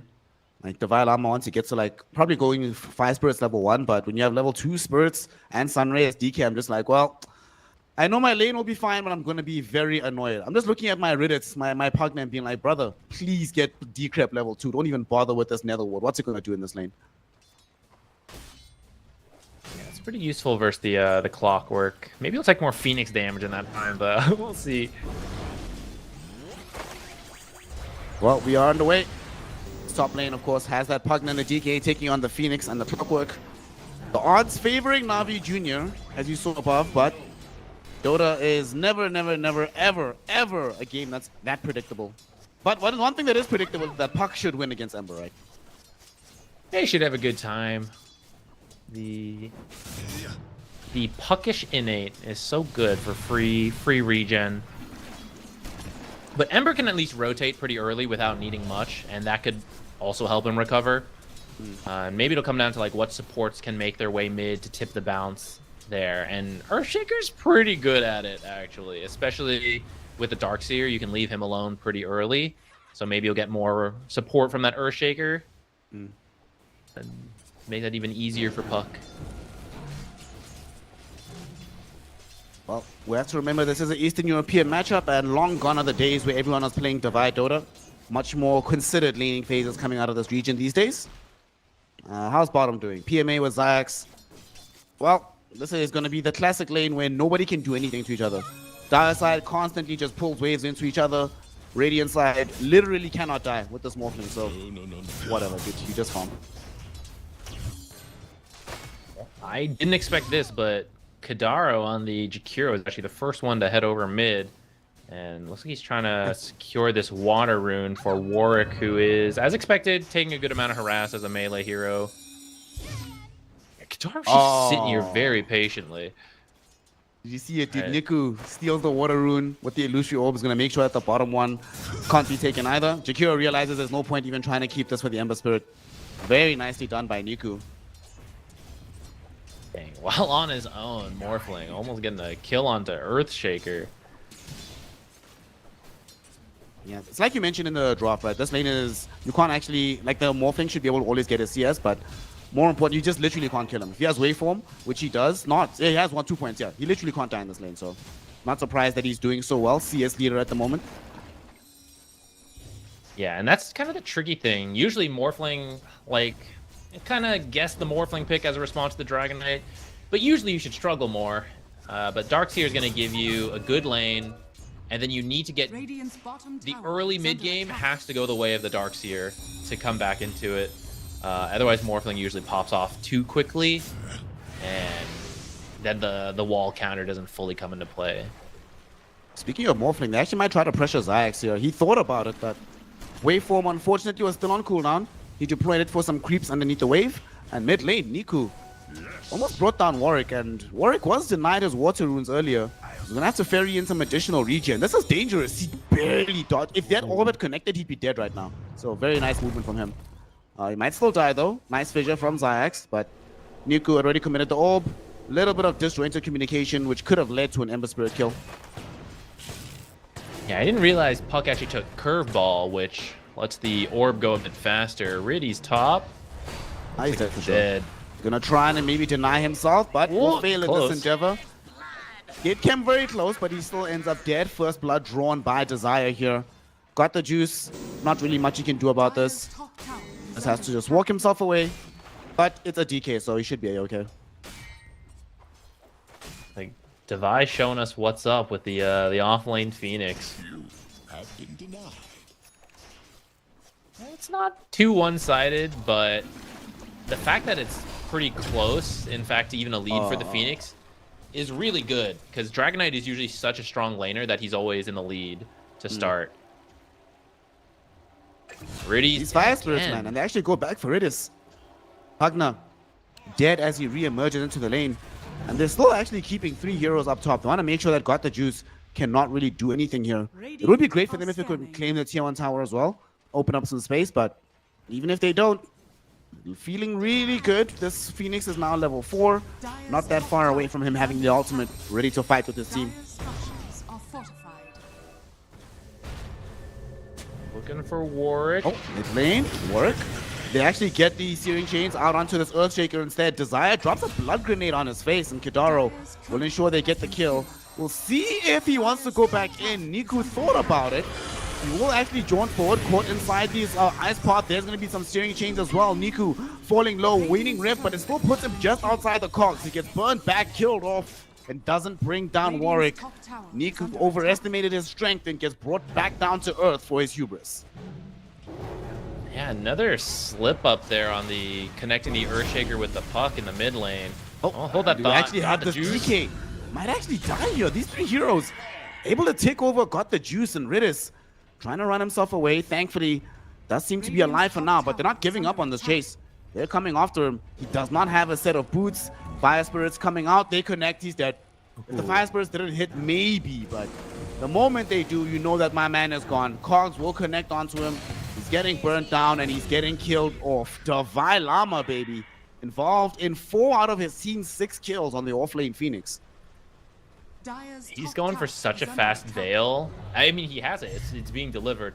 That means his damage is going to be crazy this game. And these are some squishy heroes at the start for Na'Vi Jr., especially the Puck and the Pugna. So if they overcommit, get hit by the Veil, and then blasted with this magic damage, you're gonna die so quickly.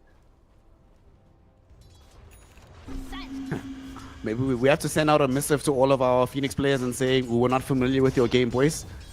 No, I was totally familiar. It's me not believing in it and then it working anyways. That's how core Phoenix always works. To the point where I just assume it's a good Phoenix game. If I see a Phoenix player take it, I'm like, okay, I'll trust you with it. I don't know it, but I trust you with it. It's sort of like Going when well people so pick far. like when people used to play Tinker mid, and unless you're a Tinker player, you would have no idea if it's a good Tinker game or not. Yeah. But the Tinker players always just had this feeling that, yeah, guys, this is the one. We can do this. There's mid lane. Niku, okay, this time around too healthy to actually get brought down. Does have some defense behind him in the form of the Nether Ward and the no decrypt actually on this Pugna. Probably feeling that there's too much magic damage on the enemy team to worry about this.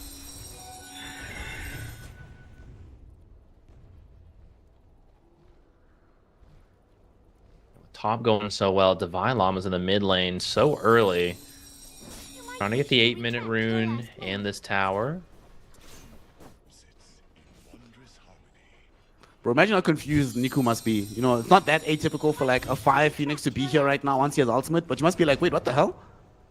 Why is this Phoenix level 6? Right? What's happening? Mid lane, they're going on to Niku. Stuck around too long and they're going to try and punish him for this, but he does manage to escape. Gonna be fine. Yeah, it's tricky to get the kill if he has his abilities available, just because they don't have the the greatest catch. The kill they got earlier, he was a little greedy on finishing that curveball, and I think this time he's learned his lesson. Like, okay, I'm gonna keep my distance. I don't want to die again like that. Unfortunately for them, this push is gonna still be quite annoying. It's gonna take a while. They're sticking around though. They are committed to this one. Divine Llama just sitting around trying to deal with this hard camp, but the priority is the tier 1 tower. At the same time though, Desire trying to defend his own tier 1 top as DK has been shoving in that lane. Bottom side, Darkseer also starting to slowly but surely shove in here, so Night Pulse, even if they do get this tower, it's probably not going to feel like the best expenditure of their time the way things are going. I don't know what the Phoenix offlane game plan is. Maybe this is perfectly fine. Maybe it's like, yeah, win lane and then sit mid for 2 minutes. Maybe that's the play. They do steal a stack here. That hard camp by the mid. I think it was stacked for the puck, but Phoenix grabbed most of it, I believe. Niku's gonna be a-okay. Just curveballing away from where the Ember Spirit is. Okay, this time for sure. Flag bearer push. We've got it this time, boys. Tier 1 tower should fall. 233 HP. And that HP will finally get taken away. Niku attempted for the deny but fails. But nonetheless, they get the tower. It's some bonus gold. And despite the fact that we do have 2 core heroes here, Mr. Z Quixotics, we still have this Morphling who's been quietly and slowly, not bothering nobody, become the net worth leader in this game. Yeah, man, he's just here to farm. Like you said, he ain't bothering nobody. And this is their game plan, right? Make space for the Morphling, let him come online, and he'll be our counter to the Dragonite carry. With that said, because it's been so many heroes mid, Darkseer, who was struggling a little bit, has caught back up. And Morphling's still off to a good start, but Darkseer's not, like, okay, 1,000 gold kind of sounds kind of bad, but, like, Darkseer has what he needs, has his mech, arcane boots at a decent time. Maybe they can find something together. Morphling might be about to kill Zayats here, though. Okay, barely gets away with his life. I just also thought about the fact that Morphling at some point in the game is going to be able to steal Zayx's form. And do you remember the dark days, my friend? Of Earthshaker Morphling. It is slammed into my memory. Bottom, oh, nice hook shot. They're going to try and slam themselves into PMA, and the slam will succeed. Desire able to put himself on a killing spree. And that's the first death of the Darkseer. And this came at an opportune moment. Siege Dragon is coming in, so we can also apply pressure to the tier 1 tower. Warwick's hanging around in that triangle area, so if they want to really commit to this bottom, they could. Seems like they don't want to draw too much attention. You know, you get the kill, but overall, let Morphling farm. Don't drag a bunch of attention to him. Let's go make a play, maybe mid. They're going to try onto it. They got the Searing Chains out onto the puck, but for now, he'll be fine. They do drop the Dream Coil back out onto this Ember Spirit. Fissure there as well onto Warwick. But they can't bring him down just yet. Zayax dropped the Echo Slam, but it didn't get the stun that he was looking for. Instead, he's the one that's forced to flee. And now with the Ice Pop dropped onto PMA, they drop him low, but the mech heals these heroes up. Unfortunately, it might not be enough, as there's the Supernova. First one of the game coming in from Divine Llama. They've already managed to bring down 2. The stun connects on the puck just as he comes out of the jaunt. Kills him off as well. 3 heroes brought down, and that is a perfect first egg of the game from Divine Llama. Dude, never question core Phoenix players. They always know, man. They always know. Look how much damage this Veil egg is doing this early into the game. 12 minutes. This is just the core Phoenix experience. Now level 10 already. You know, usually this is like a level 6 Phoenix right now as a support. But this is a core Phoenix who's about to finish Shiva's. Well, he's about to get more levels as well because he got the Icarus slow talent, deploys it onto Got the Juice, and they give another kill to our Clockwork, who has now participated in 9 kills. And Got the Juice is... He did manage to get some net worth, but he's struggling. And bottom lane, though, Morphling might be struggling now because as they're getting the kill onto him, Navi Jr. realized that there's no way they have the numbers to defend the Morphling. Great jump and good kill for PMA as well. Yeah, I think a little bit too far forward. I guess he wanted to finish off that tower and then maybe try to get out after that. But stuck around a little too long.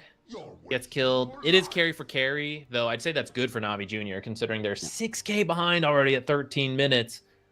But not the end of the world either. Like, this Phoenix is so strong, they can just keep playing around. And because Darkseer went for the mech first, the pipe is still quite far away. Radiant's bottom tower is under attack. I still can't believe it. Man, Core Phoenix, net worth leader in the game right now. Feeling fresh, and they're actually going to smoke up with said Phoenix. They're going to try and find a fight middle. Niku, he's the one that's standing here, but not necessarily a palatable target. Maybe they go all the way down bottom. There will be some TPs coming in as well with the Morphling.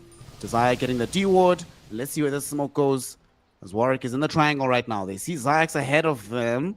It is daytime, so they have the slight vision and they see him again. Searing Chains will be out. Macropire, Ice Path. My man is dead. Oh, is he dead? Yeah, he's dead. Dead for sure.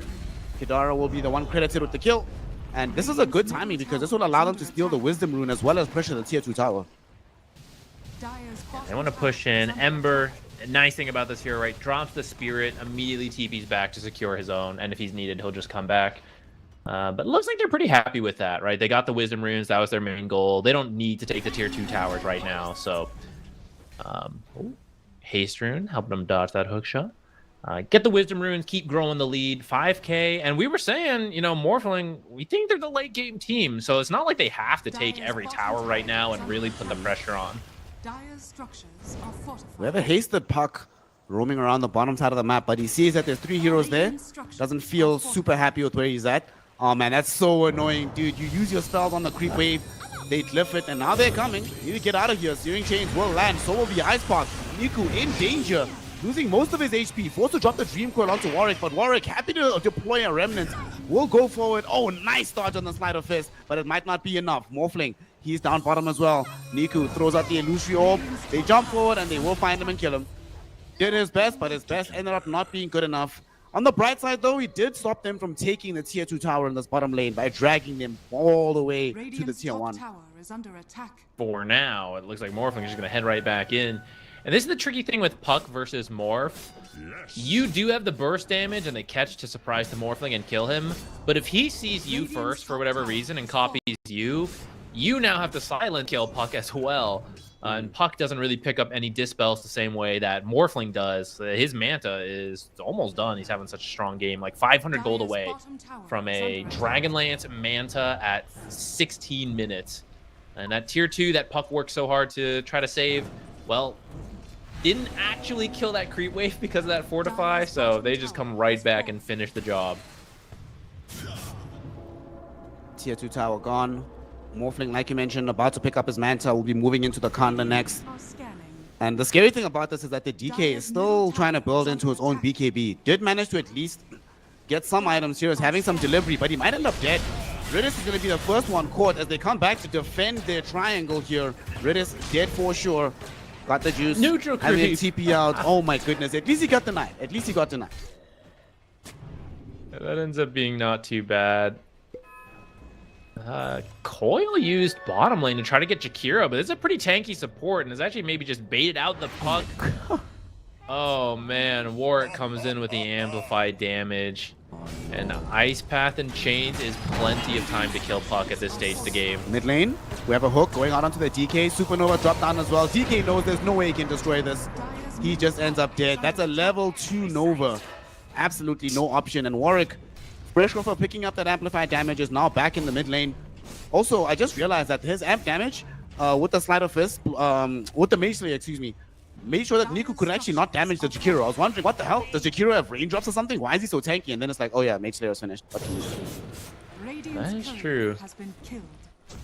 Yeah, the Mage Slayer, especially, like, look at Navi Jr.'s lineup. The early game is a lot of magic damage, and it's later on where the Dragonite picks up. Dragonite's having a bad game, and now you have a Mage Slayer. Does anyone... Looks like Phoenix is going for the pipe. Ooh. Oh my god. At least Clockwork ended up with that kill, I guess, but that is usually a tanky support right there. Mid lane, this used to be a mid laner that's felt good, but having a Shiva's down to half HP. Shiva's 1 dual breath, 1 ice path. Niku's down to a third of his HP. Still, though, they have to retreat. They don't have the supernova at the moment. They can't fight cavalierly, but here we go. Clockwork jumping in directly onto the puck. Gets the full salvo of spells, but they manage to save him. Now the turnaround was on. 3 heroes caught inside the Dream Coil. Can they bring any of them down?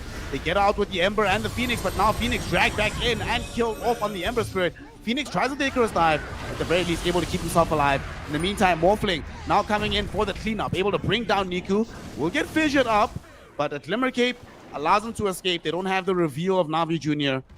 And that will be that. But thankfully for Na'Vi Jr., a successful fight. It is 2 for 1, but they definitely will take that trade all day, every day, given how the game has been going. Yeah, that was actually looking really good for Night Pulse because that was the Orchid reveal on Clockwork. He's been having such a good time that this Orchid is so fast. But actually, he went a little too deep on his own. Thought he could kill the Pocket. Actually dies to start that off. And that is what lets Na'Vi Jr. finally get something going for them. Still pretty behind. Still gonna have to play very carefully, especially as this Pug now looks quite dead. Well, as a support player, you should know space created. It's fine. Yeah, totally worth it. Totally worth it. But Night Pulse, maybe they might push back up. Like earlier, we saw them steal the Wisdom Rune. They might be about to do the same play, but for the Tormentor coming up. And then a Wisdom Rune after. PMA, he did some very nice jukes away from these spells, but unfortunately there's only so long that Surge will last, so he should still end up dead. Orchid out from Desire, and PMA will be cut by the Kami Morphling. Dude, this guy, Kami is so annoying, dude. He always changes his name every single series, every single tournament rather. He has some different name. Dude, just pick a struggle, it's fine. He's finding himself. He's finding himself. He's like, which name wins me the most games? This is who I'll be.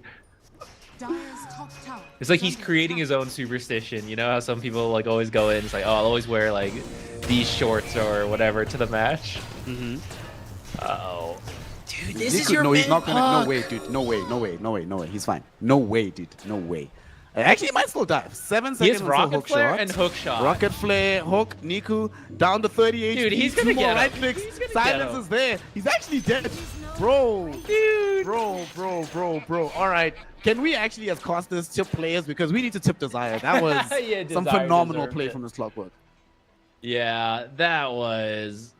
that's the state of the game, man. When the position 4 Clockwork can threaten a mid-puck, you know you're in a bad spot. And he's rewarded for his 6th play. They're like, you know what, dude? You deserve this shard. Here you go.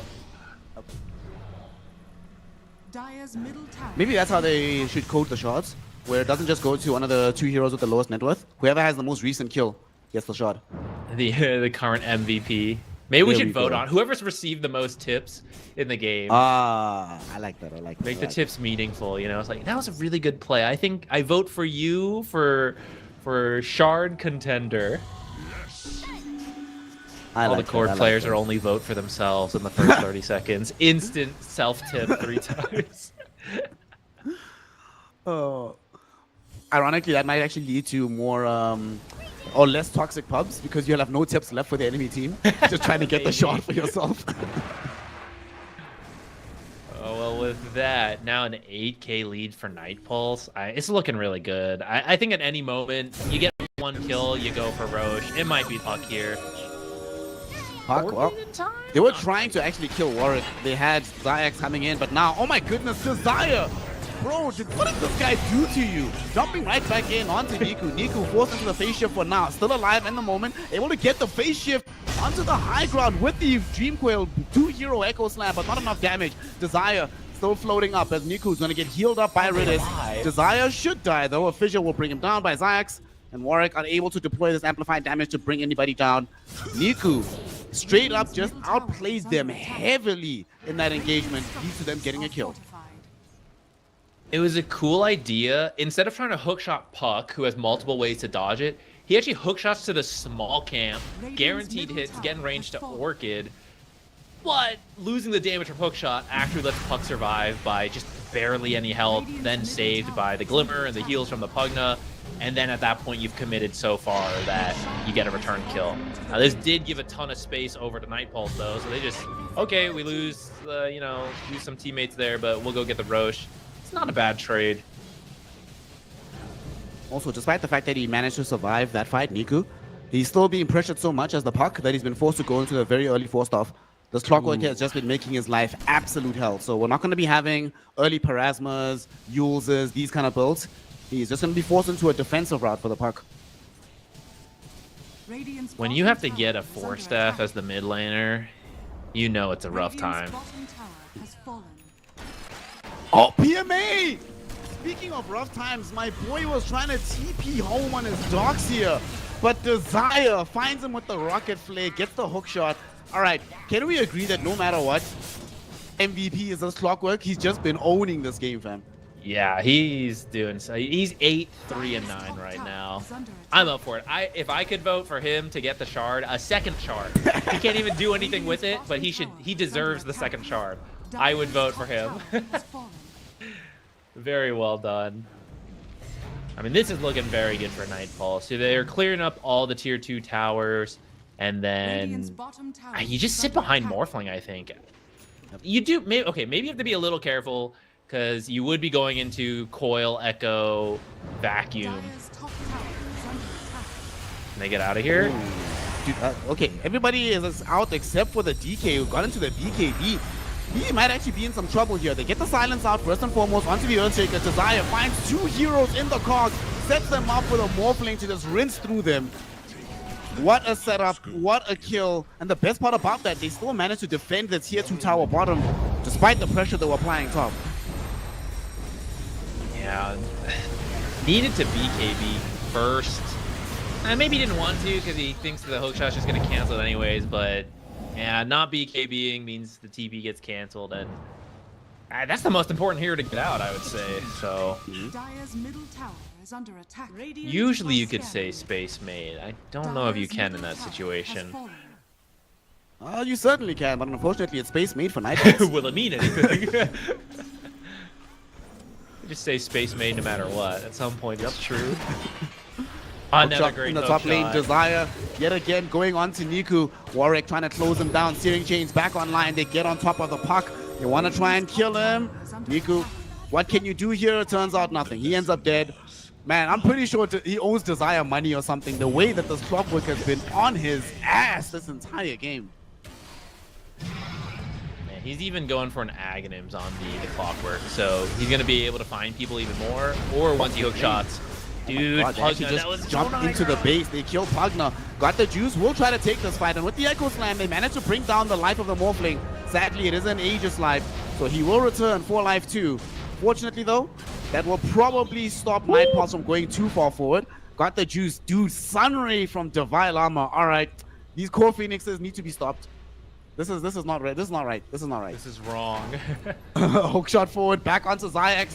They come back in. Core Phoenix gave him the Shiva's Guard. Cut. Kami Boy gave him the Adapter Strike.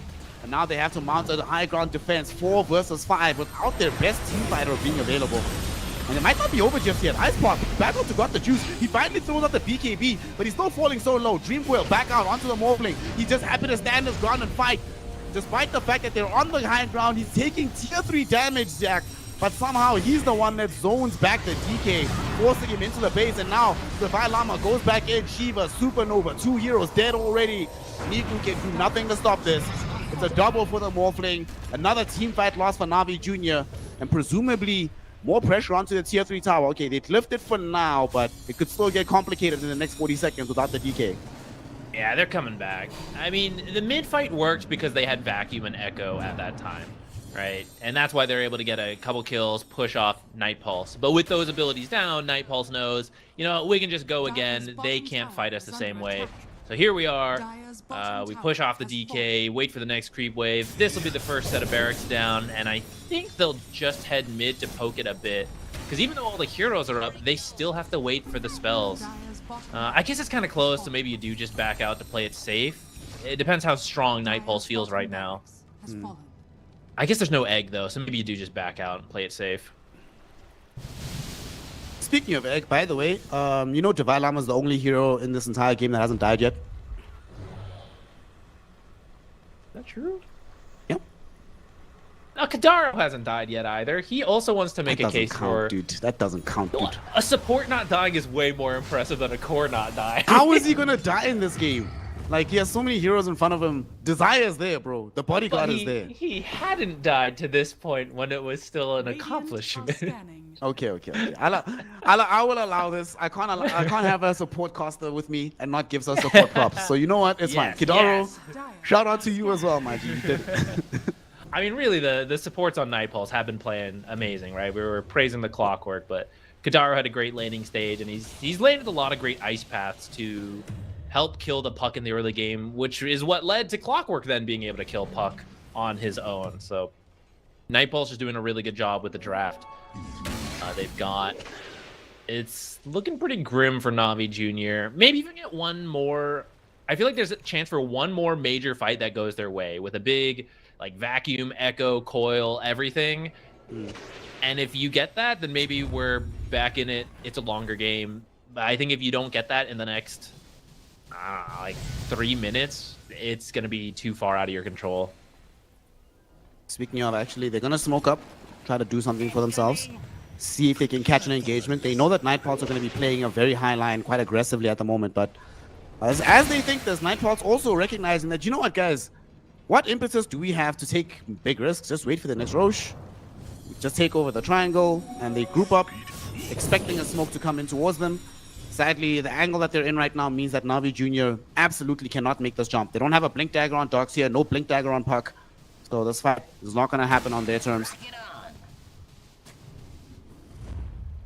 These Rocket players are pretty on point. They're smoke, so you don't know they're there. At least not all of them, but seeing no one anywhere.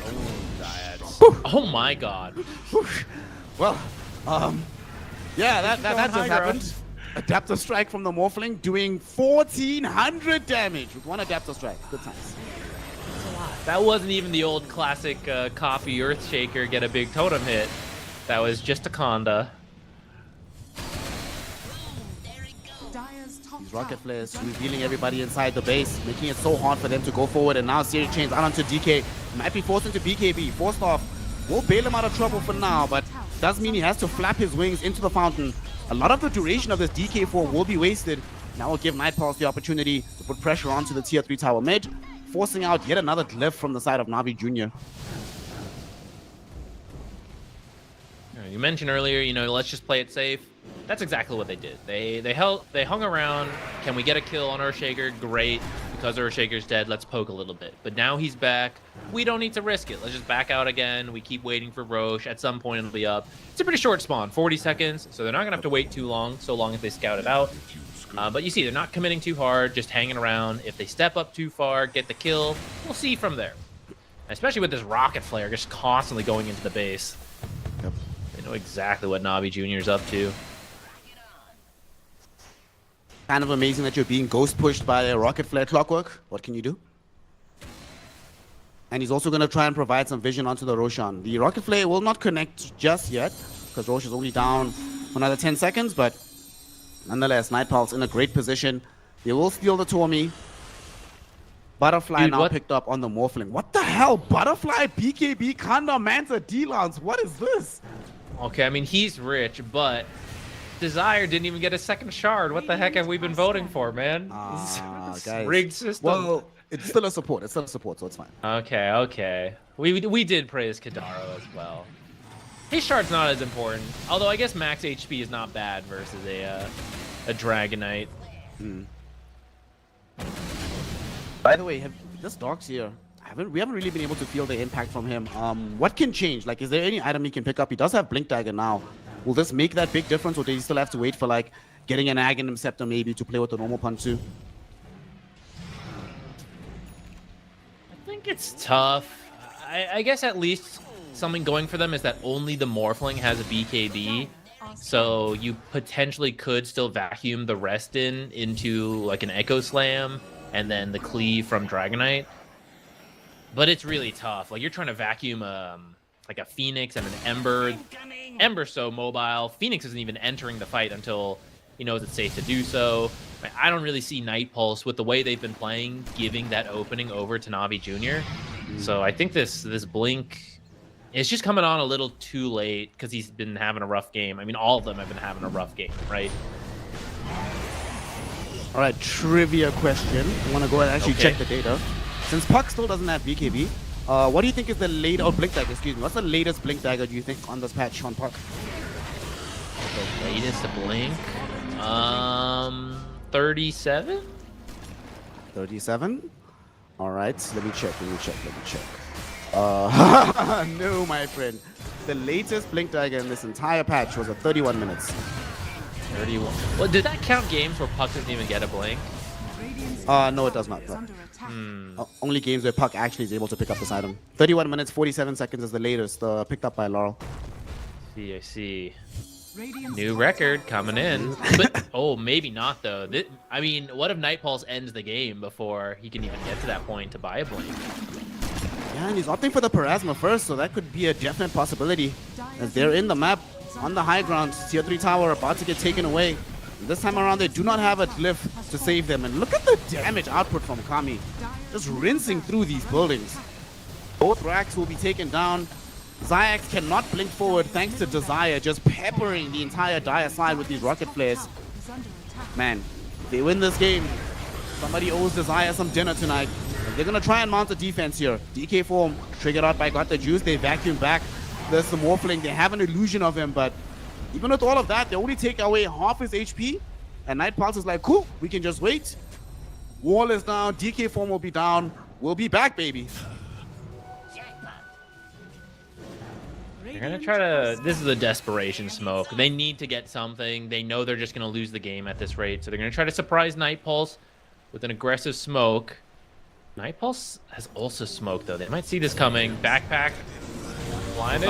Gets to the docks here, gets the hook shot forward as well, sets up the ice path onto both Ridis and PMA. Ridis will die first, PMA follows up. Zayax tries to drop the Echo Slam, but it will not matter.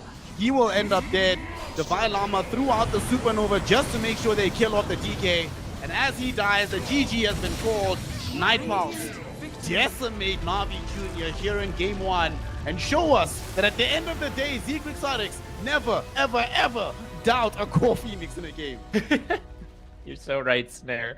Never doubt these core Phoenix players.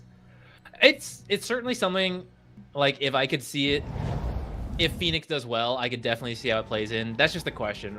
It's always the question, like, is the Phoenix matchup good into this hero? Only the Phoenix players know. But Divine Llama, clearly someone who knew, and he did a great job slowing down the Dragonite, who one of the strengths of Dragonite, why he's so popular, is that you pick him early and, like, he's gonna have a good time. He's gonna scale well. But apparently not into the offlane Phoenix. A twist. Okay, another trivia question. Tell me, who do you believe did the third most damage in this game, in the entire game of Dota? Okay, I'm gonna guess Ember. Oh wait, I was gonna say Ember and Phoenix are up there, but actually Morphling did contribute kind of early. But I feel like Desire's really up there with the Rocket Flare spam. Number one in this entire game. Well, tell me who your answer is. Who's your answer? Who's your final answer? I'm gonna say Divine Llama. Numbers. I'm gonna say Divine Llama's number 1. Morphling 2, Clockwork 3. It turns out that it's number 1, Morphling, right? Number 2, Ember Spirit, and number 3, Clockwork. Clockwork did as much damage as the Puck and the Darkseer combined on the enemy team. As a support from position 4. Nah, Desire, my G, take your flowers. Tell everybody on the team, y'all owe me this victory, and guarantee that you get the shot next game, because this was, as much as, yes, Divine Llama played well, right? But this Clockwork performance was... Man, this is the kind of thing that wins tournaments when you play this well on the position 4. Yeah, that's a great way to put it. It was a very strong performance. And why Clockwork is so popular. And I feel like some of the best supports right now fit that bill. If you have a good start, you can do a lot. Even as a Clockwork 5, oftentimes it's like a Phoenix or a Bat Rider support. A Phoenix Core apparently also potential. But yeah, we just didn't get to see that from Na'Vi Jr. I can kind of see some potential in the draft. But they just kind of got outlaned, I feel like, and maybe didn't have the best response to the Morphling second pick in response to their Dragon Knight, right? This is a game that felt like Night Pulse was prepared for that, and they put it into execution. I think Na'Vi Jr. got thrown off, especially by that core Phoenix, right? I think this is where a newer team is just... It's just the way Dota goes. Dota's such an old game. If you've played a lot, you have more experience to come up with these counter picks and theories, and you remember the old ways and all that. if you're a newer player, I mean, you got to start somewhere, right? You have a smaller hero pool. You can get good at those heroes, but how much can you pivot to the wacky heroes now? It's like, that guy's Ember mid, and now the Phoenix off lane. Like, what just happened here? Right, and it caught them off guard. It did catch them off guard indeed, and ended up with them getting sucker punched and knocked to the ground. However, the series is not over just yet, so Na'Vi Jr. can still pick up themselves up, dust off the feet, and get back into action, and hopefully take us to a Game 3. With that, though, we're going to be going to a very small break. When we come back, Game 2 of Na'Vi Jr. versus the side of Nalpulse here in the upper bracket of CCT Series 6. Don't go anywhere. Well, go somewhere, get a drink of water, and then join us for that game. We'll be right back with some more action here in the series.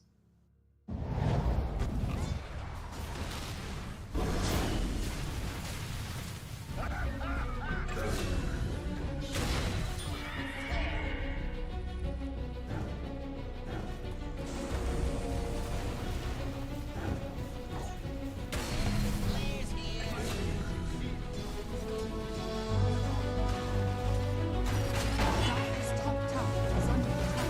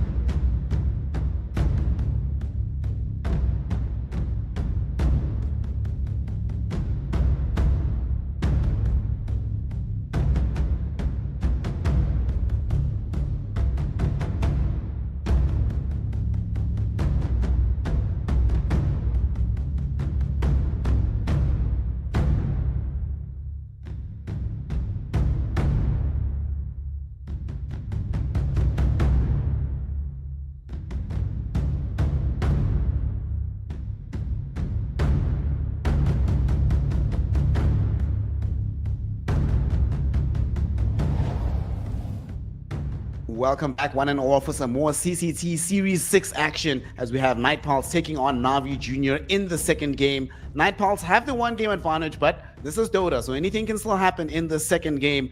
Will it be definitive for Night Pulse, or will Na'Vi Jr. make the return? We are about to all find out together. And of course, to bring you this action is myself, Snare, joined by the genius of North America. It's Z Quixotics himself. OG, talk to me about this, right? Probe your mind, probe your brain. Tell me, what do Na'Vi Jr. need to do to bring themselves back from game 1 into game 2 in a much more positive direction in the draft? I wasn't sure because the Phoenix threw me off a little bit, but maybe a bit with the power of hindsight. I do feel like Night Pulse came out ahead in the draft. And a lot of it like completely taking the Phoenix out of that question, they respond with the Morphling to the Dragonite. And the eventual counter from Na'Vi is the Puck and the Darkseer. Now, Puck, sure, except Puck got counterpicked in the mid lane and then heavily rotated on, so Puck had a rough time. But I just don't know if I believe in this Darkseer response to the Morphling. Depending on the patch, maybe, right? But I don't think Darkseer is good enough right now. And I think Morphling has been buffed in his early game nowadays that what we saw is Morphling just came out with a huge CS lead over the Darkseer, who eventually caught up, but it was through a ton of jungling, which means nothing was happening for his team while the Puck got rotated on like 4 heroes in Puck's lane, right? And Darkseer is just jungling to catch up. And Morphling is just free farming that entire time. So I feel like for what is essentially a first pick Morphling to not be countered is a massive issue. They of course tried to counter it. I just don't think that was the best response. So hopefully they learn from that and they're either going to change the way they respond to it or they're just going to, ban it out potentially. But it's currently in the pool and I kind of think Night Pulse would be willing to take it pretty early.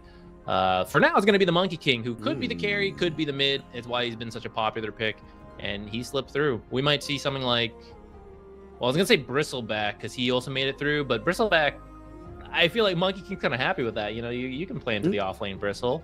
So I think that matchup goes both ways, depending on the support, so maybe they'll still do it. Ah, there you go. For the Invoker. All right. So that's going to be their big hero that's going to be coming in from the mid lane. Like you mentioned, this is the hero that plays with a right click right now. I think also another issue that they had in the previous game for Na'Vi Jr. is they got to this portion of the game because things were so bad for the Puck, they were so bad for the Darkseer. They just didn't have damage, whatsoever. If they didn't have Echo Slam, there's no damage. So at the very least with Invoker, as the game scales, you always remain a relevant right-clicking threat. So that can be something to play around with. I'm fine with this Invoker. It also allows them to buff up whatever carry they get later on in the game. And personally, I do think it's one of the better heroes to have one of your supports rotate middle and ensure that you get a kill. I think that's one of the things that they really struggled with. As you were mentioning, they kept bringing from Night Pulse heroes mid to deal with the Puck, but there were a few times Zayax would come mid with his Earthshaker, the Pugna's there as well. If you're Puck and you're being out-leveled, these heroes don't necessarily guarantee that you're going to be able to find a counter kill. But with Invoker, you get like some Shadow Demon, some Hoodwink. These heroes can always make sure that something goes down. Hell, actually, what I would like to see is Dark Willow. Dark Willow for 2 reasons. Firstly, amazing combo with the Invoker. But secondly, Terrorize to throw the Monkey King out of his own Wukong command so he can re-engage the fight thereafter.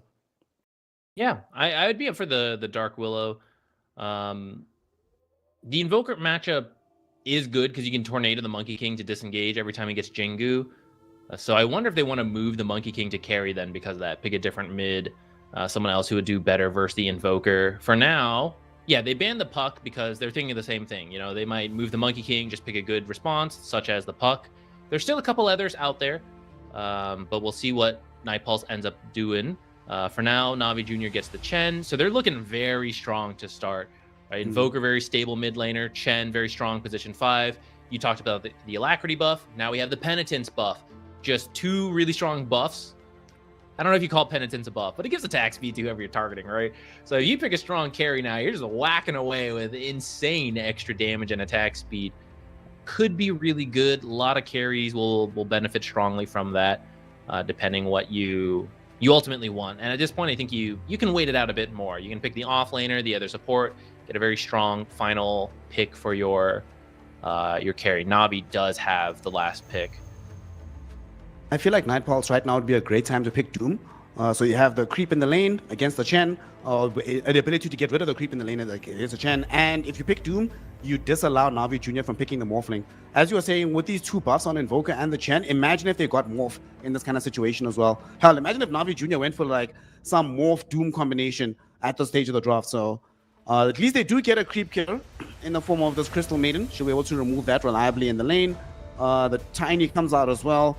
It's another thing that we saw in the previous game. You were actually calling for this hero at some point, that somebody's going to move around the map, make plays, always going to be hyperactive, gives them some big damage.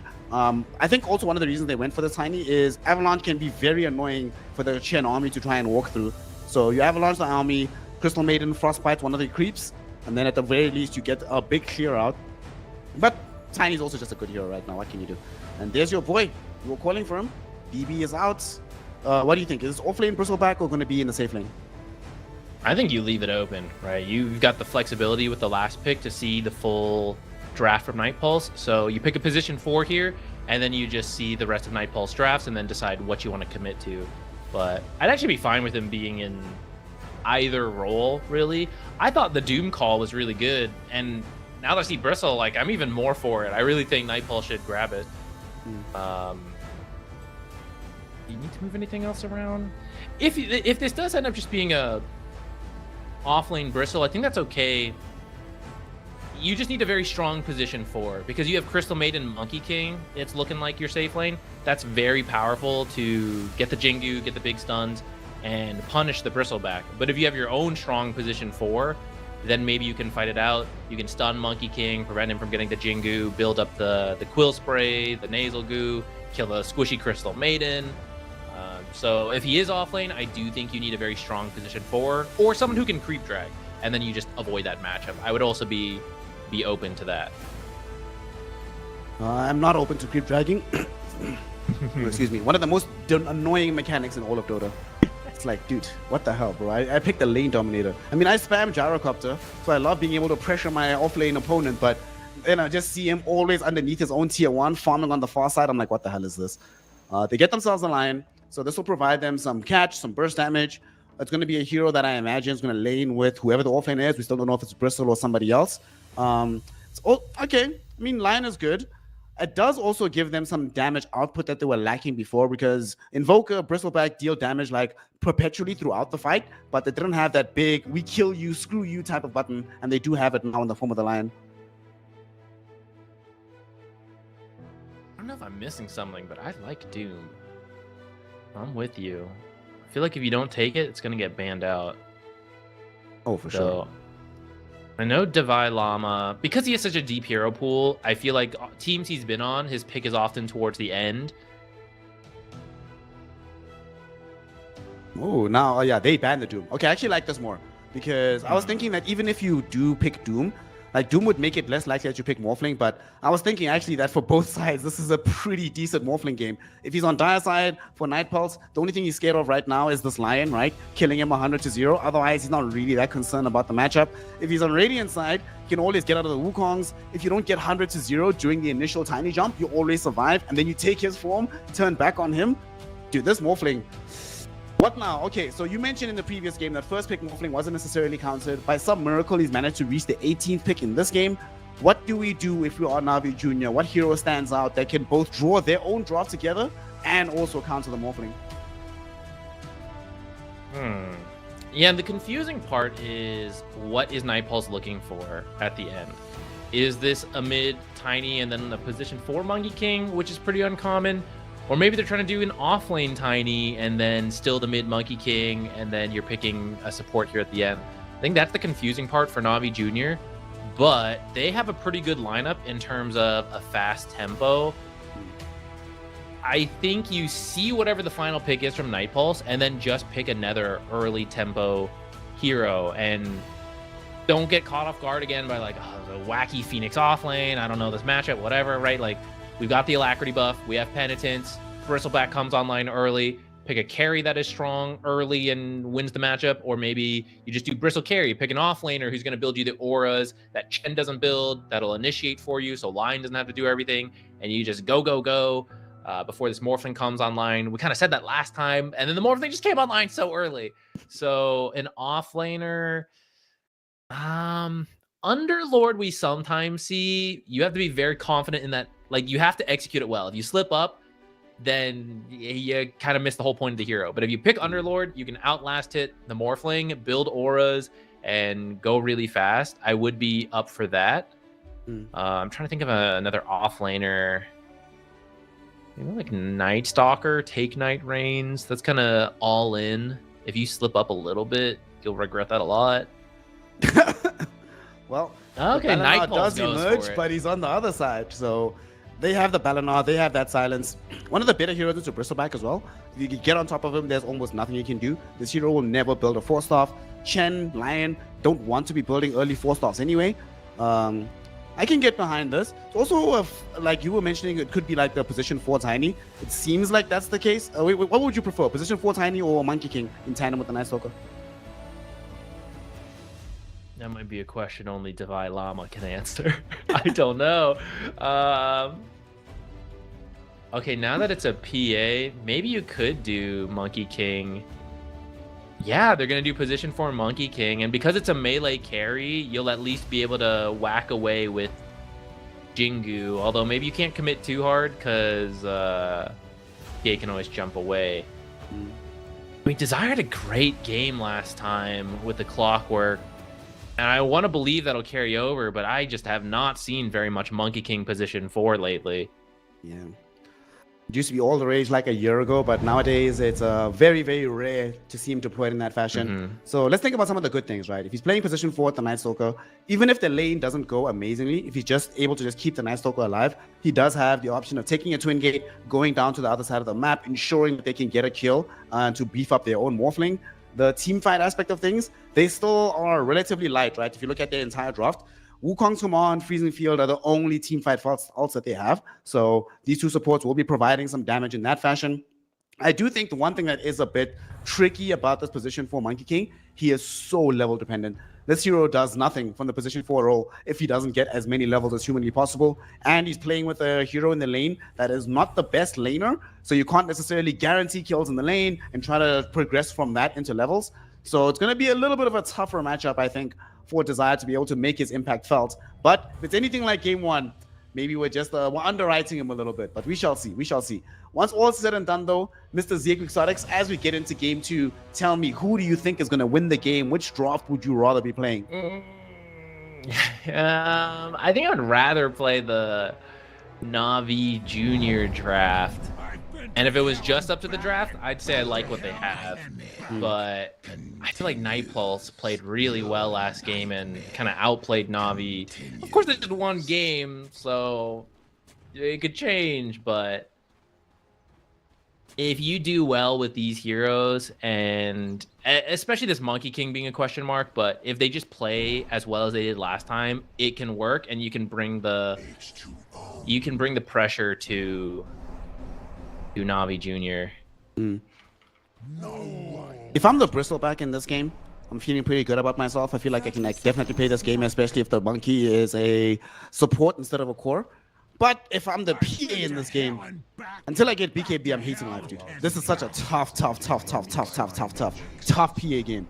Tiny, Crystal Maiden, Night Stalker with the silences. PA, one of these heroes that, you know, despite being an agi carry, she needs to be able to cast her spells to do anything in the fights. Monkey King to just zone me back with the Bounder Strike, and Morphling that just weaves in and out. Got the juice. We need you, my brother. You need to actually overperform, I think, on this game to do well. What the very least, overperform with the BKB timing. Once you get BKB, everything changes. All of a sudden, you can actually just you can solo Crystal Maiden without too much difficulty, force the Monkey King to have to flee from the fight, and then you start to just threaten everybody else with the Invoker buffing you up as well. But it does need BKB. That's the number one thing this PA requires for this game.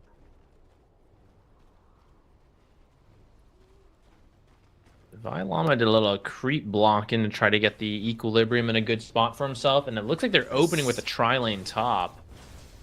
Okay. I'm going to try force a kill here. PMA is not going to be the priority target. They're going on to Zayax. Frostbite committed onto the Chen, and this is how they're going to get the kill. Blood Grenade drop down as well, and they will draw the first blood. Kidaro might end up taking a tumble with PMA, but Nightpulse will 100% take that trade to get 1-1 top, but all the bonus gold going the way of Desire on his Monkey King.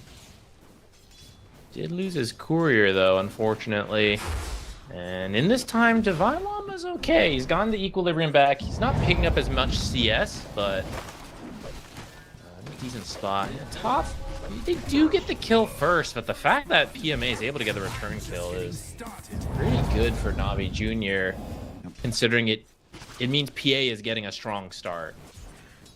See how long they decide to keep up. Oh no, okay. In that replay, they've already decided to stop stop tri-laning. So back to the regular lane at this point. Yep. They basically took advantage of the fact that PA is not a strong laner herself. So even if they left the Night Stalker alone, he wouldn't be pressured here. Like, there's a lot of other heroes where like, imagine if this was a gyrocopter instead. There's no way you leave the Night Stalker alone. But in that moment, they take advantage. Desire is now back bottom. Divine Llama, not only was he not pressured, he was also out CSing the PA for a little bit. Got most of the second wave. And now they might actually go on to Redis here. Desire has Primal Spring and Boundless Strike. They're going on top of him. Got the juice. Will jump the Monkey instead. Boundless Strike will come out. Monkey trying to get himself away. Who's going to dive first? It's going to be the Monkey King. Redis will also fall though. Both cores picking up kills. However, the gold advantage does feel a little bit more favorable for the Dire lineup there. And indeed it is. That's a nice call to go for the Monkey King before he could use Tree Dance. Just doesn't, without that spell, that's some of his early damage. I'm still not sure though. I think you were kind of okay with that on the Monkey King because I think you have to force these fights as Monkey King 4. I'm not sure what else you do. And that's, I think, why they tri-lane, why they trade bottom, and I think it works out. It's a D-ward now.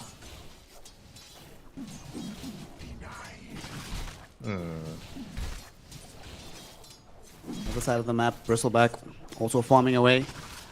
It's a Bristleback, so it's going to be quite a while before they have anything to deal with him.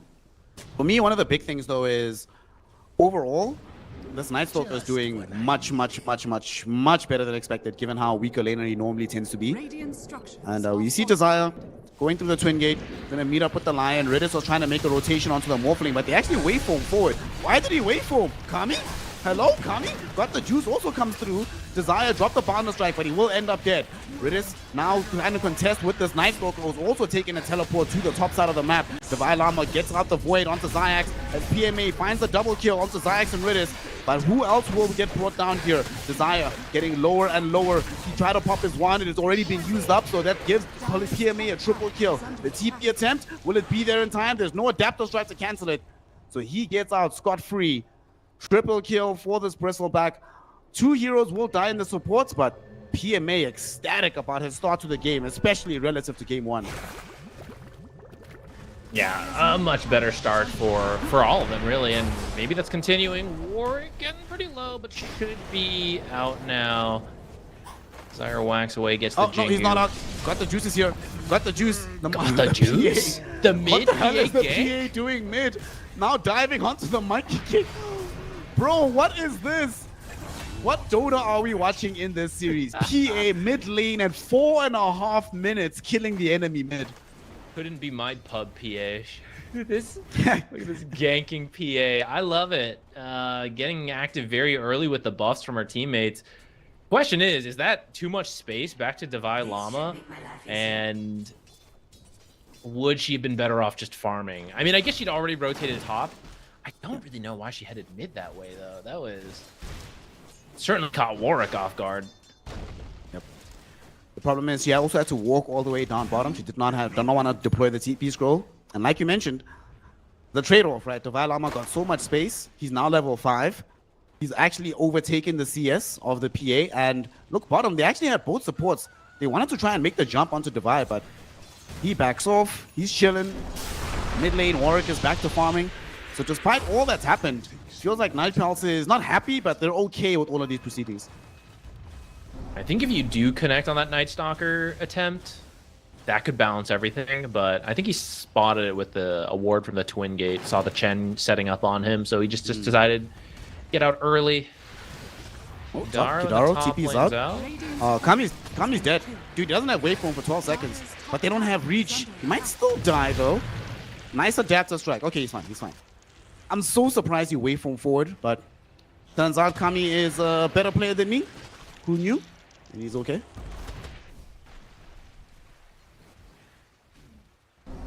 The tier 1 should still fall though. They have a Siege Wagon push here. Chen is in the area. So Kami will have to farm elsewhere. Dire's top tower has fallen. Last time PMA had, I don't know, like 15 less CS than Morphling at this point. Bristleback being a much stronger laner, and with the help of the Lion having a much better time. They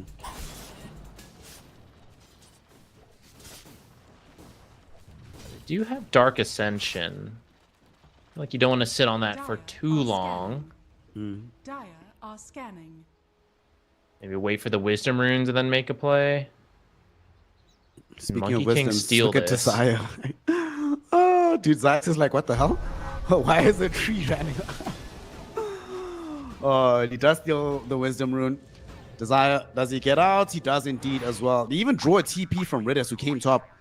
That's actually a pretty big play. You just place a support, you steal the Wisdom Rune, make sure that you're both in the much better position experience-wise.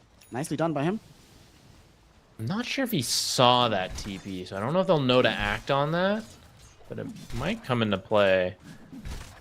They're trying to make a play since Monkey King had to TP out, but he's already back on the map because of Simeon's Stride. Yep. But he is here to defend the mid lane. Dire's middle tower is under attack. We'll see if they do the Bounder Strike to set up for the Avalanche toss with the crash landing. For now, Invoker just peppering away at the tier 1, but it's very, very, very healthy still. So the side of Navi Jr. decide it's probably not worth it to over-aggress in that fashion. The problem is they're not aggressing anywhere else either. Like, Divine Llama is actually coming middle, smoked up with Kidaro. Oh, but his smoke will get popped by Niku. Well done.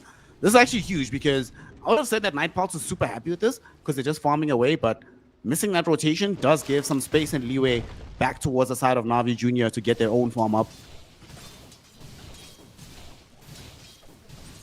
And it does secure the rune. Unfortunately, it's a shield rune, which is not bad, but when you're here who doesn't have a natural way to gap close, like the Tiny, you're maybe hoping for like the haste or the invis if you want to make a play.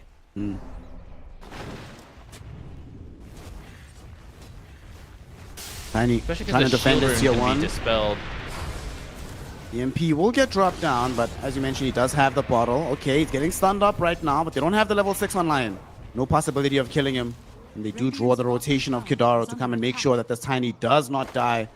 He really has been struggling in the lane. Not just, like, the CS is fine, but when you're playing against Invoker, he's been ferrying in regen this entire game, which factors into why his net worth overall is so low.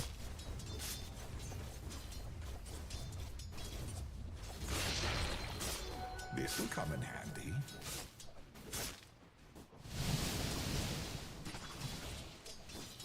That's for me. No Dark Ascension used. I really thought we'd see them try to force something. I guess that's what the mid play was, and then it didn't connect. But it means you still haven't found anything with the first ultimate. Guess they're content to farm because they have the Morphling, but I feel like it's letting Navi Jr. hit a very nice tempo. Yep. Like, Zayats is getting close to the drums. The Bristleback has opted to skip the Aghanims. He's actually going to go straight for Pipe. But that just fits the bill on early active play like we were thinking. Niku Getting gone on right here. There's a cold snap on Desire. However, too many heroes are surrounding him. And we do see Dark Ascension being triggered. Kidaro with the freezing field. Niku's still alive, but will eventually take a tumble here. Can they find revenge? Wave forward. No, wait.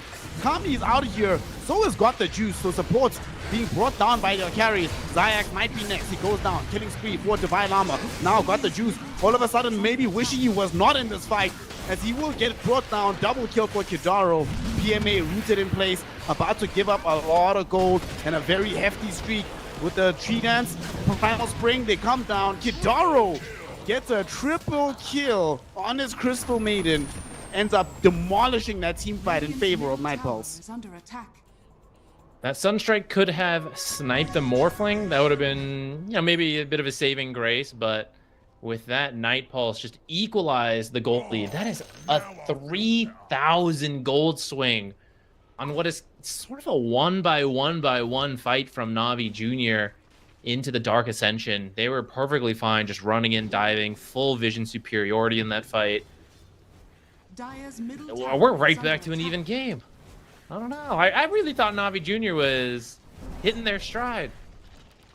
Unfortunately, brother, we're not in an even game. Remember what happened in game 1? If pre 15 minutes the Lama is net worth leader, you are behind. Under attack. Like, Could be very true. that's always been like one of the weaknesses to his game, is his laning phase. So if he has a good laning phase, my goodness, he normally overperforms with very little gold. So now imagine if he has all of Are it. scanning. Night Stalker now pressuring the tier 1 tower bottom. They should be able to take it. Warwick still defending mid. Top lane, yeah, the tier 1 is lost, but Radiant's bottom Kami tower gained quite a is bit of falling. space as everybody was fighting middle. So he has practically caught up in the network department. Only slightly behind the BB and the Night Stalker right now. He was like 1,000 gold behind the Bristleback just shortly ago, and like you said, to be right back here, that is bad news for Navi. But it is even, so maybe they can make their own plays to start pulling this back in. But it is nighttime, which makes it quite tough into the Night Stalker. Yeah. Radiant are scanning. On the bright side, we're 700 gold away from having Battle Fury for the Phantom Assassin. So, which means that we're also getting closer towards BKB. I still stand by what I said earlier. This game is impossible for PA without BKB. I mean, that last fight that we saw was a good example of what she can expect if she joins any engagement not having BKB. And now she actually, oh, here's another example of why she needs BKB. We're gonna get gone on. Wukong's command triggered out by Desire. With the Boundless Strike already stunning her up. Got the juice, actually jumped onto Kidara, but Kidara has freezing field. You're not gonna win this fight, fam. The bonus armor protecting the Crystal Maiden. The rest of Navi Jr. come bottom, but they arrive too late. And now Dark Ascension triggered out. Davai Lama will fly directly on top of Niku, killing off the Invoker with the help of the Morphling. Tornado forward onto Ridis. Ridis attempting to deny himself onto the Satyrs will not succeed in this endeavor. Warwick chasing in the north side towards PMA. But PMA is so grateful Radiant's bottom that he has tower access is to under Warpath. attack. Gives him the movement speed to move away. But nonetheless, 3 heroes die. Yeah, Kidaro takes a tumble, but man, what a good fight once more for Night Pulse. Yeah, such a successful second nighttime, and now a Blink Dagger on the way for Tiny, so they don't even have to stop. You're gonna try to do a bottle refill here to get enough mana. Oh, it didn't make it quite in time, so maybe they are a little short on mana for time. Oh, never mind, it was just a little delayed. It did Got succeed. Arcane Aura, bro. It's fine. In just 1 minute, I'll have 60 mana. Radiant's middle tower is under attack. They would love to reveal this Blink. Do they have a smoke still? No, they popped it already. It's been revealed, so I don't think they're going to get a kill off this Blink. Zion's just farming up top. I think they're just trying to wait out the rest of this night. About a minute more to go. Maybe they can take a fight after that. But I feel like the damage has been done in this second nighttime. I feel like Night Pulse got what they needed to prevent this game from getting out of control. And in fact, you know, pick up a lead themselves. And we're back to having a Morphling player enter the late game as Morphling. Uh-oh. That's usually a winning formula. They're going to smoke up now, Night Pulse. Try to find somebody. Fortunately, Navi Jr. have read this. They're all backing up. I will say as well, I love that Davai Lama went for this SNY. He realizes that his role in these team fights, just don't die. You're just not dying in the fight. You're doing your job right. And eventually he's going to be able to get that crippling fear with the Aghanim shot, making the Chen feel really, really lackluster in some of these engagements. I also want to point out that because PMA went pipe, which I was open to as part of going for an earlier tempo, but it doesn't mean the Bristleback won't scale as well. And now that you lost the fight before the pipe could really come into play and the drums from the Chen, they didn't line that aura timing up with that mid fight where they lost so hard. I feel like that window just passed, and now you're not going to be scaling either. So it is a concern. I think there's a small window left where you can try to take a recovery fight while you have these auras, but Night Pulse should just avoid it, not let them have that. They really got to force it somewhere. Maybe some of these tier 1s could be a good start. Ridis is also looking towards picking up the Blink Dagger very far away. Only half the duration, only half the gold. And as a Lion, opportunities to find more net worth will be few and far between. And Night Pulse, they still have their tier 1 mid. This is the crazy thing for me. Imagine you're playing into a Chen lineup that was beating you by like 3-4k net worth lead in the first 10 minutes. But when we get to 6 minutes, we've only lost 1 tier 1. I'd be ecstatic if I was in this game for Night Pulse. I agree. And that's why I feel Navi Jr. might have missed the mark on their timing. Radiant are scanning. It's not all doom and gloom. They still have this PA farming with Battle Fury. And they're That's actually true. going to attempt to take a fight top. Dark Ascension has been triggered. If they only kill Xyx, honestly, they'll take it. They commit Wukong's, Rod of Atos deployed, having been built up by Desire, then he will end up dead. But top, oh no, this cannot happen. Their net worth leader, PMA, oh no, it's already popped the pipe of insight. He is surrounded by heroes. He is killed off. I'm so surprised he stuck around. That being said, even if you try to take a twin gate, there was an adapter strike to stop it. Game is super hard right now for Navi Jr. Dire's middle tower has fallen. To be fair to him, while they jumped to Chen, I think the Tiny found the Bristleback. So once the Tiny sees you, you can't really TP out as long as he holds Avalanche Toss, and that's pretty much exactly what happened. Dire's middle tower is under attack. Are scanning. Well, Dire side might have to respond bottom because we do see some pings towards the Roshan pit by the Radiant lineup. They just scan the pit, don't find anybody within, but they might consider going. They have these Force Spirits with the Melting Strike. They're thinking about it, and they're just gonna go in. They're in the pit right now. Night Pulse unfortunately scanned a little bit too soon, so they might get caught off guard of this one. Not the fastest in the world, but it does seem like it will be successful. It doesn't seem like the response is gonna be there in time. Maybe this is their ticket back into this. Aegis onto PMA. You can now send him forward, just bait the fights. You got daytime for a few more minutes. Let's see, Kidaro and Night Stalker both will get connected onto with the hairball. They're going onto the Night Stalker first. Tornado will not connect. They still want this chase. They pop the drums as well, but behind them, Boundless Strike from Desire with the crash landing Wukong connecting on the 2. They need to get out of here. Freezing field from Kidaro. They make sure they bring down Ridis. PMA able to get onto the high ground, but with the Avalanche Toss, they're holding Xyx inside the Wukong. He will die as well. Kidaro will finally take a tumble, but the damage has been done. But the Jews can't kill off the Morphling just yet. Morph going into the strength a little bit. Cold Snap is on top of him. Waveforms to the north. Getting chased though. Got the Jews wanting to come in onto Warwick. There's a Boundless Strike though with a beautiful toss from Warwick to Hero Avalanche. Both in Boca and PA. They're still alive, but that's not going to be the case for much longer. Double kill for Devilama as he cleans them both up. Chasing in onto PMA. He wants to make this a team wipe. But Dridis coming in on the south side says no. At least for now. Waveform forward. Boundless Strike. It's in. They're going back. Dridis dies twice in the same fight. And they take away the Aegis. 1 life from PMA. Will they be able to make it 2? They will attempt right now. He's trying to juke this way and that. Yet again, there's going to be a stolen impale from this Kami Morphling. They get the stun now. They have the damage. And now with the waveform forward, they also see Xyx.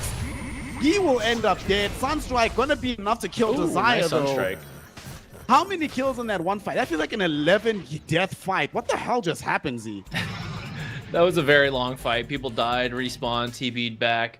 But Morphling had a very nice double stun there to close out that fight, to clean up some kills. And that ends up being, I think, like a 6-4-1, maybe 2. If I can't remember if Crystal Maiden died earlier. I don't think she did. Yeah, I don't know. Night Pulse has hit their timing. They're finding the kills they need. This Morphling is scary. Trying to solo the Tormentor. Quick, put your votes in. Who's it going to go to? Come on, I don't know if he can do this. Might be missing some damage. You got it. Okay, That's a Desire. cutting it close. So that fight had, let's see, 5, 6, 7, 8 deaths, if we include the Aegis, on the side of Navi Jr., and 3 deaths for Night Pulse. Oh my god, what an engagement. And Night Pulse want to get more. They just got the shot on Desire. He leaps forward. They have the vision onto PMA, but they would like to go for easier targets. Oh no, got the juice. They're going to go instead, though, onto Xyx. Get the easy kill.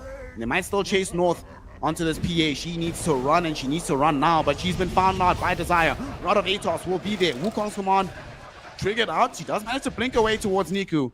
However, they have blinks of their own, so they are going to be chasing. They find her. They isolate her. It's only a matter of time until they kill her. PA. Bro, I'm telling you, impossible game of Dota without BKB on this hero. So it's pretty impossible for the line as well. Morphling has reached the point where he's going to start one-shotting this Lion with Conda.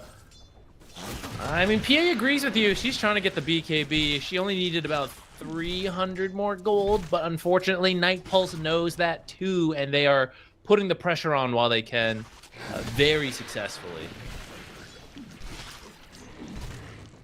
7k gold lead for Night Pulse. Morphling 3k gold ahead of this Phantom Assassin. The scary thing is that like she's gonna get BKB soon, yes, and it's gonna help against like some of this Conda damage with the Morphling, but he's angling towards Butterfly. And this PA, there's nobody in the team that's buying a Bloodthorn. Nobody on the team right now that's anywhere close to an MKB. So how on earth will you kill the Morphling once he has that item? Radiant's bottom tower has fallen. Yeah, I'm not sure. I feel like this is a... You needed to be in the lead as Na'Vi Jr. Night Stalker, he's even having a really good game. He got his shards, and now he can eat some of the Chen creeps to get a nice heal in these fights as well. I don't know. They're going to need some big crits. Which, to be fair, they got a lot of attack speed buffs for the PA, and she does have Methodical, so you will get through. You're, like, guaranteed to get the crits. Oh, McLean, Warwick found 2 heroes in the Avalanche. It's already gone, and now look at this.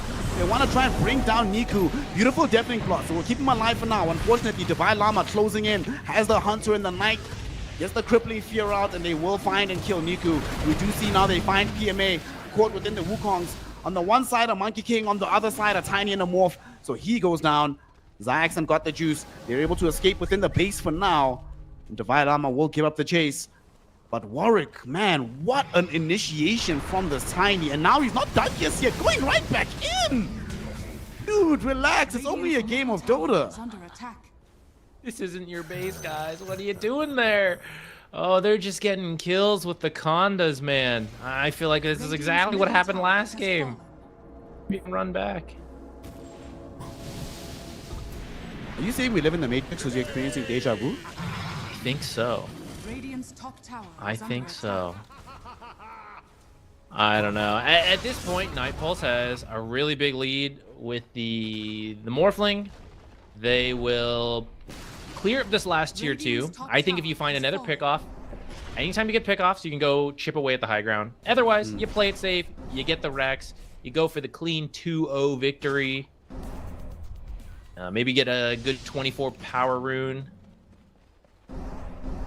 Double damage is like guaranteed one-shot. Oh, Invis, maybe surprise 2-shot the Lion. And this is the tricky thing about Lion against Morphling. You have the instant Hex, that's the strength. But if Morphling is doing well and he copies you, then you just gave Morphling 2 stuns to kill your teammates with. And that's kind of the situation we're in. Kami's been landing several double stuns with the stolen Earth Spike. We'll see now movement coming in from Na'Vi Jr. Got the juice, finally has BKB. So this PA can actually participate meaningfully in these fights. The problem is, she only has BKB Battle Fury, so her damage output might not be there just yet, but we shall see. They jump onto the Morphling. They want to try and kill him. In the meantime, Warwick trying to interrupt on the background. But did you see how little damage this Morphling actually took? He's getting jumped right now. They're going on him. Can they get him? He's trying to morph, but the Sunstrike, it bursts through him. In the meantime, on the background, Desire drops the Wukongs. Both supports are already gone. Divine Llama chasing Niku on this Invoker. Wants to be able to bring him down. Does he have the damage? He has a Void. Will be able to throw it out. In the meantime, PMA in the north. He is surrounded by heroes, but he does have the help of Got the Juice. He's able to pierce the backline, get onto Kidaro. We get that Crystal Maiden kill as Niku dies to the south. Warwick able to finish up PMA. Can he get killed? No. Got the Juice all of a sudden finding that he's isolated here. The BKB has already been expended. Warwick has Avalanche Toss in 2 seconds. So it's definitely going to come up. They're missing everything, but unfortunately spells cannot miss. Warwick with the double kill. And although Got the Juice by far had his best fight of this entire game, it turns out not to be enough. They get fully team wiped. And Night Pulse still have some heroes on the map despite giving up quite a lot of gold with the Morphling death. That Invis rune from the Tiny at the very start of this worked out really well because they broke the smoke, they all start jumping the Morphling, and the Avalanche Toss just interrupts that fight right away. Eventually they do get the Morphling, but it takes so long because they're behind that the supports and Divine Llama, they managed to find so much in the back line. just to set themselves up to eventually come out ahead in that fight. Though, like you said, it was the best fight Na'Vi Jr. has taken, considering how far they are behind. But that's the first BKB on the PA, and she does end up dying still. It's only going to get harder. Kind of crazy that they made more. They got team wiped 5 for 3 and still came away with the gold advantage. That's how behind they were. Most of the gold, of course, went to the PA. Yep, it's not good. So if you're PA here, if you're my support player, right? I'm playing PA. I've already got BKB. What are you telling me to build next? He's going for the Manta. Is this the route that you were hopeful for him? I think he kind of needs it to, like, especially the disarms from Crystal Maiden. You can't be forced to BKB just against the Crystal Maiden. So kind of does need the dispel. But I think you also need more damage. I guess this is where the Bristleback Snot Rocket does help a lot. Some extra negative armor that PA doesn't have to build. But it's a lot into the very high armor of Tiny and Morphling. I kind of feel like you do need more damage somewhere, and I'm not sure Alacrity is enough. Speaking of Morphling, we spoke about his Butterfly being built up. If he had Butterfly in that fight, I actually wouldn't have died. Which is kind of crazy, right? Given how much aggression they were putting towards him. And now, the next time they try that exact maneuver, not only do they not get the Morph, but they still get team wipe even worse.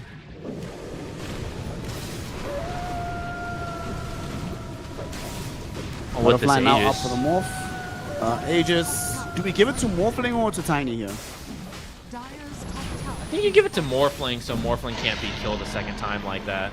You know, maybe you commit that hard to kill him once, but now you're gonna have to do it twice, and I really don't think you'll be able to, because you're killing him once off of the Lion stuns, and as he respawns, I'm pretty sure Lion stuns will still be on cooldown, and then Morphling will kill you. Well, you're much more optimistic than I am. I don't think Lion stuns will be on cooldown. I think Lion will be dead. The way this game is going. That's also true. It's also true. Mad Pulse. They're coming through. Final push. They would have to be able to utilize second Aegis to end the game. This used to be the terminal time for Morphling. As we have this tier 3 tower down to half HP already. Dude, look at this Morphling go. Cliff already been used. Has been refreshed, sure, but Rain Drax gone in a second. What can they do about this? Get the stun out onto this Morphling. They would love to be able to engage him, but they also know for a fact that he has so many allies ready to jump them. And how do you get to the banner? Your carry is a PA. She does not have very high range to hit this banner. It's only the Invoker that can really do it. May's got to be so careful here. They need his auras. He needs to live through this fight. Get the Hex out. Desire piercing the backline. He's going in. They've already been able to bring down Ridis. PMA now in danger as well. We have a buyback from this line, but PMA deep inside the Wukongs trying to fight. They do commit the finger from the bot back line to kill off this Morphling. Warwick now dies during the BKB duration of Got the Juice. They also managed to bring down Divine Armor as well. So this is pretty good. They might need to chase further though to feel like it's worth it. And Got the Juice gets the memo, jumps onto Kidaro, kills him off. Now 2 euro stun from Ridis. They find Desire and the Morphling. Morphling is dead. Definitely here. And not only is he dead, he gives over a rampage to Got the Juice. They lose a lane of racks. They have to commit the buyback from Ridis. But that is a fight where you're definitely spamming hashtag worth, baby. Na'Vi Jr. Stay alive in this game. They even get the gem back as well, which is a huge part of being stuck in your base, no vision anywhere. That's what makes it so hard to get out. But with that team wipe, with the gem recovered, a glimmer of hope for Na'Vi Jr., especially because this is a PA and we have all experienced Phantom Assassins getting a bunch of kills, suddenly going from target to target, just critting everybody. The Rampage so important so that the majority of the gold goes to the PA, who's now almost even, I want to say. 2,000 gold is kind of a lot maybe, but at the same time, we were at 15k gold lead for Night Pulse, right? So only being 2k behind now on the PA is so good. For me, the best part about that fight is not just the gold output she got, but her levels. She is now level 21, top of the entire game. Got that Phantom Strike attack speed. And that's important because the shorter the duration of this BKB, we basically got to see in that fight why I believe the BKB was so important for her. When she activates it, during that time, she is practically invincible. She can do whatever the hell she wants in the fight. And now when you get this level 20 talent, even if the BKB duration grows shorter, you pretty much guarantee a kill if you Phantom Strike onto a target right now. I think another big thing in that fight was that her teammates lived. Because PA herself, we were talking about earlier, you know, she needs more damage, but Alacrity will help her. The Vlads and the drums from the Chen will help her. The Penitence from Chen, you know, the stuns from Lion, the Snot Rocket from Bristleback. The teammates got to live because this was their own base. So they weren't getting wrapped around, deleted by Tiny, Night Stalker. They were sitting behind the PA. The buffs were there throughout most of the fight. And that might be it. You know, the Night Pulse maybe regrets making that mistake. They're gonna have to learn from it. But they do still have a 5k lead and the bottom barracks. Now you gotta get the lead back. You gotta go back to what was working, find the pickoffs, take out the auras, the buffs one by one, and then face the PA. Radiant's courier has been killed. Can anybody in this game scale towards a Hex on Night Pulse? On Night Pulse? Monkey King's itemization can be very flexible as a support. He has a Gleipnir for now, and he's got the Nullifier queued up. Wait, the Great Double Null? Wasn't Night Stalker buying Nullifier as well? Yes, though he might be going for BKB first. We'll see what he wants to do. Radiant's top tower is under There's gonna be a smoke. Warwick jumps in, misses the avalanche, gets Hex for his troubles. He gets jumped on. Beautiful Earth Spike from Redis. They almost kill Warwick, but he does get off his BKB in time. Hunter in the night, the crippling fear flying in the background as Desire drops the Wukongs with the Gleipnir. They're trying to keep the PA away from the fight. Lots of life being lost by PMA, but not enough to fully threaten him just yet. They have lost Redis, and now Divine Llama has to flap to the north. Let's look at this. Niku has been found out by the Morphling. Needs to pop BKB to survive. Trying to get himself away, has got the juice now. Was getting ran on, stolen Lion form.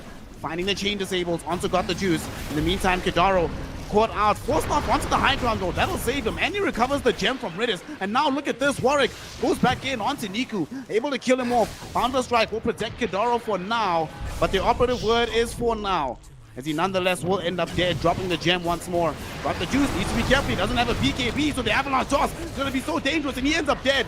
Now with the crippling here, they want to go back to the other side of the fight. Zayak certainly going to die. The question is, can PMA survive by some miracle? He's very tanky, so maybe not the easiest target to chase, but Warwick will have Blink in a second. Doesn't go far enough. PMA held in place now by that Gleipnir. He's the only thing keeping his team from being team wiped right now. But nonetheless, eventually, they will catch him, they will kill him. Night Pulse reasserting themselves. And we see the difference when they fight on the map and they fight in the Radiant base. On the map, it's practically impossible for them to lose a team fight. It was close, though. The Tiny jumped, missed the avalanche, and almost died. His team did an amazing job of keeping him alive. Never ended up dying. He got to cycle back in with more avalanche tosses. If Navi Jr. had been able to finish that kill, then it looks completely different. But now their mid ranks down, and I think you just go straight top. You're gonna try to get buybacks. You don't know that Bristle doesn't even have his available. Oh no, wait, he used his earlier, didn't he? Oh, he used it, yeah. Oh, we see Warwick, the toss back Redis. Poor Redis suffering his 12th death of the game as Night Pulse will claim the Mega Creeps. And they're not done just yet. They see that the Bristleback is still dead for another 20 seconds. No Lion for 40. You have the numerical advantage as Warwick now able to toss back Niku. Divine Llama pops the Dark Ascension, trying to chase the Invoker down. Doesn't do it fast enough though. The Invoker will end up living. Got the juice. Going forward, BKB of his own. They're trying to bring down Kami, but unfortunately, this Morphling also has a BKB. Ready to stand his ground and fight. And now Desire ends up dropping the Wukong's command. And as the BKB finishes for Got the Juice, how does he get out of here? Warwick is actually dying to the PA. Does have Avalanche toss in a few seconds. It's a few seconds too long, but in the meantime, Kami and the boys are focused on the objectives. They are looking for the victory. They want the 2-0, and they will get it. GG, well played is called. Night Pulse move forward in the upper bracket. Objective gaming. This is something very annoying for PA versus the Tiny, is that his innate ability is very easy to forget about, but it does reduce your damage unless you're going to pop your BKB or break him in some way, which maybe that would have made the difference in the fight before that. You have to pop the BK early. That feels kind of bad, but you would have taken out the Tiny. You know, maybe it's worth it. I get it. Very, very tough call to make in that moment, but ultimately it cost them, and they go off that fight, go straight into the base, close it up. Navi Jr. did have, you know, the fact that they kind of came back for a moment was pretty impressive, but I do think this series is characterized by the fact that Night Pulse, they were willing to do a little bit weirder drafts, but they had the experience to back it up. They knew what they were doing with it. And Navi Jr., we can see when things fit their idea, they do it well. But as things get kind of messy and weird and a little bit new to them, perhaps, that's where they seem to struggle here. Yeah, I fully agree with that. I mean, every time that it seemed like a sort of checkbox fight, it looked perfect for them. But when things get bizarre, I think that's probably the best way to characterize it, that they didn't necessarily deal the best with bizarre.